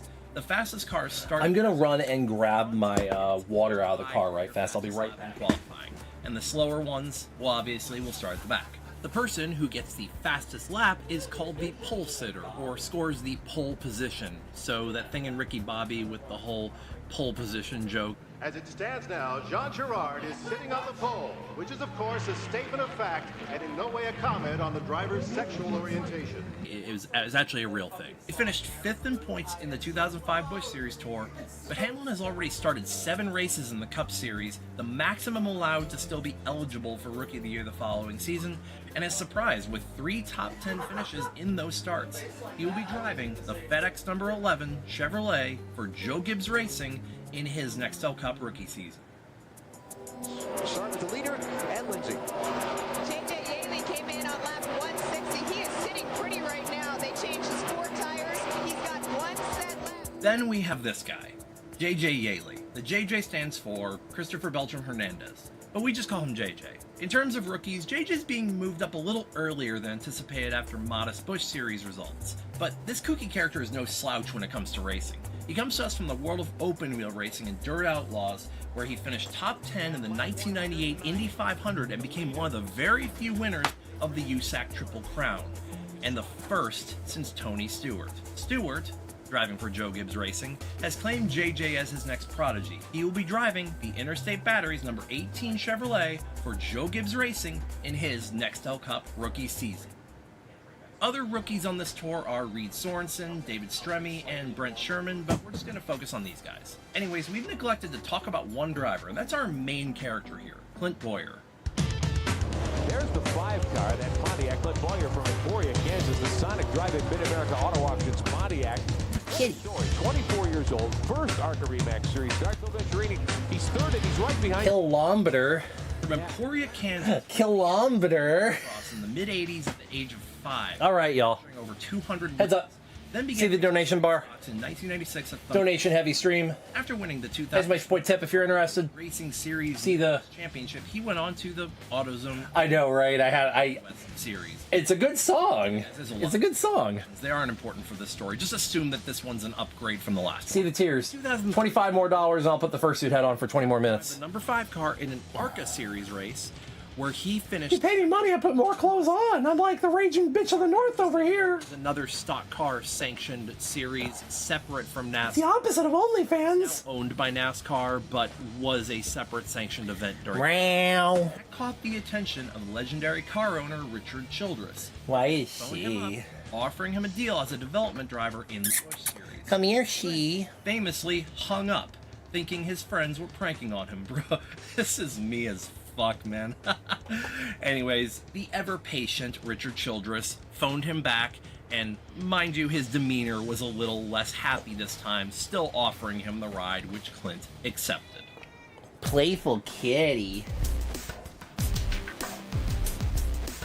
One of the biggest complaints I always hear from non-NASCAR fans about NASCAR, apart from the obvious left turn crap and backwards-ass commentary, NASCAR's gone woke, is simply, how can you watch cars go in a circle for 3 or 4 hours? Well, how can you sit down and read words on a paper for 3 or 4 hours, book lovers? How can you sit and watch pixels on a screen for 3 or 4 hours, binge watchers? How can you watch balls get thrown at muscly men for 3 or 4 hours? Okay, point taken on that one. But to build emotional stakes in a movie or TV show or anything, it takes time. If a movie is 15 or 30 minutes long, how are we supposed to care about the characters and the universe they live in? NASCAR uses time to its advantage. The prestige is built in the fans, and the emotional impact comes from the almost idol-like connection you build with your main character. your driver. And as for driving in a circle, well, time for a history lesson. You may have learned from the Will Ferrell masterpiece Talladega Nights that NASCAR was birthed of moonshiners who souped up their race cars to outrun the police during Prohibition. But when Prohibition ended, they started racing each other. This is 100% true. But why in circles? Well, NASCAR was done on the cheap back in the day, so they bought up old horse racing tracks in the dirt. Eventually, most of them became paved surfaces that evolved. We're 7 hours and 35 minutes into stream, and we're talking about muscly men and balls. Series season. Yes, this was a thing. Drivers could literally drive both the major and minor leagues at the same time, unrestricted. It was really dumb and I hated it, and so did most fans. We still have that problem today, just on a much smaller scale, since they are limited in the amount of races they can do. Also, duly note that a driver does not necessarily run the same sponsor every single race. Sometimes you'll see like the primary sponsor switch up from time to time. So just so you know, if Clint runs a Sylvania or DirecTV sponsor, those are his co-sponsors, and then there's just some special paint schemes they'll run on occasion. Just so that's clarified. Last thing I'll explain before we go in. The way NASCAR points were set up around this time was a 36 race season, with the final 10 races being what NASCAR essentially had as their version of the playoffs, coined the Chase for the Cup. This is the only motorsport known to do this, and as time goes on, I hate it more and more.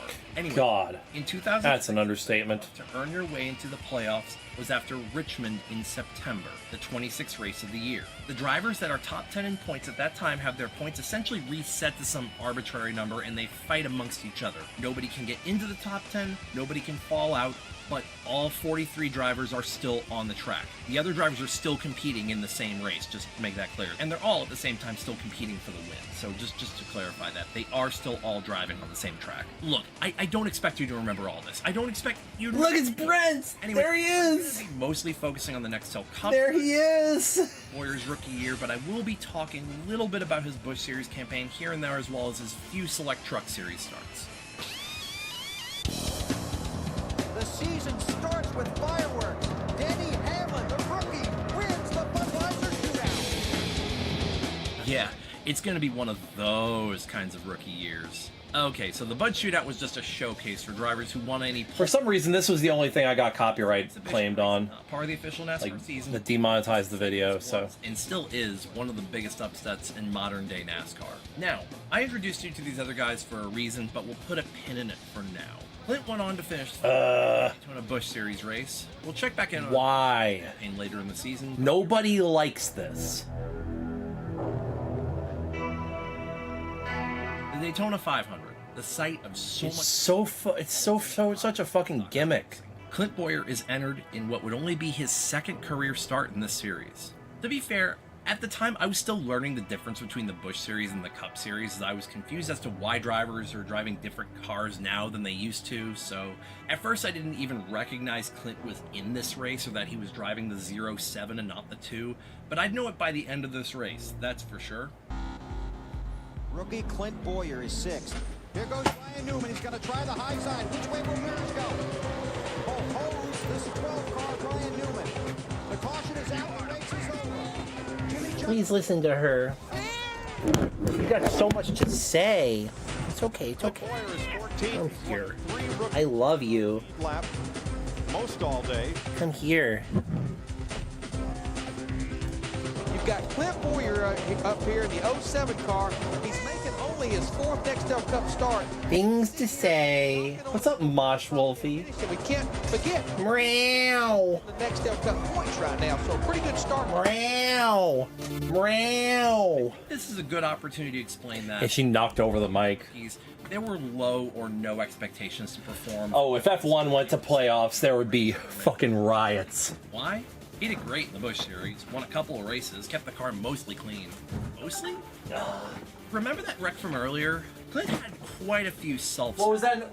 Wrecks in his Busch Series days. Most drivers... Where y'all going? Elite ones have less. Another factor was that this Be bad performed like hot okay the year prior. I don't know what would the fact that be bad would being bad would points is an upset mean for me, but I already had dessert, so I'm not worried about it. I was gonna say, can you get me ice cream, but I don't need no ice cream. I'd say place. Oh, see, that's not that bad. There's worse things you could do. I want to see your she. There were several cars here that I thought... Sorensen, yeah. Wow. Oh, that's a scrankling Bonchfompter is what that is. Oh my god. I'm forwarding that. Holy shit. That's incredible. I might get to see Clint. Look at this scrankling Bonchfompter. 07 at Martinsville until, yeah, I pulled a fast one on you. This was a truck series. What in a baby. Warriors raced to Wow. for the first half and then got spun midway through. Either way, Twim Dimsterly. at Martinsville, since it would be his first time at this track. Wow. This season, the Busch Look at the dumpsterlands. Either way, this should definitely be beneficial to his Cup Series. Never mind, on to next week. Where are we going? Texas? Oh, cool, a 1.5 mile oval. Clint did good at California and Vegas. Should be a fun one. Okay, Clint, you're running decent. Keep it there. The race off pit road. There you see the race off pit road. Clint Boyer, I've got to believe that was 2 tires. Rolling the dice here. 2-tire call? He won't be affected that much, right? Yeah, he got Draxton wrecked out on the white flag lap. Still came home 19th. But that's definitely not indicative of where he was running that day. Disappointing for sure. This race changed everything. Clint Boyer in that 07 car, about to get in the top 5. Clint Boyer is one of Looks like I'm sucking 2 dicks. now. His last lap was within a 10th. What is this? It's in 8th place. He is the fastest car on the track, and Boyer is coming. Clint Boyer, who before last night at Busch Series finishes here at 13th and 2nd, leads them down for the restart. He finished 5th on pure pace. Not luck, not pit strategy, just pure pace. And for the first time, I felt pure and genuine excitement. I was excited when Clint led his first laps. I felt anxiety that his pit stops were going to be slow. I was doing this, and it looked like I'm sucking 2 dicks. But nothing did.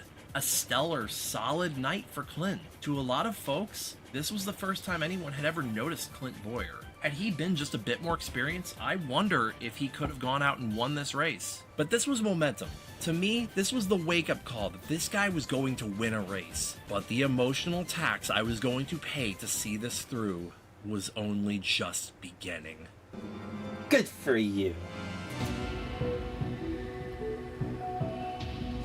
And 07 is running 8. All children's cars. All those children's cars, I mean, they have got something working, man. Clint Boyer coming back into the picture. He's flirted with the top 10 all night in that blackjack. Wait, that's not it. What's that? And Clint Boyer, who's lost a position after this restart, has been running pretty well all day. Remember, he started way back in the pack as well.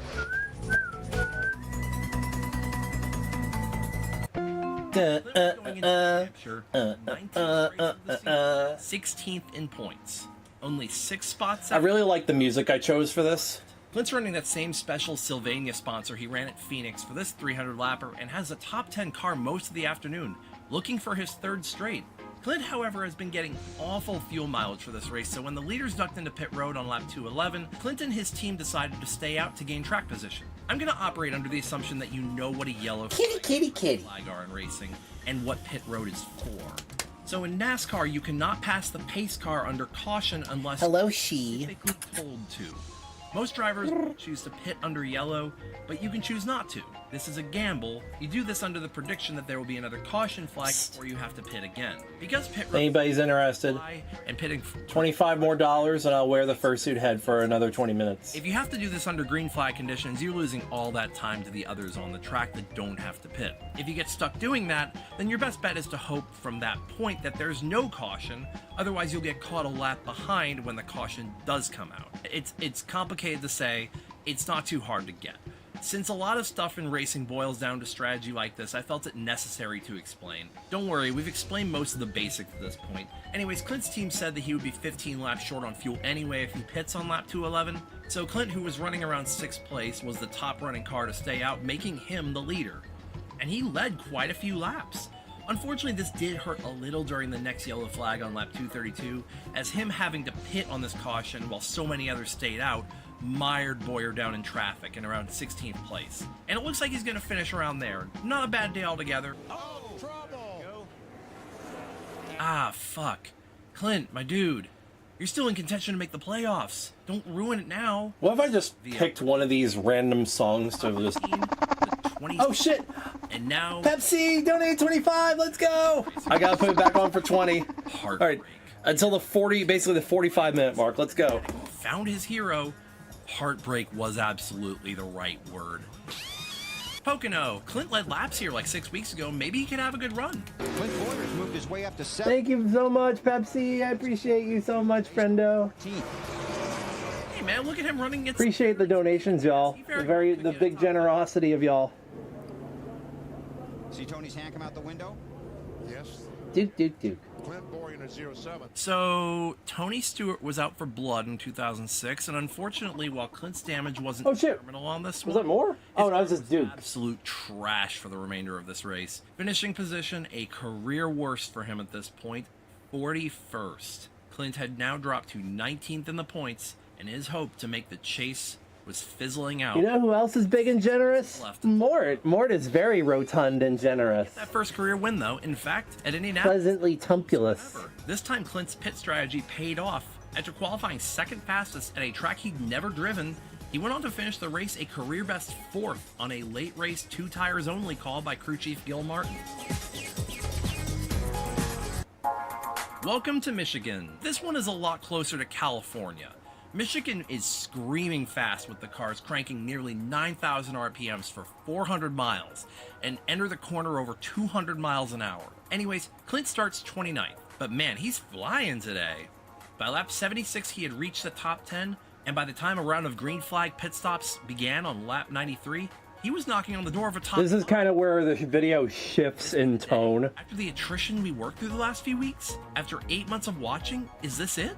Well, it could be, but the NBC broadcast certainly doesn't have that in their notes. He's not even on screen until nearly an hour into the race, and he's hardly talked about despite the fact that he's consistently the fastest car on the track. And the next 2 times he's shown running very clearly top 5, the commentators have other priorities to talk about. They radioed to Junior, said the 26 isn't real confident in their race car. Jimmy Johnson is the 5th place car in the low Chevy. Look, there's pleasing the general fan base, then there's this. And trust me, by the end of the season, it felt like they wanted you to forget Clint Boyer existed. And that only made my fire grow. Light him up, Clint. Give him something to talk about. With under 40 to go, a 2-tire call put Clint out front. And this time, he's got enough gas to make it. The 2 tires hold tough, and while maybe Matt Kenseth would get around him for the lead since Clint's on older left side tires, certainly he's looking at runner-up, or at least a career best. Great job, 07 team. 3rd fucking place. Just 3 laps. 2 to go. Clint Boyer off the pace. Yeah, a lot of smoke coming from that car. He was in the 3rd position with just a couple laps to go. I know. I'm surprised it fits too, and I can actually hear. This day, it still hurts to watch this. That was actually just kind of a happy accident. My heart. Normally, I would just take my Bluetooths and put them in my head, but shattered. This worked. Ignored, overshadowed, forgotten, but still there with 3 to go. To only have it taken all away. Clint finished 33rd. To be fair, that was very slightly edited. All he said was Clint Boyer runs. That's Clint Boyer in 4th. Pit stop. Then Jimmy Johnson runs 5th, the low Chevy. I did splice the time a little bit. They did just say Clint Boyer runs 4th, but that's the only time they mentioned him the whole fucking race. You're playing a game of Jenga, but your teammate is a fucking possum. Come on, a loose fucking wheel? What the fuck? Same car we drove at Michigan, but this time with a brand new motor. This race was quite fascinating, if I could be honest, and just seeing this generation of stock car with the sunset beaming off it, man, this brings back so many memories. I rewatched this race recently, and honestly, I got misty-eyed. Every memory came crashing back. Clint, while not as fast as he was at Michigan, has a good car tonight as well. Again, the broadcast mostly ignores him, though admittedly he gets slightly more TV time this race. Jeff, his teammate, Kevin Harvick's teammate, close to locking in his place in the chase. What kind of finish tonight would make you sleep well this week going into Richmond, Jeff? I'm Clint Boyer's teammate, too. Okay, there's Clint Boyer. You're his teammate as well. Still not a lot, but take what you can get. He keeps it between 8th and 14th most of the night, and alright, this is one of my favorite ways to end a race, the fuel mileage battle. Essentially, there's what's called a fuel window, and it's about the rough amount of laps you are expected to be able to run on a tank of gasoline. I do not remember the exact amount for this race. I think it was 50 to 55 laps. The race restarted on 196 of 250, and adding about 2 laps run under the yellow essentially means they're running about 55 laps on that tank. And this is one of those fun strategy plays for the end of a race that can end in mass chaos and result in sometimes unexpected winners. I love these kinds of finishes so much. A few of the guys at the back half of the lead lap cars, Clint Boyer being one of them, decided to come back down pit road before the last caution period ended to top off their tank with fuel. With 12 to go, the leaders start to pit, and the guys that gamble on fuel are going to be out front. There's Sorensen. Dave Burns. They radioed to Reed. I was watching a couple minutes ago. Where are they at? Let's see. We got 5 to go. Reed Sorensen? My 14-year-old counterpart asks, flabbergasted. This guy? I didn't even it's close. Script. What the He's like the 4th best rookie this season. Unfortunately, Casey Kane, who had dominated this race, had built enough of a gap on the 07 before pitting that he eventually is able to pass Clint. Ah, well, but hey, come on. The second. Look at Riley Herb's top 5. Oh, Reed ran out of gas with 2 to go, and Casey Kane won anyway. Well, you're going to run out too? Waiting for it? Good run for Earnhardt Jr. And Clint Boyer. Yeah. Hey, I'll take a career best. Hey, we led laps here. Maybe we can get us a... Dare I even test it? No, Clint sucked all race long and finished 24th. Man, I hate New Hampshire. Just a shitty track. Who the fuck would want to race here? God damn. So, it's been an up and down roller coaster. I can't really stress the sheer emotions I felt during these races. How much wanting to see my guy win his first race. Win any race. Why is Austin Green so good at road courses? Torn up by these constant beatdowns. And that's before I tell you that, his Busch Series season isn't faring any better. Let's run down how this season's gone for Clint. Lead laps. Is that Corey Day in the 17 again? Finish second. Finish second. Finish second. At the first New Hampshire race, Clint literally... Corey Day just is not very good. Leading 127 laps. Same with Sawalich, honestly. Pit stop. Snow, Alan, the caution flag comes out. Car in the wall in turn 4. I'll sit down. Aaron Fike in the 33 car has spun. What did I say about Clint Boyer making that pit stop and then the caution flag would have come out? Not good. His worst nightmare came true. I swear, I cursed this guy. At Bristol, he got spun. At Richmond, he got spun. Certainly this guy's gotta get back to victory lane eventually, right? 3 to go. Did I just join at the absolute collapse of his career? Oh, Austin Hill, you are a piece of shit, but it's okay. It's okay if it's Corey Day. Be the guy. But this is great racing because you see these guys giving each other all the room they need. They've got him right there. They all suck. Boyer leads the field off of turn 4. It's been a rough few weeks, but Clint Boyer puts it behind him. I knew that. Finally, I got to see him get one. Maybe this would be where things turn around. Can he still win the champion? No, never mind, that's not happening. The next day, man, that 07's Bruh. runs top 5 most of the day. What a... Fades to 8th, but at the end, still a great effort. Bruh, Austin Hill, you are like 7 years old. He's gonna want to put on a show for his hometown crowd. Lap 19, Clint runs 5th. Lap 37, Clint runs down and passes Scott Riggs for the lead. After some pits, Rot Skiggs, everybody. 5. Under a caution, Boyer elects to take only 2 tires. It's worked before, and it got him the lead. Jimmy Johnson runs down and passes Boyer, but man, we're down to 100 laps to go, and Clint's really putting up a charge. He's led a career-high number of laps. He's going to contend for the win today, ain't he? He could do it. I wish I had 4. Are you starting to see a theme here? Man, just for those that haven't seen this video. Break. Clint, on another fuel mileage battle, still somehow recovered to finish 9th. But again, I stress this was like emotional torment to me. Note that after these races at this point, I had to go through 5 days of freshman year high school and, yeah. Anyways, on to the next one. That's in, yeah, no, you're good. You can say whatever the fuck you want, you piece of shit. Fuck you. Say whatever the fuck you want. I'm a big bitch. Fuck everything. Yeah. Yeah, that's about how it goes. Yeah.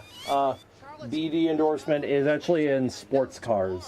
I have a car that can win the race in the Nextel Cup Series. The very sight of where I introduced you to this guy. Clint Boyer is looking for that. Oh, don't turn him! And how he introduced himself to me. Got a great race underneath him. He told me before the race, I think I can win tonight. Could it be the night? Damn, Zillich! Holy shit, Zillich is talented, man. It's a damn good thing that was literally, that's like the best driver in Xfinity right now. God, come the fuck on, man. One break. I'm asking for one. Oh man, this is gonna be an all-timer right here. Watch this shit. Oh man. Passionately invested in something. Sorry, I'm watching the actual like race today on the other screen. That's where I was. Oh man, get him. Get his ass. Get him ass. Spoiled potential. Get his ass, Kiwi. I always found something else to blame, even in situations where a rookie driver... SVG, ooh, he got a better corner there. 5 races to go. What's going to happen at Martinsville? Oh, he's going to spin himself while running 8 with 25 to go. Oh, that's nice. Oh yeah, he's got him now. Atlanta. Oh man. All evening. 88 ain't making it easy on him. Let me describe this fuckery for you. You see, everyone gets accordioned on pit road. Clint gets rear-ended. All good. I ain't gonna say nothing else. Racing deal. Clint takes a few extra seconds on pit road for them to assess the damage. Restarts about 14th and yep, gets taken out in a wreck that he would have missed had he not been back there. And to add insult to injury, Boyer became a hazard and a caution flag threat, desperately trying to keep... Oh, fuck, this is good shit, man. Straight. 5 straight races where Clint's been taken out, either by his own doing or by sheer bad luck, but this is the season for those. Rookie mistakes, they call them. At Texas, luck would finally go our way, mostly. Clint ran second most of this race, but nobody really had anything for Tony Stewart, who had been on crack the last couple of weeks.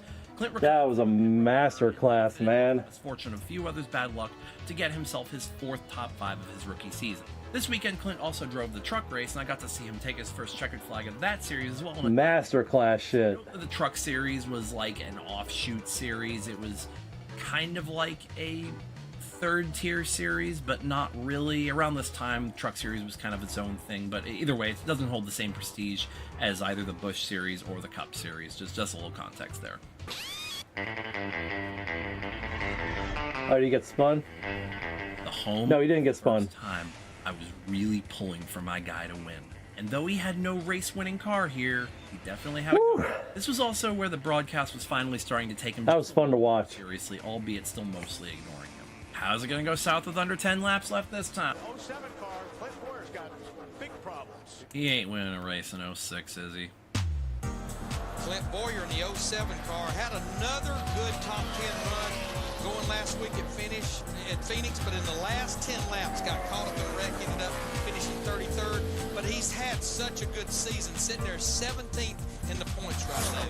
You heard it. He had a good rookie year. Rotten Isle. 10th in this race. It's safe to say that with 11 top 10s and a 17th place points finish, that he could be poised for a breakout year in 2007. His rookie year was better than the rookie seasons of a lot of the sport's veterans, in fact, even Dale Earnhardt Jr.'s. And while Clint's rotten luck and mistakes were definitely noted, his heartache pales in comparison to what Casey Kane fans went through during his rookie year. Side by side of the line, Kenton. Sandler had the lip for Sauter. Here comes Kane. Sandler by half a car length. Tony Stewart. Hey, Casey Kane lost it. Oh, there's oil. There's oil on the racetrack. Hey, but here comes Kane. Here he comes. Catch him. Caution is out. Caution is out. It's got to be. They're coming to the checker, though. But the field is frozen. Oh, man. Oh, my goodness. Casey Kane, the race leader, has hit the wall. Or on that note, let's take a look at some of those other rookies from earlier. Yeah, I saw. Let's start with the guy I'm segueing into, Martin Truex Jr. His rookie year has been... And around goes Truex hard. Unremarkable, with a few flashes of brilliance from time to time.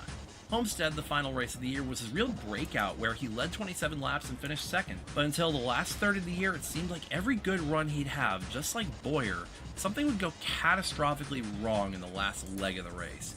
And every other race was just kind of blasé. Look at his entire summer for the year, for example. Until the second Pocono race, 20th race of the year, Truex finished 14th or worse 12 races straight. But he's performing better than the guy he filled the vacancy for the year before, Michael Waltrip. His rookie stats are eerily similar to those of his mentor and teammate Dale Earnhardt Jr. Denny Hamlin? Well, if the Bud Shootout was any indication, Hamlin has had one of the greatest rookie seasons in NASCAR history, scoring over 20 top 10s and winning both Pocono races, a track he had never been to as the Busch Series didn't run there. He was still mathematically in the hunt for the championship, even in the final race of the season at Homestead. Surely the start of a fantastic career for him. That rain? What about that other guy, Is it raining? Yaley? Well, Yaley's season has been, Well, it looks like Yaley decided to come down into pit lane. Yeah, it does look like it's raining. and didn't let everybody behind him know. And Yeah, it is raining out. Took out 2 good race cars. Not good. Only 3 top 10s, an average finish of 25th, and an embarrassing couple of moments. Consider that even though the guy he was taking this car over for, Bobby Labonte, was 24th in points the year before with this 18, Bobby Labonte hang on, y'all. Twilight years of his career. JJ is new. You gotta do this right. And therefore needs to prove himself. You gotta do this right. JJ's still winless at this point throughout NASCAR. And at this rate, without marked improvement in 2007, he may be looking for a job at the end of it.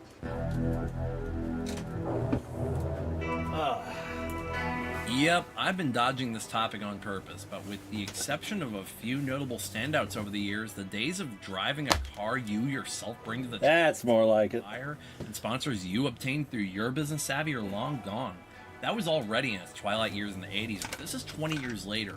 The owner, Hell yeah, let's go. typically some wealthy business person who wants to live out their midlife crisis, usually has multiple cars across multiple teams, and they hire aspiring racers that catch their eye to drive their cars and showcase their team. Yeah, I forgot I had this. Keeping sponsors happy and Had this for a long time. drives for Richard Childress. This is back when Boyer drove the Cheerios car. And Kevin Harvick. While they are teammates in that they are under the same owner and share info with each other, their season is independent. But when it comes to teams, you don't win races, you tear up the cars you're hired to drive, you don't get to stick around with that team.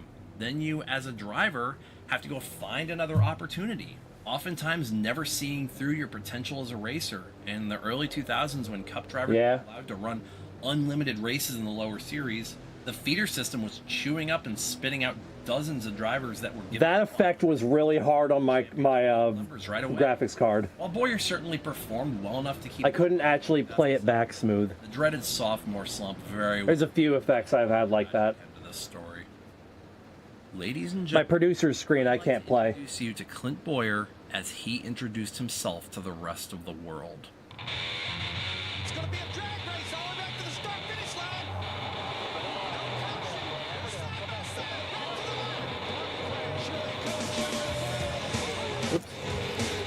Hello. Haha. I can't. Haha. I can hear you with my eyes. Haha. Yeah. Haha. I can hear you with my eyes now. A race that was literally I'm listening. My eyes are wide open. NASCAR's first viral moment thanks to the internet. Absolutely short. Where am I going? Teenage brain. This was the first time most casual NASCAR fans had ever heard of Clint Boyer. Much better NASCAR YouTuber Slapshoes said, "We didn't know it yet, but this was quintessential Boyer. Quintessential, if you will." And say out of sheer morbid curiosity you continued to watch this video after me having said that, Clint's entire career can be summed up with, you take a moment in NASCAR history, Clint out of nowhere busts down the door and wants to be included too. Clint started off his season with that 18th, then a 6th in California, then had a middling day in Las Vegas until, out of nowhere, Clint started clicking off the fastest laps on the track as the sun started to set. His car was coming to him. He had made his way up to 9th and was flying towards the front with 50 to go.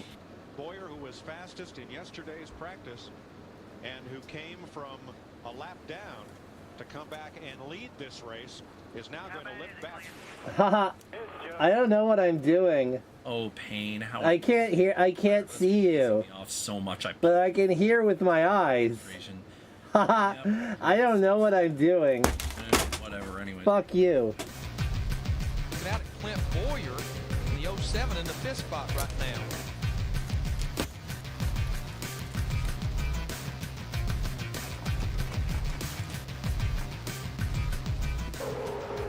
Seven's got quite a bit of right side damage. He's going to have to come to pit road with those tires rubbing. Oh yeah, we're good.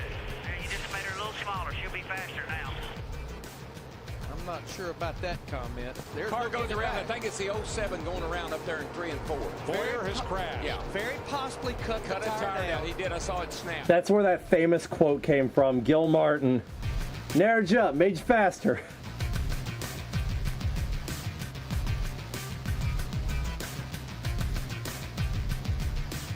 Despite a few hiccups, Clint's numbers looked a lot more stacked in 2007, already having 5 top 10s in his first 11 races.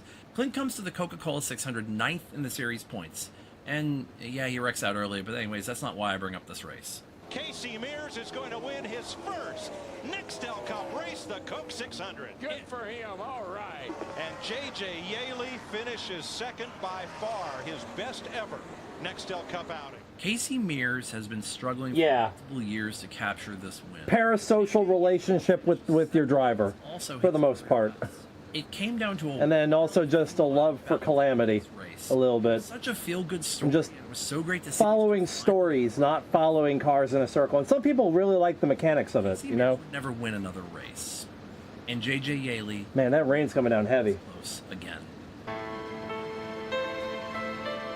This is the harsh reality of racing. Some will never see a checkered flag. Some will never come in last. It's hardly Yaley's first time losing a race he could have won to an underdog feel-good story. He lost at Chicagoland in 2004 on a bizarre pit strategy, handing the win to Justin Labonte.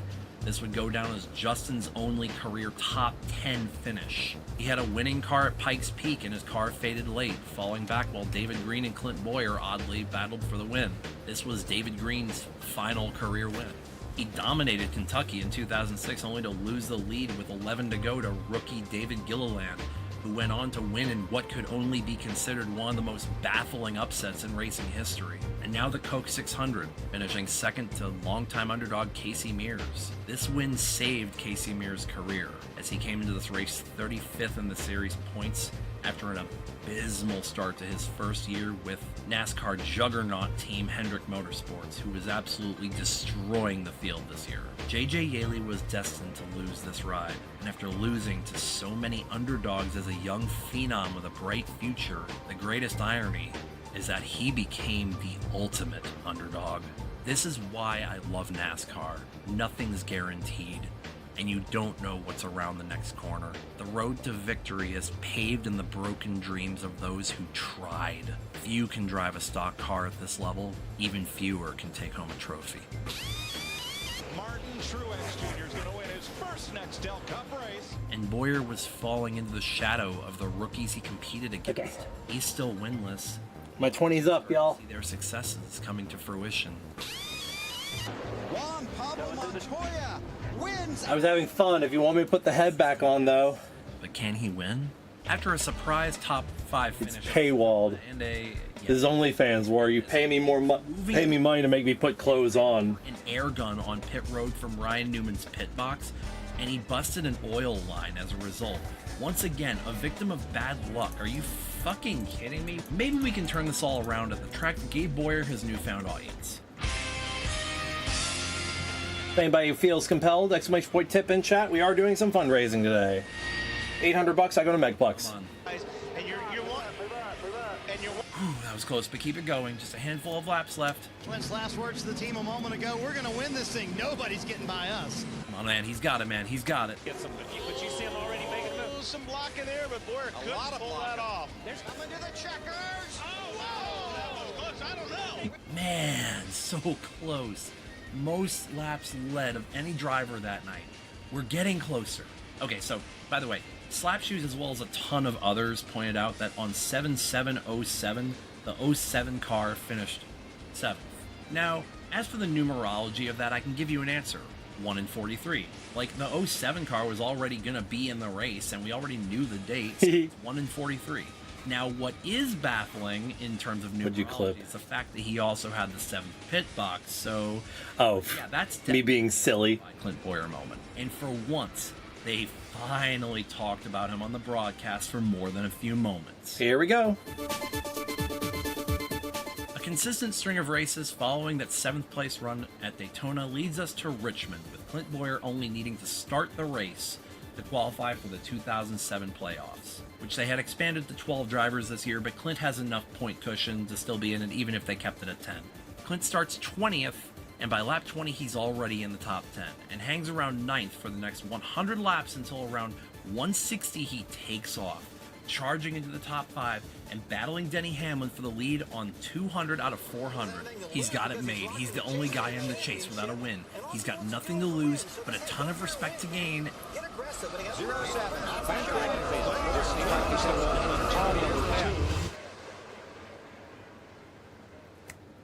Why NASCAR? Why did this sport get me in so deep in less than 2 years? How did we get here? What was it that drew me in so much where other outlets couldn't? I mentioned my home life, and I've left that vague on purpose. The truth of it is that my parents had just divorced, and it hadn't exactly been a clean divorce either. My father was in and out of the picture. My mother, bless her heart, she was trying, but money was scarce. We moved to the city in '04, so I'd lost everything I knew up to that point in my life. Then we get to the fact that I had retreated inward pretty heavily over the last 1 or 2 years, as I'd been experiencing bullying so bad that it got to the self-hatred level. Didn't really visit friends because I couldn't open up, and I got so self-conscious that I wouldn't want to invite anyone over. I didn't want anyone to know about my, weird quirks. And then we have my sexual orientation. Take it easy, Audible. It's not exactly something you wear on your sleeve, but the fact that I was attracted to literally nobody and had no desire to date and did so out of pressure. I wish I could have said that I was gay. That would have at least been, an answer. There were times during that period where I lost the will to live. To me, my life was predetermined to fail. I would write out answers to where I saw myself 5 years at school, but I didn't really have any answers.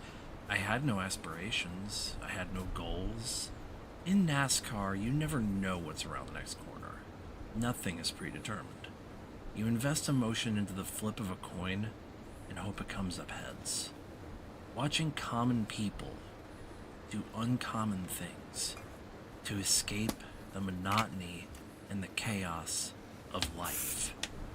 And more so, I wanted the emotional tax I had invested to be paid off in the validation that I was right. What's up, Caramel?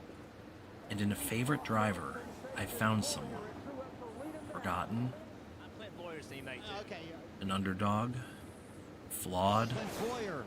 Off the pace. Overshadowed. He got glued in on this racetrack. Yeah, he's got a real fast car right now. I didn't find a driver. I found a hero. Because a hero doesn't need to save you from the danger in your life. A hero can simply convince you that you can get through the shit thrown your way and make it to the next chapter of your story. Why NASCAR? Because I wanted hope for a happy ending. Clint Boyer, 28 years of age, realizing a dream. His 64th career start. He is 2 turns away from that first Cup victory. Get your zone on, boys! Woo-hoo! Yes! Yes, yes, yes! Way to go! This was undoubtedly one of, if not the happiest moment of my teen years. I couldn't believe it. Clint Boyer had gone into the playoffs as the last seed, and most had written him off as an also-ran before the playoffs had even started. And why wouldn't they? Clint's best finish in New Hampshire was 22nd. Clint's career best was a pair of thirds. And every time he had a shot, it feels like he himself blew it. But this silenced the doubters, and whether or not this would be paid off in the long run, I could finally say that I was right to start pulling for the guy in second, and I was rewarded. We are entering hour number 9. At the most convenient time. Clint went on to last far past everyone's expectations in this chase, making his point loud and clear that he will not be forgotten. I'm just amazed at Clint Boyer. He comes into this thing 12th in points. The bottom of the guys hadn't gotten a win, and now he's got a win at New Hampshire. We still got 6.5 hours to go. Finishing the year 3rd in points. This is how NASCAR saved my life. Just 3 months following the conclusion of this season, I found a satisfactory answer to a lot of the questions. Oh yeah, we're going all night. And found the guts. I'll be done around 2 a.m. We're both very accepting of me. I also found the Furry fandom at the same time, and yeah, here we are 16 years later, so you know how that went. NASCAR itself didn't save my life. It provided a bridge when I needed. Now, this next video coming up, I've considered skipping. Challenges I would ever face as a teenager. Not because... In between times. Because it's just kind of really irrelevant. I have a purpose. I have a passion. I have a reason to be here. Guys, I can't justify this. Well, guys, like, this shit is fucking... Oh, yeah. I can't justify this. I can't justify this. But come on, fandom. Don't act like your grass is any greener. Don't judge us by the dumbass act. He should have won Kansas, yeah. And don't... I would have flipped my shit. And he damn near won Charlotte, too. Gordon was like maybe 2 laps. Even when the sport... We were 1 green-white checker away. Stand as the true... From Gordon running out of gas.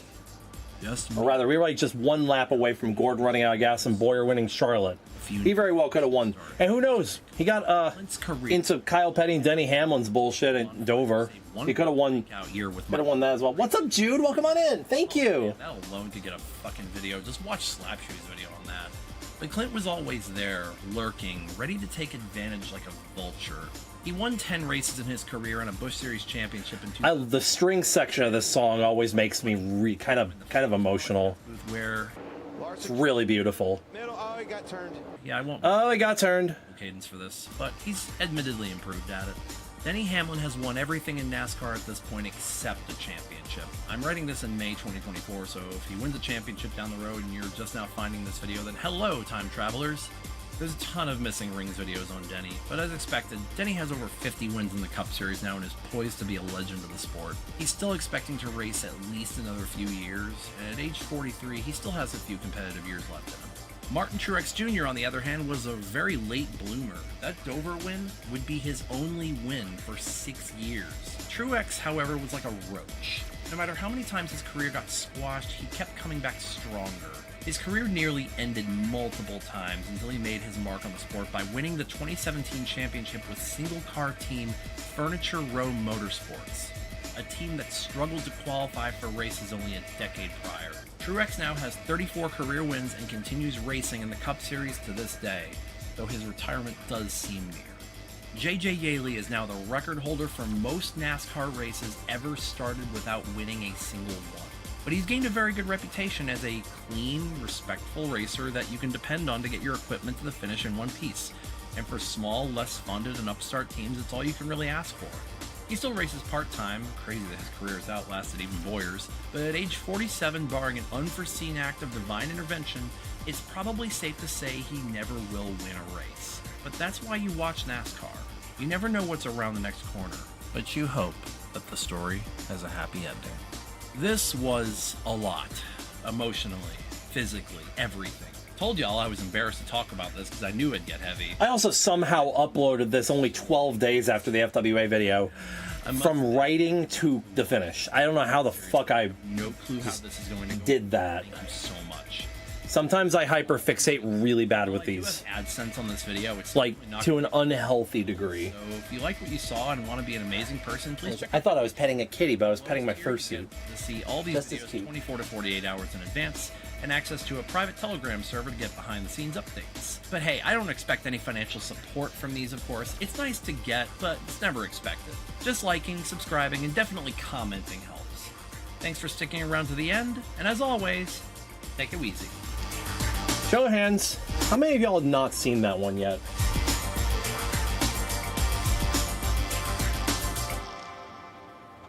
It took me 10 years out of college to find a stable and credible... Thought about skipping this one and keeping it. It's got too many guest features. In pain. It's got funny things in it too, I guess. So, hi new people from last video. I'm really thankful for all the support. Like, I'm just kind of winging it, and I'm glad it's vibing with y'all. So, here I am, and I'm gonna keep at it. I think Mosh, you joined about midway through. Or now Motorsport. You joined after it got heavy. The idea of doing some occasional little essays on it in conjunction After it started getting heavy, rather. Like, sound off in the comments if you're cool with that, and maybe give me some ideas of stuff that you'd like to hear me talk about. I can't promise anything will be quite as deep and heartfelt as that last video, but I can certainly make them interesting. And hey, the more support I get on Patreon and the more I grow this channel, There's the more drink every time I make a hay joke. Hey, just keep supporting the channel and let's keep it growing, y'all. Also, yeah, I'm a furry. Oh, that fucking... Just how I present I still get chills watching that one. You, when I give myself chills, with that said, I know I did good. Bleed too heavily into these little storytime videos. Anyways, on to today's topic, as an example. I've been a video editor for almost 2 decades. September 2026 will be the 20-year anniversary of the first time I edited a video, and yes, this is the video. You can check out that full thing on my archive. It's pretty bad. Windows XP Movie Maker was the GOAT, however. Fuck Vista's version, though. That thing sucked. Glorified slideshow editor, that thing was. Fucking... goddamn. Hell, it wasn't even until 2011 I even heard the term editing used to describe what I was doing, and it was when I was sharing my MFF 2011 music video with my boyfriend's sister. Beforehand, Big guard 400 for a league. Nice. That sounds like fun. Such as... Are you actually running the full 400 miles? Etc. But that, like, opened up my third eye when I first heard that term used. The funniest thing was, at that point, I was... OG Windows Movie Maker was so unstable, though. I'm either an animator or... It would randomly crash so much. Did I know how to animate? Not really. I made a janky little Flash animation for Senior Project. Oh, look, it's young me. But I admired good animation, liked drawing, and I just saw myself as a budding creative thanks to my recent introduction to the furry fandom. Now, as for computer science, like, this was just my NPC degree. I think I was just aiming for that because I felt like it was what I was supposed to do. Oh, yeah. I rebuilt computers a lot as a teen, so why not go for it, you know? Anyways, in college, as stated before, I learned a lot of the finesse. I already had the knowledge of how nonlinear editing. Damn, okay. But what's up, Katira? Yeah, I'm not young exactly. Of course, After Effects, which is an absolute I mean, beast to learn. I'm not old, but I'm not. Fuck Adobe. I make all these videos. I'm not exactly like spry. Governable bitches. In 2014, I graduated. I'm not Gen Z. Let's put it that way. Achievement in digital multimedia, which is basically a step below an associate's. If I had obtained... Damn, have fun. Good luck. A bachelor's. But I opted to graduate since I was already moving out of the state to Florida. I figured this would be enough to get me into the workforce, so I took it and was optimistic for the future. Welcome to Radio Recall. I'm also a fox, taking you from the A-list to the shit list. To describe Oh, God. is very difficult. Around this time, I was working on my show Radio Recall, and I thought, you know, on my own time... Well, NASCAR video's over, so I gotta take the jacket off. ...the film studio, and... Jacket it off. Jacket... Oh, now it's OnlyFans. We're taking clothes off. I'll take more clothes off for money. Not really. So... I kind of stagnated for a bit. I was also, like, really afraid... I'm gonna let it play, but I gotta use the restroom. I'll be right back. ...lead a team of people... and I just get really bad anxiety when I have to, you know, express my creative vision to a group of people who may not see it, you know. I have a little trouble with that. I've gotten a little better at it, and I just kind of, you know, anybody who's seen me in my zone at a convention making a music video knows, like, I can be kind of spastic, but I have a vision. Like, I'm one of those, like, mad scientist creatives, like... Let me cook. As most people without decently well-off parents would understand, I'd lived most of my adult years at this point either working at gas stations or waiting tables while also going to college. And you don't need to be an accountant to understand that balancing life can be a little hard when your hourly wage is 1 digit per hour, even by early 2010 standards. There were some other factors in my life that were dragging down my potential in terms of income and stuff, but I'm just going to focus on my own struggles. I could write an entire novel based on the experiences of my early 20s, from the constant moves to my complicated long-term relationship. But let's just say it all was extremely unstable and unhealthy. But a constant throughout all this was, I was still editing video. At times I'd take breaks, but I always found my way back to it, even as other hobbies waned and new ones flourished. I knew this was what I wanted to do, but I saw really no path to doing it professionally. And at this point, I was intimidated by what I would have to do to get employed with it, so I often would avoid reading up on things that would teach you how to get employed as an editor, because I just didn't want to know what I lacked. I also didn't seek out advice from friends who were professionals, because I didn't want to be told that my real calling isn't good enough. You know, it sucks to find out you're doing everything wrong when you've put so much work into something, right? But TLDR, those advice columns that gave you, you know, the guide of how to do something, usually kind of gave a personal anecdote of what worked for them, kind of like this video is giving you a personal anecdote of what worked for me. But usually those columns involved learning an expensive piece of software, moving to a city, usually in California, self-employing, and or going and getting a bachelor's degree. All these came down to, I was now in credit card debt already and couldn't give another inch. Okay, so around the end of 2014, I actually contacted a music artist, Matt Hart of the Russian Futurists, to gain permission to a song he'd made called Horseshoe Fortune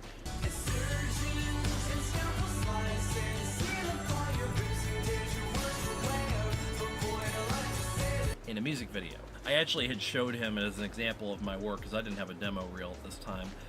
my music video of My Starry Destination by Fox & More and Tulsa Granger, and he was pretty impressed by it.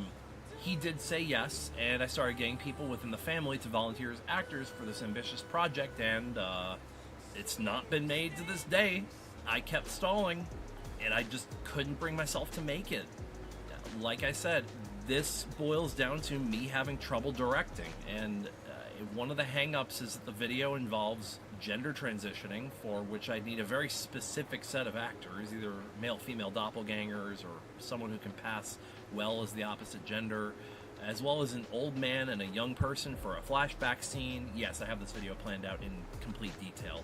Let me know if y'all want to hear the full concept. Maybe we can put it together sometime as a community. The entire strategy with this was essentially make video, profit. This ended up being my entire strategy throughout, almost all of my video endeavors. How the fuck could I make a living doing this so I can get the fuck out of these restaurant and retail jobs and actually make something worth my salt?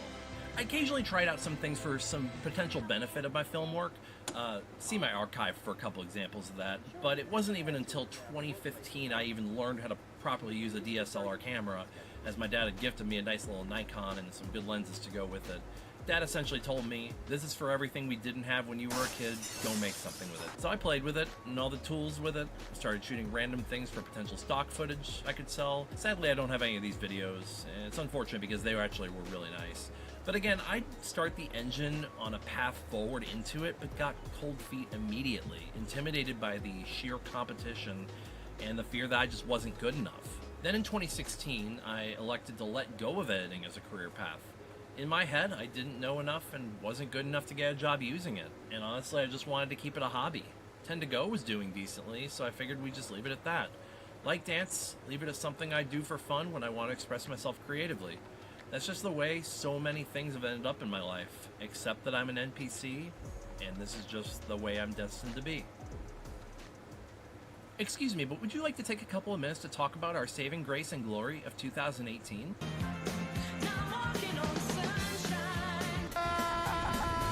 It's May. The summer heat is kicking up, and I'm freshly reeling off achieving a milestone with one of my hobbies. Then there's video. You know, I hadn't edited much in a while, apart from maybe a meme here or there. But I hadn't made a con music video in a while, and I gave up on YouTube as a real path forward sometime in early 2017. But little would I know, a visit to Craigslist one evening changed everything. My career trajectory would forever... I'm walking on sunshine. I wasn't sure... Gen Z are more spry than me. 5 minutes after sending the email... I have a lot of lower back pain. A fucking miserable day. A guy calls me in response, and he wants me to go in sometime later that week to essentially do a working interview. 1998 to me is when millennial ends and Gen Z begins. So they'd be entering they're in their mid-20s. You're right. They're not. A gig is a gig. I won't dwell on each individual business for too Here's the thing. Protect their anonymity. A gig is a gig. Touch on the experiences. I have had to work with a lot of alt-right fascist types. And the business.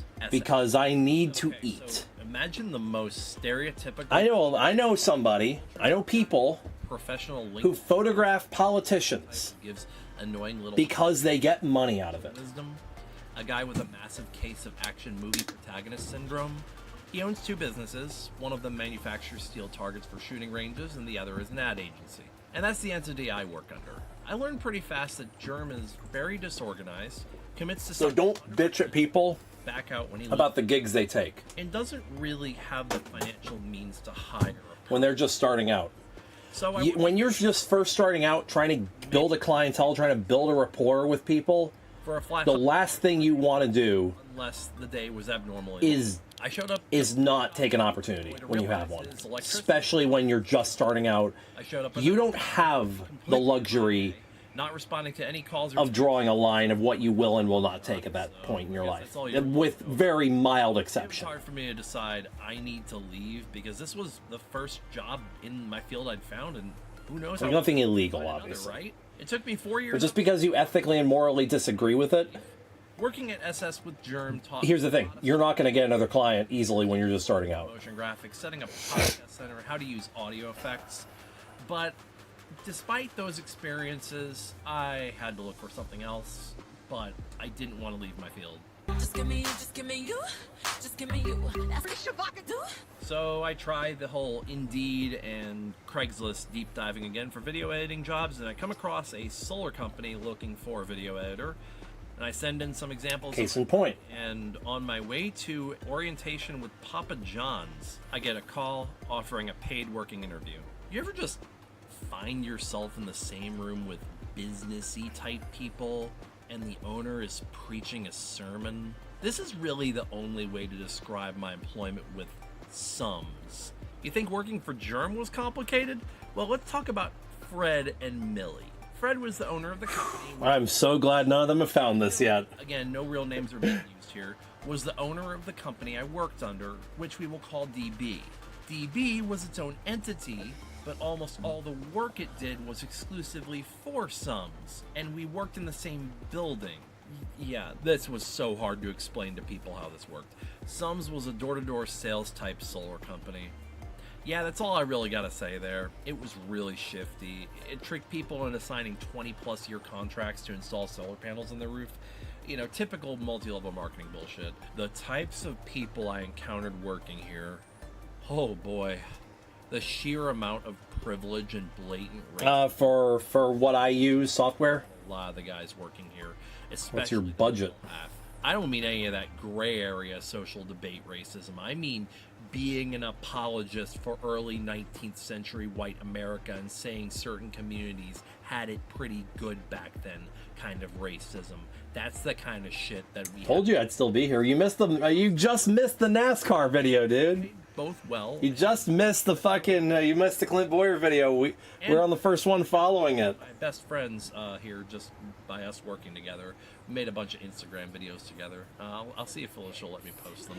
So, I don't like recommending Adobe. That's my thing. Job. I'm trying to swear off Adobe. I have not yet found a replacement for After Effects, but I haven't really been looking very hard. Less experience in shooting. After Effects was also very hard for me to learn, so I need something that's as close to After Effects as possible. You full-time, something Uh-oh, we're dropping some frames from rendering lag. After a very good 20 okay, we're good. financial year for Sums, Fred boasted that the company had made it and sought out large financial goals in 2019. Yeah, you just missed Cars Boy, I'm sorry. Just to clarify a lot of the work, it was often used for the company's social media, either short caption videos featuring motivational speeches. You are listening to my live reaction of just finding this news article about the company. Oh no, this is worse than I thought. Full long-form content such as seminars, compilations, videos to be used in company, customer testimonials. He probably would have finished about where he was running, 8th or 9th, I think, probably. Maybe a little better. The truck seemed like the truck just didn't have good enough of a runoff or anything. You know, he's not going to be magic on his first performance.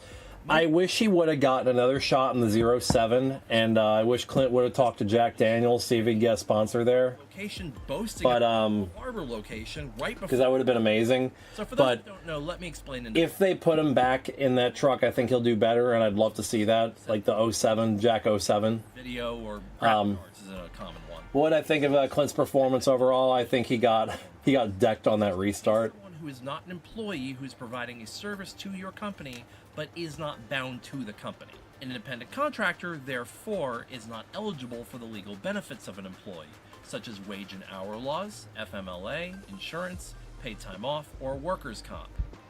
You see how a greedy businessman would want to use this one instead, right? Fred did the hiring and firing as he saw fit, scolded workers nonstop, etc., all under the guise of them being employees but coded as subcontractors. Yeah, it was blatant tax evasion. So yeah, folks were getting laid off, and it was starting to look pretty bad. The weekly Tuesday morning meetings, which were basically just sermons, we would film, were getting less populated. Millie was also kind of lying to us about some stuff. There was one week where the check cashing place actually bounced my paycheck. Yeah, it turns out this too good to be true, nice little 9-to-5 workday with good pay was actually too good to be true. As Sums continued to reap the consequences of getting too aggressive on expansion too quickly, Millie had to let us go in September. Me and the other editor, who now I call friend, did come back that next January, directly under Fred, as we couldn't find jobs worth a damn in the meantime, but it was awful. Fred didn't know what the hell he needed us for, so I got my ass out of there for good. I guess karma kind of bit me in the ass on this one, to be fair, though. 96, 97 is the start. Yeah, that's about what I was thinking. I thought it was 99 personally, but it depends on kind of who you talk to. For me, millennial starts at 84 and it ends at 99 or ends at 98. A big no-no. I'm right in the middle of millennial. Because this was the first time I actually made, a living wage. So as good as I had it, I didn't really do the best with it, and it was gone before I knew it. The biggest long-term benefit I got out of this was, apart from a much deeper understanding of editing fundamentals, shooting best practices, and a much better working knowledge of After Effects, I actually started doing film work for some companies on the Zephyr Hills Main Street Strip just through my connections there. Funnily enough, it started with me just talking to the guy that washed Fred's car. Here in my garage. It was mostly just some cheap Facebook ads, but this did help me expand my abilities and it networked me with a lot of local businesses. It was fun getting to have a creative hand in helping small businesses and made me a few hundred with each one I made. Pro tip, if you're a decently experienced editor and have a working knowledge of film and you're strapped for cash, try this. Build a demo reel, go to local hole-in-the-wall bars, restaurants, stuff like that, and offer them cheap ad videos, especially if you're already a regular. No equipment? Write the cost of a rental in the invoice. There are camera rental places, you just have to look for them. Actual production houses will charge these small businesses 4 digits for an ad. You could charge $300 or $400 and they'll bite. General mutt. Film like a day in the life vlog or something, or edit a 4-hour. Yeah, my mom's a boomer, but that doesn't mean she's a fucking Karen. Longer. My mom's actually a resistance mom, and she's badass. I love her. She speaks up for what's right. The owner of this business, we'll call him Andrew, was a cryptozoology fan and also just an unpleasant person. I saw crypto and immediately I'm like, let's go. I got immediate like war flashbacks. From the area, just crypto. Try to land a job quickly. I was officially unemployed, had no backups. I reapplied for my old gas station job, and in the let's go, Amethyst. Process, I picked up a gig working an ice cream parlor for minimum wage, and of course, running Uber Eats where I could. As I've mentioned on this channel before, the end of 2019 and early 2020 were where I really hit rock bottom in terms of my career and my mental state, and this was kind of where it started to crescendo. I went even further into debt just to stay afloat and destroyed my credit in the process. But one of the We're down to our last 10 videos, by the way. Was DM run by... This is... he really wants to be that guy. Oh, no, this is 17. We're down to... Last assignment, after this one, we're down to 12. We're down to 11. Screen videos for Realty. I thought this was 19 for a second. Essentially, it's a bunch of stuff that house sellers have to watch before the show person comes through the home. Pretty standard stuff.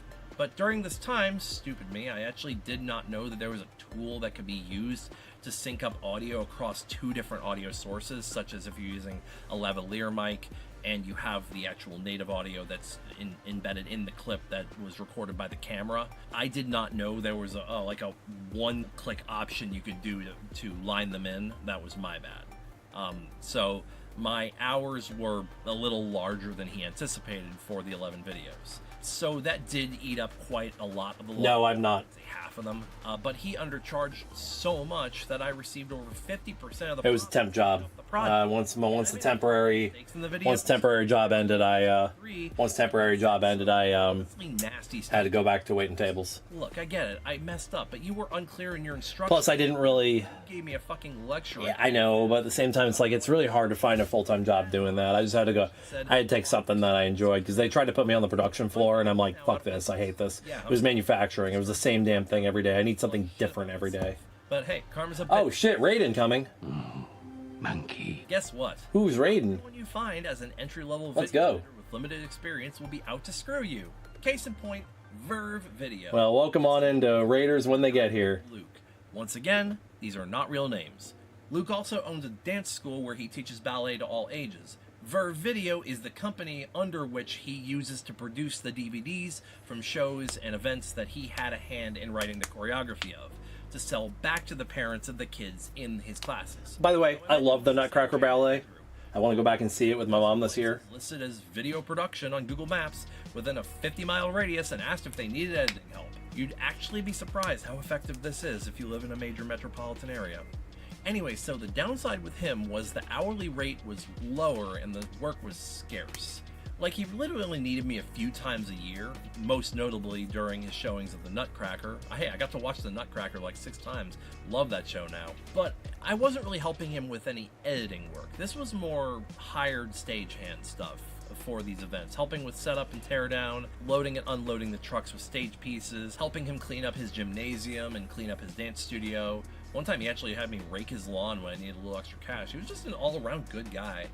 It was more of an odd job, but hey, he did shit right, and I actually admire him. Thank you, Beta. Hey, you've already come up multiple times this stream, Beta. This isn't the financial burden. We already watched the dance ones. We got more dance ones coming, but we already watched the dance ones where you were at the top of the list with me and Everest. Because I actually... We are on episode 17 right now.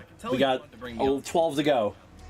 Thank y'all so much for the love. We're out to find out, baby. Take control now. We can even slow down. We don't have to go out. So happy to see you, Ronnie Noodles. Thank you so much for the love there. I appreciate you, man. I know, crazy idea, right? So instead there. Well, come on in. We're watching all of my videos in order, all the PNG ones I've made over the last 2 years. This is going to be a 14-hour stream. We're on hour 9 right now. 14.5-hour stream. Person or a married couple doing it themselves with no So we are justification. right now at 8:40. And also, got about 6 hours to go. Studios are the oldest. And we're on the last 11 videos right now. So I hope y'all feel free to stick around, get some water if you need some. I already have my water. I'm good. I'm hydrated. I'm not drinking till episode 25. I'm going to need drinks for that one. That one's heavy. Later got into some manufacturing work just to keep building. Yeah, I'm going on to my 9th hour. We're about to approach 9 hours. Other things I was doing. But I'm feeling pretty good. I've got my... Well, I have a stand-up desk as well, which helps so I'm not sitting for a long period of time, too. I'm moving around a lot. Graphic animations for folks. But hey, y'all. Feel free to jump in with us if you want to just hang out with us, watch some of these with us. We're watching all the recent ones now. Graphic animations as commissions. Did some occasional editing work for some... Are about all different topics, so just bear with us. A lot of it's fandom stuff, a lot of it's dancing stuff, a lot of it's album exchanges, music. Really no options in my area that didn't require a ton. Hey, look, it's Fritz. Like social media management. And when it came to remote work, you want to feel small? Apply as a remote... Hey, UV Tungsten, Atsu Fox, Ronnie Noodles, Rambling, Court Jester, Swode TX, LTX Wolf. Screw your... Almost said Swole, LTX Wolf. Help some small businesses. Damani, Yannix. We're also doing, if you feel compelled, I've got a donation link over here, ! Tip in chat if you want to leave a tip for the work I'm putting into this, work I put into any of these videos. I am doing a fundraiser. If I can get to 800, I'll go to Megaplex. Say the least. But if I get between 350 and 800 without hitting 800, I will upgrade my editing software to the DaVinci Studio, which allows me to add motion blur to my videos, because that is paywalled, and I don't have $300 for the software right now. So, and every $50 I raise, I'll put the boy on for 20 minutes. Hi there. And last thing is $30 or more. If you personally donate 30 or more, you will be able to send me something on my Discord. Wait a minute. Say your name, what department you were hired for. I'll watch it on stream. You heard of us, and 2 fun facts about yourself. One of my fun facts was I'm a video editor with 17 years of experience. And it just so happened that the correct person was in the room when I said that. Later that day, my HR manager got an email from the head of training and development claiming to be in desperate need of a videographer and editor for company training videos. And it came with actually good regular pay that isn't sleazy or sus. Guys, do not bank on this ever happening to you. This is the equivalent of hitting the career lottery. But always treat those fun facts and orientation as a networking opportunity. You never know what might happen. Now, this position is temporary, but we're in talks right now to have me do the video company-wide and not just for my own plans. Crossing my fingers, knocking on wood. Either way, they like me. Forgot about that. While it's a little soul-sucking to make the same video every day, I have a job that others would kill for, and I appreciate what I do despite it taking 10 years. This is why I'm saying this is probably the most poorly aged video I made. I did want to balance this out with a second opinion, so I brought in my friend Amras to give a brief overview of his own experience. So, Amras, how did you get into editing and videography, and how long have you been doing it? So, I was one of the slightly less financially literate kids. So I went to a private art school. It's been about 15 years that I've been in in video production. Yeah.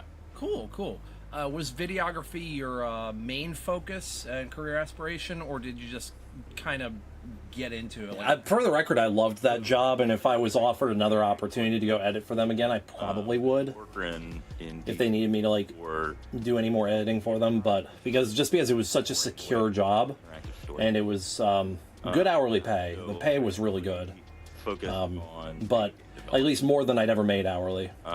There was a little bit of film. I love what I do now. I love waiting tables. I'm gonna be real. I'm the only person that's ever said this. I like waiting tables because every day is different. And rigging. And that's something that I just mesh with really well.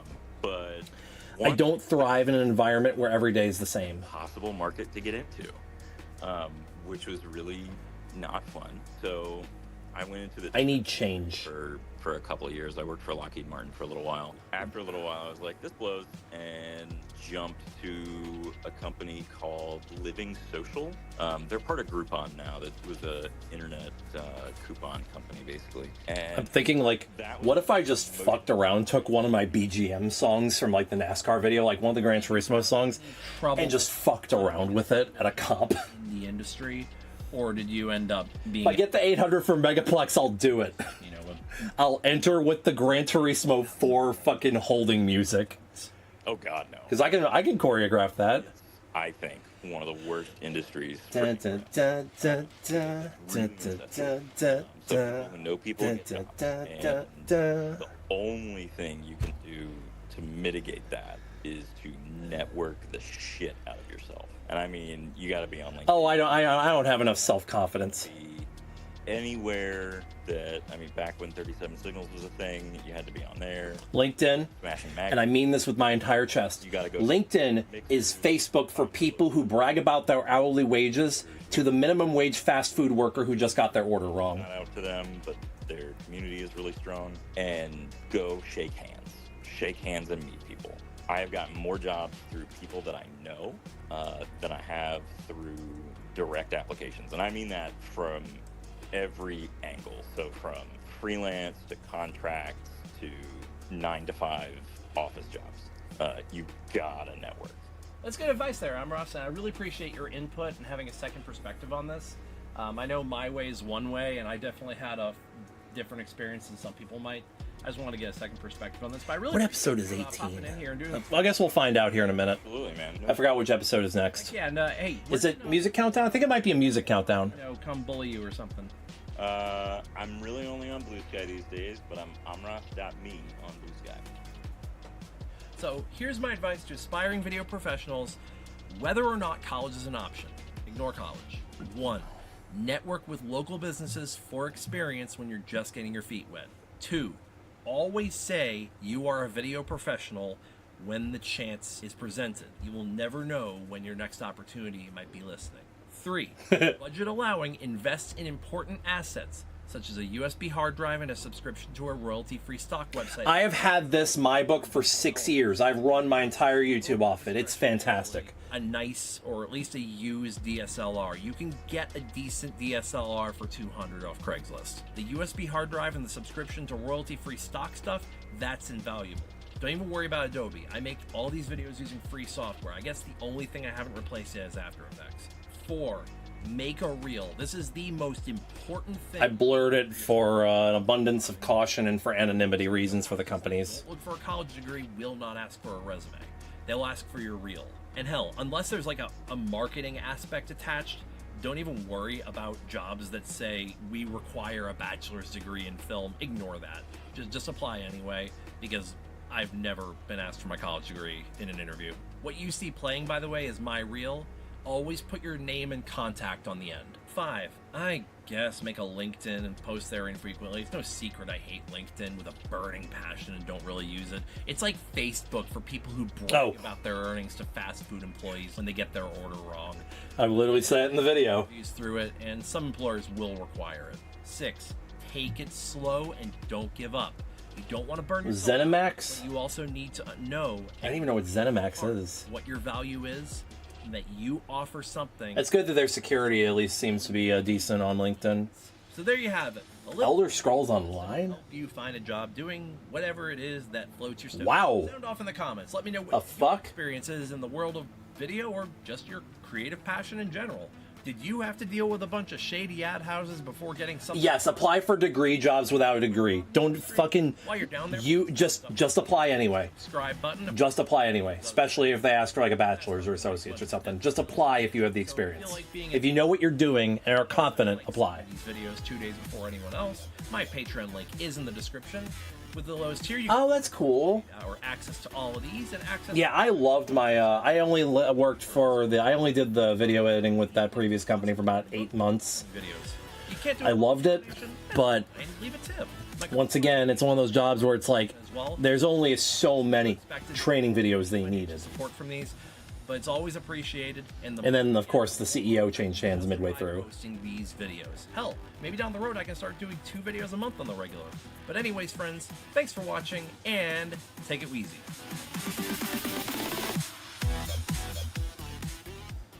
I'm not going to dance to my outro song though.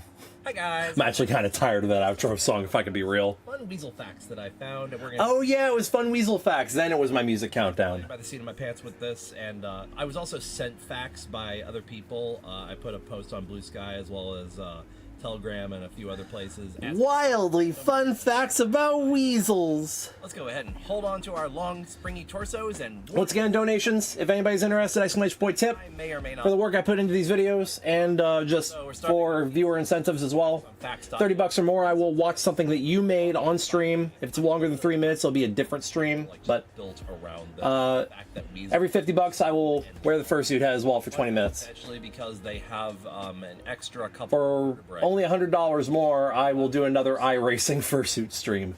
That shit was awful last time, but let's be real. I wish there was a more practical way to do that, but the vision was rough. Saying there are different brands of car. It's like, really? Wow. I would have never thought. Incredible. I'm learning a lot today.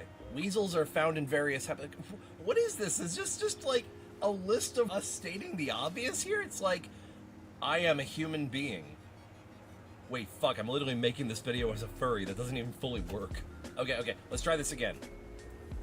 I am found in various habitats. Wait, I don't think that works either. What other random fucking obvious fact are we getting here today? Man, our brains are growing today. Weasels are known for their agility and speed. Okay, there you go. Weasels have a high metabolic... Yeah, I'm pretty sure this was a ChatGPT list. Weasels are solitary animals. Is that factually... I've heard conflicting info with that, actually. I see, like, groups of stoats, like, rummaging around together and hunting, like, as a pack, or at least, you know, walking across a golf course in a pack. There's that video of that Martin running from the, like... Stoots. I love that video where he's like, all kinds Stoots. Like, literally for no reason. He wasn't trying to get anywhere. He was just trying to run across the stadium just because, haha, I'm a weasel, fuck you. But yeah, I saw that one Martin. He was by himself, so... I really like this one. Weasels play an essential role in the ecosystem. Weasels are important. Weasels are capable They are. of remarkable feats of acrobatics. Bonsai knows weasel facts. Yeah, right. My ass. Weasels are mythical creatures in folklore and literature. Weasels. Legendary. I think I'm done with this list. This list is kind of... I think I'm over this one. We're gonna move on to a different one here. Look at the sky. Does nobody except furries have any... Wow! Bonsai saying Martin facts. It only took 9 hours into the stream. Talk to me on Blue Sky said. The longest time someone kept a ferret in his pants was 5 hours and 30 minutes. Mythical. Hang on. 6 tree. Wow. 5 mythical. Fucking kidding me? This is real? I have a question. Why? This is a professional sport? Ferret legging has existed for centuries. And we talk about... That's pretty cool, Emilio. Questions are fucking weird. What the fuck? American sports writer Rick Wiley of ESPN tried ferret legging as part of his quest to find the world's dumbest sport for a book published in 2010. What could have outdone this? What could have outdone this? I'm so confused by the existence of this. Why does this exist? I just think of the person who thought of this originally, and it sounds like a meme that went out of control. Somebody made like this really stupid sport as like a, my ferret is funny when he tries to get in my pants. Let's make that a professional sport. And then like 3 weeks later, he's like, no, not like that, guys. I wasn't being serious. Cracked has it listed as the 5th most baffling sport in the world. Okay, so let it be known, there is a professional sport involving sticking a weasel in your Only Mort's. I'm gonna watch it in a little bit. Everybody else is under $30, I believe. They have a safety lock in their jaw that keeps their... I think it was just you and Mort. Is this true? Exclamation point tip, by the way, if anybody else wants to tip. I'm not finding anything about this. And the only Not expected, always appreciated, though. Lockjaw, which happens from low blood sugar. And if you have a ferret that can't open its mouth, it's best to probably take it to the vet. Please, for the sake of the ferret, take it to the vet. Unfortunately, and ferret ownership, I might eventually do a video on ferret ownership and what I learned as a former ferret owner and hopefully soon to be ferret owner as well, that ferrets are prone to disease and getting like some sort of... Long is a good reason to name an animal, though. It's actually extremely rare a ferret dies of natural causes, especially martial bred ferrets, which is unfortunate. We have a ferret monopoly, but at the very least I can say is that they're all spayed and neutered, so we don't have, an ecosystem issue. A ferret's name is Mustela putorius furo, or Stinky Weasel Thief. Actually, I think I heard about this one. Hang on. Yeah, there we go. Putorius. I don't know where the Putorius comes from, but Mustela furo is their actual name. Synonyms, Mustela okay, it's Linnaeus that coined this in 1758. The ferret comes from the Latin ferretus, meaning little thief. A likely reference to the common ferret penchant for secreting away small items. In Old English, the animal was called I don't know how to pronounce that. The word ferret seems to appear in Middle English around the 14th century from Latin, with the modern spelling of ferret by the 16th century. The Greek word ictus, I don't know how to pronounce this, I'm sorry if I'm butchering this, Latinized as ictus, occurs in a play written by Aristophanes. The Arcarnians in 420. Me trying to pronounce these old English terms. Cats or the similar Egyptian mongoose is uncertain. A male ferret is called a hob, and a female ferret is called a jill. Haha, I did know that one. A spayed female is called a sprite. A neutered male is called a gib. Gib me a sprite. Delicious tooth decay. And a vasectomized male is known as a hoblet. Is this like just the shitpost animal? And of course, as most everybody in the furry fandom knows, a group of ferrets is called a business. Or as I like to say, a busy boing boing.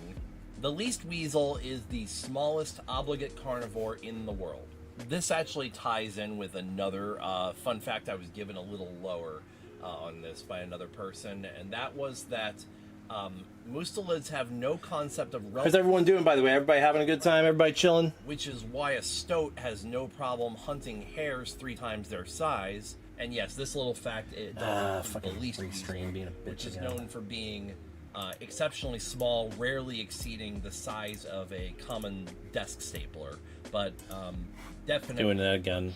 More dangerous and ferocious and bloodthirsty and pointy than a stapler. Got Fun it. fact, did you know that Mex is a weasel? Actually, yeah. I probably should. Being a bitch again. I'm not a possum. I love possums, but I'm not a possum. My persona is actually... Chat is activated. Hello. I chose... I originally thought ermine was like a specific species of weasel, but no. Ermine is the description of a white weasel that has molted into its winter coat. Fine, I will close the dock and reopen it then. To keep this coat year round. But in the summer, a lot of these weasels will molt and turn into their summer coat, which is actually really pretty and cute. They look like a little cocoa dusted baby. But yeah, I'm actually a long-tailed weasel. Somebody send a message to the chat. Somebody send a message right quick. Very well. See if I can actually see anything. Weasel research and stuff. Weasels have the strongest bite relative to their size. Even There we go. Okay, cool. than that of a Found it. hyena or a bear. Wow. Okay, that's... So I have to close anytime it does that. It loses connection to my chat. Restream's losing connection to my chats randomly, and I have to close the chat. So I'm gonna have to close the chat dock and reopen it each time now, though, which is really annoying because that time it just didn't work. Cats and dogs. Oh shit! That means any digitigrade weasel fursuit is gonna be anatomically wrong. But I'm sorry, if I see a drop crotch plantigrade, it's gonna look so weird. I mean, I'm sure it can be done, but you really probably have to drop the crotch like real low to make a anatomically accurate weasel at that rate. Unlike most obligate carnivores, domestic ferrets and otters can taste sweet flavors, which explains why every time I ate a banana, my fucking ferret would come and want to lick my fingers. By the way, you're not supposed to give banana to ferrets. It can lead to blood sugar issues, and that was actually a video of my ferret from when I was younger. I do not have very many surviving videos of that ferret, unfortunately. I just don't do it. It's very unhealthy for them. Ferrers can sleep so profound that Ferrers says unalived. Okay, this is true. It's called I don't know if I can say the word on YouTube. Dead sleep. Bye. Either way, take it easy, Mosh. Thanks for hanging. Dead sleep, which can be quite alarming for new ferret owners because essentially they go limp and then they don't respond when you try to wake them up. It's actually, I believe it's because their metabolism, they use so much energy so fast that they have to rest like really deep to recover their energy. Black-footed ferrets are the only native species of ferret in North America. Really? They don't have pine martens up in Canada? Oh. Doesn't realize yet that he's the idiot. Long-tailed weasel, short-tailed weasel, and least weasel. So, no, this is incorrect. And yeah, black-footed ferrets are species of ferret. Oh, I've put weasels because I'm an idiot. The only ferret species native to North America. That's wild. Black-footed ferrets can sleep 16 to 21 hours per day. I mean, most ferrets sleep, like, quite a lot. That's actually more than the domestic ferret. I think the domestic ferret said 14 to 18 hours a day. BFFs between 16 and 21 hours per day, and yes, we do call them BFFs. Black-footed ferrets. Yeah, poor baby. Live in the prairie dog town. Poor baby. Prairie dogs. Well, I love the way you worded that. Well, prairie dogs get most of their water intake from vegetation. BFFs get their water intake from prairie dogs. A weasel's heart beats about 100 BPM at rest, reaching 400-ish BPM during activity, which is about 50 BPM faster than me when you don't respond after I've upset you and I'm trying to apologize. Martens have excellent sight. That's why they look directly at you if you encounter one in the wild. And yeah, this ties into the interesting fact here. All mustelids have horizontal lenticular pupils except for otters and wolverines, similar to that of a goat. So when you see the ferret, like a weasel species type, doing this emoticon face, they actually should be doing this emoticon face, because that's more accurate to their species. With the football field. Directly translates. Yeah, you just barely missed it. I had to add this in late. Somebody responded to Ziggy and said that otters and badgers are the ones without lenticular pupils. Wolverines do have lenticular pupils. So I also put a message up in the Weasel chat that I administrate, and here's a few that were sent to me via that as well. They can eat up to 40% of their body weight every day, which, to be fair, isn't much because they're the smallest carnivores. This is true. Small and ferocious, and do not mess with me because I will... Do not the noodle. Caution is danger. A drawback of their own biology. If a Jill is in heat and doesn't mate, her own body chemistry will kill her. This is why it is paramount to have ferrets spayed and neutered from a young age so that this doesn't happen.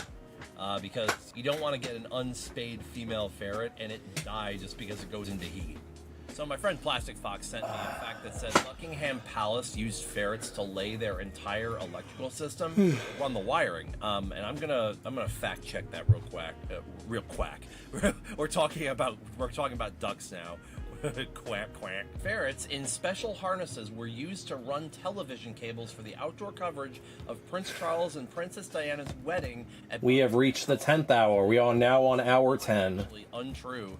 that they were used to lay some of the electrical wiring, but that's actually fucking amazing. This is actually a very common practical use of ferrets, laying wiring and laying out like things that go through tight spaces. Ferrets are crepuscular. What's up, Drake Mayers? Weasel time. 60 to the start of dude. Ferrets were widely used in the American West to protect grain stores from rodents. They gained popularity as pets in the 80s and 90s.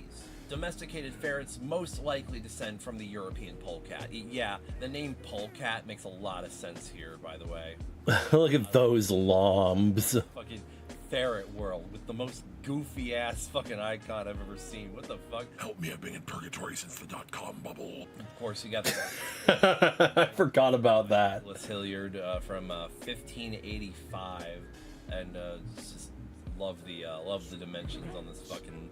Look at this fucking thing. I love that when you like lift up ferrets, they're always like with these doofy ass expressions like, haha, I have no idea what I'm doing. And of course, weasels always stay true to their stereotype of masters of destruction and devious world-dominating plots. My favorite article ever involving a ferret is this.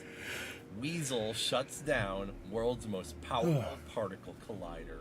A small mammal sabotaged the world's most powerful scientific instrument. The mishap found the charred remains of a furry creature. They become twitchy at it. Yeah, they do. Oh, the poor baby. He did nothing wrong. He was just chewing your wires. He didn't deserve that. And finally... What's up, frequencies? Welcome. Oh, it's you. Hi, Jezza. Testing the biggest machine in the world. Hang on. I'll fucking do it. Billion electron volt proton synchrotron particle accelerator. The stakes were high. NAL director Bob Wilson get running within $5 million, and they were 4 years in. They kept running into a perplexing problem. Magnets that were essential to its operation kept failing. The low-tech solution proposed for this high-tech trouble: a ferret named Felicia. A bunch of science talk, but basically they just taught the ferret to run through the tube, and somehow it fixed the magnets, and everything was hunky-dory. So ferrets aided in the creation of and aided in the destruction of particle accelerators. Weasels. Legendary. Fandom, I have a question. All right, y'all. Have you since it's just my outro. Unorthodox. So, since this outro is playing, I'm going to go ahead and plug it again. We are doing donations on the stream. Feel free to exclamation point tip in chat if you feel like dropping some donations, or if you just feel compelled and just like what I'm doing here, like my commentary, just feel like you're chilling with us and feeling particularly generous. We are trying to raise 800. The only case of me going to Megaplex is if I raise that 800.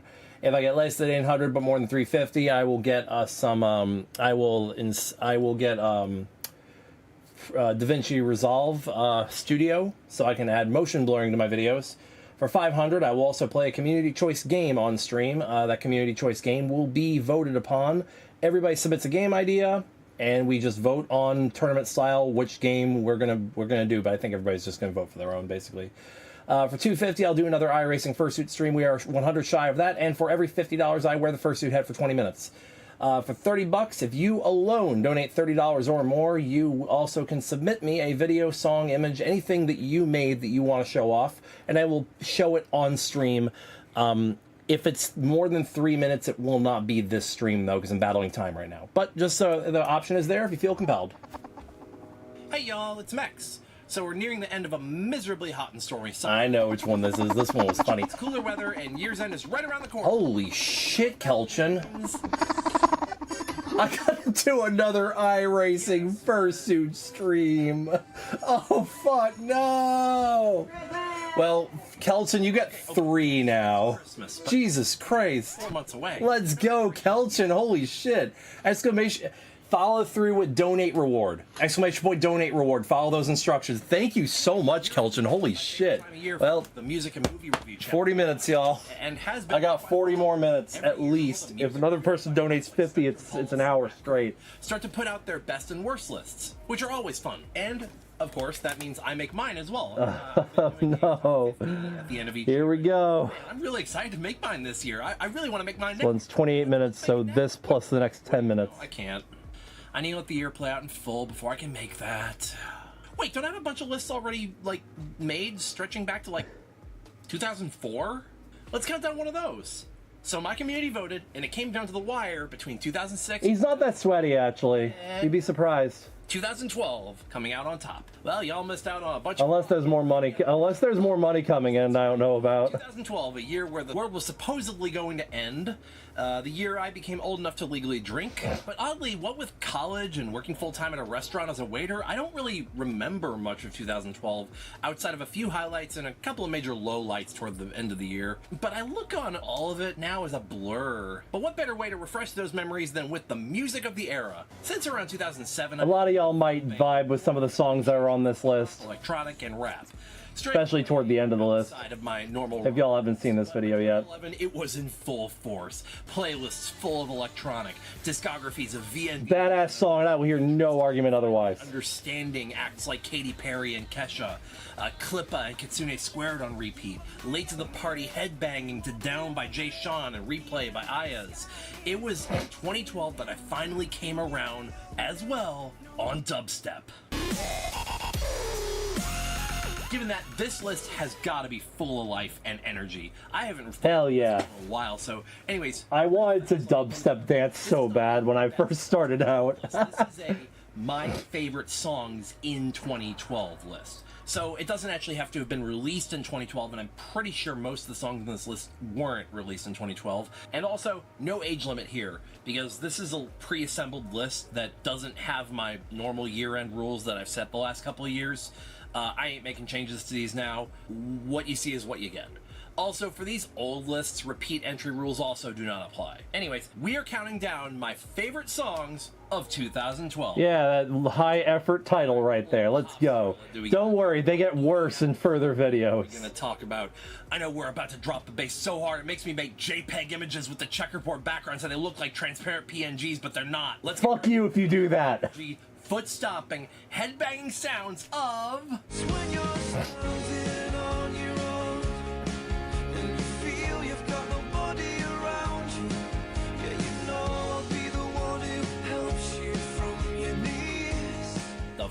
I think I remember this one being actually one of my funnier videos. Castrating this video. So in the early 2010s, while I started listening to EDM and electronic and pop more frequently, my taste in rock began to evolve into something softer, more sentimental, more mature.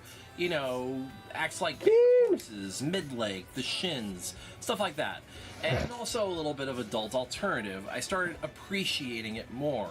This I would consider a byproduct of that for sure, except this played on the overhead speaker at work, and I liked it. This little song emotionally captured me in the chorus and ultimately has a positive message, and the guitar leads between the verses are really catchy. I know it might seem a little mid to many of y'all, but... Oh no, I can't see. Well, it's a fantastic... What song is this? I can't see. Okay. Now for the real bangers.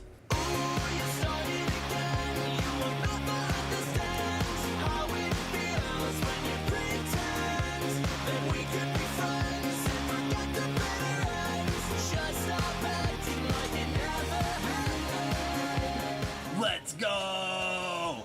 This wild track is definitely a product of this time. This falls into that weird electro-punk genre that started popping up around the mid to late 2000s.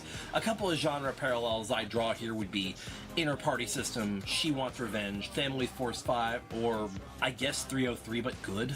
But let's be real, the glitchy synth riffs and the way the vocals fall into the instrumentation on the back half of the hook got me. Awesome track, check it out if you haven't heard it. Number 18. Fuck me. God damn it to hell. Big ol' fuckity fuckaroo. I hate everything. What I'm trying to say is there's an Owl City song on here.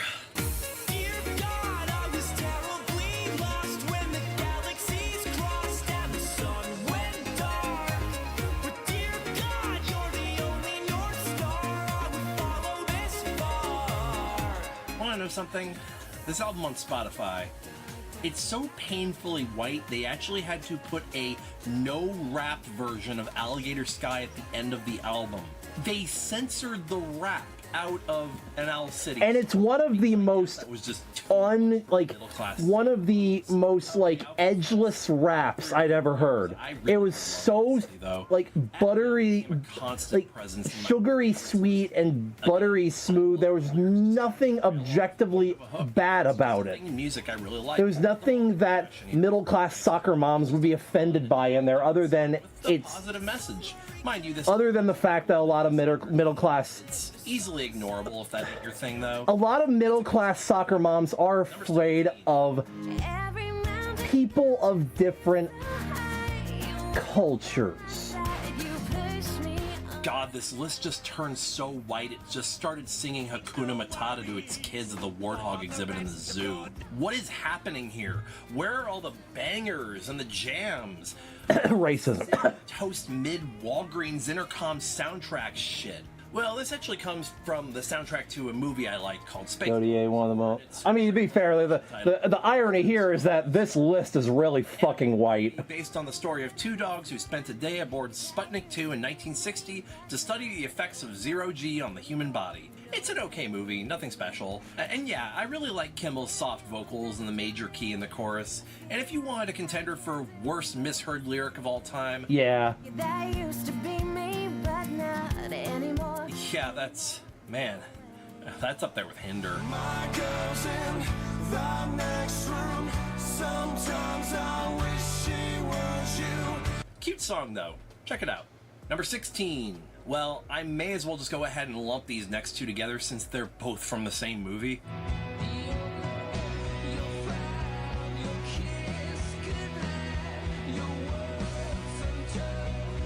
Those weren't the real lyrics. Misheard lyrics.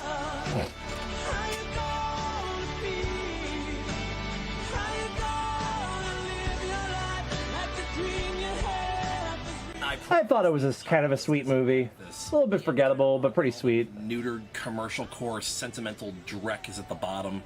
Hey, at least I ain't trying to convince you why it's number one. Yeah, there was a period of time where Intercom Core made its way into my good graces. Sure, there was a song by Colby Calais in 2019 that I really liked, and trust me, you've heard Colby Calais, even if you don't know her by name. My toes make me crinkle. On my nose, on the toes, always toes. Tap me the toes, and I crinkle my toes. Then there were a few songs from the actual Walgreens Intercom that I liked when I worked there, namely the One Church's song and the two Taylor Henderson songs. But yeah, I can defend these. Good dramatic swell, soaring... Churches is an underrated group. Sappy. Like, they deserve more fame than what they have. Better as a song, despite it sounding like a disc. Yeah, Walgreens Radio! All Roads Lead Home hits kind of on that Kings of Leon or Trading Yesterday's kind of yearning melodrama, or God, I'm gonna age myself with this. That Fiction Plane song from the end of Holes.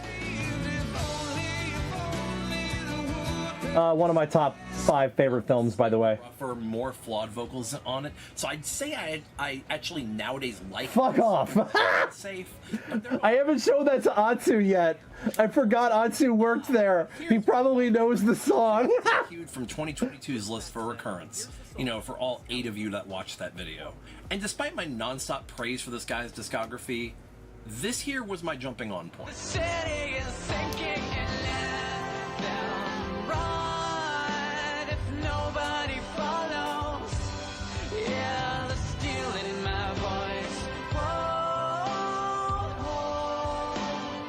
Theatric, bombastic, melodic. Target when the Annie remake and Imagine Dragons album were coming out. Previously, that his mixing is a little... Did you have to... Backing instrumentation almost feels a little muted and lost here. Nonetheless, this captivating... Oh, Imagine Dragons. I was thinking How to Train Your Dragon. I'm like, wait, did they play Sigaros there? Number 13. Remember... This is my favorite songs of the year. Not necessarily. Like I said, it's gonna be weird if I start. Then you have to go to dance comps and hear it too. And lo, so it wasn't Thunder. It was. This one is. I'm a regular believer.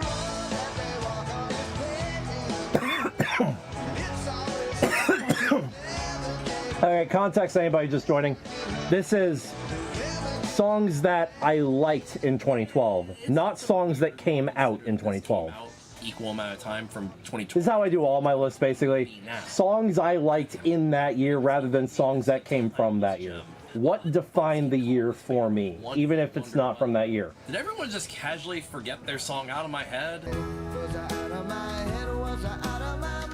For example, my favorite song of 06 was End of the Beginning by 30 Seconds to Mars. Came out in 02. Guitar leads rock. The song is actually quite tragic, too. It's actually the story of Leila and Raymond Howard, a couple who drove to a festival 10 miles away and never returned. Leila had Alzheimer's disease, and Raymond was recovering from brain surgery. A horribly tragic story, but ultimately, this song is a deserved classic. Number 12. I think we should just put this list out of its misery. So tell me what you want. That's probably my least defendable one. Because it's such a lumbering song. Oh, look, Ryan Tedder singing a song about his fame, and I don't know. I watched a video essay about TMZ recently, and man, yeah, I wouldn't want to be in the shoes of a pop star from the 2010s or 2000s either. But yeah, Joester is an amazing essayist. Go watch him. Super jam for me that year. Found myself playing it on repeat a lot. Fun fact, my car back then actually, I could play shit on from the speakers because it had one of these doohickeys. You remember how phones used to have a headphones jack and didn't force you to use Bluetooth? You know what I have now? I have a phone that has no headphone jack and a car that has no Bluetooth. So look what they took from us. Yeah, more mid-ass alternative that I'm trying to say is top 12 on this list. I ain't got much to say about this I'm stalling, but yep, it's here.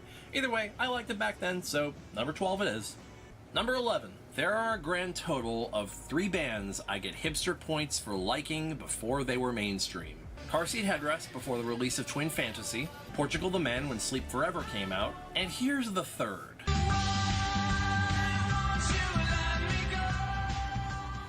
So the album this original demo of Ode to Sleep is from is called Yeah, this one got muted, got the whole video muted. As it was released as... Or rather, got the whole video blocked worldwide until I shortened it for some reason. Assuming this album didn't get a proper release due to a contractual conflict, since a lot of the songs were repurposed for their debut album Vessel. Anyways, this was the version I originally heard from the band, and man, this song was just so ahead of its time, and it took a while to catch on to it, because it was just a lot. It's an eclectic roller coaster and switches tempo multiple times, but man, does this song kick ass. Oh, Motorola still does? Holy shit. Didn't know that. Holy shit. Like, probably one of the best they've ever written. I had a Moto X for a little while. Yeah. And let me guess, you like The Island Part 1? No. Well, it's time for another song. Another City Skylines reference.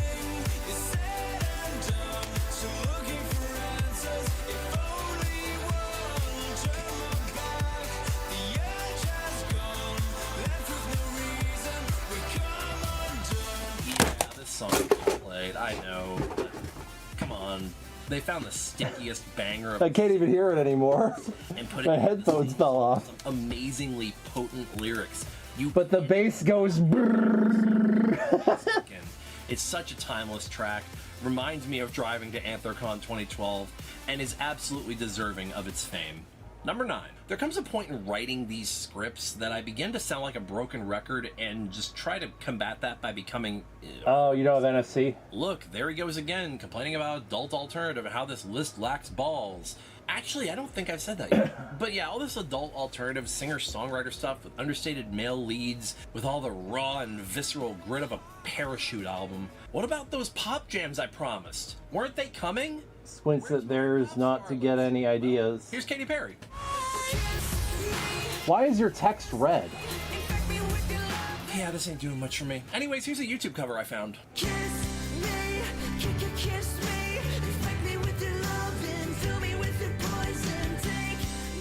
If y'all weren't tired of the adult Oh, welcome back, Landon. singer-songwriter stuff, I bet you were giving me a big old stink. That might be might just be a restream thing. Little Katy Perry song. I'm using Restreamio. I'm actually not using Twitch. Totally a mess. While sure it might sound more extraterrestrial, you can make that argument, following a concept sonically Alex Goots sound good. Here Alex lets the chorus have bite and passion, while the instrumentation admittedly feels a lot more programmed. I'd argue the pop sheen, though, works better here for the presentation. Now I'm probably just talking out my ass, but look, my ears hear a mess on the original and a masterpiece here. No, for real, this and Sensitivity are the two best things Alex Goot has ever recorded. Oh yeah, y'all remember YouTube covers being a huge deal in the early 2010s? Yeah, I know, Captain Late to the party over here with a member berry for you. Yeah, YouTube covers were great, but usually never really amounted to any major success outside of doing covers, sadly. You deserve better, Sam. Number 8, Are we safe from the adult alternative yet? Jesus, corn on the cob Christ. Just remember, y'all voted for the incarnation of Christ. Y'all voted for my basic ass jamming music I heard on the goddamn O'Charlie's intercom after closing. Anyways, 5 for Fighting. The project of... Oh my god, I can't read that. Because someone forgot this feature existed. Between Train albums, and Nelly Furtado couldn't do it alone. God, this entire list is just roasting my 2012. Because that one's purple for some. Why is that one purple? This. Anyways, in spite of my snark, I will defend this. Slice is actually among my favorite songs of all time. John's voice on this is gorgeous, and I'll be real, the multi-track vocals in the final chorus got me. It's just so damn pretty. While it did take a while to grow on me, I wonder if that's it, yeah, because Emily's is red, Scarlett's is purple, but I can't read the purple because Restreamio's background is blue. Goddamn, this ain't like dark blue. Really, Mex? You're gonna do a self-insert for your defunct dance crew when doing a retrospective on FurryCon history? Anyways, yeah, I've been trying this new thing called trying not to make everything about me. So as much as it pains me to say, I don't like how I made this video. It kind of stopped possible a bit for me, but it still is an amazing track. Number 7, fucking Finally. Finally!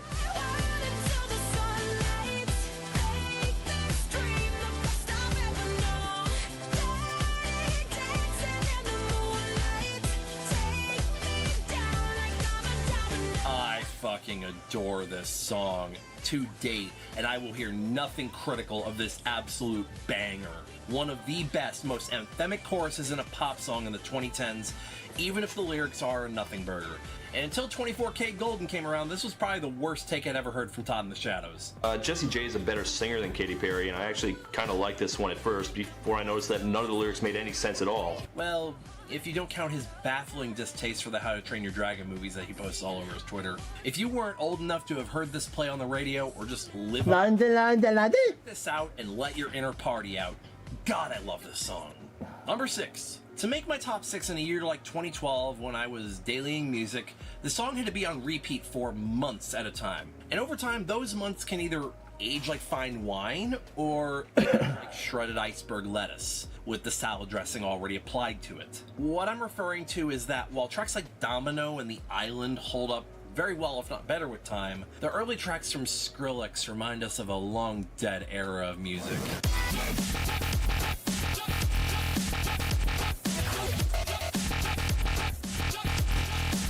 Hey, if you watch my 10 years as a Fursuit dancer series, you'd recognize this from the first choreography I ever tried to write, with those little squares I was talking about that I wanted to write as choreography. Fun fact, I still have that mix saved on my PC somewhere. I have no clue how I expected it to be able to do that.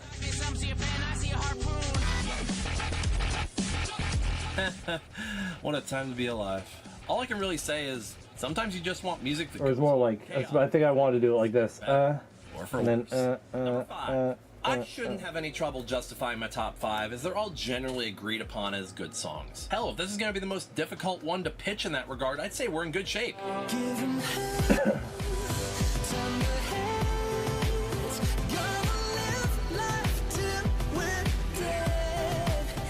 Like, I legitimately forget this song is credited to Gym Class Heroes and not One Republic featuring Gym Class Heroes, because this is Ryan Tedder's best hook, period. Fun fact, this was the first time a song with a substantial amount of rap made my top 20.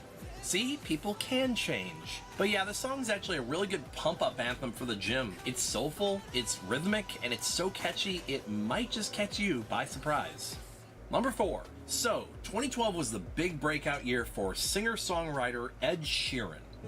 They say she's in the class 18, stuck in her daydream. His song The A-Team was getting pretty substantial radio play worldwide and catapulting Sheeran into what would essentially put him as one of the great household names within just a few years. But honestly, I just love singer-songwriter stuff. Taylor Henderson is great. I defend Ryan Starr, Matt Kearney, Brett Dennen. Hell, like I said earlier, there's even a Chloe Calais song I like. Oh, you changed your name. Let's go. Favorite singer-songwriter Otter, Cheapo, let's go. Otter, Ot. by his furry fandom name at the time, Colson Granger.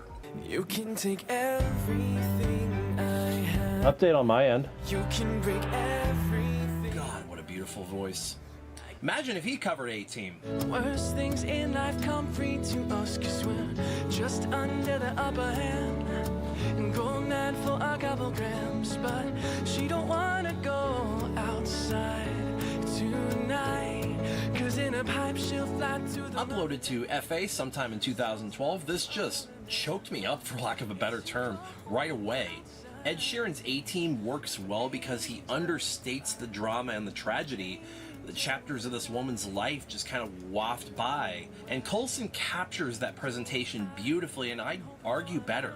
Now, some might come to the defense that Sheeran's somewhat messier performance had a lot of charm and character, and I won't argue with that. But let's just be real, Colson's vocal tone is perfect for this song. Absolutely amazing performance here, one of Colson's best.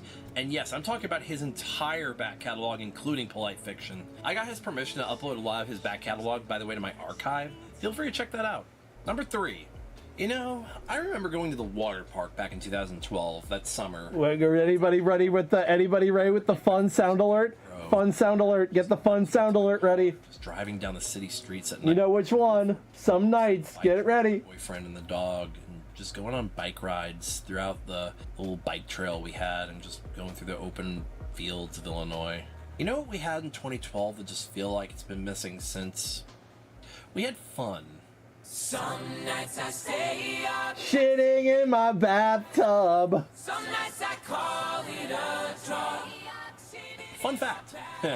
Fun fact. I didn't even know this until later. That guy right there. Yeah, that's the frontman for Bleachers. Apart from that, his list of music achievements is just far too long and illustrious. But let's just say, he's been behind the writing and production for a lot of artists and songs you probably would be familiar with. Look, this song is to hell and back, but let me just say that this one was one of the most inspiring and uplifting songs I'd ever heard, and the only time I will ever defend a marching chant in music. Phenomenal stuff, fondly remembered. Oh yeah, but that one part in the bridge where he really flubbed the note. You didn't think to do a second take? Really? Number 2, I had a phase that started back in 2011 when I became fascinated with orchestral music. And no, not like classical orchestra, more like Hans Zimmer type stuff. I gained a deep appreciation for it through songs like A Magnificent Journey by Denny It's not AI. and a few of the slower VNV tracks. So, have y'all heard of a furry fandom artist named Foxamore? Oh man, I saw Ninja Sex Party a couple months ago. That was amazing. And don't leave me without a window to see. This was a collaboration match made in heaven. It was so good. In fact, they made an entire album together, by the way, but this to me was easily the best. The gorgeous instrumentation and backing vocals, especially the faint touches of wind in the bridge. And I won't carry on about Colson's vocal performance any longer. It was, yep. Of longing and loneliness, almost perfectly capturing the feeling of laying awake at night in a dark room, looking out at the night. No, it was a month and a half. Lover was there with you. It's an incredibly moving song, and it's here for a reason. Number 1. So if you've dug through this channel's history at all, you've probably noticed that I really like making convention music videos. Hell, it's one of my longest running hobbies in video at this point. They're so rewarding to make, and hey, if I get a cool Atsu, have a good night, friend. Love you, buddy. Thanks for chilling. Experiment and grow as a video maker. Now, I'd actually already been making convention music videos as early as MFF 2011 and started conceptualizing them as early as like maybe early 2011 or late 2010 after my first con. But my first one was... It's a start, it's a flaw, what could have stunning. Homie, I'm the president. Meanwhile, there were others making con music videos. A lot of them were way better than mine. And there's one fur who single-handedly made me want to make better videos. And that led up to me making my Anthrocon 2012 music video, which is still to this day the second most watched video still up on this channel. And the video that kicked this off was his 2011 year in review video for furry conventions. And you know what? Let's watch it right now. Man, that song in the background. Where is that?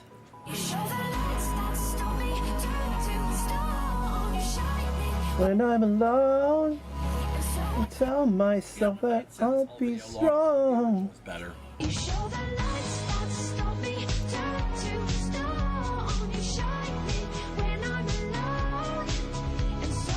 Yeah, we're so far departed from hit music in my 2020s lists, but the crazy thing is, hit songs used to pop up all over my top 20.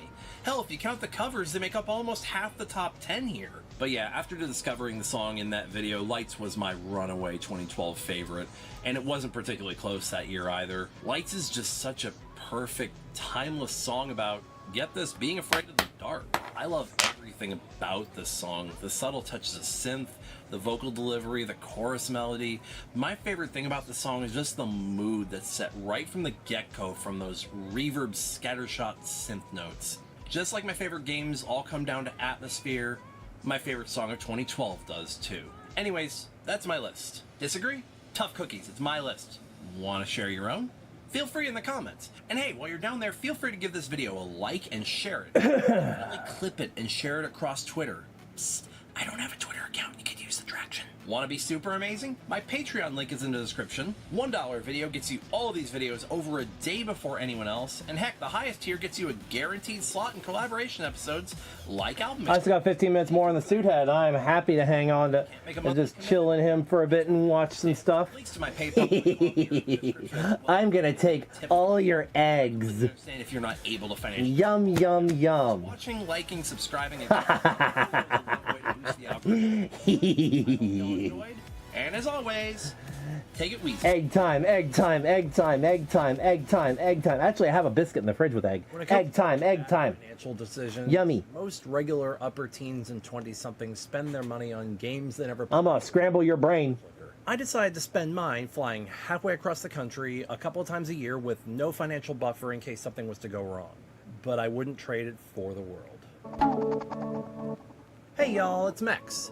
So today I wanted to reflect on some more cons and was thinking of all the eggs. But that's only assuming I can remember every detail of every con I've been to. The number is 31, by the way, with 32 coming. The MILF $? That's like. I wrote this. That's is that the CFF had the rug pulled out from under them. Is that like the NSFW counterpart of BB No Money? Everybody makes it out okay, and I hope everyone is safe. Housing emergency response. It's by Fergie. Okay. Definitely far more important, considering the circumstances and the sheer scope of what's going on right now.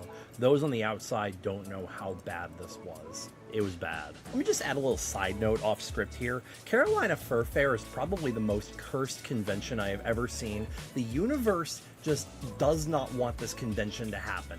I mean, out of its 5-year existence, it has happened as scheduled twice, and has only happened as scheduled with no major incident going on once. It is just so weird that every single year something goes catastrophically wrong in the world to prevent this convention from happening. Anyways, so yeah, 31 conventions. That number may sound slightly nuts until I add the fact that I've been going... That crazy NSFW. Let's try this. My 4 favorite convention experiences and my 4 least favorite. This is just from my own experience, so don't consider this a review of the con exactly.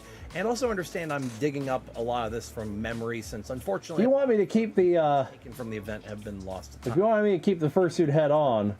Also, you could donate another $50. I'm a $1.99 member. You get to see these videos 2 days before anyone else. And you get these cute little emotes too. So anyways... I still do have those emotes on YouTube, by the way. FWA has always been a hit For those watching on... For all 3 of you watching on YouTube. My own mental health. Trust me, I have a lot of mental health. Anyone who's been to more than one... Oh, hey, that was like 8 hours ago. The fact that cons can be... That was 6 hours ago. You know, making tons of plans and trying to fulfill at least most of them. And then there's times where you feel overwhelmed by it all. It took me like 10 cons to finally find the right balance, and I still mistakenly overbook myself even to this day. I cannot find this song anywhere. Furry Weekend Atlanta 2018 was the perfect balance of a busy con. And what can I say? I might be self-aggrandizing here a little, but why would I not be biased towards a con where I achieved a dream or two of mine? Most of the weekend was, of course, dedicated to my attempt to debut my dance crew in the competition. And not only did we get closing act, then get validated with the win, but a lot of people cite this as one of the more memorable large dance groups in the furry fandom. And those compliments give me fucking life. Hook up an IV of praise and validation to me. That's my kink. Other than that, at this con, I just felt a sense of belonging, more so than I can really say for almost any other con. And that's why it's my number 4 best convention experience. Man, I used to be yep. young. Don't worry, that video's coming. I wanted to... It's coming up in the playlist in a couple. And, recently I went to a con that made me painfully aware of my age. Look, yes, I had a great time. I got to spend a ton of time with friends, but... This is episode 20, I'm pretty sure. It was over a half mile from con space. And yeah, it had that shuttle, but I never happened to catch it, so I just walked each time. There were times during the con I'd end up having to miss events or even the rave because I just couldn't find the energy to get back to the con space. And even when I was... Oh! Crowds, you got 8 more after this, I think. Crowds. It was the first time I felt truly CUC. But among the last... Okay. At a con. Episode 24, 25, 26 alone are almost 3 hours, by the way. All for any of this. And hey, the King Harkinian cosplay was pretty funny, not gonna lie. And I made both the dance comp and Floor Wars cuts, so that alone has to be a top 5 con experience, right? Right? So the last, I'd say, 2 years, I've been quite public about the idea that smaller cons vibe better with me than big ones. 10 years ago, I had no limit. I loved big cons, but that was when a big con was barely 5,000 attendees. I've since found my limit. So when I told people I was going to a con 2,000 miles from me in the middle of nowhere in a different country, people started raising eyebrows. But guys, just let me cook. This con felt like a mid-2010s megaplex in all the right ways. Warm and homey with just enough activity to not feel dead. And man, this was definitely PartyCon. Every night there was just some goofy, random themed party going on. Thursday night had a SpongeBob party, if that's any indication. And it's been a long time since I've gone to a con looking forward to meet... Hell yeah, I loved that. I had so much fun at that con. I spent quite a bit of time outside the con space as well in the West Edmonton Mall, especially... Your limit is exactly 17,500. I had to kill time. And on Friday, I got to go on a little hike to Walmart to get myself a belt since I'd forgotten my Fursuit belt at home. And while the outside was a little smoky because of the wildfires, I'm happy to have this be my first taste of... Also, the 30% discount on conversion rate makes this con cheaper to attend than FWA for me, so that's definitely a good selling point.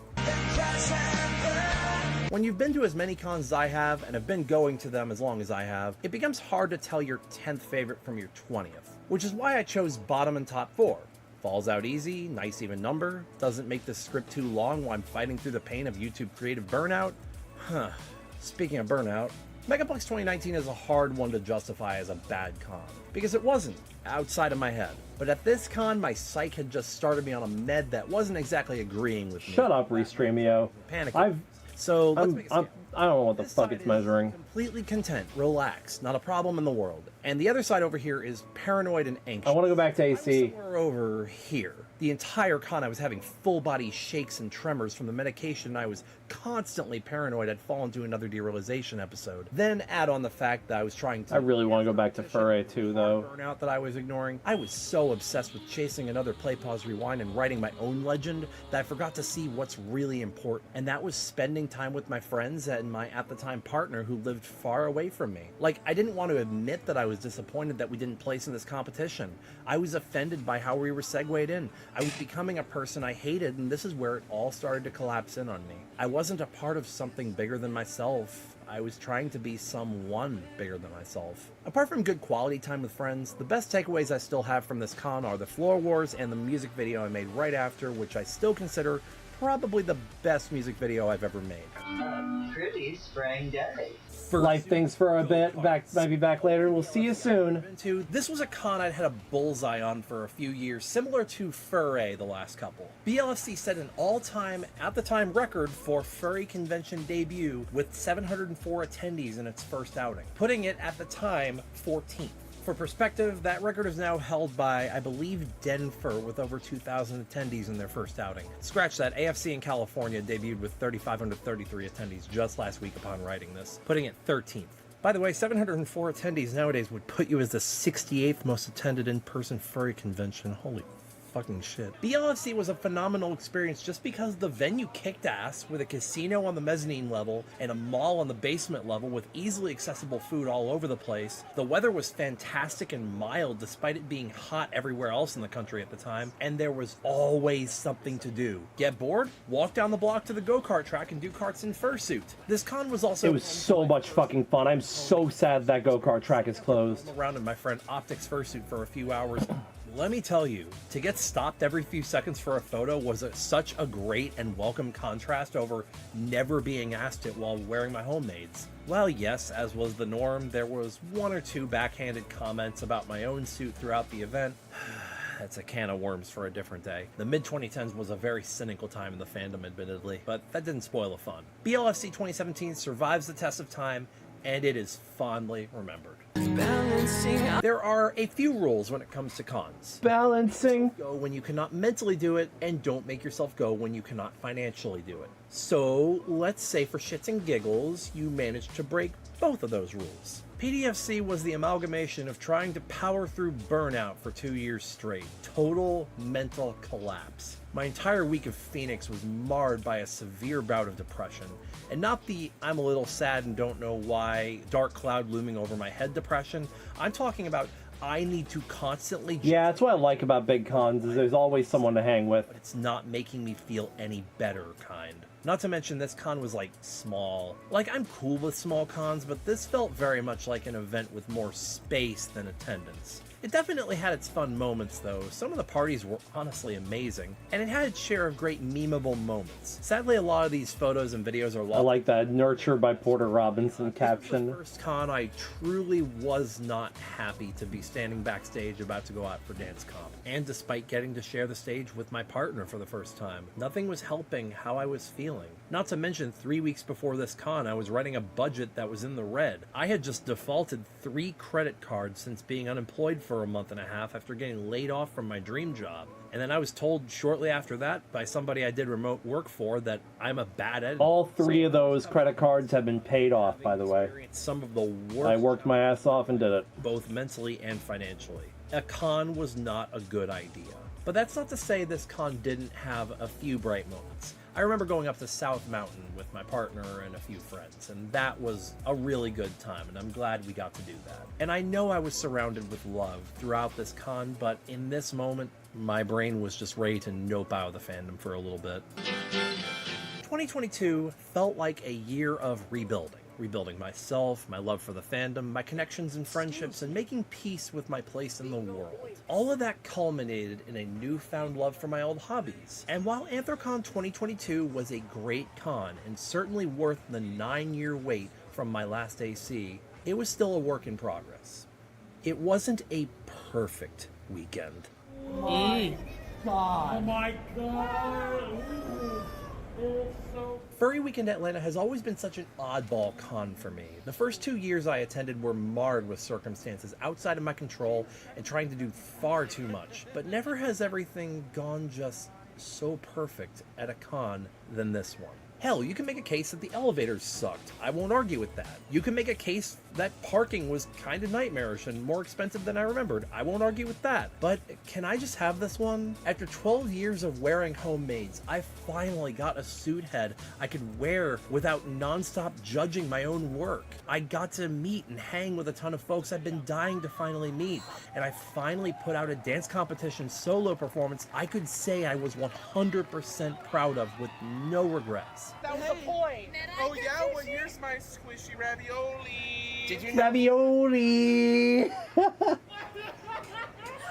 It was truly a magical weekend that I did not expect to go as perfectly as it did. Everything just worked. Squishy ravioli!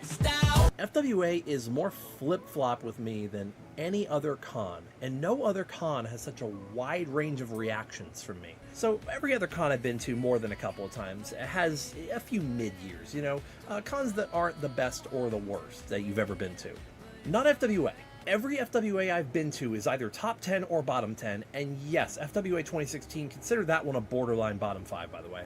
What is it about FWA that gives it this stark dichotomy? Well, I think that goes into how much emotional... Which AC post-COVID had the cipher FWA at the corner by the DLCC by the street before going into the river. That was 23. I was there. And, you know, I guess you could also just chalk it up to whether or not the spring's been going good for me mentally. See, in 2023, I was just happy to be back involved with the fandom after a 2-year hiatus and still giddy off my Anthrocon comeback tour. And I was looking forward to my first true post-COVID con. 2015, however, I was on a 3-week time crunch to lead a dance Yeah, I got you. idolized in the Dancer Fur community, despite being just 8 months removed from my first ever finals. Yeah, I bring this up every so often. Ask any of the crew members from For a World Order and they'll tell you I recite the story a lot. But let's be real, rose-colored glasses. I look at the good that came out of it. But you want a stressful con experience in the moment? There you go. The entire weekend was spent drilling our dance, only to have it just I probably on stage. Then I talked with a lot of people when I was there. Announced as third place of 3 acts. Even Sunday wasn't great, as I entered a Mario Kart tournament just to unwind and forget the weekend, only to discover later it was Mario Kart 8 and not Wii, and I had to drop out because I didn't have Mario Kart 8. Apart from my semifinals run in Floor Wars on Friday, the only positive takeaway I can say was both great in the moment and holds up years later were the heart-to-heart conversations from late Saturday night on the 10th floor. Yay! Dancers and con-goers, just bonding with each other, improving those relationships. I tried. We're up until daybreak, just opening our hearts with one another, which really did give me something to salvage from an otherwise awful weekend.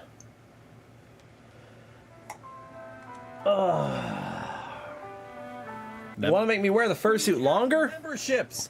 But what does it mean to ship a member? It means you're pretty cool, TV. You want to make me wear the fursuit longer? I have a birthday in December. Donations are right over there. Tip $50 to make me wear the fursuit head longer. $30. Deciding it's in their best interest. This is funny though. Goku by eliminating their pay-per-creation model. I've decided.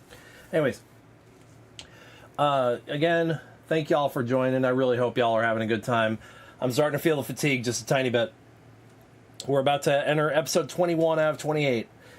We are now pretty fucking far into this. We are 9 hours, 51 minutes into this stream, y'all. We're about probably 9.5 hours into the videos.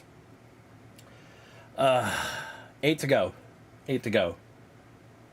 Yep. Well, you say home stretch, but I have 3 videos in a row that total almost an hour coming up. So, starting with I think it starts with the Outer Wilds one. If not, it's the one right before the Outer Wilds one. But hey, donations over here if anybody's interested, feels compelled, never expected, always appreciated. Help that donation bar tick up. $800 I'll go to Megaplex. Anywhere between $350 and $800 I'll upgrade to DaVinci Resolve Studio. Again, $500 I play community choice game. We've already unlocked the first one, which is another iRacing Fursuit stream. And then, of course, every $30, for $30 you get to have me comment on something you've done. Made, audio, whatever.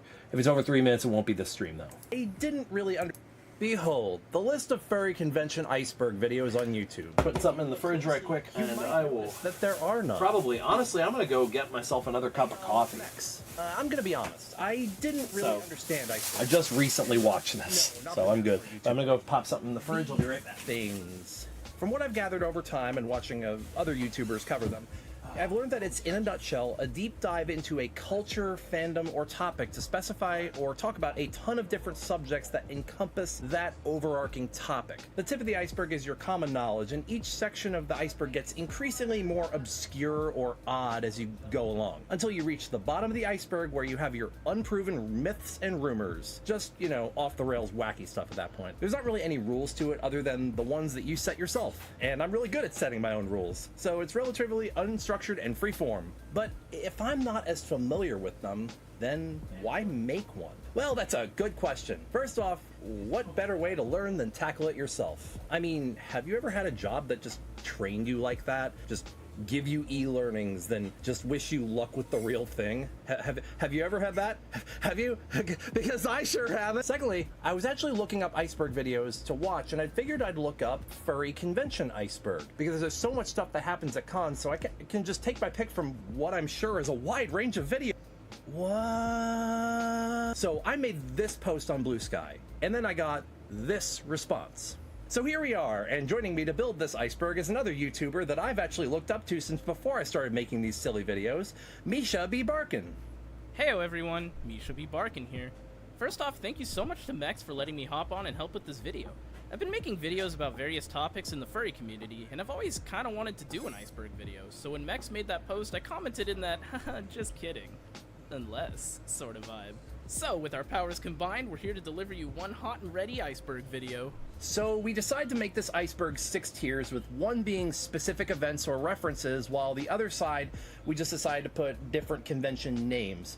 Trust me, there are 6 different tiers of cons. We're going to introduce each tier and its criteria as we go along. And remember, this is just our opinion and our takes on things. Try not to be too toxic in the comments. You can give your opinions if you disagree, but like, don't shoot the messenger, please. And by the way, we're gonna miss stuff, so if you notice we missed something, feel free to drop it in the comments. Also, as a general rule with my videos, as always, I generally don't talk about super controversial stuff that paints a target on an individual or an entity, save a few indirect tongue-in-cheek exceptions here and there, and Elon Musk. So when assembling this list, we left off anything that we feel would be disrespectful or damaging to include. Also, duly note, we are both from North America, so a lot of our experiences and observations are going to be primarily from a US or Canada-based standpoint. Also, one last thing. This video is not safe for work. Do not watch this out loud at work. I mean, unless your coworkers are into that, I guess. Max, are you gonna keep stalling? We're like over 3 minutes in by now. Oh shoot, sorry. With all that, let's dive into the officially unofficial furry convention iceberg. The universe is beautiful. This is your common knowledge, stuff that even non-furries would know about. This includes cons like AnthrocCon, Furry Week in Atlanta, and Midwest Fur Fest as the 3 biggest furry conventions in the world. I'd also argue Eurofurence could go here. Is that Misha B. Barkin on the Max B. Eyebolt stream? Side of the community, but wait, did I get rated by Misha? What? It was one of the first. Oh, I didn't. Okay. Wow. So, I actually watched some old dance videos. Heyo, everyone! Max B. Eyebolt here. And like exposure on YouTube. Anyways, Fursuit Parade. This is a staple event of most furry conventions and is known by outsiders through being such a public spectacle, especially at AnthrocCon, where the suitors are on full display in the public. Like I said in a previous video though, these are an endangered event at some conventions due to heat exhaustion and fire code concerns, and have been ultimately replaced at many. But it's certainly one of the most well-known events at furry conventions. Yeah, while I do love doing the parades and seeing all the awesome suits marching on by, after waiting nearly 2 hours at the AnthrocCon parade this year to walk for like 10 minutes tops, I can kind of see why they'd cut it. Yeah, and a lot of people who have been in quite a few different parades, I said this in a previous video, but a lot of people that have been in different parades or so many parades end up getting a little bit of fatigue from it. I've only been in 2, so it's still due to be. I think I got tired after about my 7th. Oh my god. Next up is the various charities at cons. Almost every con will include a charity or organization that they're raising money for. This can range from zoos, wildlife sanctuaries, LGBT rights groups, and much more. And these almost all Check and see if anybody pinged me. Well, the furries helped out their own furry four-legged friends as Anthrocon broke a fundraising record over the weekend. Take Anthrocon 2024, which was able to raise over $100,000 for Grey Paws Sanctuary, a Pennsylvania-based nonprofit that helps older dogs. The Fursuit dance competition. One of the premier events of American furry conventions and is held at most international conventions as well. This event is oftentimes held during con primetime Saturday night, but many cons hold it on Sunday. This has been a widely loved event since Furry Weekend Atlanta 2008. A top 3 is announced at the end, the winners usually receiving a prize ranging from free registration the following year to a medal or trophy commemorating the achievement. Thanks to AC this year, it did go pretty smoothly. Yeah, I heard. It's fairly common knowledge that some furries do have interest in more adult things, and this can be seen in 18+ markets. This usually takes 2 forms. A small Thank you, Aaron. I appreciate that, buddy. ID before letting you in, or through something called a night. We're about to hit our 10th hour of stream. Usually involving But we are at 9:58:19 right now. We're about to hit 10 hours straight. kinky way, with the side market being open for furries. Got a little over 4 left, I think. It's gonna adult. What do you say? Adults gonna adult. Yeah, adults gonna adult. Yeah. Hard to imagine. Convention with a bunch of nerds. There's probably some kinky. Like 60% of what remains is from 3 videos. This will be general fandom knowledge. This is stuff that new furries or casual Hell, a quarter of it's from 1 video. know about, but is generally viewed as a fandom-centered knowledge. You won't find too many folks on the sidewalk that would know about these. Conventions in this category would include Megaplex, Further Confusion, Eurofurence, Denfur, Anthro New England, Biggest Little FurCon, Infernal Equinox. This would also include a passing knowledge that most areas of the world have at least one con within a few hours flight at most. Chlorine Con. Hotel guests donning animal costumes of all shapes and sizes were forced out onto the streets after a chlorine gas leak forced an evacuation of the Hyatt Regency O'Hare early Sunday morning. Being that this was a national news story at the time, this is one of the rare instances of an incident or occurrence at a furry convention being on this level of collective knowledge. Someone who, to this day, has not been caught, broke a jar. I think actually it is that somebody was caught, I heard, but it was under statute of limitations or something like that. Or there was. But I'm not 100% sure what happened. When we were all told. Rather, or it's like just circumstantial evidence, something like that. I'm not 100% sure. Walking out of the hotel late, throwing up on the concrete right as we were ushered off the Bryn Mawr block at 1:30 in the morning in 22-degree weather. We didn't know ultimately how bad or innocuous this was, but in the moment we legit feared people died. Furry fans attending the 2014 Midwest Fur Fest convention, also known as Anthrocon, also known as Anthrocon, also known as Anthrocon, also known as Anthrocon. Thankfully, everyone harmed by exposure was able to make a full recovery, but this has gone down in furry convention infamy. The COVID years. Now, it goes without saying that COVID caused some problems for furry cons, as with the pandemic happening, it wasn't exactly a great idea to host cons, and all of them got canceled. The silver lining is that this caused furries to look elsewhere to have meets and see each other, thus putting many eyes on alternative methods to be with friends, and introducing online cons. The first version of this that I saw and attended was known as Down Home FurCon, which took place on Twitch and Picardo. Well, it was supposed to be on Picardo, but that site could not handle the traffic. It died within like 4 hours and never came back. This was fun, but there wasn't really person-to-person interactions like you'd have at FurCons. It was more so just watching live streams for the whole weekend. That all changed when Furry. I mean, that's what y'all are doing with me right now. Which I'm almost Who's been here? VR chat was perfect. Okay, we just hit 10 hours. Who's been here 7 hours? So much more. All from the today. safety and comfort of their own homes. Furality and VR chat in general got many show of hands. Still allowed us to safely be with friends and hold. And there's no fucking shame. Get their start in content creation. From furries making VR chat bases and reskinning models to furry streamers having a more fluid VTuber model than just a PNG. Why do you gotta insult us PNGs like that? No. Qualls, oh my god, you have been here all 10 hours. Holy shit, Qual. The demise of Rainforest. Being that I was not at You have, Scarlet. this all unfold on the wild world of an adolescent Twitter. Who was here earlier that was here like I'm good? Sakaha was here most of the stream as well. Mort's been here a lot as well today. To add to the conversation, given I'm sorry you're so EP. know everything since I don't have that experience, but it went viral for a reason and has been an easy piece of low-hanging fruit for outrage tube. Mort's gonna have to leave here in about 3 videos. It's essentially blacklisted from all major hotels. Because Mort's not allowed to watch the Outer Wilds video. Has continued in its wake for some time, keeping a respectable low profile, and thankfully... I mean, unless he just give up and said, fuck it, I'll watch it. Tier 3 is adept fandom knowledge. This is stuff that online active furries would know about, but not casual or non-online ones. Think chronically online. Think like uses Twitter 24 hours a day. People who have been around this fandom for a year or two would be aware of things under this tier. This would include cons such as Furry Down Under, Japan Meeting of Furries, Nordic Fuzz. Oh yeah, we'll do that right after this video. We're in primetime hours now, y'all. It's 9 p.m., 6 p.m. Eastern, 6 p.m. Pacific. We'll do Mort's request here shortly, after this one. Okay, I'm gonna try and sum up nearly 2 years. I know exactly what Mort's request is, so... And, I have 3 videos. did Kelchin ever send any? Very short. In 2022, a bunch of alt-right furries decided that they were sick of... Kelchin gets one, so Kelchin gets a request. Become, apparently. Kelchin gets 3 requests, because Kelchin donated $100. He had a ton of red flags going into it, considering the staff, its attendees, and much more. Again, I don't really have time to go into all of it. Hi, Sikaha! More well-known furries... Welcome back! ...weren't known for being upstanding members of society. They also gave me a shout-out. That was interesting to wake up to. And Brian said they'd be back okay, I guess. around 10. 100 attendees and nothing god-awful happening, so they looked forward to the following year, Free for All 2023. This one was much worse. This time around, there was significantly less people in attendance, garnering only like 55 people, with most being staff. That's the size of a good fur meet, man, not a con. There are more suitors in that picture of a fur meet from 2016 now October. than there were attendees at Free for All 2. I don't have high hopes for it happening. There was also a ball pit. Ball pits. Forever. Who she thinks she is, Miss Sant? Drinking out of cups. Being a bitch. Earliest instance I know about this is from Anthrocon in the late 2000s, but unfortunately they've made a recent comeback due to the forced politicization of it from American conservatives and news outlets for people with nothing constructive to do. If you see them, by the way, it's legal to give them wedgies.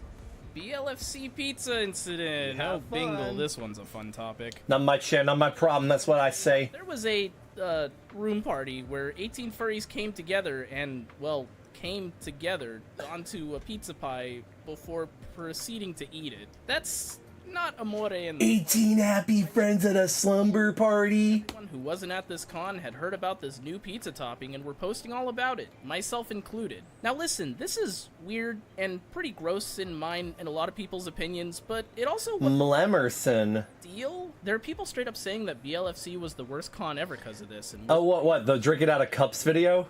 No. Or this? Said though, ew. Just, ugh. I think every year they try to make a new rainforest, don't they? Every single con I'm at, they say, oh, it's just Rainforest 2.0. Oh, yeah. Motherfucker, we are not going to have a Rainforest 2.0. I don't think that level of failure is possible in the fandom anymore. At least I hope not. Furries saved a restaurant.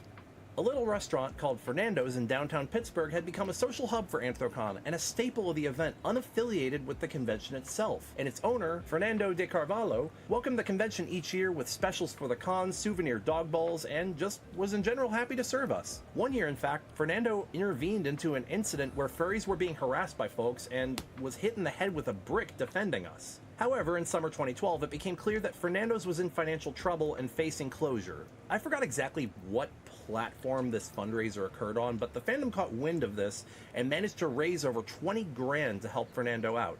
Channel 11 learns it wasn't about breaking records, but rather just staying afloat. Owner Fernando de Carvalho was going underwater. The furries, he says, personally bailed him out last year. And they showed up a week later. I don't like the way the news media framed this. And in thanks, he responded by rebranding his restaurant for the event as Furryland Cafe. Room 366. Room 366, as a term, is defined on Wikipedia as a group of... I'm so happy to have y'all here with me. I hope y'all are having a good time. I was a little... How the term I was kind of... known. I was having some doubts yesterday, so thank you guys for hanging out, for coming and seeing this and just hanging with me all day. This has been really chill. Fursuits in this hotel room. This is now generally a lot of fun. This has been a lot of fun. Room 366. For a while, and I really appreciate the generosity. We may not make the 800 for Megaplex tonight, but I wasn't expecting it. It was a long shot thing, Figured I'd try, but domestic assault. happy noise. Fusion 2020, a blue sedan stopped in front of a few furries and a Good woman noise. screaming from inside the car. The male passenger was then seen throwing full fists at the female driver, to which several furries, some in fursuit, all present at further confusion, ran over and pulled 22-year-old Dimitri Hardnett from the car, restraining him until police could arrive to arrest him. Hardnett was booked into the Santa Clara County Jail for charges related to domestic violence. Tier 4 is deep fandom knowledge. Stuff only terminally online people would know, such as your boy, but not stuff you would have to dig for to find out. Most people who have been active around the fandom for a few years would probably know about this, but not newer or hobbyist furs. Cons in this category would include regional events such as Be Whiskered, Furry, and Furlandia, and more well-known discontinued events such as Furry Connection North, FA United, and Fur Fright. For the record, support your local events. Yeah, all the local event people work really hard, guys. We need to support them. We need to support them. We need to give them the money. We need to give them the money, the support, and the love. We need to give them a validation that they $1,000. totally Walk up to them deserve. and hand them $1,000 Oh my right God. now. Furry Week in Atlanta, or FWA for short, has been in some hot water lately. I love zero brain cells. This last year, they had both Mystery Skulls and the Living Tombstone, which, don't get me wrong, are amazing acts to have, but that couldn't have been cheap. This becomes a problem when you look at the other furry DJs they had, and heard about what they were paid, which was free admission to the con, and a goodie bag. Yippee. It caused a lot of contingency within the furry music sphere, as it kind of felt like a slap to the face. Heyo everyone, Misha be barking here. Exactly furry acts, and not pay those trying to make a name for themselves within the community.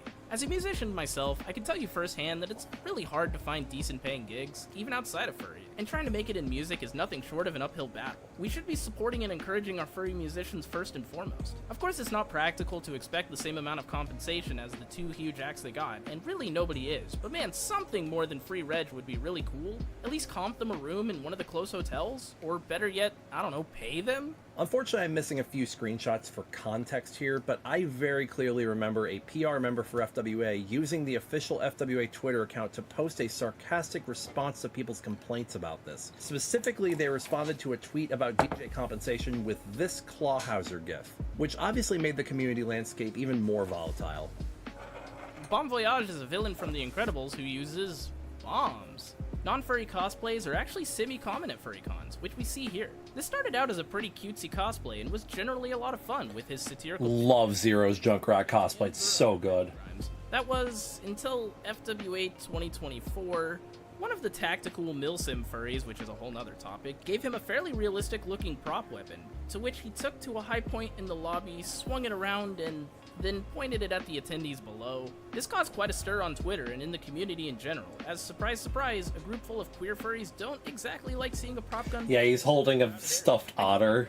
That the prop weapon was properly tagged and did have an orange tip, which is really difficult to see in the videos and pictures posted. So it was tagged and checked in, which is good, but still looked pretty realistic at a glance. Unfortunately, this has kind of caused Bon Voyage to pivot from being a fun little cosplay to centering his entire personality around this one event. I mean, he still posts about this pretty regularly and brings it up, and it's been months since this happened. Sometimes there will be videos of him doing his usual antics at cons, and those are great. Hell, I saw him at AC, and it was a lot of fun.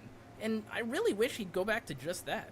It's really sad to see how much people will milk something dry for just a little bit of clout. Like, yes, it gets people to talk about you, but it's also kind of ruined the original fun and whimsy of the cosplay, at least in my opinion. Milo Yiannopoulos, NMFF 2019. Which tweet? I do actually mean that. These two actually do go together, and you'll see why. Milo Yiannopoulos is an irrelevant right-wing extremist who wished he had the clout furries do. So he decided one year he wanted to put on a panel. By the way, sound off if you have more followers than Milo Yiannopoulos. Hang on, let me go back. Let me go check something. After this became public, so you'll see why. Milo Yiannopoulos is an irrelevant right-wing extremist who wished he had the clout furries. Sound off if you have more followers than Milo. I have 1,000 more followers on Blue Sky than he does on Twitter. Let's go. He decided one year he wanted to put on a panel at MFF called The Politics of Fur. He adopted a fursona and even claimed he registered for the con. But after this became public, he was rightly put in his place just like Alex. Yeah, Milo is a much better target, exactly. He's a much better punching bag. Welcome at MFF or any future event, and that hate speech is not welcome. Yiannopoulos, while in the throes of a temper tantrum after receiving news of his registration being rescinded, proceeded to make a social media threat that would be coming with some friends. which proceeded to be interpreted by the grapevine as a dog whistle that he'd be bringing a weapon to the con. While I do believe this is a terrible thing to say on social media, I don't think he said it because he actually intended on doing it. He was just a man-child throwing a tantrum because he didn't get his way. Dude just wishes he was 2 Griffin, because at least 2 used to be occasionally funny. No redeeming qualities with Milo. I don't know him my platform, and neither does MFF. Moving on. Violent J at MFF. Violent J is a member of the group Insane Clown Posse, or ICP. He's a grifter. I don't know much about the group other He than... found out how to make money off of saying right-wing rhetoric. That said, one of its members, Violent J, has a daughter named Ruby, who is a furry. And what do furries do? They go to cons. And since Ruby was 12 in 2018, she needed parental supervision, so who better than her father? With Violent J. I'm realizing this could cause some problems, but they got in and everything was fine. So this led to Violent J attending Midwest Fur Fest in 2018, and even making his own fursuit to further support his daughter. Say what you want about ICP, but this guy genuinely seems like an awesome dad. It really is an amazingly wholesome story. Furries cheering him and his daughter on. Furries appear on Hardcore Pawn. This is Cody Colley. Back here, this is Frisbee. Okay, so I'm putting this on here because while this didn't exactly take place at a con, it did take place during one and involved people who were actively attending the event when it was filmed. The aforementioned Furry Connection North in Novi, Michigan. FCN was in its final year of 2013 when an episode of Hardcore Pawn was being filmed nearby, and a few fursuiters caught wind of this and made their way to the set. In a later NDA violation, one of the suitors told everyone the full story. They were given the pendants to sell by one of the producers. And the line, "We're heading to a sporting event in Miami." I don't have obviously exact sources of this, but sense for them to try this was on the blog. Stop here since they were attending FCN. And yeah, the suitor got a C&D for talking about this. The suitor also claimed they made sure their suits were washed, so the lady saying "you stink" was just her playing shit for the camera. Anyways, this weird little story has kind of been lost to time, but I found it pretty fun. Oh, really? Time it That's cool. So thought I'd share it with y'all. Andrew McCutcheon. Andrew McCutcheon is a right fielder for the Pittsburgh Pirates, an MLB team for those of you non-sports furries. Now, Pittsburgh is in the same city that Cutcheon? That sounds like Kirchen. Here, Pittsburgh downtown area is taken over by us furries. And Andrew We're like this, tweeting out 15 episodes past Kirch. Weekend of AC for many years now. This exceeds just a meme though, as he seems to weirdly play better when the furries are in town. The Anthrocon, the furry convention back in Pittsburgh again, and McCutcheon tweeted out this morning just the word furry. And in 15 career games when that convention has been in town and McCutcheon has played here, a career of 40. JoJo's Bizarro Adventure. I don't know what I have not watched it. Welcome, Andrew. I'm sure AC would love to have you come give a panel or something. What do Andrew McCutcheon and NASCAR driver Mike Harmon have in common? The fall of Oklahoma. This is getting a video for the record. I'm collabing with another furry YouTuber for this. Regional event that took place at a state-owned campsite. Right now, I'm just trying to get back into things and find my work ethic again, so... thin ice in the mid-2010s. It'll be happening in the fall, though, for sure.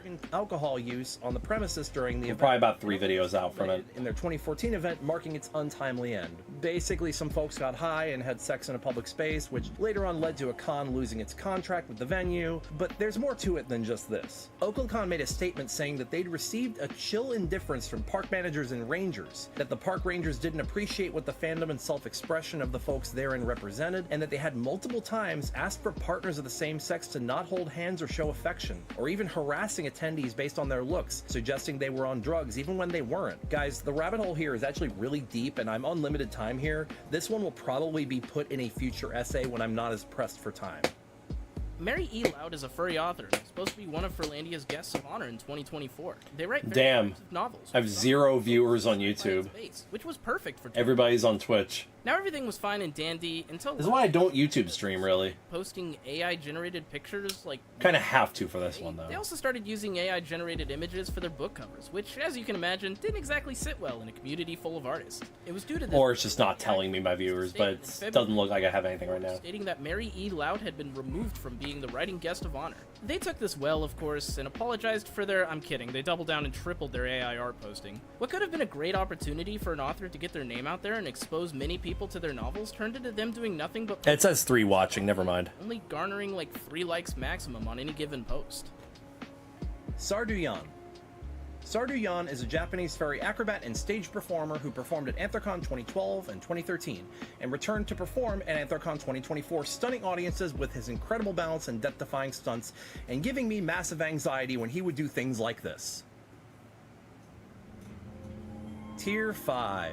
This is your obscure fandom knowledge for being total furry trash. This is stuff you have to research and dig for in order to find. Not many people will understand what you mean when you bring it up. If you know, you know. Cons in this category will be a lot of cons that are defunct, devolved, never happened, or little evidence exists of them ever having happened. Furry Spring Break, Ice Fur Cabin, Furry Cruise, Spokanthro, and Fur Raleigh fit this category, as well as Furry End of the World Con, which I'm giving a full entry to. Furry End of the World Con was an event held in Rochester, New York from December 20th to December 23rd, 2012, which, as anyone from my generation will remember, was the weekend the world had been long prophesized to end. December 21st, 2012 I do remember, the only memory I really have from that month was like 2 weeks prior. I think it was December 8th. And further events became I was rushed to the hospital 16 because I had a severe allergic reaction to something. On the 20th of 2012. Okay, so story with this. Weirdly enough, I just remember sitting on I don't know what happened. All I remember was I was eating a Jello pudding snack that had like the little mix-ins in it. It was like pudding, banana pudding type thing. It's like a banana cream pie like mixer. And that was a Friday night. This is funny though. Probably working. You were working on the last day on Earth? Yup. God damn. Capitalism exists till the very end, I guess. Make that money. We gotta survive the apocalypse on our boat made out of dollar bills. Furry Weekend Atlanta Shadow Lady is eternal. She knows all. So for a bit of palate cleanser, But yeah, everything on this load. okay, so I was drinking UV Blue. We were playing a drinking game to a movie, and I was drinking UV Blue vodka. 2019. I forgot what the drinking game was, but yeah, we were drinking that, and I was eating a banana cream pie pudding snack, and I just started itching really bad afterwards, like around my ears. Started around my ears, then was around like the side of my face, eyes, cheeks. Come back next year for Later that night, I realized it was probably an allergic reaction I was having. I was starting to get hives.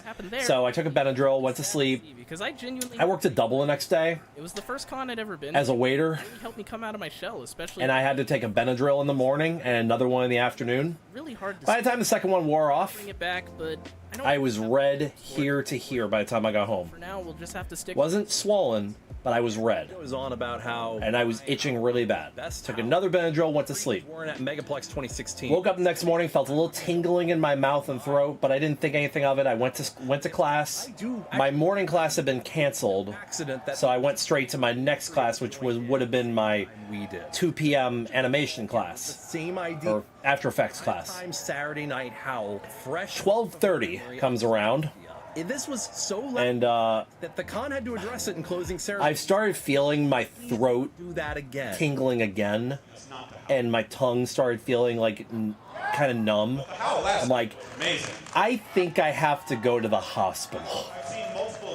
Yeah, they said they had to give me a steroid in the hospital, and they hooked me up to like all kinds of shit, and like it seemed like they were acting really urgent, like I was really bad, and I didn't realize how bad this was.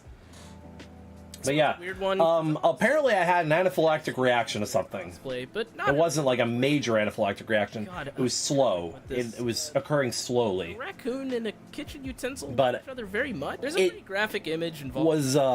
It gave me signs of like a dye allergy, And it's kinda like a yellow dye or blue dye, or I think it was probably the yellow dye they put in that. I don't advise pudding. searching for this image, but if you do look into it, be warned, and don't blame me, for it was you who did not heed my warning. For it was you who killed me. Makes the baby go blind. This was the longest running show in the history of Chicago theater put on by a troupe called the Neo-Futurists, running 50 weekends a year between 1988 and 2016. But why is it here, on a furry convention iceberg? Well, research is a little hazy, but I'm glad to hear your kitty's eye is improving. 6 years, between 2009 and 2016. Again, this is where research gets a little hazy, as MFF 2016 has the play. Yeah, it had to be a type of, I think it was a type of yellow dye. The December Con, the creator of the show, Greg Allen, revoked the neo-futurist rights to perform the show, retaining the rights to found a Detroit company called Untheater, which continues to produce the show to this day. Did anyone happen to attend this show when they performed at MFF? If so, how was it? Let me know in the comments. Who's that Pokemon? He's a good boy. I'm very happy to hear that. Fiona Murray, aka Booba Horse, aka PETA, the horse is here, is a horse fursuiter well known for her large personality.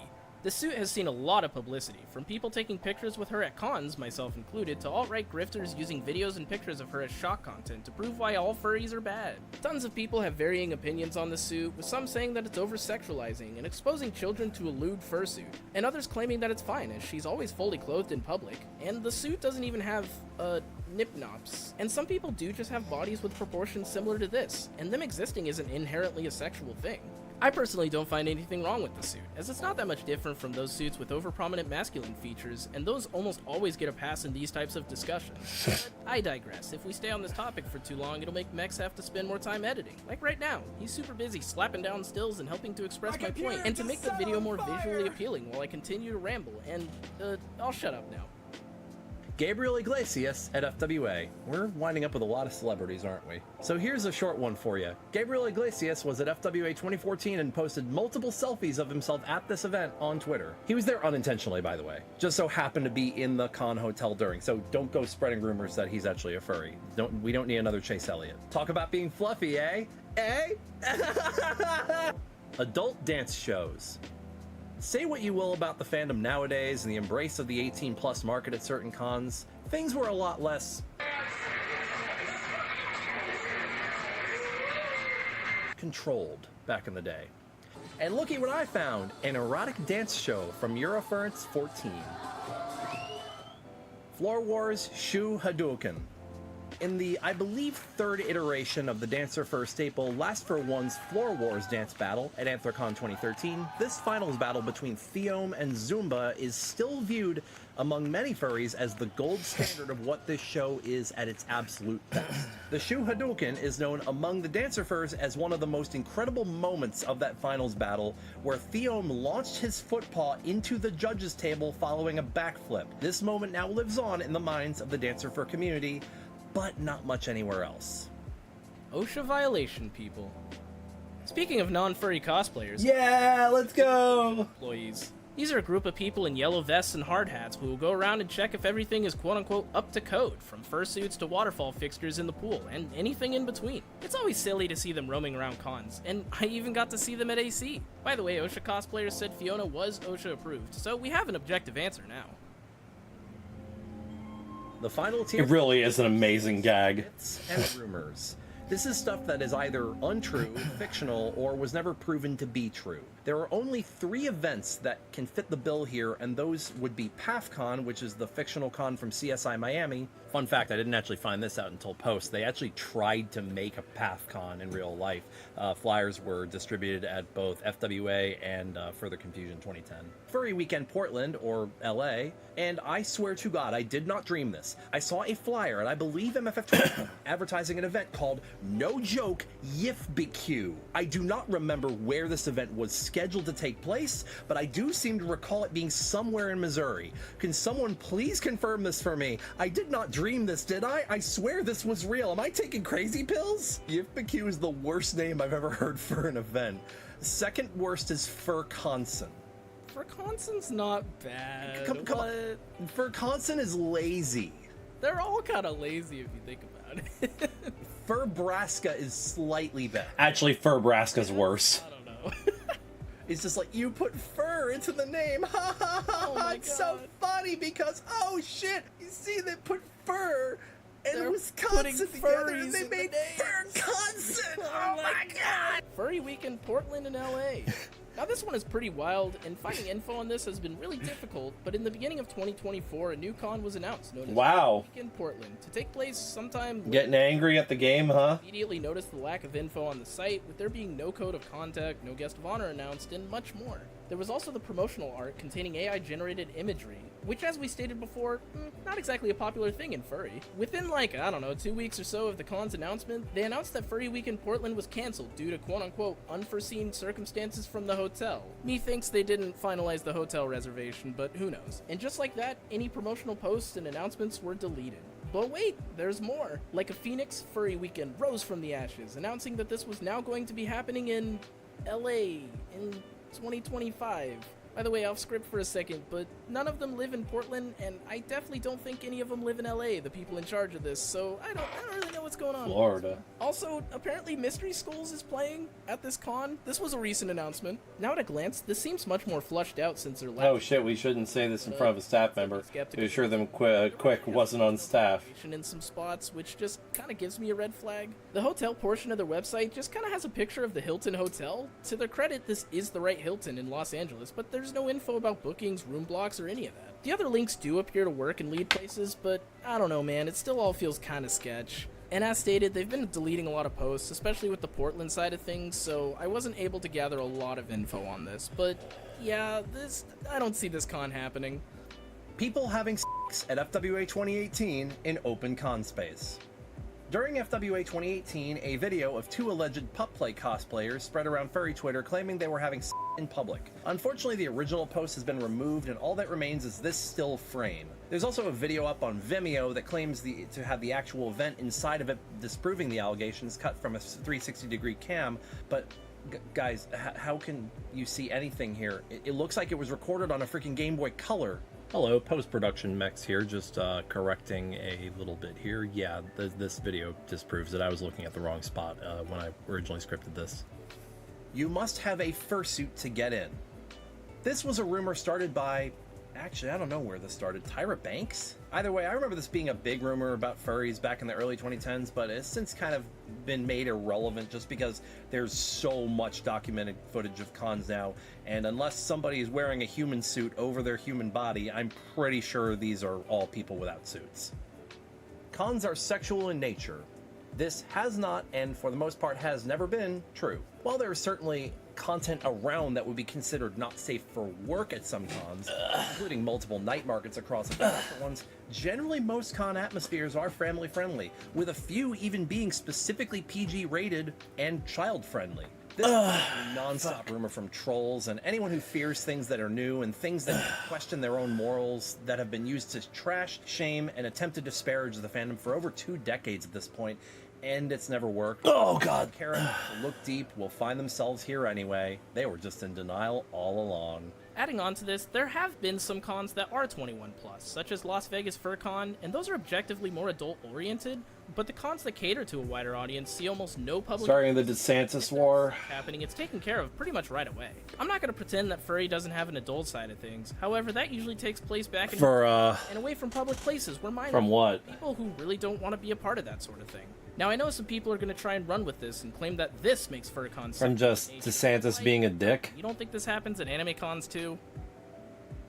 Yeah, I saw the news headline, yeah. I messed up the fucking colors on it, and I'm annoyed by it. Just thank you for watching, everybody, if you've watched this far, and thanks for having me on, Mex. If you want to look for my stuff, you can... I didn't want to redo it. Barkin on YouTube, Twitch, and Blue Sky. Sweet. I'm glad to have you here. Anyways, list of things that are cool. A shiny new car. Oh, he really is. Suits. Sunglasses. Glasses. A refrigerator. A membership to the Iboto 7 YouTube channel. Yep, that's right, another shameless plug, because bitch, I gotta eat. Memberships on this channel have varying tiers, from the lowest tier having it early access to... what time is it? It's 9:20. We're on episode 22. For the $5... I'm gonna crack open my cider on episode 24. Choice of avatar next to your name, along with all the other lowest tier perks that come with it. Can't make a monthly commitment? No sweat. Or 10 hours, 30 minutes. Misha really is a sweetie. Contribute financially, it's totally fine. Just like... Oh, hell yeah, let's go.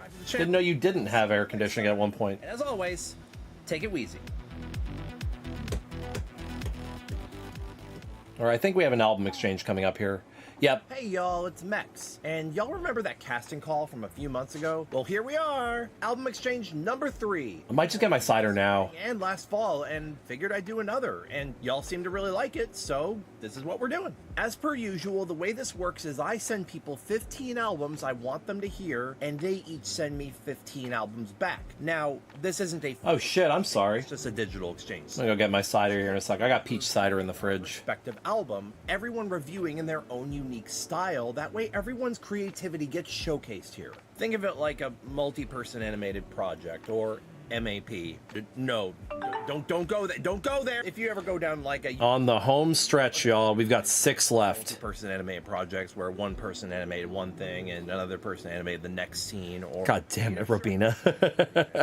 2 disclaimers. I am not going to even try to monetize this video. So this video is only supported financially through Patreon pledges and memberships. Let me just say this.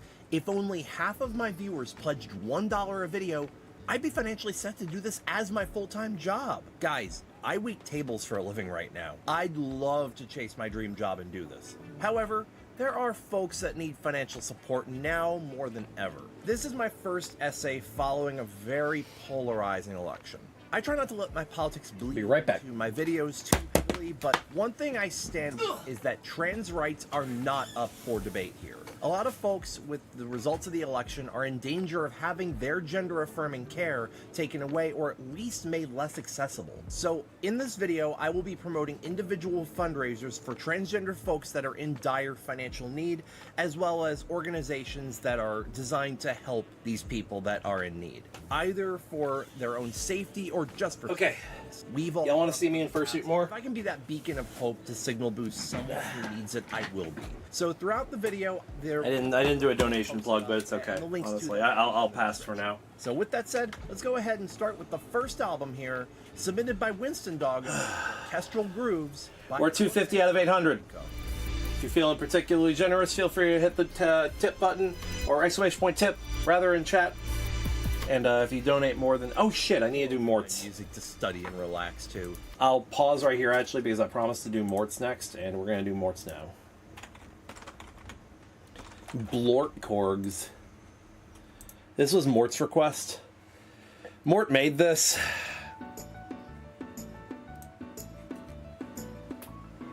I don't know why he made this. Actually, I know why, but...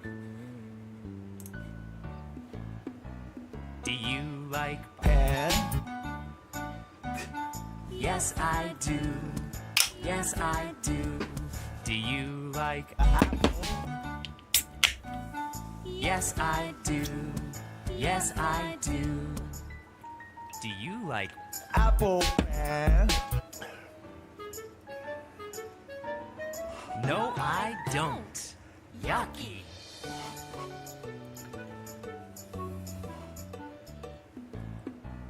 Do you like air? Yes, I do. Yes, I do. Do you like pineapple? Yes, I do. Yes, I do. Do you like pineapple pen? No, I don't. Yucky.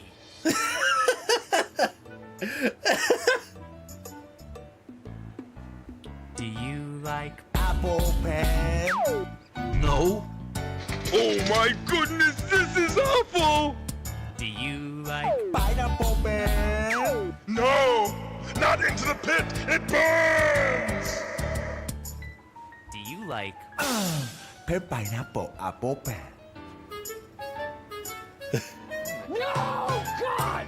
No, God, please, no! No! No! No! Wait, did you use ST Transmission? Did you use my font? Such a good font, though. First of all, girl, you've been studying like 8 years. Just take the damn test already. You're ready. Very well produced and pretty chill out album, reminiscent of Ryan Farish or Cassiopeia. Not a standard. Life's a peach. And unlike Ryan Farish, no particularly memorable individual tracks. It's good music and definitely worth an album listen, but not something I would listen to unless I'm, in this kind of mood. I'd give it a light 7 out of 10. And Winston Doggo received Citadels by Galt Aureus.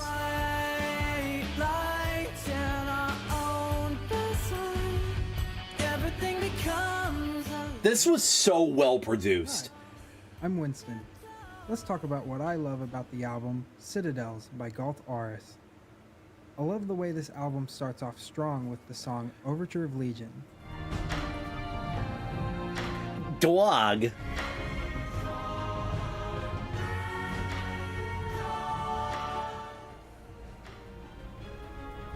This first track shows what the rest of the album has to offer perfectly by exhibiting the sweet romantic era classical sounds attacked by aggressive alternative rock. The pretty yet scary vibe shows what this album has to offer in this perfect 52-second instrumental track, and it only gets better. The lead singer, Sahir? Give me a second. My cameo. Sahir. My name is Long Boy on his phone. Our own Versailles. No starless nights for you and me.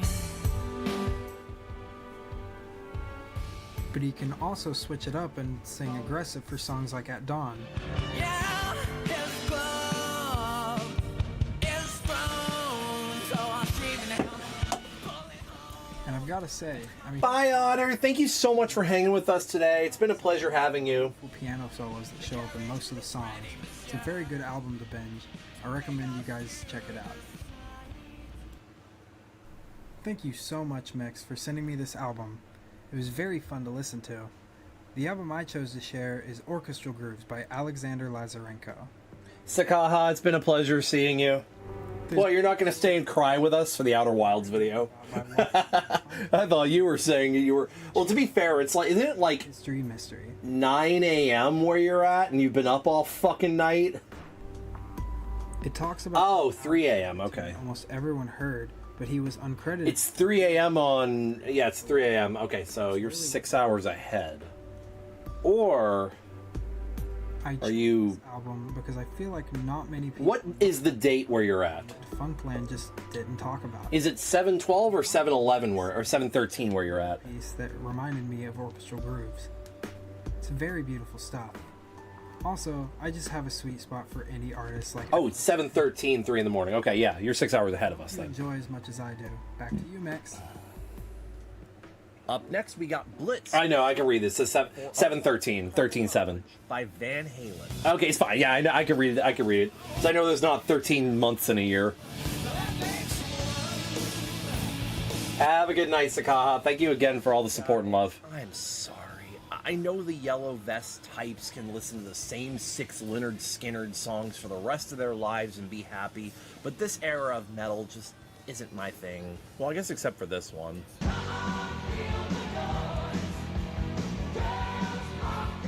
And I guess this one I kind of like too. Oh, when there's that one Boston song.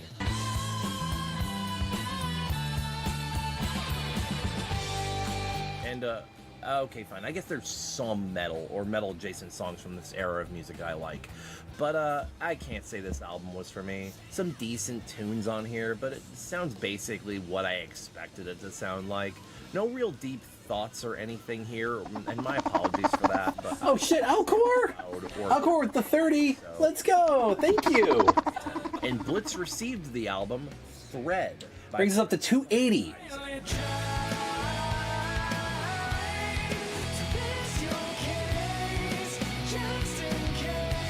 Alcor, whatever you...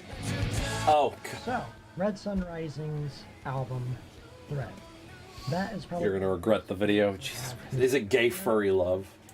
Year full of surprises, but it's one of the more pleasant surprises I've had this year. Up until I got selected for the album review I had no real recollection of this band. I had no recollection of the album. And then my reaction, general reaction to the first song, Fascination, on this album was this. Yeah, 3:30 in Poland, figured as much.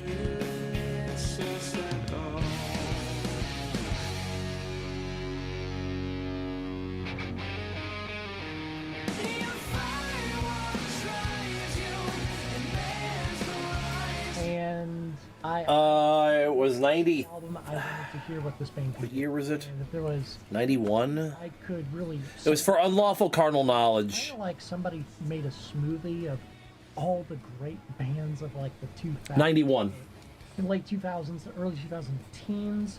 You got a little bit of Stained, a little bit of Foo Fighters, a little bit of Soundgarden, a little bit of Tool, a little bit of Three Doors Down, a little bit of Breaking Benjamin. You got a little bit of everybody just kind of mixed in there, and it sounds perfect to my ears at least. And it's something that should take precedence when a band that sounds like the good old days, but still pretty recent and still kind of, you know, doing their own thing, although they're not doing anything at this very moment.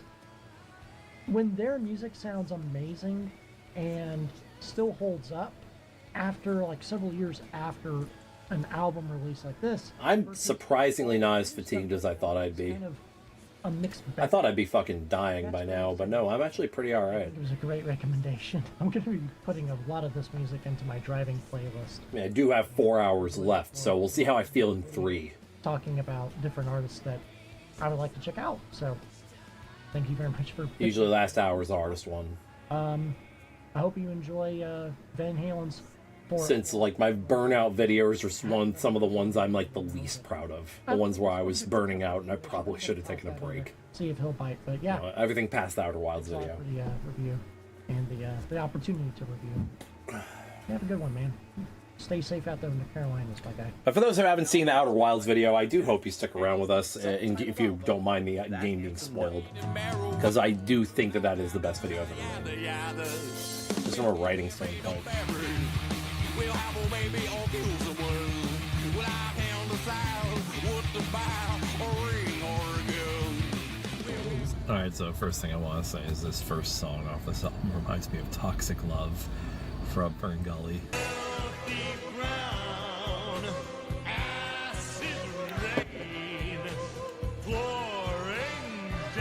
Okay, another parallel you could draw here is that really bad William Shatner Seal song from Sealed with a Kiss. Love is in the air. Love is everywhere. Okay, straight up, Yada Yada might be the best individual song that got sent to me. That fucking movie's a fever dream. That's an absolute bop. I love the groove and vocals in this so much. It was a lot of fun and incredibly catchy throughout. If you like bands like Clutch or Monster Magnet, or, you know, just kind of groove metal, this is definitely up your alley. This gets a 7.5 out of 10. Fundraiser break. Take a look at these fundraisers, and please consider donating if you feel compelled.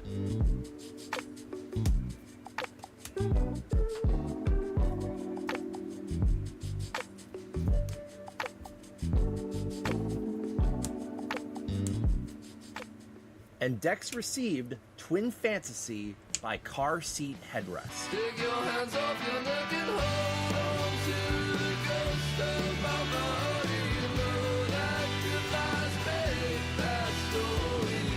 How's it going? It's Dex. I was given Car Oh, whoa, no, it's Dex. Ooh, woo. If you're longing for the good old days of the Strokes, Atlas, The king of Stinky. Modest Mouse, Car Seat Headrest's Twin Fantasy takes that and spins themselves into something fresh. Each song has that alternative grit, conveying either contemplating a thought or painting a picture of an experience each listener will definitely find unique as they explore the album. Bodies by far kept my ears at attention at most, as it starts out with the band building the chorus up in the first verse, then rewarding you eventually with what I can only describe as a tidal wave of sound that crashes over you, all fitting. You can tell Dex has radio profession. To be with someone and fulfill carnal desires. High to Death really loves to tug at the heart, narrating at the struggle of what seems to be an addict struggling, but is also in turmoil knowing that they are a burden on their relationship. Car seat headrest draws this beast out artistically to 7 minutes, and it feels grating, but in a well-executed way, as the road to getting clean isn't a short duty as well. The title track, Twin Fantasy, Those Boys, feels like it ties the entire album together, even declaring at the end when the song ends while letting the last 3 minutes of music and lyrics flow as if they're pulling you back out of the album back into reality. Summarizing Car Seat Headrest's Twin Fantasy, it's a solid alternative record to add to your collection, as you'll definitely need to sit back to immerse. Martins do have noises. Bonsai knows about these. Well-rounded Bonsai knows about these listen to this facts. twice or 3 times, and that's okay. Back to you, Mex. Man, here's a band I forgot about. Luke sent me Shore by Fleet Foxes.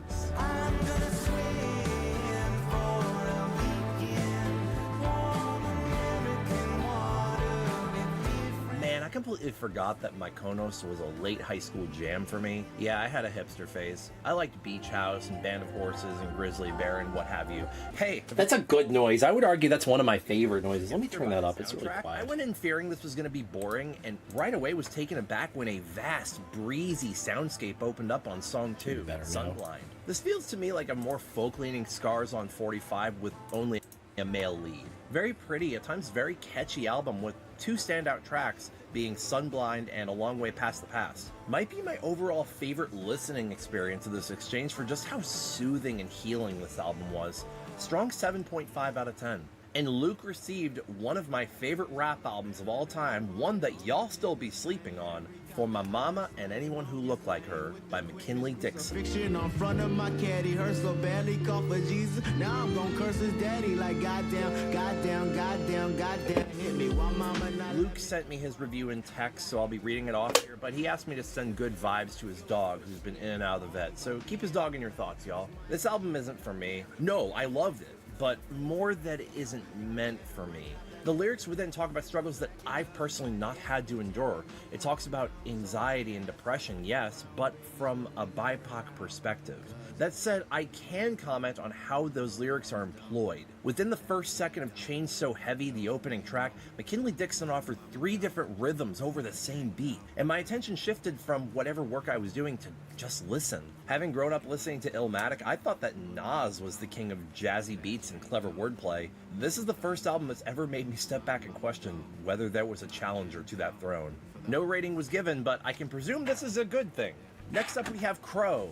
That's Crow with an E, who sent me an Ozark Gothic. Yeah, I haven't found an alternative to Pastebin. I'll have to figure that one out. I've been married a long time ago. Maybe Mort can help me out with that too. Stalemate. Mort has enough on his plate. I'm not gonna make Mort do more shit. Congos if it were fronted by the guy from Cave Town. A lot more folk-leaning by way of, say, Mumford & Sons. Can't say I exactly liked it though. Felt a little tedious at times and just ultimately didn't catch my interest. 5.5 out of 10 for the nice stomp clap rhythm at times. Definitely has more groove than a few albums I received in this exchange, but take it or leave it. And While we're on that note, Pink Elephant by Stand Atlantic.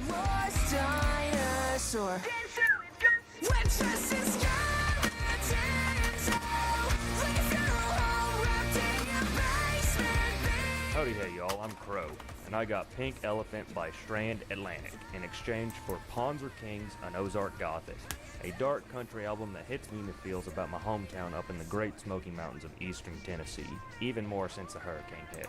Pink Elephant has a wonderful vibe of late 2010s house party music / Motorstorm and MX versus ATV All Out.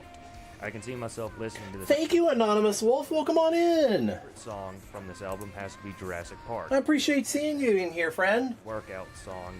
Makes you want to get up and do something if you catch my drift. Feel free to stick around with us, or if you have to dip out, I completely understand. If you get some water, hydrate, take care of yourself, do what you gotta do. Thank you for stopping in and giving us some love, though. I appreciate that. Literally had 2 Crows review albums, but this Crow I actually am familiar Okay, let's try with. this. They're a fellow music reviewer I've watched before. Anyways, from them I received Melancholia Hymns by Arcane Roots.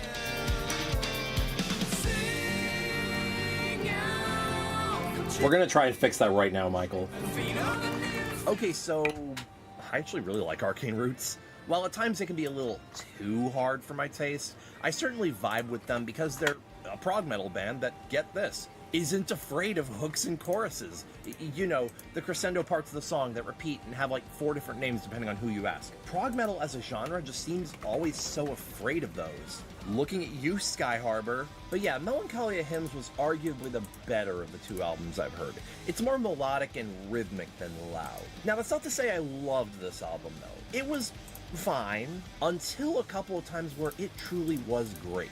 But it definitely felt like those moments were a little too sparse throughout, and you really had to kind of trek in order to get to them. Light 7 out of 10. Please check out the following fundraisers and see the description if you want to donate. Okay, let's see. Share options.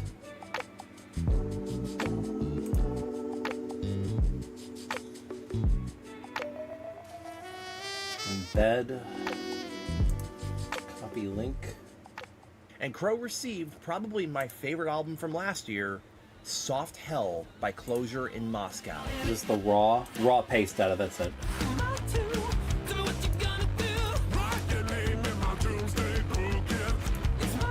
Sup, Crow the Crow here, and oh hey, Closure in Moscow, a band I actually have history with. Got into them back in 2018 or so with their debut album First Temple, which I thought was a pretty nifty little poppy prog rock album full of fun tunes, nothing that really stood out all that much, but with a little more ambition, they'd really have something. You Their dog. sophomore album, Pink Lemonade, was a Let's bit try more it. ambitious, a lot proggier, but often to its detriment. Just an absolute mess of an album I found more annoying than anything, even if it did have a few good tunes. So basically, the ideal Closure in Moscow album would take the best of both, the tunes of the former and the ambition of the latter, and what we got on Soft Hell was, well, it takes not the best parts of both, but not the worst parts either, just parts of both. It's definitely got more of the groovy, loose feel of Pink Lemonade, but the songs are a lot tighter and more cohesive a la First Temple, and the end result is pretty solid, yeah. I do think the album starts off a bit rough, but by like Better Way or Holy Rush, it really finds its footing and the tunes start to click a lot better. Could see some of the hooks really getting stuck in my head if I gave this another half dozen spins or so, yeah. I tried. It me that a lot of the music itself seems to be more a vessel for the vocals, even if the band obviously has some solid chops. The drum work in particular is tasty as hell, but the guitars are generally doing their jobs well and providing some nifty riffs and grooves along the way. If I had any major complaint, it's that aside from the last 2 tracks, a lot of the songs here kind of run together in my mind. They have a sound and they stick to it, and well, less a failing of the band and more a statement on my own taste that it's not a sound I'm super into these days, but I'm not unhappy to hear it either. Soft Hell's overall still pretty solid though. Don't like it as much as First Temple, but I'd still give it my wings up, even if it's not something I see myself really coming back to. Anyways, my pick was Melancholy Arcane Roots, a nifty little gem from a prog rock band who turned a bit more towards a lusher electronic infused sound on their sophomore album, and it's kind of just absurdly beautiful. The tunes are so good, the album just sounds so gorgeous, it's just way better than it has any right Back in a to. second. And it's a real shame the band broke up not long after its release because they really had something special here. Longtime patron Brian Lutra sent me Silence is Loud by Nia Archives.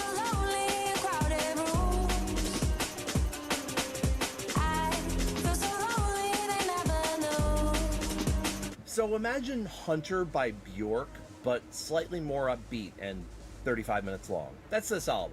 If that's your thing, by all means, but for me, I wasn't really sure what to do with it.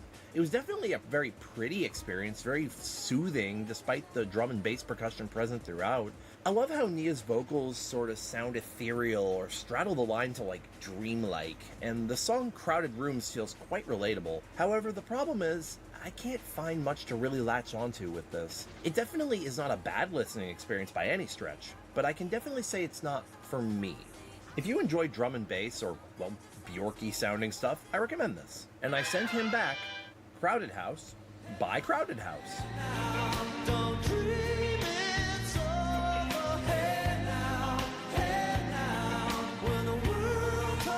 Hello, I am Brian Lutra.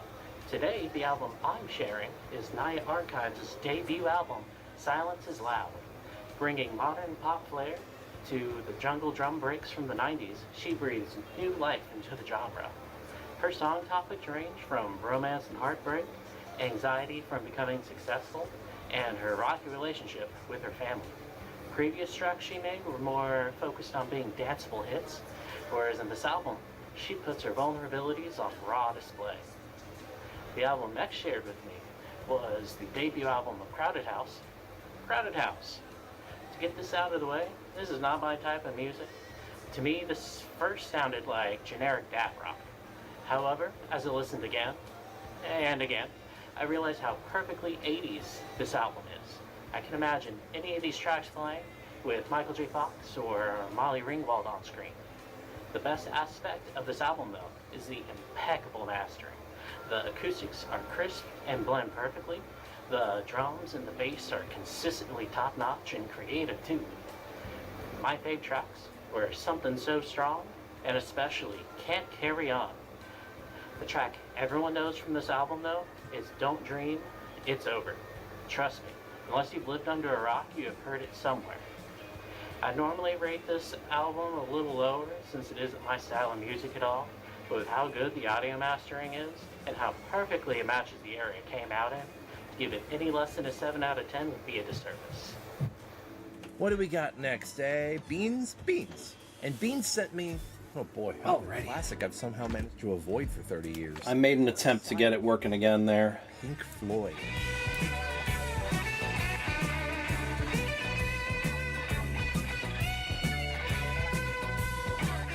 I'm gonna say something.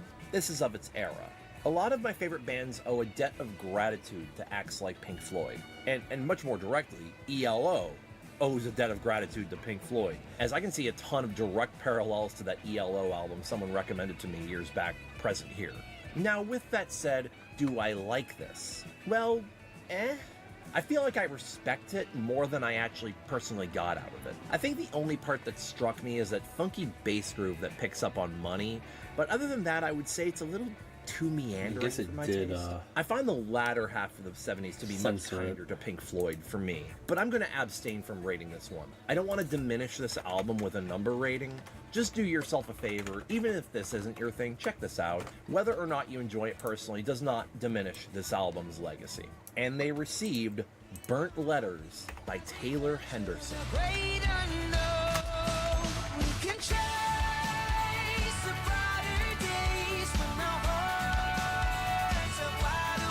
Okay, I'm gonna chime in here. This is Walgreens intercom core music I can actually defend. You think I kid, except for the fact I literally discovered this as it played on the overhead speakers while I was working at Walgreens. Anyways, what does Beans think about Burnt Letters? Burnt Letters by Taylor Henderson. Didn't think I'd be listening to pop country-esque music. Not within the realm of That was easy. genres that I would usually listen to. Although it was pleasant to hear something different, and it was a nice experience. Is there a raw option? Lyrically speaking, some of the songs did hit. I will say that. The instrumentals, however, were, I don't know, maybe it's just me being nitpicky, but they did get a bit repetitive, and some of the lyrics as well. Half of the album blended in and kind of just meshed together. Have a great one, Qual. Thank you so much. Side of the Moon by Pink Floyd. Personally, one of my favorite albums probably ever. It may be from 1973. You know, prog rock may not be for everyone, but I will say that it is very, very heavy-hitting sometimes with some of the lyrics, and the instrumentals are just amazing. The theming as well is something that is done really well throughout the album, and also, in my opinion, is more of an experience rather than something you sit down and listen to with most albums. Honestly, that just goes with most of Pink Floyd's discography, but I'm not going to get into that for now. So, hope you enjoy. I've got a couple more donations up on screen right now. Please see the description if you feel compelled to donate. Can't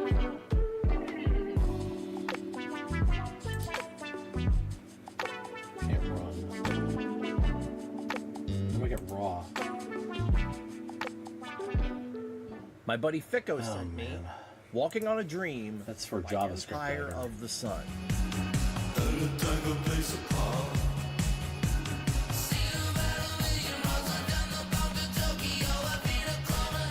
Empire of the Sun, that one band famous for that one song that you know.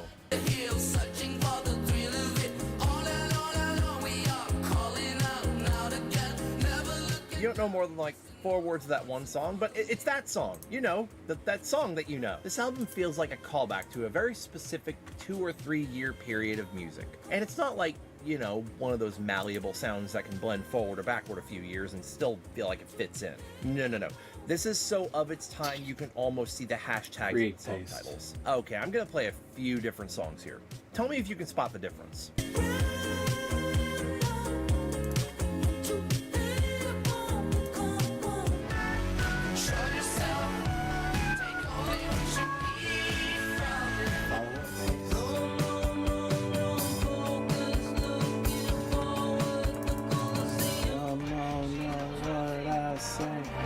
Say that doesn't work. Anyways, I'm making attempts. I can't putz with it anymore right now, Michael. Good. The answer is I'm not the biggest fan of them. I tried a couple different alternatives. Okay, that's not really fair. Tiger by My Side from this album kind of slaps, but everything else kind of feels about the same to me. Not sonically offensive or anything, just kind of safe, I guess, of its time. I am $20 away from wearing the Fursuit head again for another 20 minutes, by the way. A high school favorite. Anybody wants to throw that any donation, don't feel compelled if you aren't not able, but if you're able and feel compelled, by all means, exclamation point tip in chat. More than $30 actually will get you the ability to request something for me to play on stream as well. So, hello. I'm Ficker Fruitopia, and the album I chose for this trade was Walking on a Dream by Empire of the Sun. This album is a very fun time all around with a few singles that really stand out, such as Walking on a Dream and We Are the People. A bouncy pop album that I know more of the lyrics than I think I should. There are a few out there songs such as Swordfish Hot Kiss Night that really change up the listening experience, but overall, it's a fun listen. The album I received was Keep Telling Myself It's Alright by Ashes Divide. The album had a very down-low vibe. I found the songs seemed to blend together, and really nothing broke the mold or the vibe of the album. The closing song, Sword, was definitely my favorite, and much longer than I thought it was. Overall, I'm going to go with a 6.5 out of 10. Not my fave, but definitely not a bad listen either. I really did enjoy it, and thank you very much. Up next, we got Yoltzen, who sent me From Hell with Love by Beast in Black. So the name Beast in Black and the album name From Hell with Love. Can you guess what this album sounds like? Go ahead, I'll wait.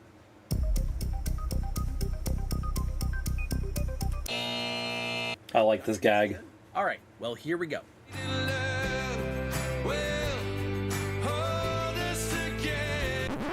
I actually unironically like that song. Fight until you die by the pain of the one you hate. End of the game. Die by the pain. Literally copy-paste the style of Ghost or Brother Fire Tribe or Iron Maiden to some extent with a little more bloopity-bloopity processing on the front end, and bam, you got Beast in Black. While I can definitely point out the heavy inspiration from other acts, I'd say they at least have... By the way, hi, it's Just Jack. Welcome on in. But if we're going in this lane of power metal, I'll just stick with protest. Brian's suit is so perfectly... I agree, it is very hexagonal. Just call it another shrug. Here's some hexagazel. People in need, and if you have the means, please feel free to donate by clicking the link in the description.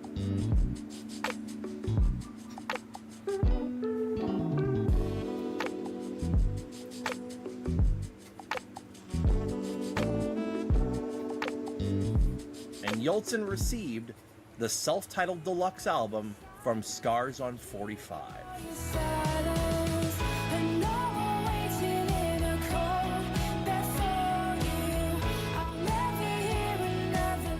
Alright, let me start off by saying that I'm a very picky consumer of music. Very specific about what I listen to, especially more than once. Mex sent me Scars on 45's self-titled deluxe album, and it's just wow.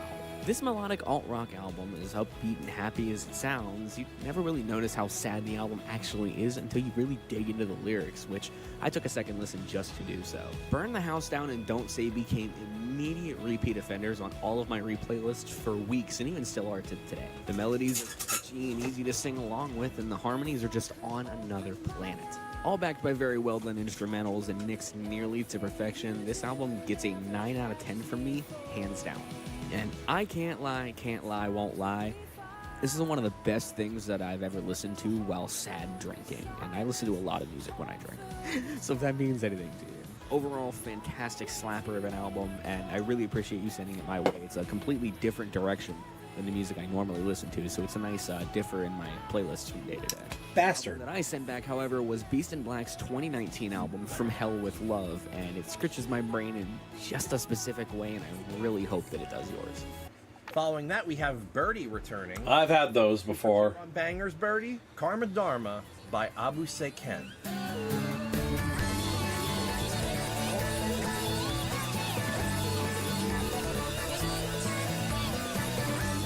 Nope. Okay, I'm on this Abu Seken album. Abuse. Yes, I'm doing Numa Numa. Numa Ora Hey. Numa. Or excuse me. Pum pum way way way pum pum way pum way pum pum. Fucking song. This reminds me of that. Carmel dancing with Numa. Numa Ora Hey. Numa Ora Hey. Ora Hey Hey. Out of 10. Numa Ora. Fair to Midland's final album, Arrows and Anchors.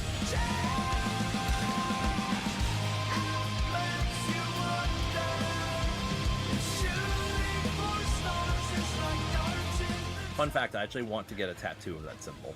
So what do you think, Birdie? For my album, I chose to recommend Karma Adharma from Abu Seken, a furry artist that I followed for some time now. It's delightfully weird in a way I hadn't listened to anywhere before. As for my album, I was given Arrows and Anchors by Fair to Midland. I really enjoyed the simplicity of the album. It's a rock that plays it refreshingly straight, with a few voice and guitar tracks along the way, and I really appreciate it. It also reminds me of the rock I listened to while I was blooming my music tastes, specifically with songs that were heavily used in AMVs like Wolf in Sheep's Clothing by Set It Off. My favorite track is Rikki Tikki Tavi. For many reasons I could go way more in depth, but the more superficial Rikki Tikki Tavi. Actually, it's because the leggy likes noodle creatures. Always well. Clearly. In short, it's leggy like noodle creatures. Played simpleness with bad quality. Because it and Rikki Tikki Tavi's a noodle. Without thinking too hard about it. Lumi sent me a revisit as I actually listened to this in 2022, but happy I get to talk about this. Hawaii Part 2 by Miracle Musical.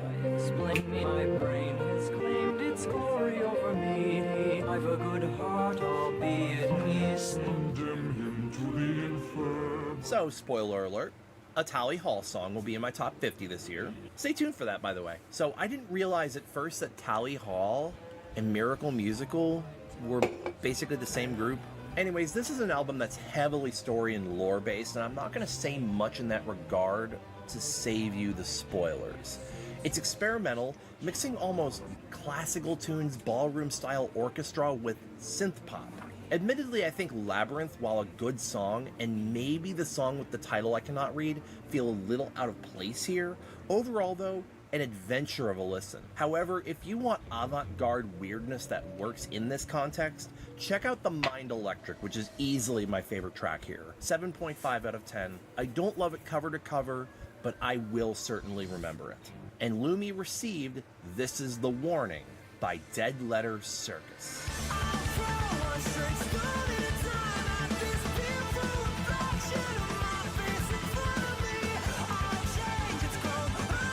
Hello everyone, and welcome to Copying Entry Pantera because I had zero way to make Minecraft content. I just realized that he actually has the Anthony Fantano setup, or excuse me, they. I don't know what their pronouns are. They actually have the Anthony Fantano setup. That's. I didn't catch that the first time. I didn't catch that previously. Kind of a pleasant surprise for me, hearing a sound that was kind of familiar to me, but that I didn't really get into past listening to this. Though it is important to clarify that I'm not a music critic like Mr. Melon, and I reviewed this while literally playing Minecraft and spending It's amazing. hundreds of hours playing fast Binding of Isaac. But whatever. Anyways, I think that whilst I'm used to more heavy stuff, let's riffs and stuff like that, it's good. At least for my ears. Also, cannot recommend This Is the Warning or Arrows and Anchors enough as albums. They're incredible albums, both of them. This Is the Warning was my favorite album of 23. Until my favorite album I heard in 23, not my favorite to come out in 23. Soft Hell was my favorite to come out in 23. Emotional while listening to it, but I kinda don't feel anything while listening to music in general. except for the absolute feeling of happiness I feel to listen to a white part 2, but that's another thing. I leave that to eyeballed. Anyways, yeah, if I had to give this a proper rating, I would probably give this a 7 out of 10, but remember, it's my opinion, and I will leave it in the description below. So, I think this is all for me. I will probably go back to not finishing block and, bye-bye. The fucking Windows 95 fade out. Scotia sent me a love letter right from my childhood. Sunburn by Fuel. She drinks champagne dreams, strawberries for eyes, pink linen, no white paper. Back in '97, my parents had a Ford Tempo and a Ford Taurus. I don't remember which I was in at this time, but I remember riding through downtown Canton, looking over the dashboard from the back seat.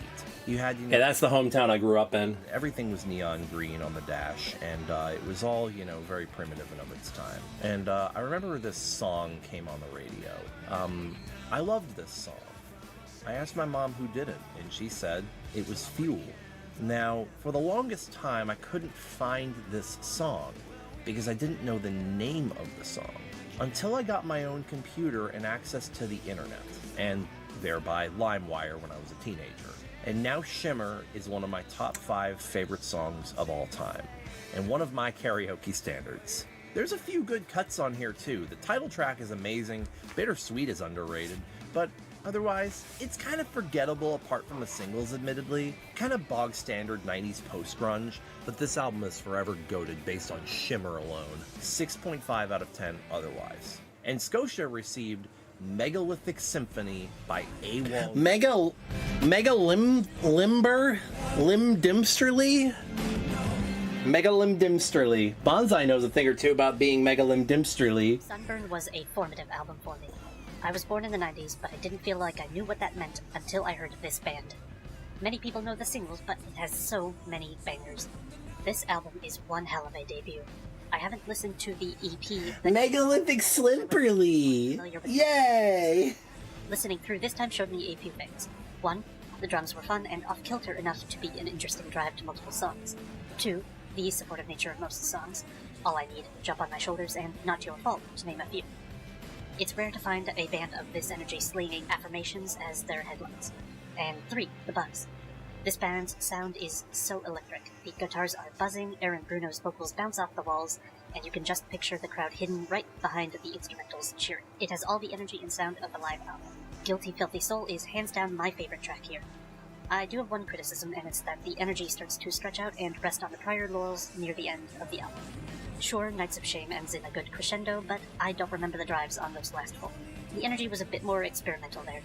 Footing slipped, as it were, and they were trying to find something new in the rebalance. 9 out of 10 album for me. Down to our last couple of entries here. First off, we got Peer Deer, who sent me All Nerve by the Breeders.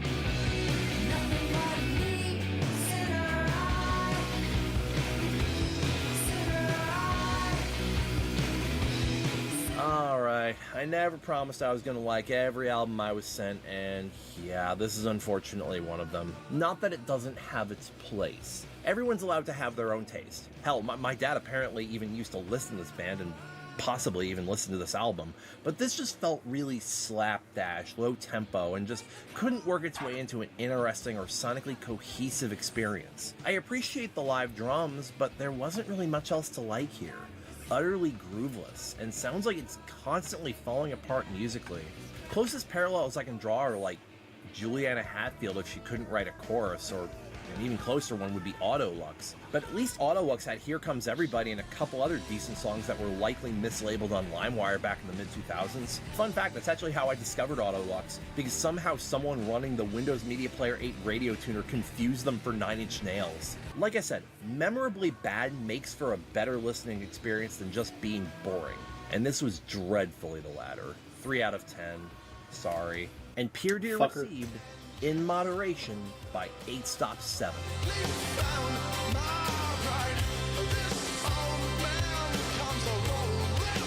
Get. I went with All Nerve because I absolutely love that kind of sound personally. Got it. I think I and got it's it. from a respectable band with a lot of legacy in my opinion. Despite being a release from the late 2010s, it encapsulates that slightly melancholy 90s. Hope everybody's having a good evening so far. Also, I was just curious to hear his opinions on it. Hope everybody's enjoying their time. In other videos. Hanging out with me today. I am starting to feel it now, Mr. Krabs. Fortunately, that doesn't automatically mean that I'll cherish it similarly. That said, Got 3 hours left. Consider an album with potential. And we're getting to my favorite video that I've made, so that'll keep me going. I did like a lot of the instrumental work on it, but It can be a long last 90 minutes, though. The lyrics most of the time, though not necessarily because of the theme. My personal favorites were the songs Good Enough, Esteem, which in my opinion could have made for a great single, since it sounds the most polished and cohesive out of all songs, and the album opener Satisfied, which did give me Soundgarden vibes for some reason, but I feel like as a result it also gave me a wrong first impression. The rest of the album is perfectly average, with bits and pieces that I enjoyed or that I considered a mismatch, but that's mostly personal preference. I do appreciate that they were experimenting a little bit with this. By the way, to figure out what suits. What an absolute cutie. Closer forget. This absolute cutie. But it felt like an early draft that could have used some more work to get a 4 out of 5 for me, and the fade out felt like an eternity. Regression and Wider is what I ranked the weakest for the record. I feel like this album suffered a little bit from a huge transitional shakeup in the alt-rock landscape at the time, and nobody knew what the future sound would be.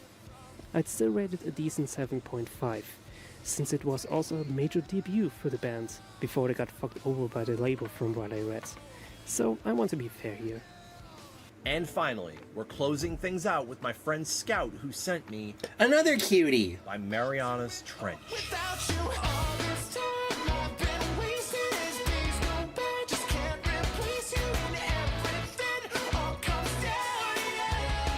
Okay, so full disclosure, Mariana's Trench took up 2 of my top 5 spots in 2015. I love this band. And I like Son of a bitch. As good for me as, say, Ever After was. That's just a goated album. I'd say this album struck me more than their last 2 did. Josh Ramsey is one of Canada's best kept secrets, and Canada gets all those bragging rights. Damn, Canada, what else are you keeping from us? Hell yeah, I can get on board with this. Anyways, if you like things like... Apparently everybody in Canada, or a lot of people in Canada, hate Headley, though. You'd probably be on board with Mariana's Trench. I liken their albums to rock operas, rich with dramatic swell and tension, with just enough quiet moments to frame the bombastic payoffs and Ramsey's impeccable range. And, oh wait, you like hooks? Good, because this album has a lot of those too. While I can't say the individual tracks stand out as much as the album stands as a whole, this is likely their most Fallout Boy album in a decade. I can kind of see it. Start here, then follow up with Ever After or Astoria. A great listening experience I'd be happy to revisit again. 8.5 out of 10. Trading a Canadian artist for another Canadian artist to my friend from Canada, the final album I sent was The Weights on the Wheels by the Russian Futurists.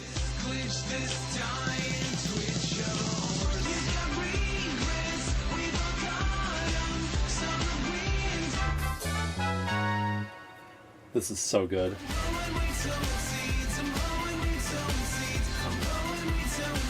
This was the lead single from the album, too.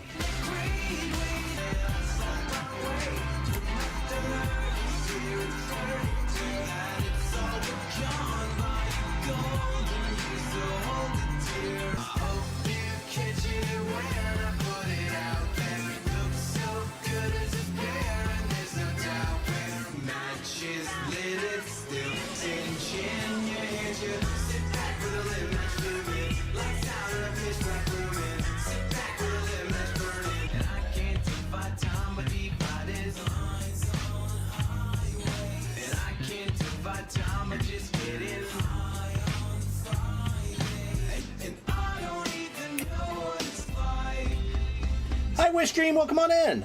Good to see you.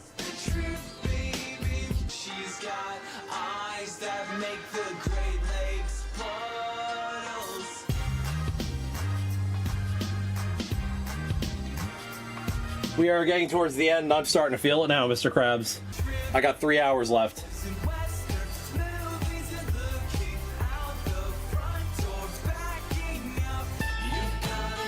I already drank my last cup of coffee.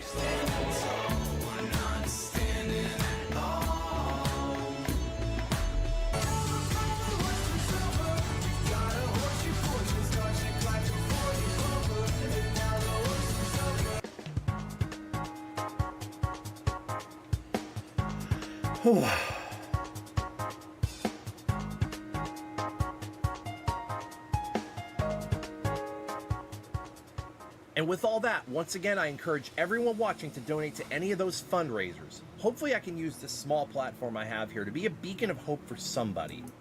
I will go ahead and plug my donations link again. It's !tip in chat if anybody feels compelled and has the means. Again, you don't have to if you don't feel like it.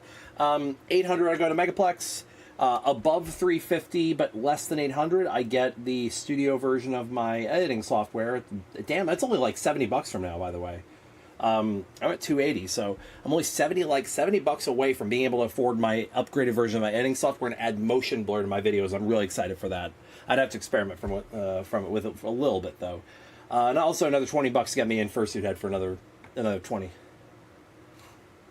Or there are more furry conventions in the United States than there are blimps in the entire world. There are nearly enough people present in Anthrocon and Midwest Fur Fest to fill the amphitheater in Tampa, Florida. More people attend a FurryCon each year than the entire Welcome back, Kelchin. Bermuda, even when considered. Kelchin, you got a request. I want to dive deep. Oh yeah, don't I have another request? Yes, I did. Alcor had one. I am. Driving in my car right after a beer. Hey, that bomb is shaped like a deer. DUI, how about you die? I'll go 100 miles in an hour. Little do you know, I filled up on gas. I'm a kid, you're bound to make an ass. Pulverize this fog with my hook and truck. It seems you're out of luck.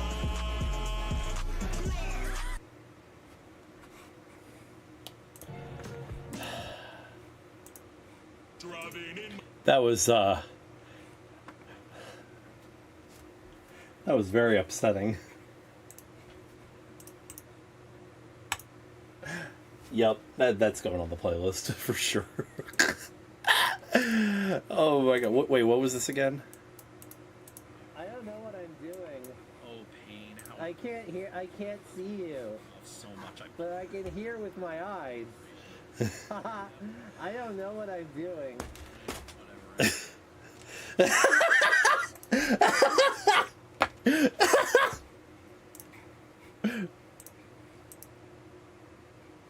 Yeah, I can forward it to you. Shine the light on a story of perseverance that I've seen almost no one in the fandom talking about, in likely what will be my shortest essay to date. We're talking about a convention. Oh dear. Worst luck I've ever seen. Yet with the This is the only time I will ever be able to do this kind of stream, because any longer and it's asking too much.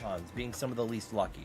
Spokanthro would like a word here, I'm sure. You could also make a case for Megaplex, which nearly went under in the late 2000s, then was forced by law to rebrand itself as an 18+ event a couple of years back. And you could absolutely make a case for Fur Fright and Oklacon, which were cons that were essentially killed by their host venue, but that's a video for another day.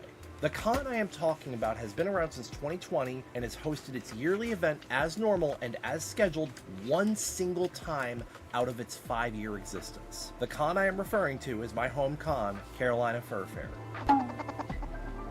We talked about big cons, small cons, bad cons, good Got more people in chat now. This channel from How's everybody doing tonight? standpoint. But what we forgot That is a good clip. I love it. No, for real. I mean, what gets forgotten a lot of times, though, are the pros behind the scenes, the inner workings, the people who put their blood, sweat, and tears, and I guess fur, into making these events. Next video following this is the longest video I've ever made. Delicate balance. Hour 8. Serious position that conventions are in. That if one crucial thing goes wrong, then all of your hard work. Again, Oklacon is all plus others event ends up are getting a full video. And in most cases, it's not even fully in your control. And in all of my years of con going, all of my years of living on the internet in the furry fandom, I don't think I have ever encountered... I've spent this entire day more on the internet than my home con of Carolina Fur Fair.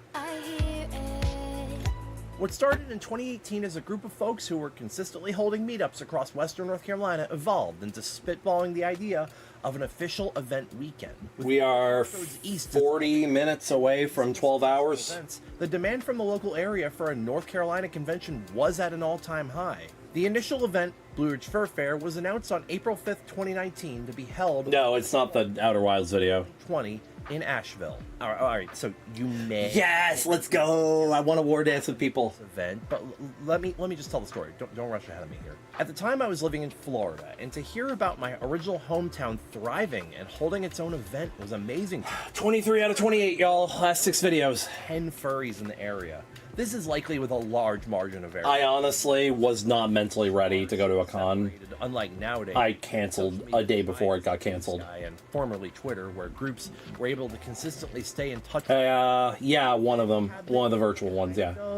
But it was never guaranteed you'd be able to connect if you could even find the group. They're pretty cool. Area. And sometimes you'd have duplicators, or you'd have people that just didn't get along with each other going and making knockoff groups. It was all messy. A lot of times I'd spend a few minutes guessing user page URLs until something eventually popped up. And in the early 2010s, most region-based groups were extremely inactive or otherwise kind of clicky. There was no real quote-unquote... No, Outer Wilds is... to maintain order... It's top 5, but it's not first or second. And this is where... No, my longest ones are always my music countdowns. Last year's was 58 minutes, and then this one coming up is an hour. Carolina, and then I had another one that was... Furry and Furry... My album ones tend to be pretty long. In the North Carolina and surrounding area... NASCAR was longer. It was 56 minutes. I think it's my 4th longest Outer Wilds one. Be held October 2nd through 4th, 2020 in Durham, North Carolina. Now, of course, NCIS doesn't have anything to do with Blue Ridge Fur Fair at this particular point in time, but we'll get to that later. It must be an epidemic! I arranged to attend Blue Ridge Fur Fair 2020 prom weekend flying up from Tampa, Florida, as it was a con after Somna. Very special to me, being originally from the area. The venue was the Doubletree in Biltmore, and it was a great weekend for a small con. There were a healthy number of panels, the venue was very nice, and it had the nice cozy vibe of a small con while being just busy enough to not feel like one. Attendance reached venue capacity of 500, and it was the last US held con before the COVID-19 pandemic started to shut down the world. BRFF, in fact, was the last furry convention to be held as normal in the US in 2020, and would be the last for, God, I don't know, a year and change. In fact, the pandemic forced shutdowns during the convention weekend. Today, I'm issuing an executive order to stop mass gatherings of more than 100 people across our state. BRFF actually had to contact their legal team. Oh my God. It was in question whether or not they could continue to operate with the restrictions in place. Oh no. Am I going to have to put the fursuit head back on here in a minute? Uh-oh. No more Farm dog hit the tip button. Any given single... I'm scared. And that's the story of the first BRFF. It was held and was successful, but certainly not held as intended. The first Be Whiskered later that year was also forced to reschedule to October 2021, and in the midst of all this, BRFF was scheduled to take place again in 2021, but would have to seek a new venue, which can be a lengthy process. And with a worldwide pandemic occurring, the convention would have to hope that things can get back to normalcy before their 2021 event. It did not. So BRFF 2021 Retro Revive happened only as an online event, as did many other cons during the pandemic. The event saw a virtual dance competition, live panels, and took place primarily over VR chat the weekend of March 11th, 2021. As the year progressed, it was announced... I'm really excited for it this year, though. BRFF had partnered up with North Carolina... If I fall asleep in suit, it would cap the night. Jesus Christ. Once the height of the pandemic... I'd choke. I have sleep apnea bad enough as it is. That would be really bad for breathing. Gather again for events. Megaplex being... Die in my fursuit. We're Back Bitch tour. And then the first Be Whiskered was finally held the weekend of November 2021 to a respectable first-year attendance of 378. as the wheels of the world began turning once again to try to find any semblance of normalcy, as did BRFF. Kicking things off with Blue Ridge Fur Fair 2022, The Great Outdoors, held March 11th to 13th, 2022 at the Asheville Crown Plaza. The convention ran completely without incident, raising $4,610 for the local charity Asheville Cat Weirdos and hosting 883 total attendees. It was such a good con. Take a note. It really was just, it's such a nice, small con experience. Technically 1 year, from capping out at 500 to 883 at the second. And later in the year, B. Whisker announced it had also reached its cap of 500 attendees weeks before the con. This would mean that BRFF was also likely to outgrow its venue and sell out well before the 2023 event could take place. So it was time for the con's upper staff members to hustle and find a new venue. But due to an inability to find a compromise between the venues and pricing amid spacing concerns, BRFF had to make the announcement in August that a real-life event would not be held in 2023, as it had now officially outgrown its root city of Asheville. Be Whiskered 2, a furry murder mystery, was held at the... By the way, I didn't say hello to a couple of people. I didn't say hello, Fam Dog. Hello, Fam Dog. As Fam Fuen, I love you. Who else I did not say hello to? A couple of people, I guess, came back in after being AFK for a bit. March So 17th to March 19th. that's the first time I've seen Fam Dog tonight. NCAS worked to find a suitable venue. Needless to say, when you are moving a 501c3 event location across counties, there's a lot of red tape, and it takes time. You dog. Get a U-Haul, pack up, and move wherever you He's a dog. NCAS was optimistic about a venue in Hickory that might be able to house BRFF. Not just for the time, but for the foreseeable future as well. In the meantime, NCAS partnered with other local NC furry groups to help the North Carolina chapter of the ALS Association in the Triangle ALS Walk, which is a yearly fundraiser and group walk to fundraise and show support for people who live with ALS. But regardless of the further setback on the BRFF end of things, Be Whiskered ran again as normal on the weekend of New Year's Eve, 2023. This con showed what size and scale of event NCAS could really hold given adequate space. Damn, Whiskered excuse me. Furries on the High Seas had an attendance count of 1,174, nearly a 300% growth in attendance in its third outing. I want this fact checked. Oh, I shit. don't know if this is possible. Oh, shit. Is this the largest growth God damn, another hundo. year for a convention? If someone Let's fucking go. Thank you so much, Farm Dog. God damn. working out, Be Whiskered was growing fast, Oh, it's so kind of you, man. I appreciate that. also outgrowing its venue. The next event wouldn't be scheduled until March 20. Just shy of that halfway point now. That's awesome. We're excited for BR3, which would now be renamed I can get studio. I can get the studio. I can get studio. Let's go. Let's go. Let's go. this specific region. And Hickory, the location of the new venue, is over here. So Carolina Fur Fair, or CFF it is. Let's fucking go. On location. Now, Date started making the rounds. with one caveat. Announced on February If we reach 800, to be taking place I have that listed as Megaplex. 2024 at the To fulfill that promise, I would not be able to get studio if we hit the Megaplex goal. be able to hold 5 But digits worth if we do 1100 somehow, which it's not happening, eager to attend our con, and most if not then I would do it. pandemic restrictions on events have been lifted. Nothing can go wrong now. I mean, what could thwart these rock solid? Thank you guys so much for the support. That's amazing. This is the city of Asheville in the western mountains of North Carolina, 2,000 feet above sea level and hundreds of miles away from the... Oh, yes, I can fucking purchase Resolve Studio now. Oh shit.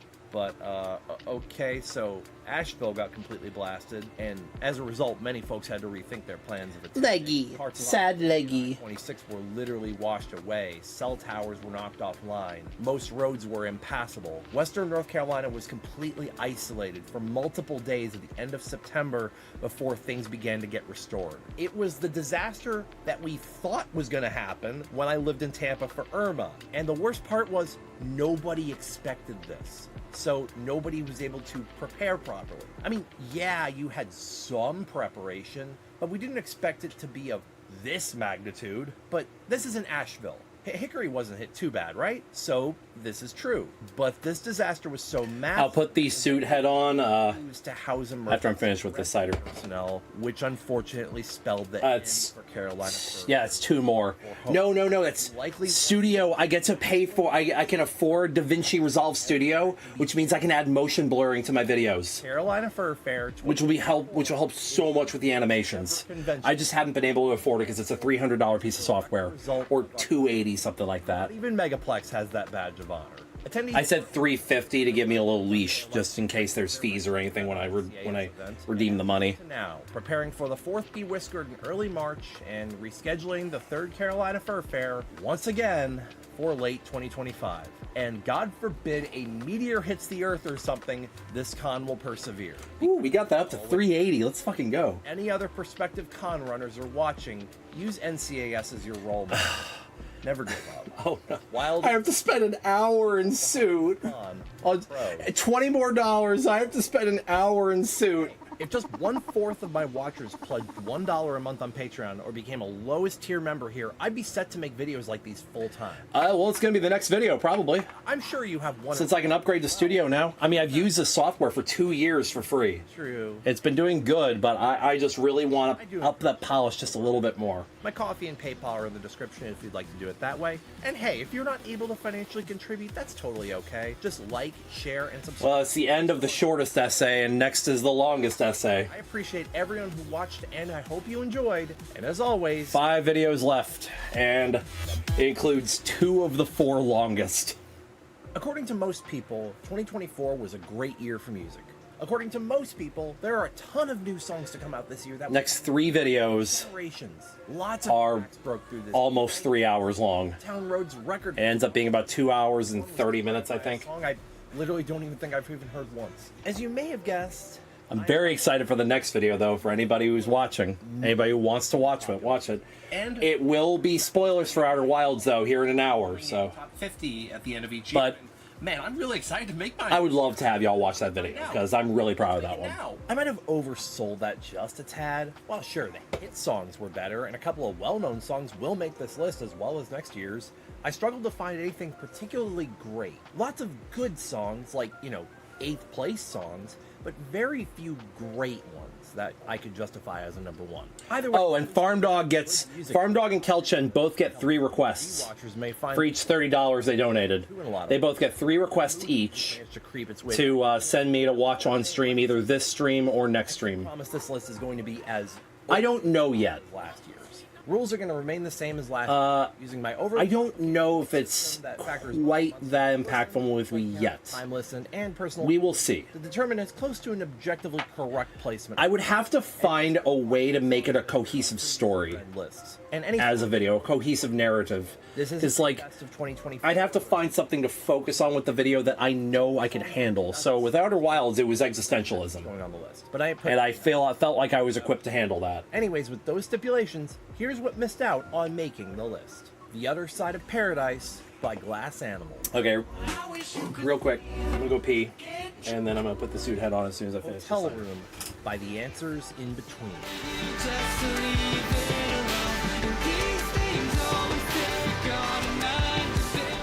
Black Hole's Solid Ground by the Blue Stones.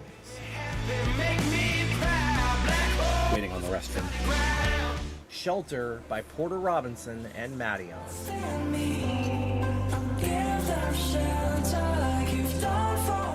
Breathing Room by 8 Stop 7.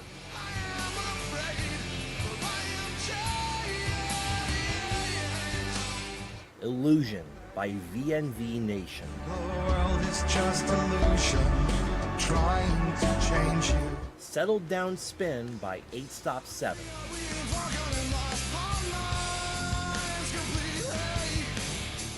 Running in the Roar of the Wind by the Menzingers. I'm a taboo wreck on the inside. It's so hard to be helpful, but I promise. So given this was not a great year for me with music, a lot of these are going to feel like I don't have a lot to say. So I stepped up the collab efforts and brought in a few folks to help me fill out. Alrighty.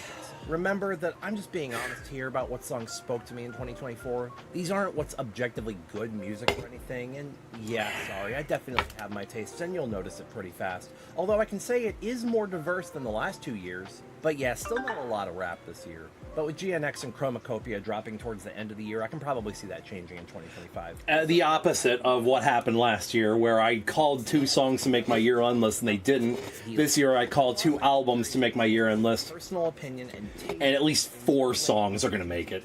3 from one album, 1 from the other. Complex. So a lot of this list will be contrarian to what others are ranking, but maybe sometimes we'll align if something is good enough. Since this year's list wasn't quite as competitive as last year's list, I'm narrowing honorable mentions to the first 20 out, and those songs Throwing this out there. 70. No obligation. By Nerd. I'm going to put the suit head on for the last hour or last 40 minutes of this video up until I hit about probably about 15. Nice. Swing and Sway maybe by Great. Yeah, it would be all but the last 25 minutes of the video, all but the last 20 minutes of the video, so that'd be about to number maybe 12. Number 68, Red Light. Or 13. Such Animal. If anybody wants to just go ahead and have me wear the entire head for the rest of the video, we are $20 short of the next tier on that one.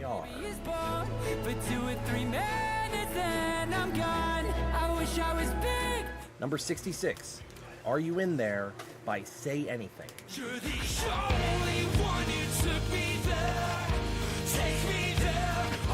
Number 65, Song to Sing When I'm Lonely by John Frusciante. Signs to be wrong, true to us. Number 64, I'm New Here by the Here we go. In Between. Alrighty. Half hour, 6 and 7. Number 63. Or third 20-minute period, number 6 and 7. Robinson. In suit. Nope, you're going.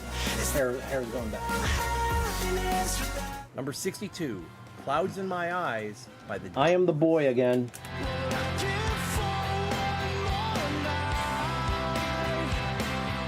Number 61, Utopia by Bring Me the Horizon.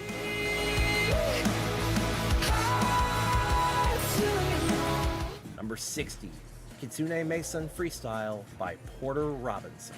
All I'm saying is thank God I have a standing desk.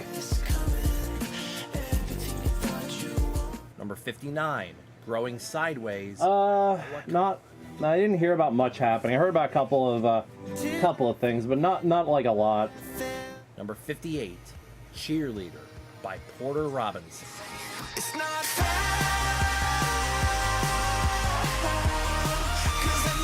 Number 57, Big Island by Pet Cemetery.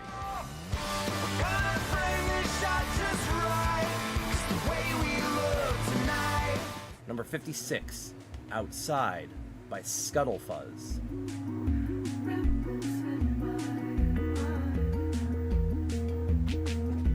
Number 55, Lifeless Creature by Pure Reason. By the way, I have nothing against anybody wanting to promo that I'm live right now. If anybody wants to go on social media and say that I'm still live after 54. We're going on 10. We're going on our 12th hour. We're working on 12 hours here in about 20 minutes. We're still going another 3. Number 53, Slow Mo. Yeah, it's going to be about it's going to be about 3 more hours I'm live. At least.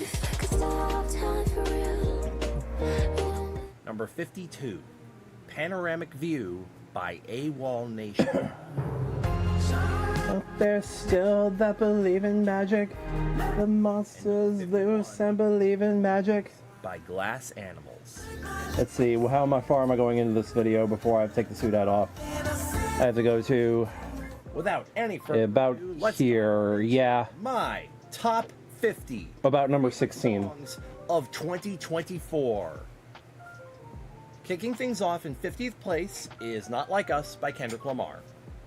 If you decide to click away from me having it ranked this low, I wouldn't blame you.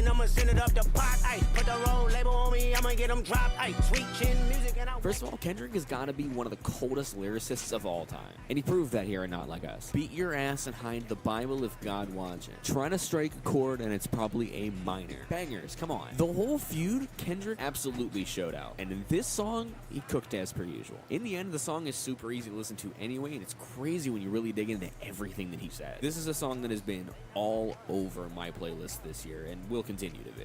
You can make a top 20 list of just amazing moments in this song alone. But I think what takes the cake is the monologue towards the end, where Kendrick compares Drake's career to the entire history of racism in the United States. No, you're not a colleague, you're a fucking colonizer. Arguably the best diss rap ever, certainly the best I've ever heard. Fantastic stuff. Number 49. Some of these songs don't need segues, just there they are. They sound good, they aren't remarkable, but they do their job well enough to set a mood or feeling. And yep, this is another one of those Love You 3000 type tracks where I don't really have much to say on it, but I listen to it enough that it's here anyway.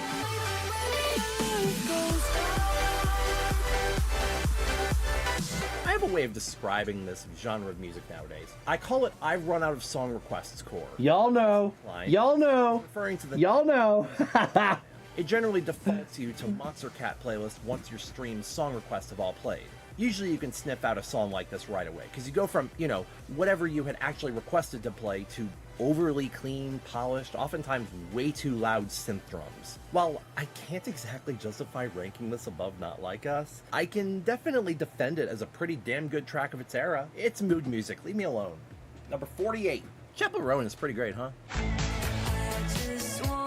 She had a breakout year this year, and her album was pretty dang good if I can say so myself, but let's be real, I don't think she's cut out for stardom. Like, yeah, she has a great talent and has some good tunes to back up her rise to fame, but I think she'll settle into a niche like Lorde or Juliana Hatfield. Absolutely not a flop, just not an Ariana Grande or Sabrina Carpenter. Hey, you know what? If she decides to reject stardom, I have a good candidate to nominate as her replacement. I'm motivated by the way you move. Got me fixated on everything you do, yeah. Pop song? What is this, a crossover episode? Spoiler alert, there's more of those coming. But yeah, this song was just too catchy and soulful to not fall in love with. Highly recommend. Number 47, Painted Faces by No Such Animal.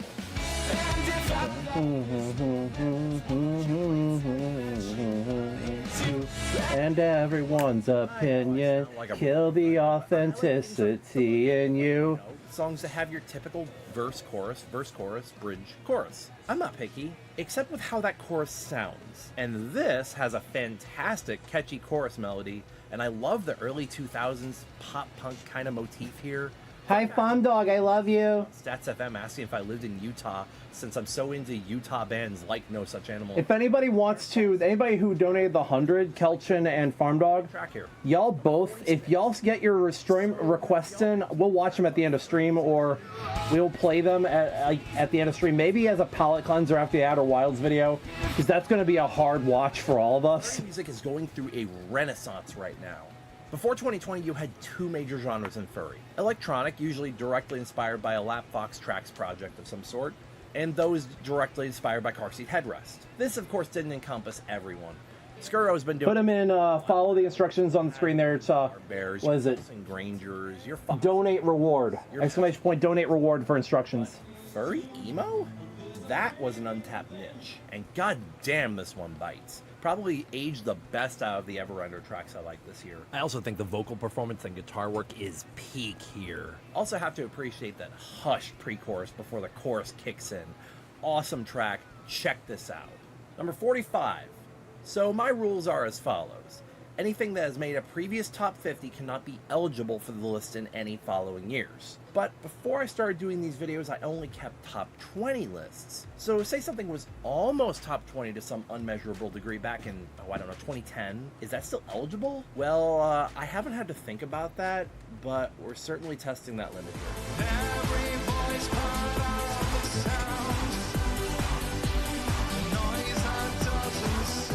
Man, my high school self just called, and damn, was he awkward. Does anyone at all see... God, that fucking hairstyle. VNV Nation? Or was that just me? I mean, I talked to a lot of EU furs back then, so maybe that had some weight on it. Anyways, VNV Nation slaps, and I will hear no claims otherwise. This beautiful bonus track starts off slow and builds throughout before opening up into an expansive soundscape towards the end, with Ronan's higher register coming in clutch. Love the delivery of the song's title at the end of the line there. Amazing track, fondly remembered. Number 44. Porter dropped an album this year. I know, this is where I would cut away to whatever Porter track is hiding behind me. You know, I fully... That was pretty funny. ...to have at least 5 or so cuts make the list. that did not happen. While I certainly got Smile, it was probably just a little too sugary for me, so no, Porter does not have possession of 10% of this list.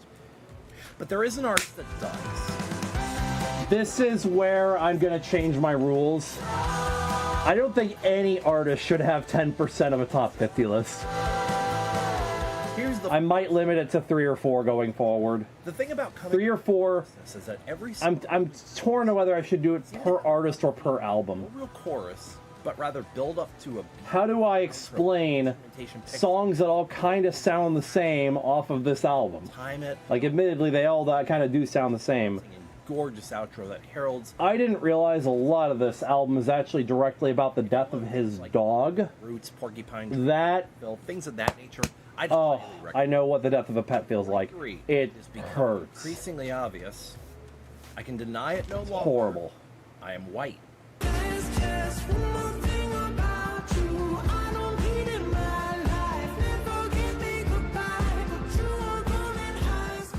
Can't Make You Fall in Love Again is about the ultimate vulnerability of a relationship. It's about recognizing that love isn't something you can force, no matter how much effort, hope, or longing you pour into someone. If their feelings aren't there, you can't create them. Glass Animals captures this with its signature dreamy, introspective style. It's not about anger or blame, it's about acceptance even when it hurts. The lyrics are poetic but simple, reflecting the rawness of heartbreak. There's a wistful tone, almost as if the speaker is struck between letting go and holding on. Glass Animals has a way of creating vivid imagery, blending personal pain with abstract concepts. It makes you feel like you're in a hazy dream, one where reality is sinking but it hasn't fully settled yet. At its core, it isn't just about heartbreak, it's about coming to terms with things beyond your control. It's that quiet moment of self-reflection when you realize you deserve a love that's mutual, even if it means walking away from something you wanted so badly to work. Glass Animals takes a universal theme and delivers it in a way that both feels deeply and personally universally relatable. If you're ever in the mood to dive into your feelings or need a song to help you process that ache, this track is a must listen. Number 42, 6 Ears by Everender. I'm sorry I'm caught up to you. A curse, a burden, stolen you. So I actually invited Kez from Everender on to comment on their own track, but the ending of this hook with "But Maybe You're Right," I don't know, the bait. Oh, I'm so excited to do some collab videos again with people, like have people help, like actually, like my year-end list is going to be a lot of fun this year. It's going to be, it's going to be actually quite different for me this year because there's going to be Kez from Everender, a lot of different genres on there. producer, everything Compared to this year, where it's like previous years when it's all rock. from a 7 This year it's been so fucking eclectic. songs in the This year it's been actually like wild. I'm super grateful. Super. there's a lot of First one I want to talk about is 6 Ears. 6 Ears is there's a lot. There's actually quite a bit of rap. At least 9 songs, I think, 8 or 9. I fell in the show. The story. There's of course some alt rock and stuff, and it's but there's just a lot more experimental electro stuff, like and just different stuff on there this year. And it's also kind of a little more hyper pop. story, if you want to look at it that way, in a certain light. But I'm really, really happy with that song. It's super heavy where it needs. Kez is a sweetheart, by the way. Kez was like, I actually invited Kez and had them watch the video with me before I published it to make sure, I paint everything in a good light. I didn't misunderstand any of the lyrics. Kez was loving every moment of it, laughing their ass off at everything, and every time they recognized their it's like, oh my god! Kez is a sweetie. I enjoyed the fuck out of that video and that premiere, Really used to the like little private premiere we did. Sent the chorus almost like another instrument. I'm keeping this brief since we have a few more songs to cover from this album, but either way, I do heavily recommend this. Number 40. My biggest struggle with 2024 as compared to 2023 was that last year I had half the script written in my head before the year even ended. But this year I'm struggling to think of even a single gag I had going in. There's only a small... This year I have half the script written again. I've wanted to touch on for more than a month or two. And one of them was definitely that Furry music kicks ass. Dance along the fault line, feel the shaking in your bones, lose the tension in my throat. Hi, hello, hey, it's me. I bet you thought you were rid of me. You were not.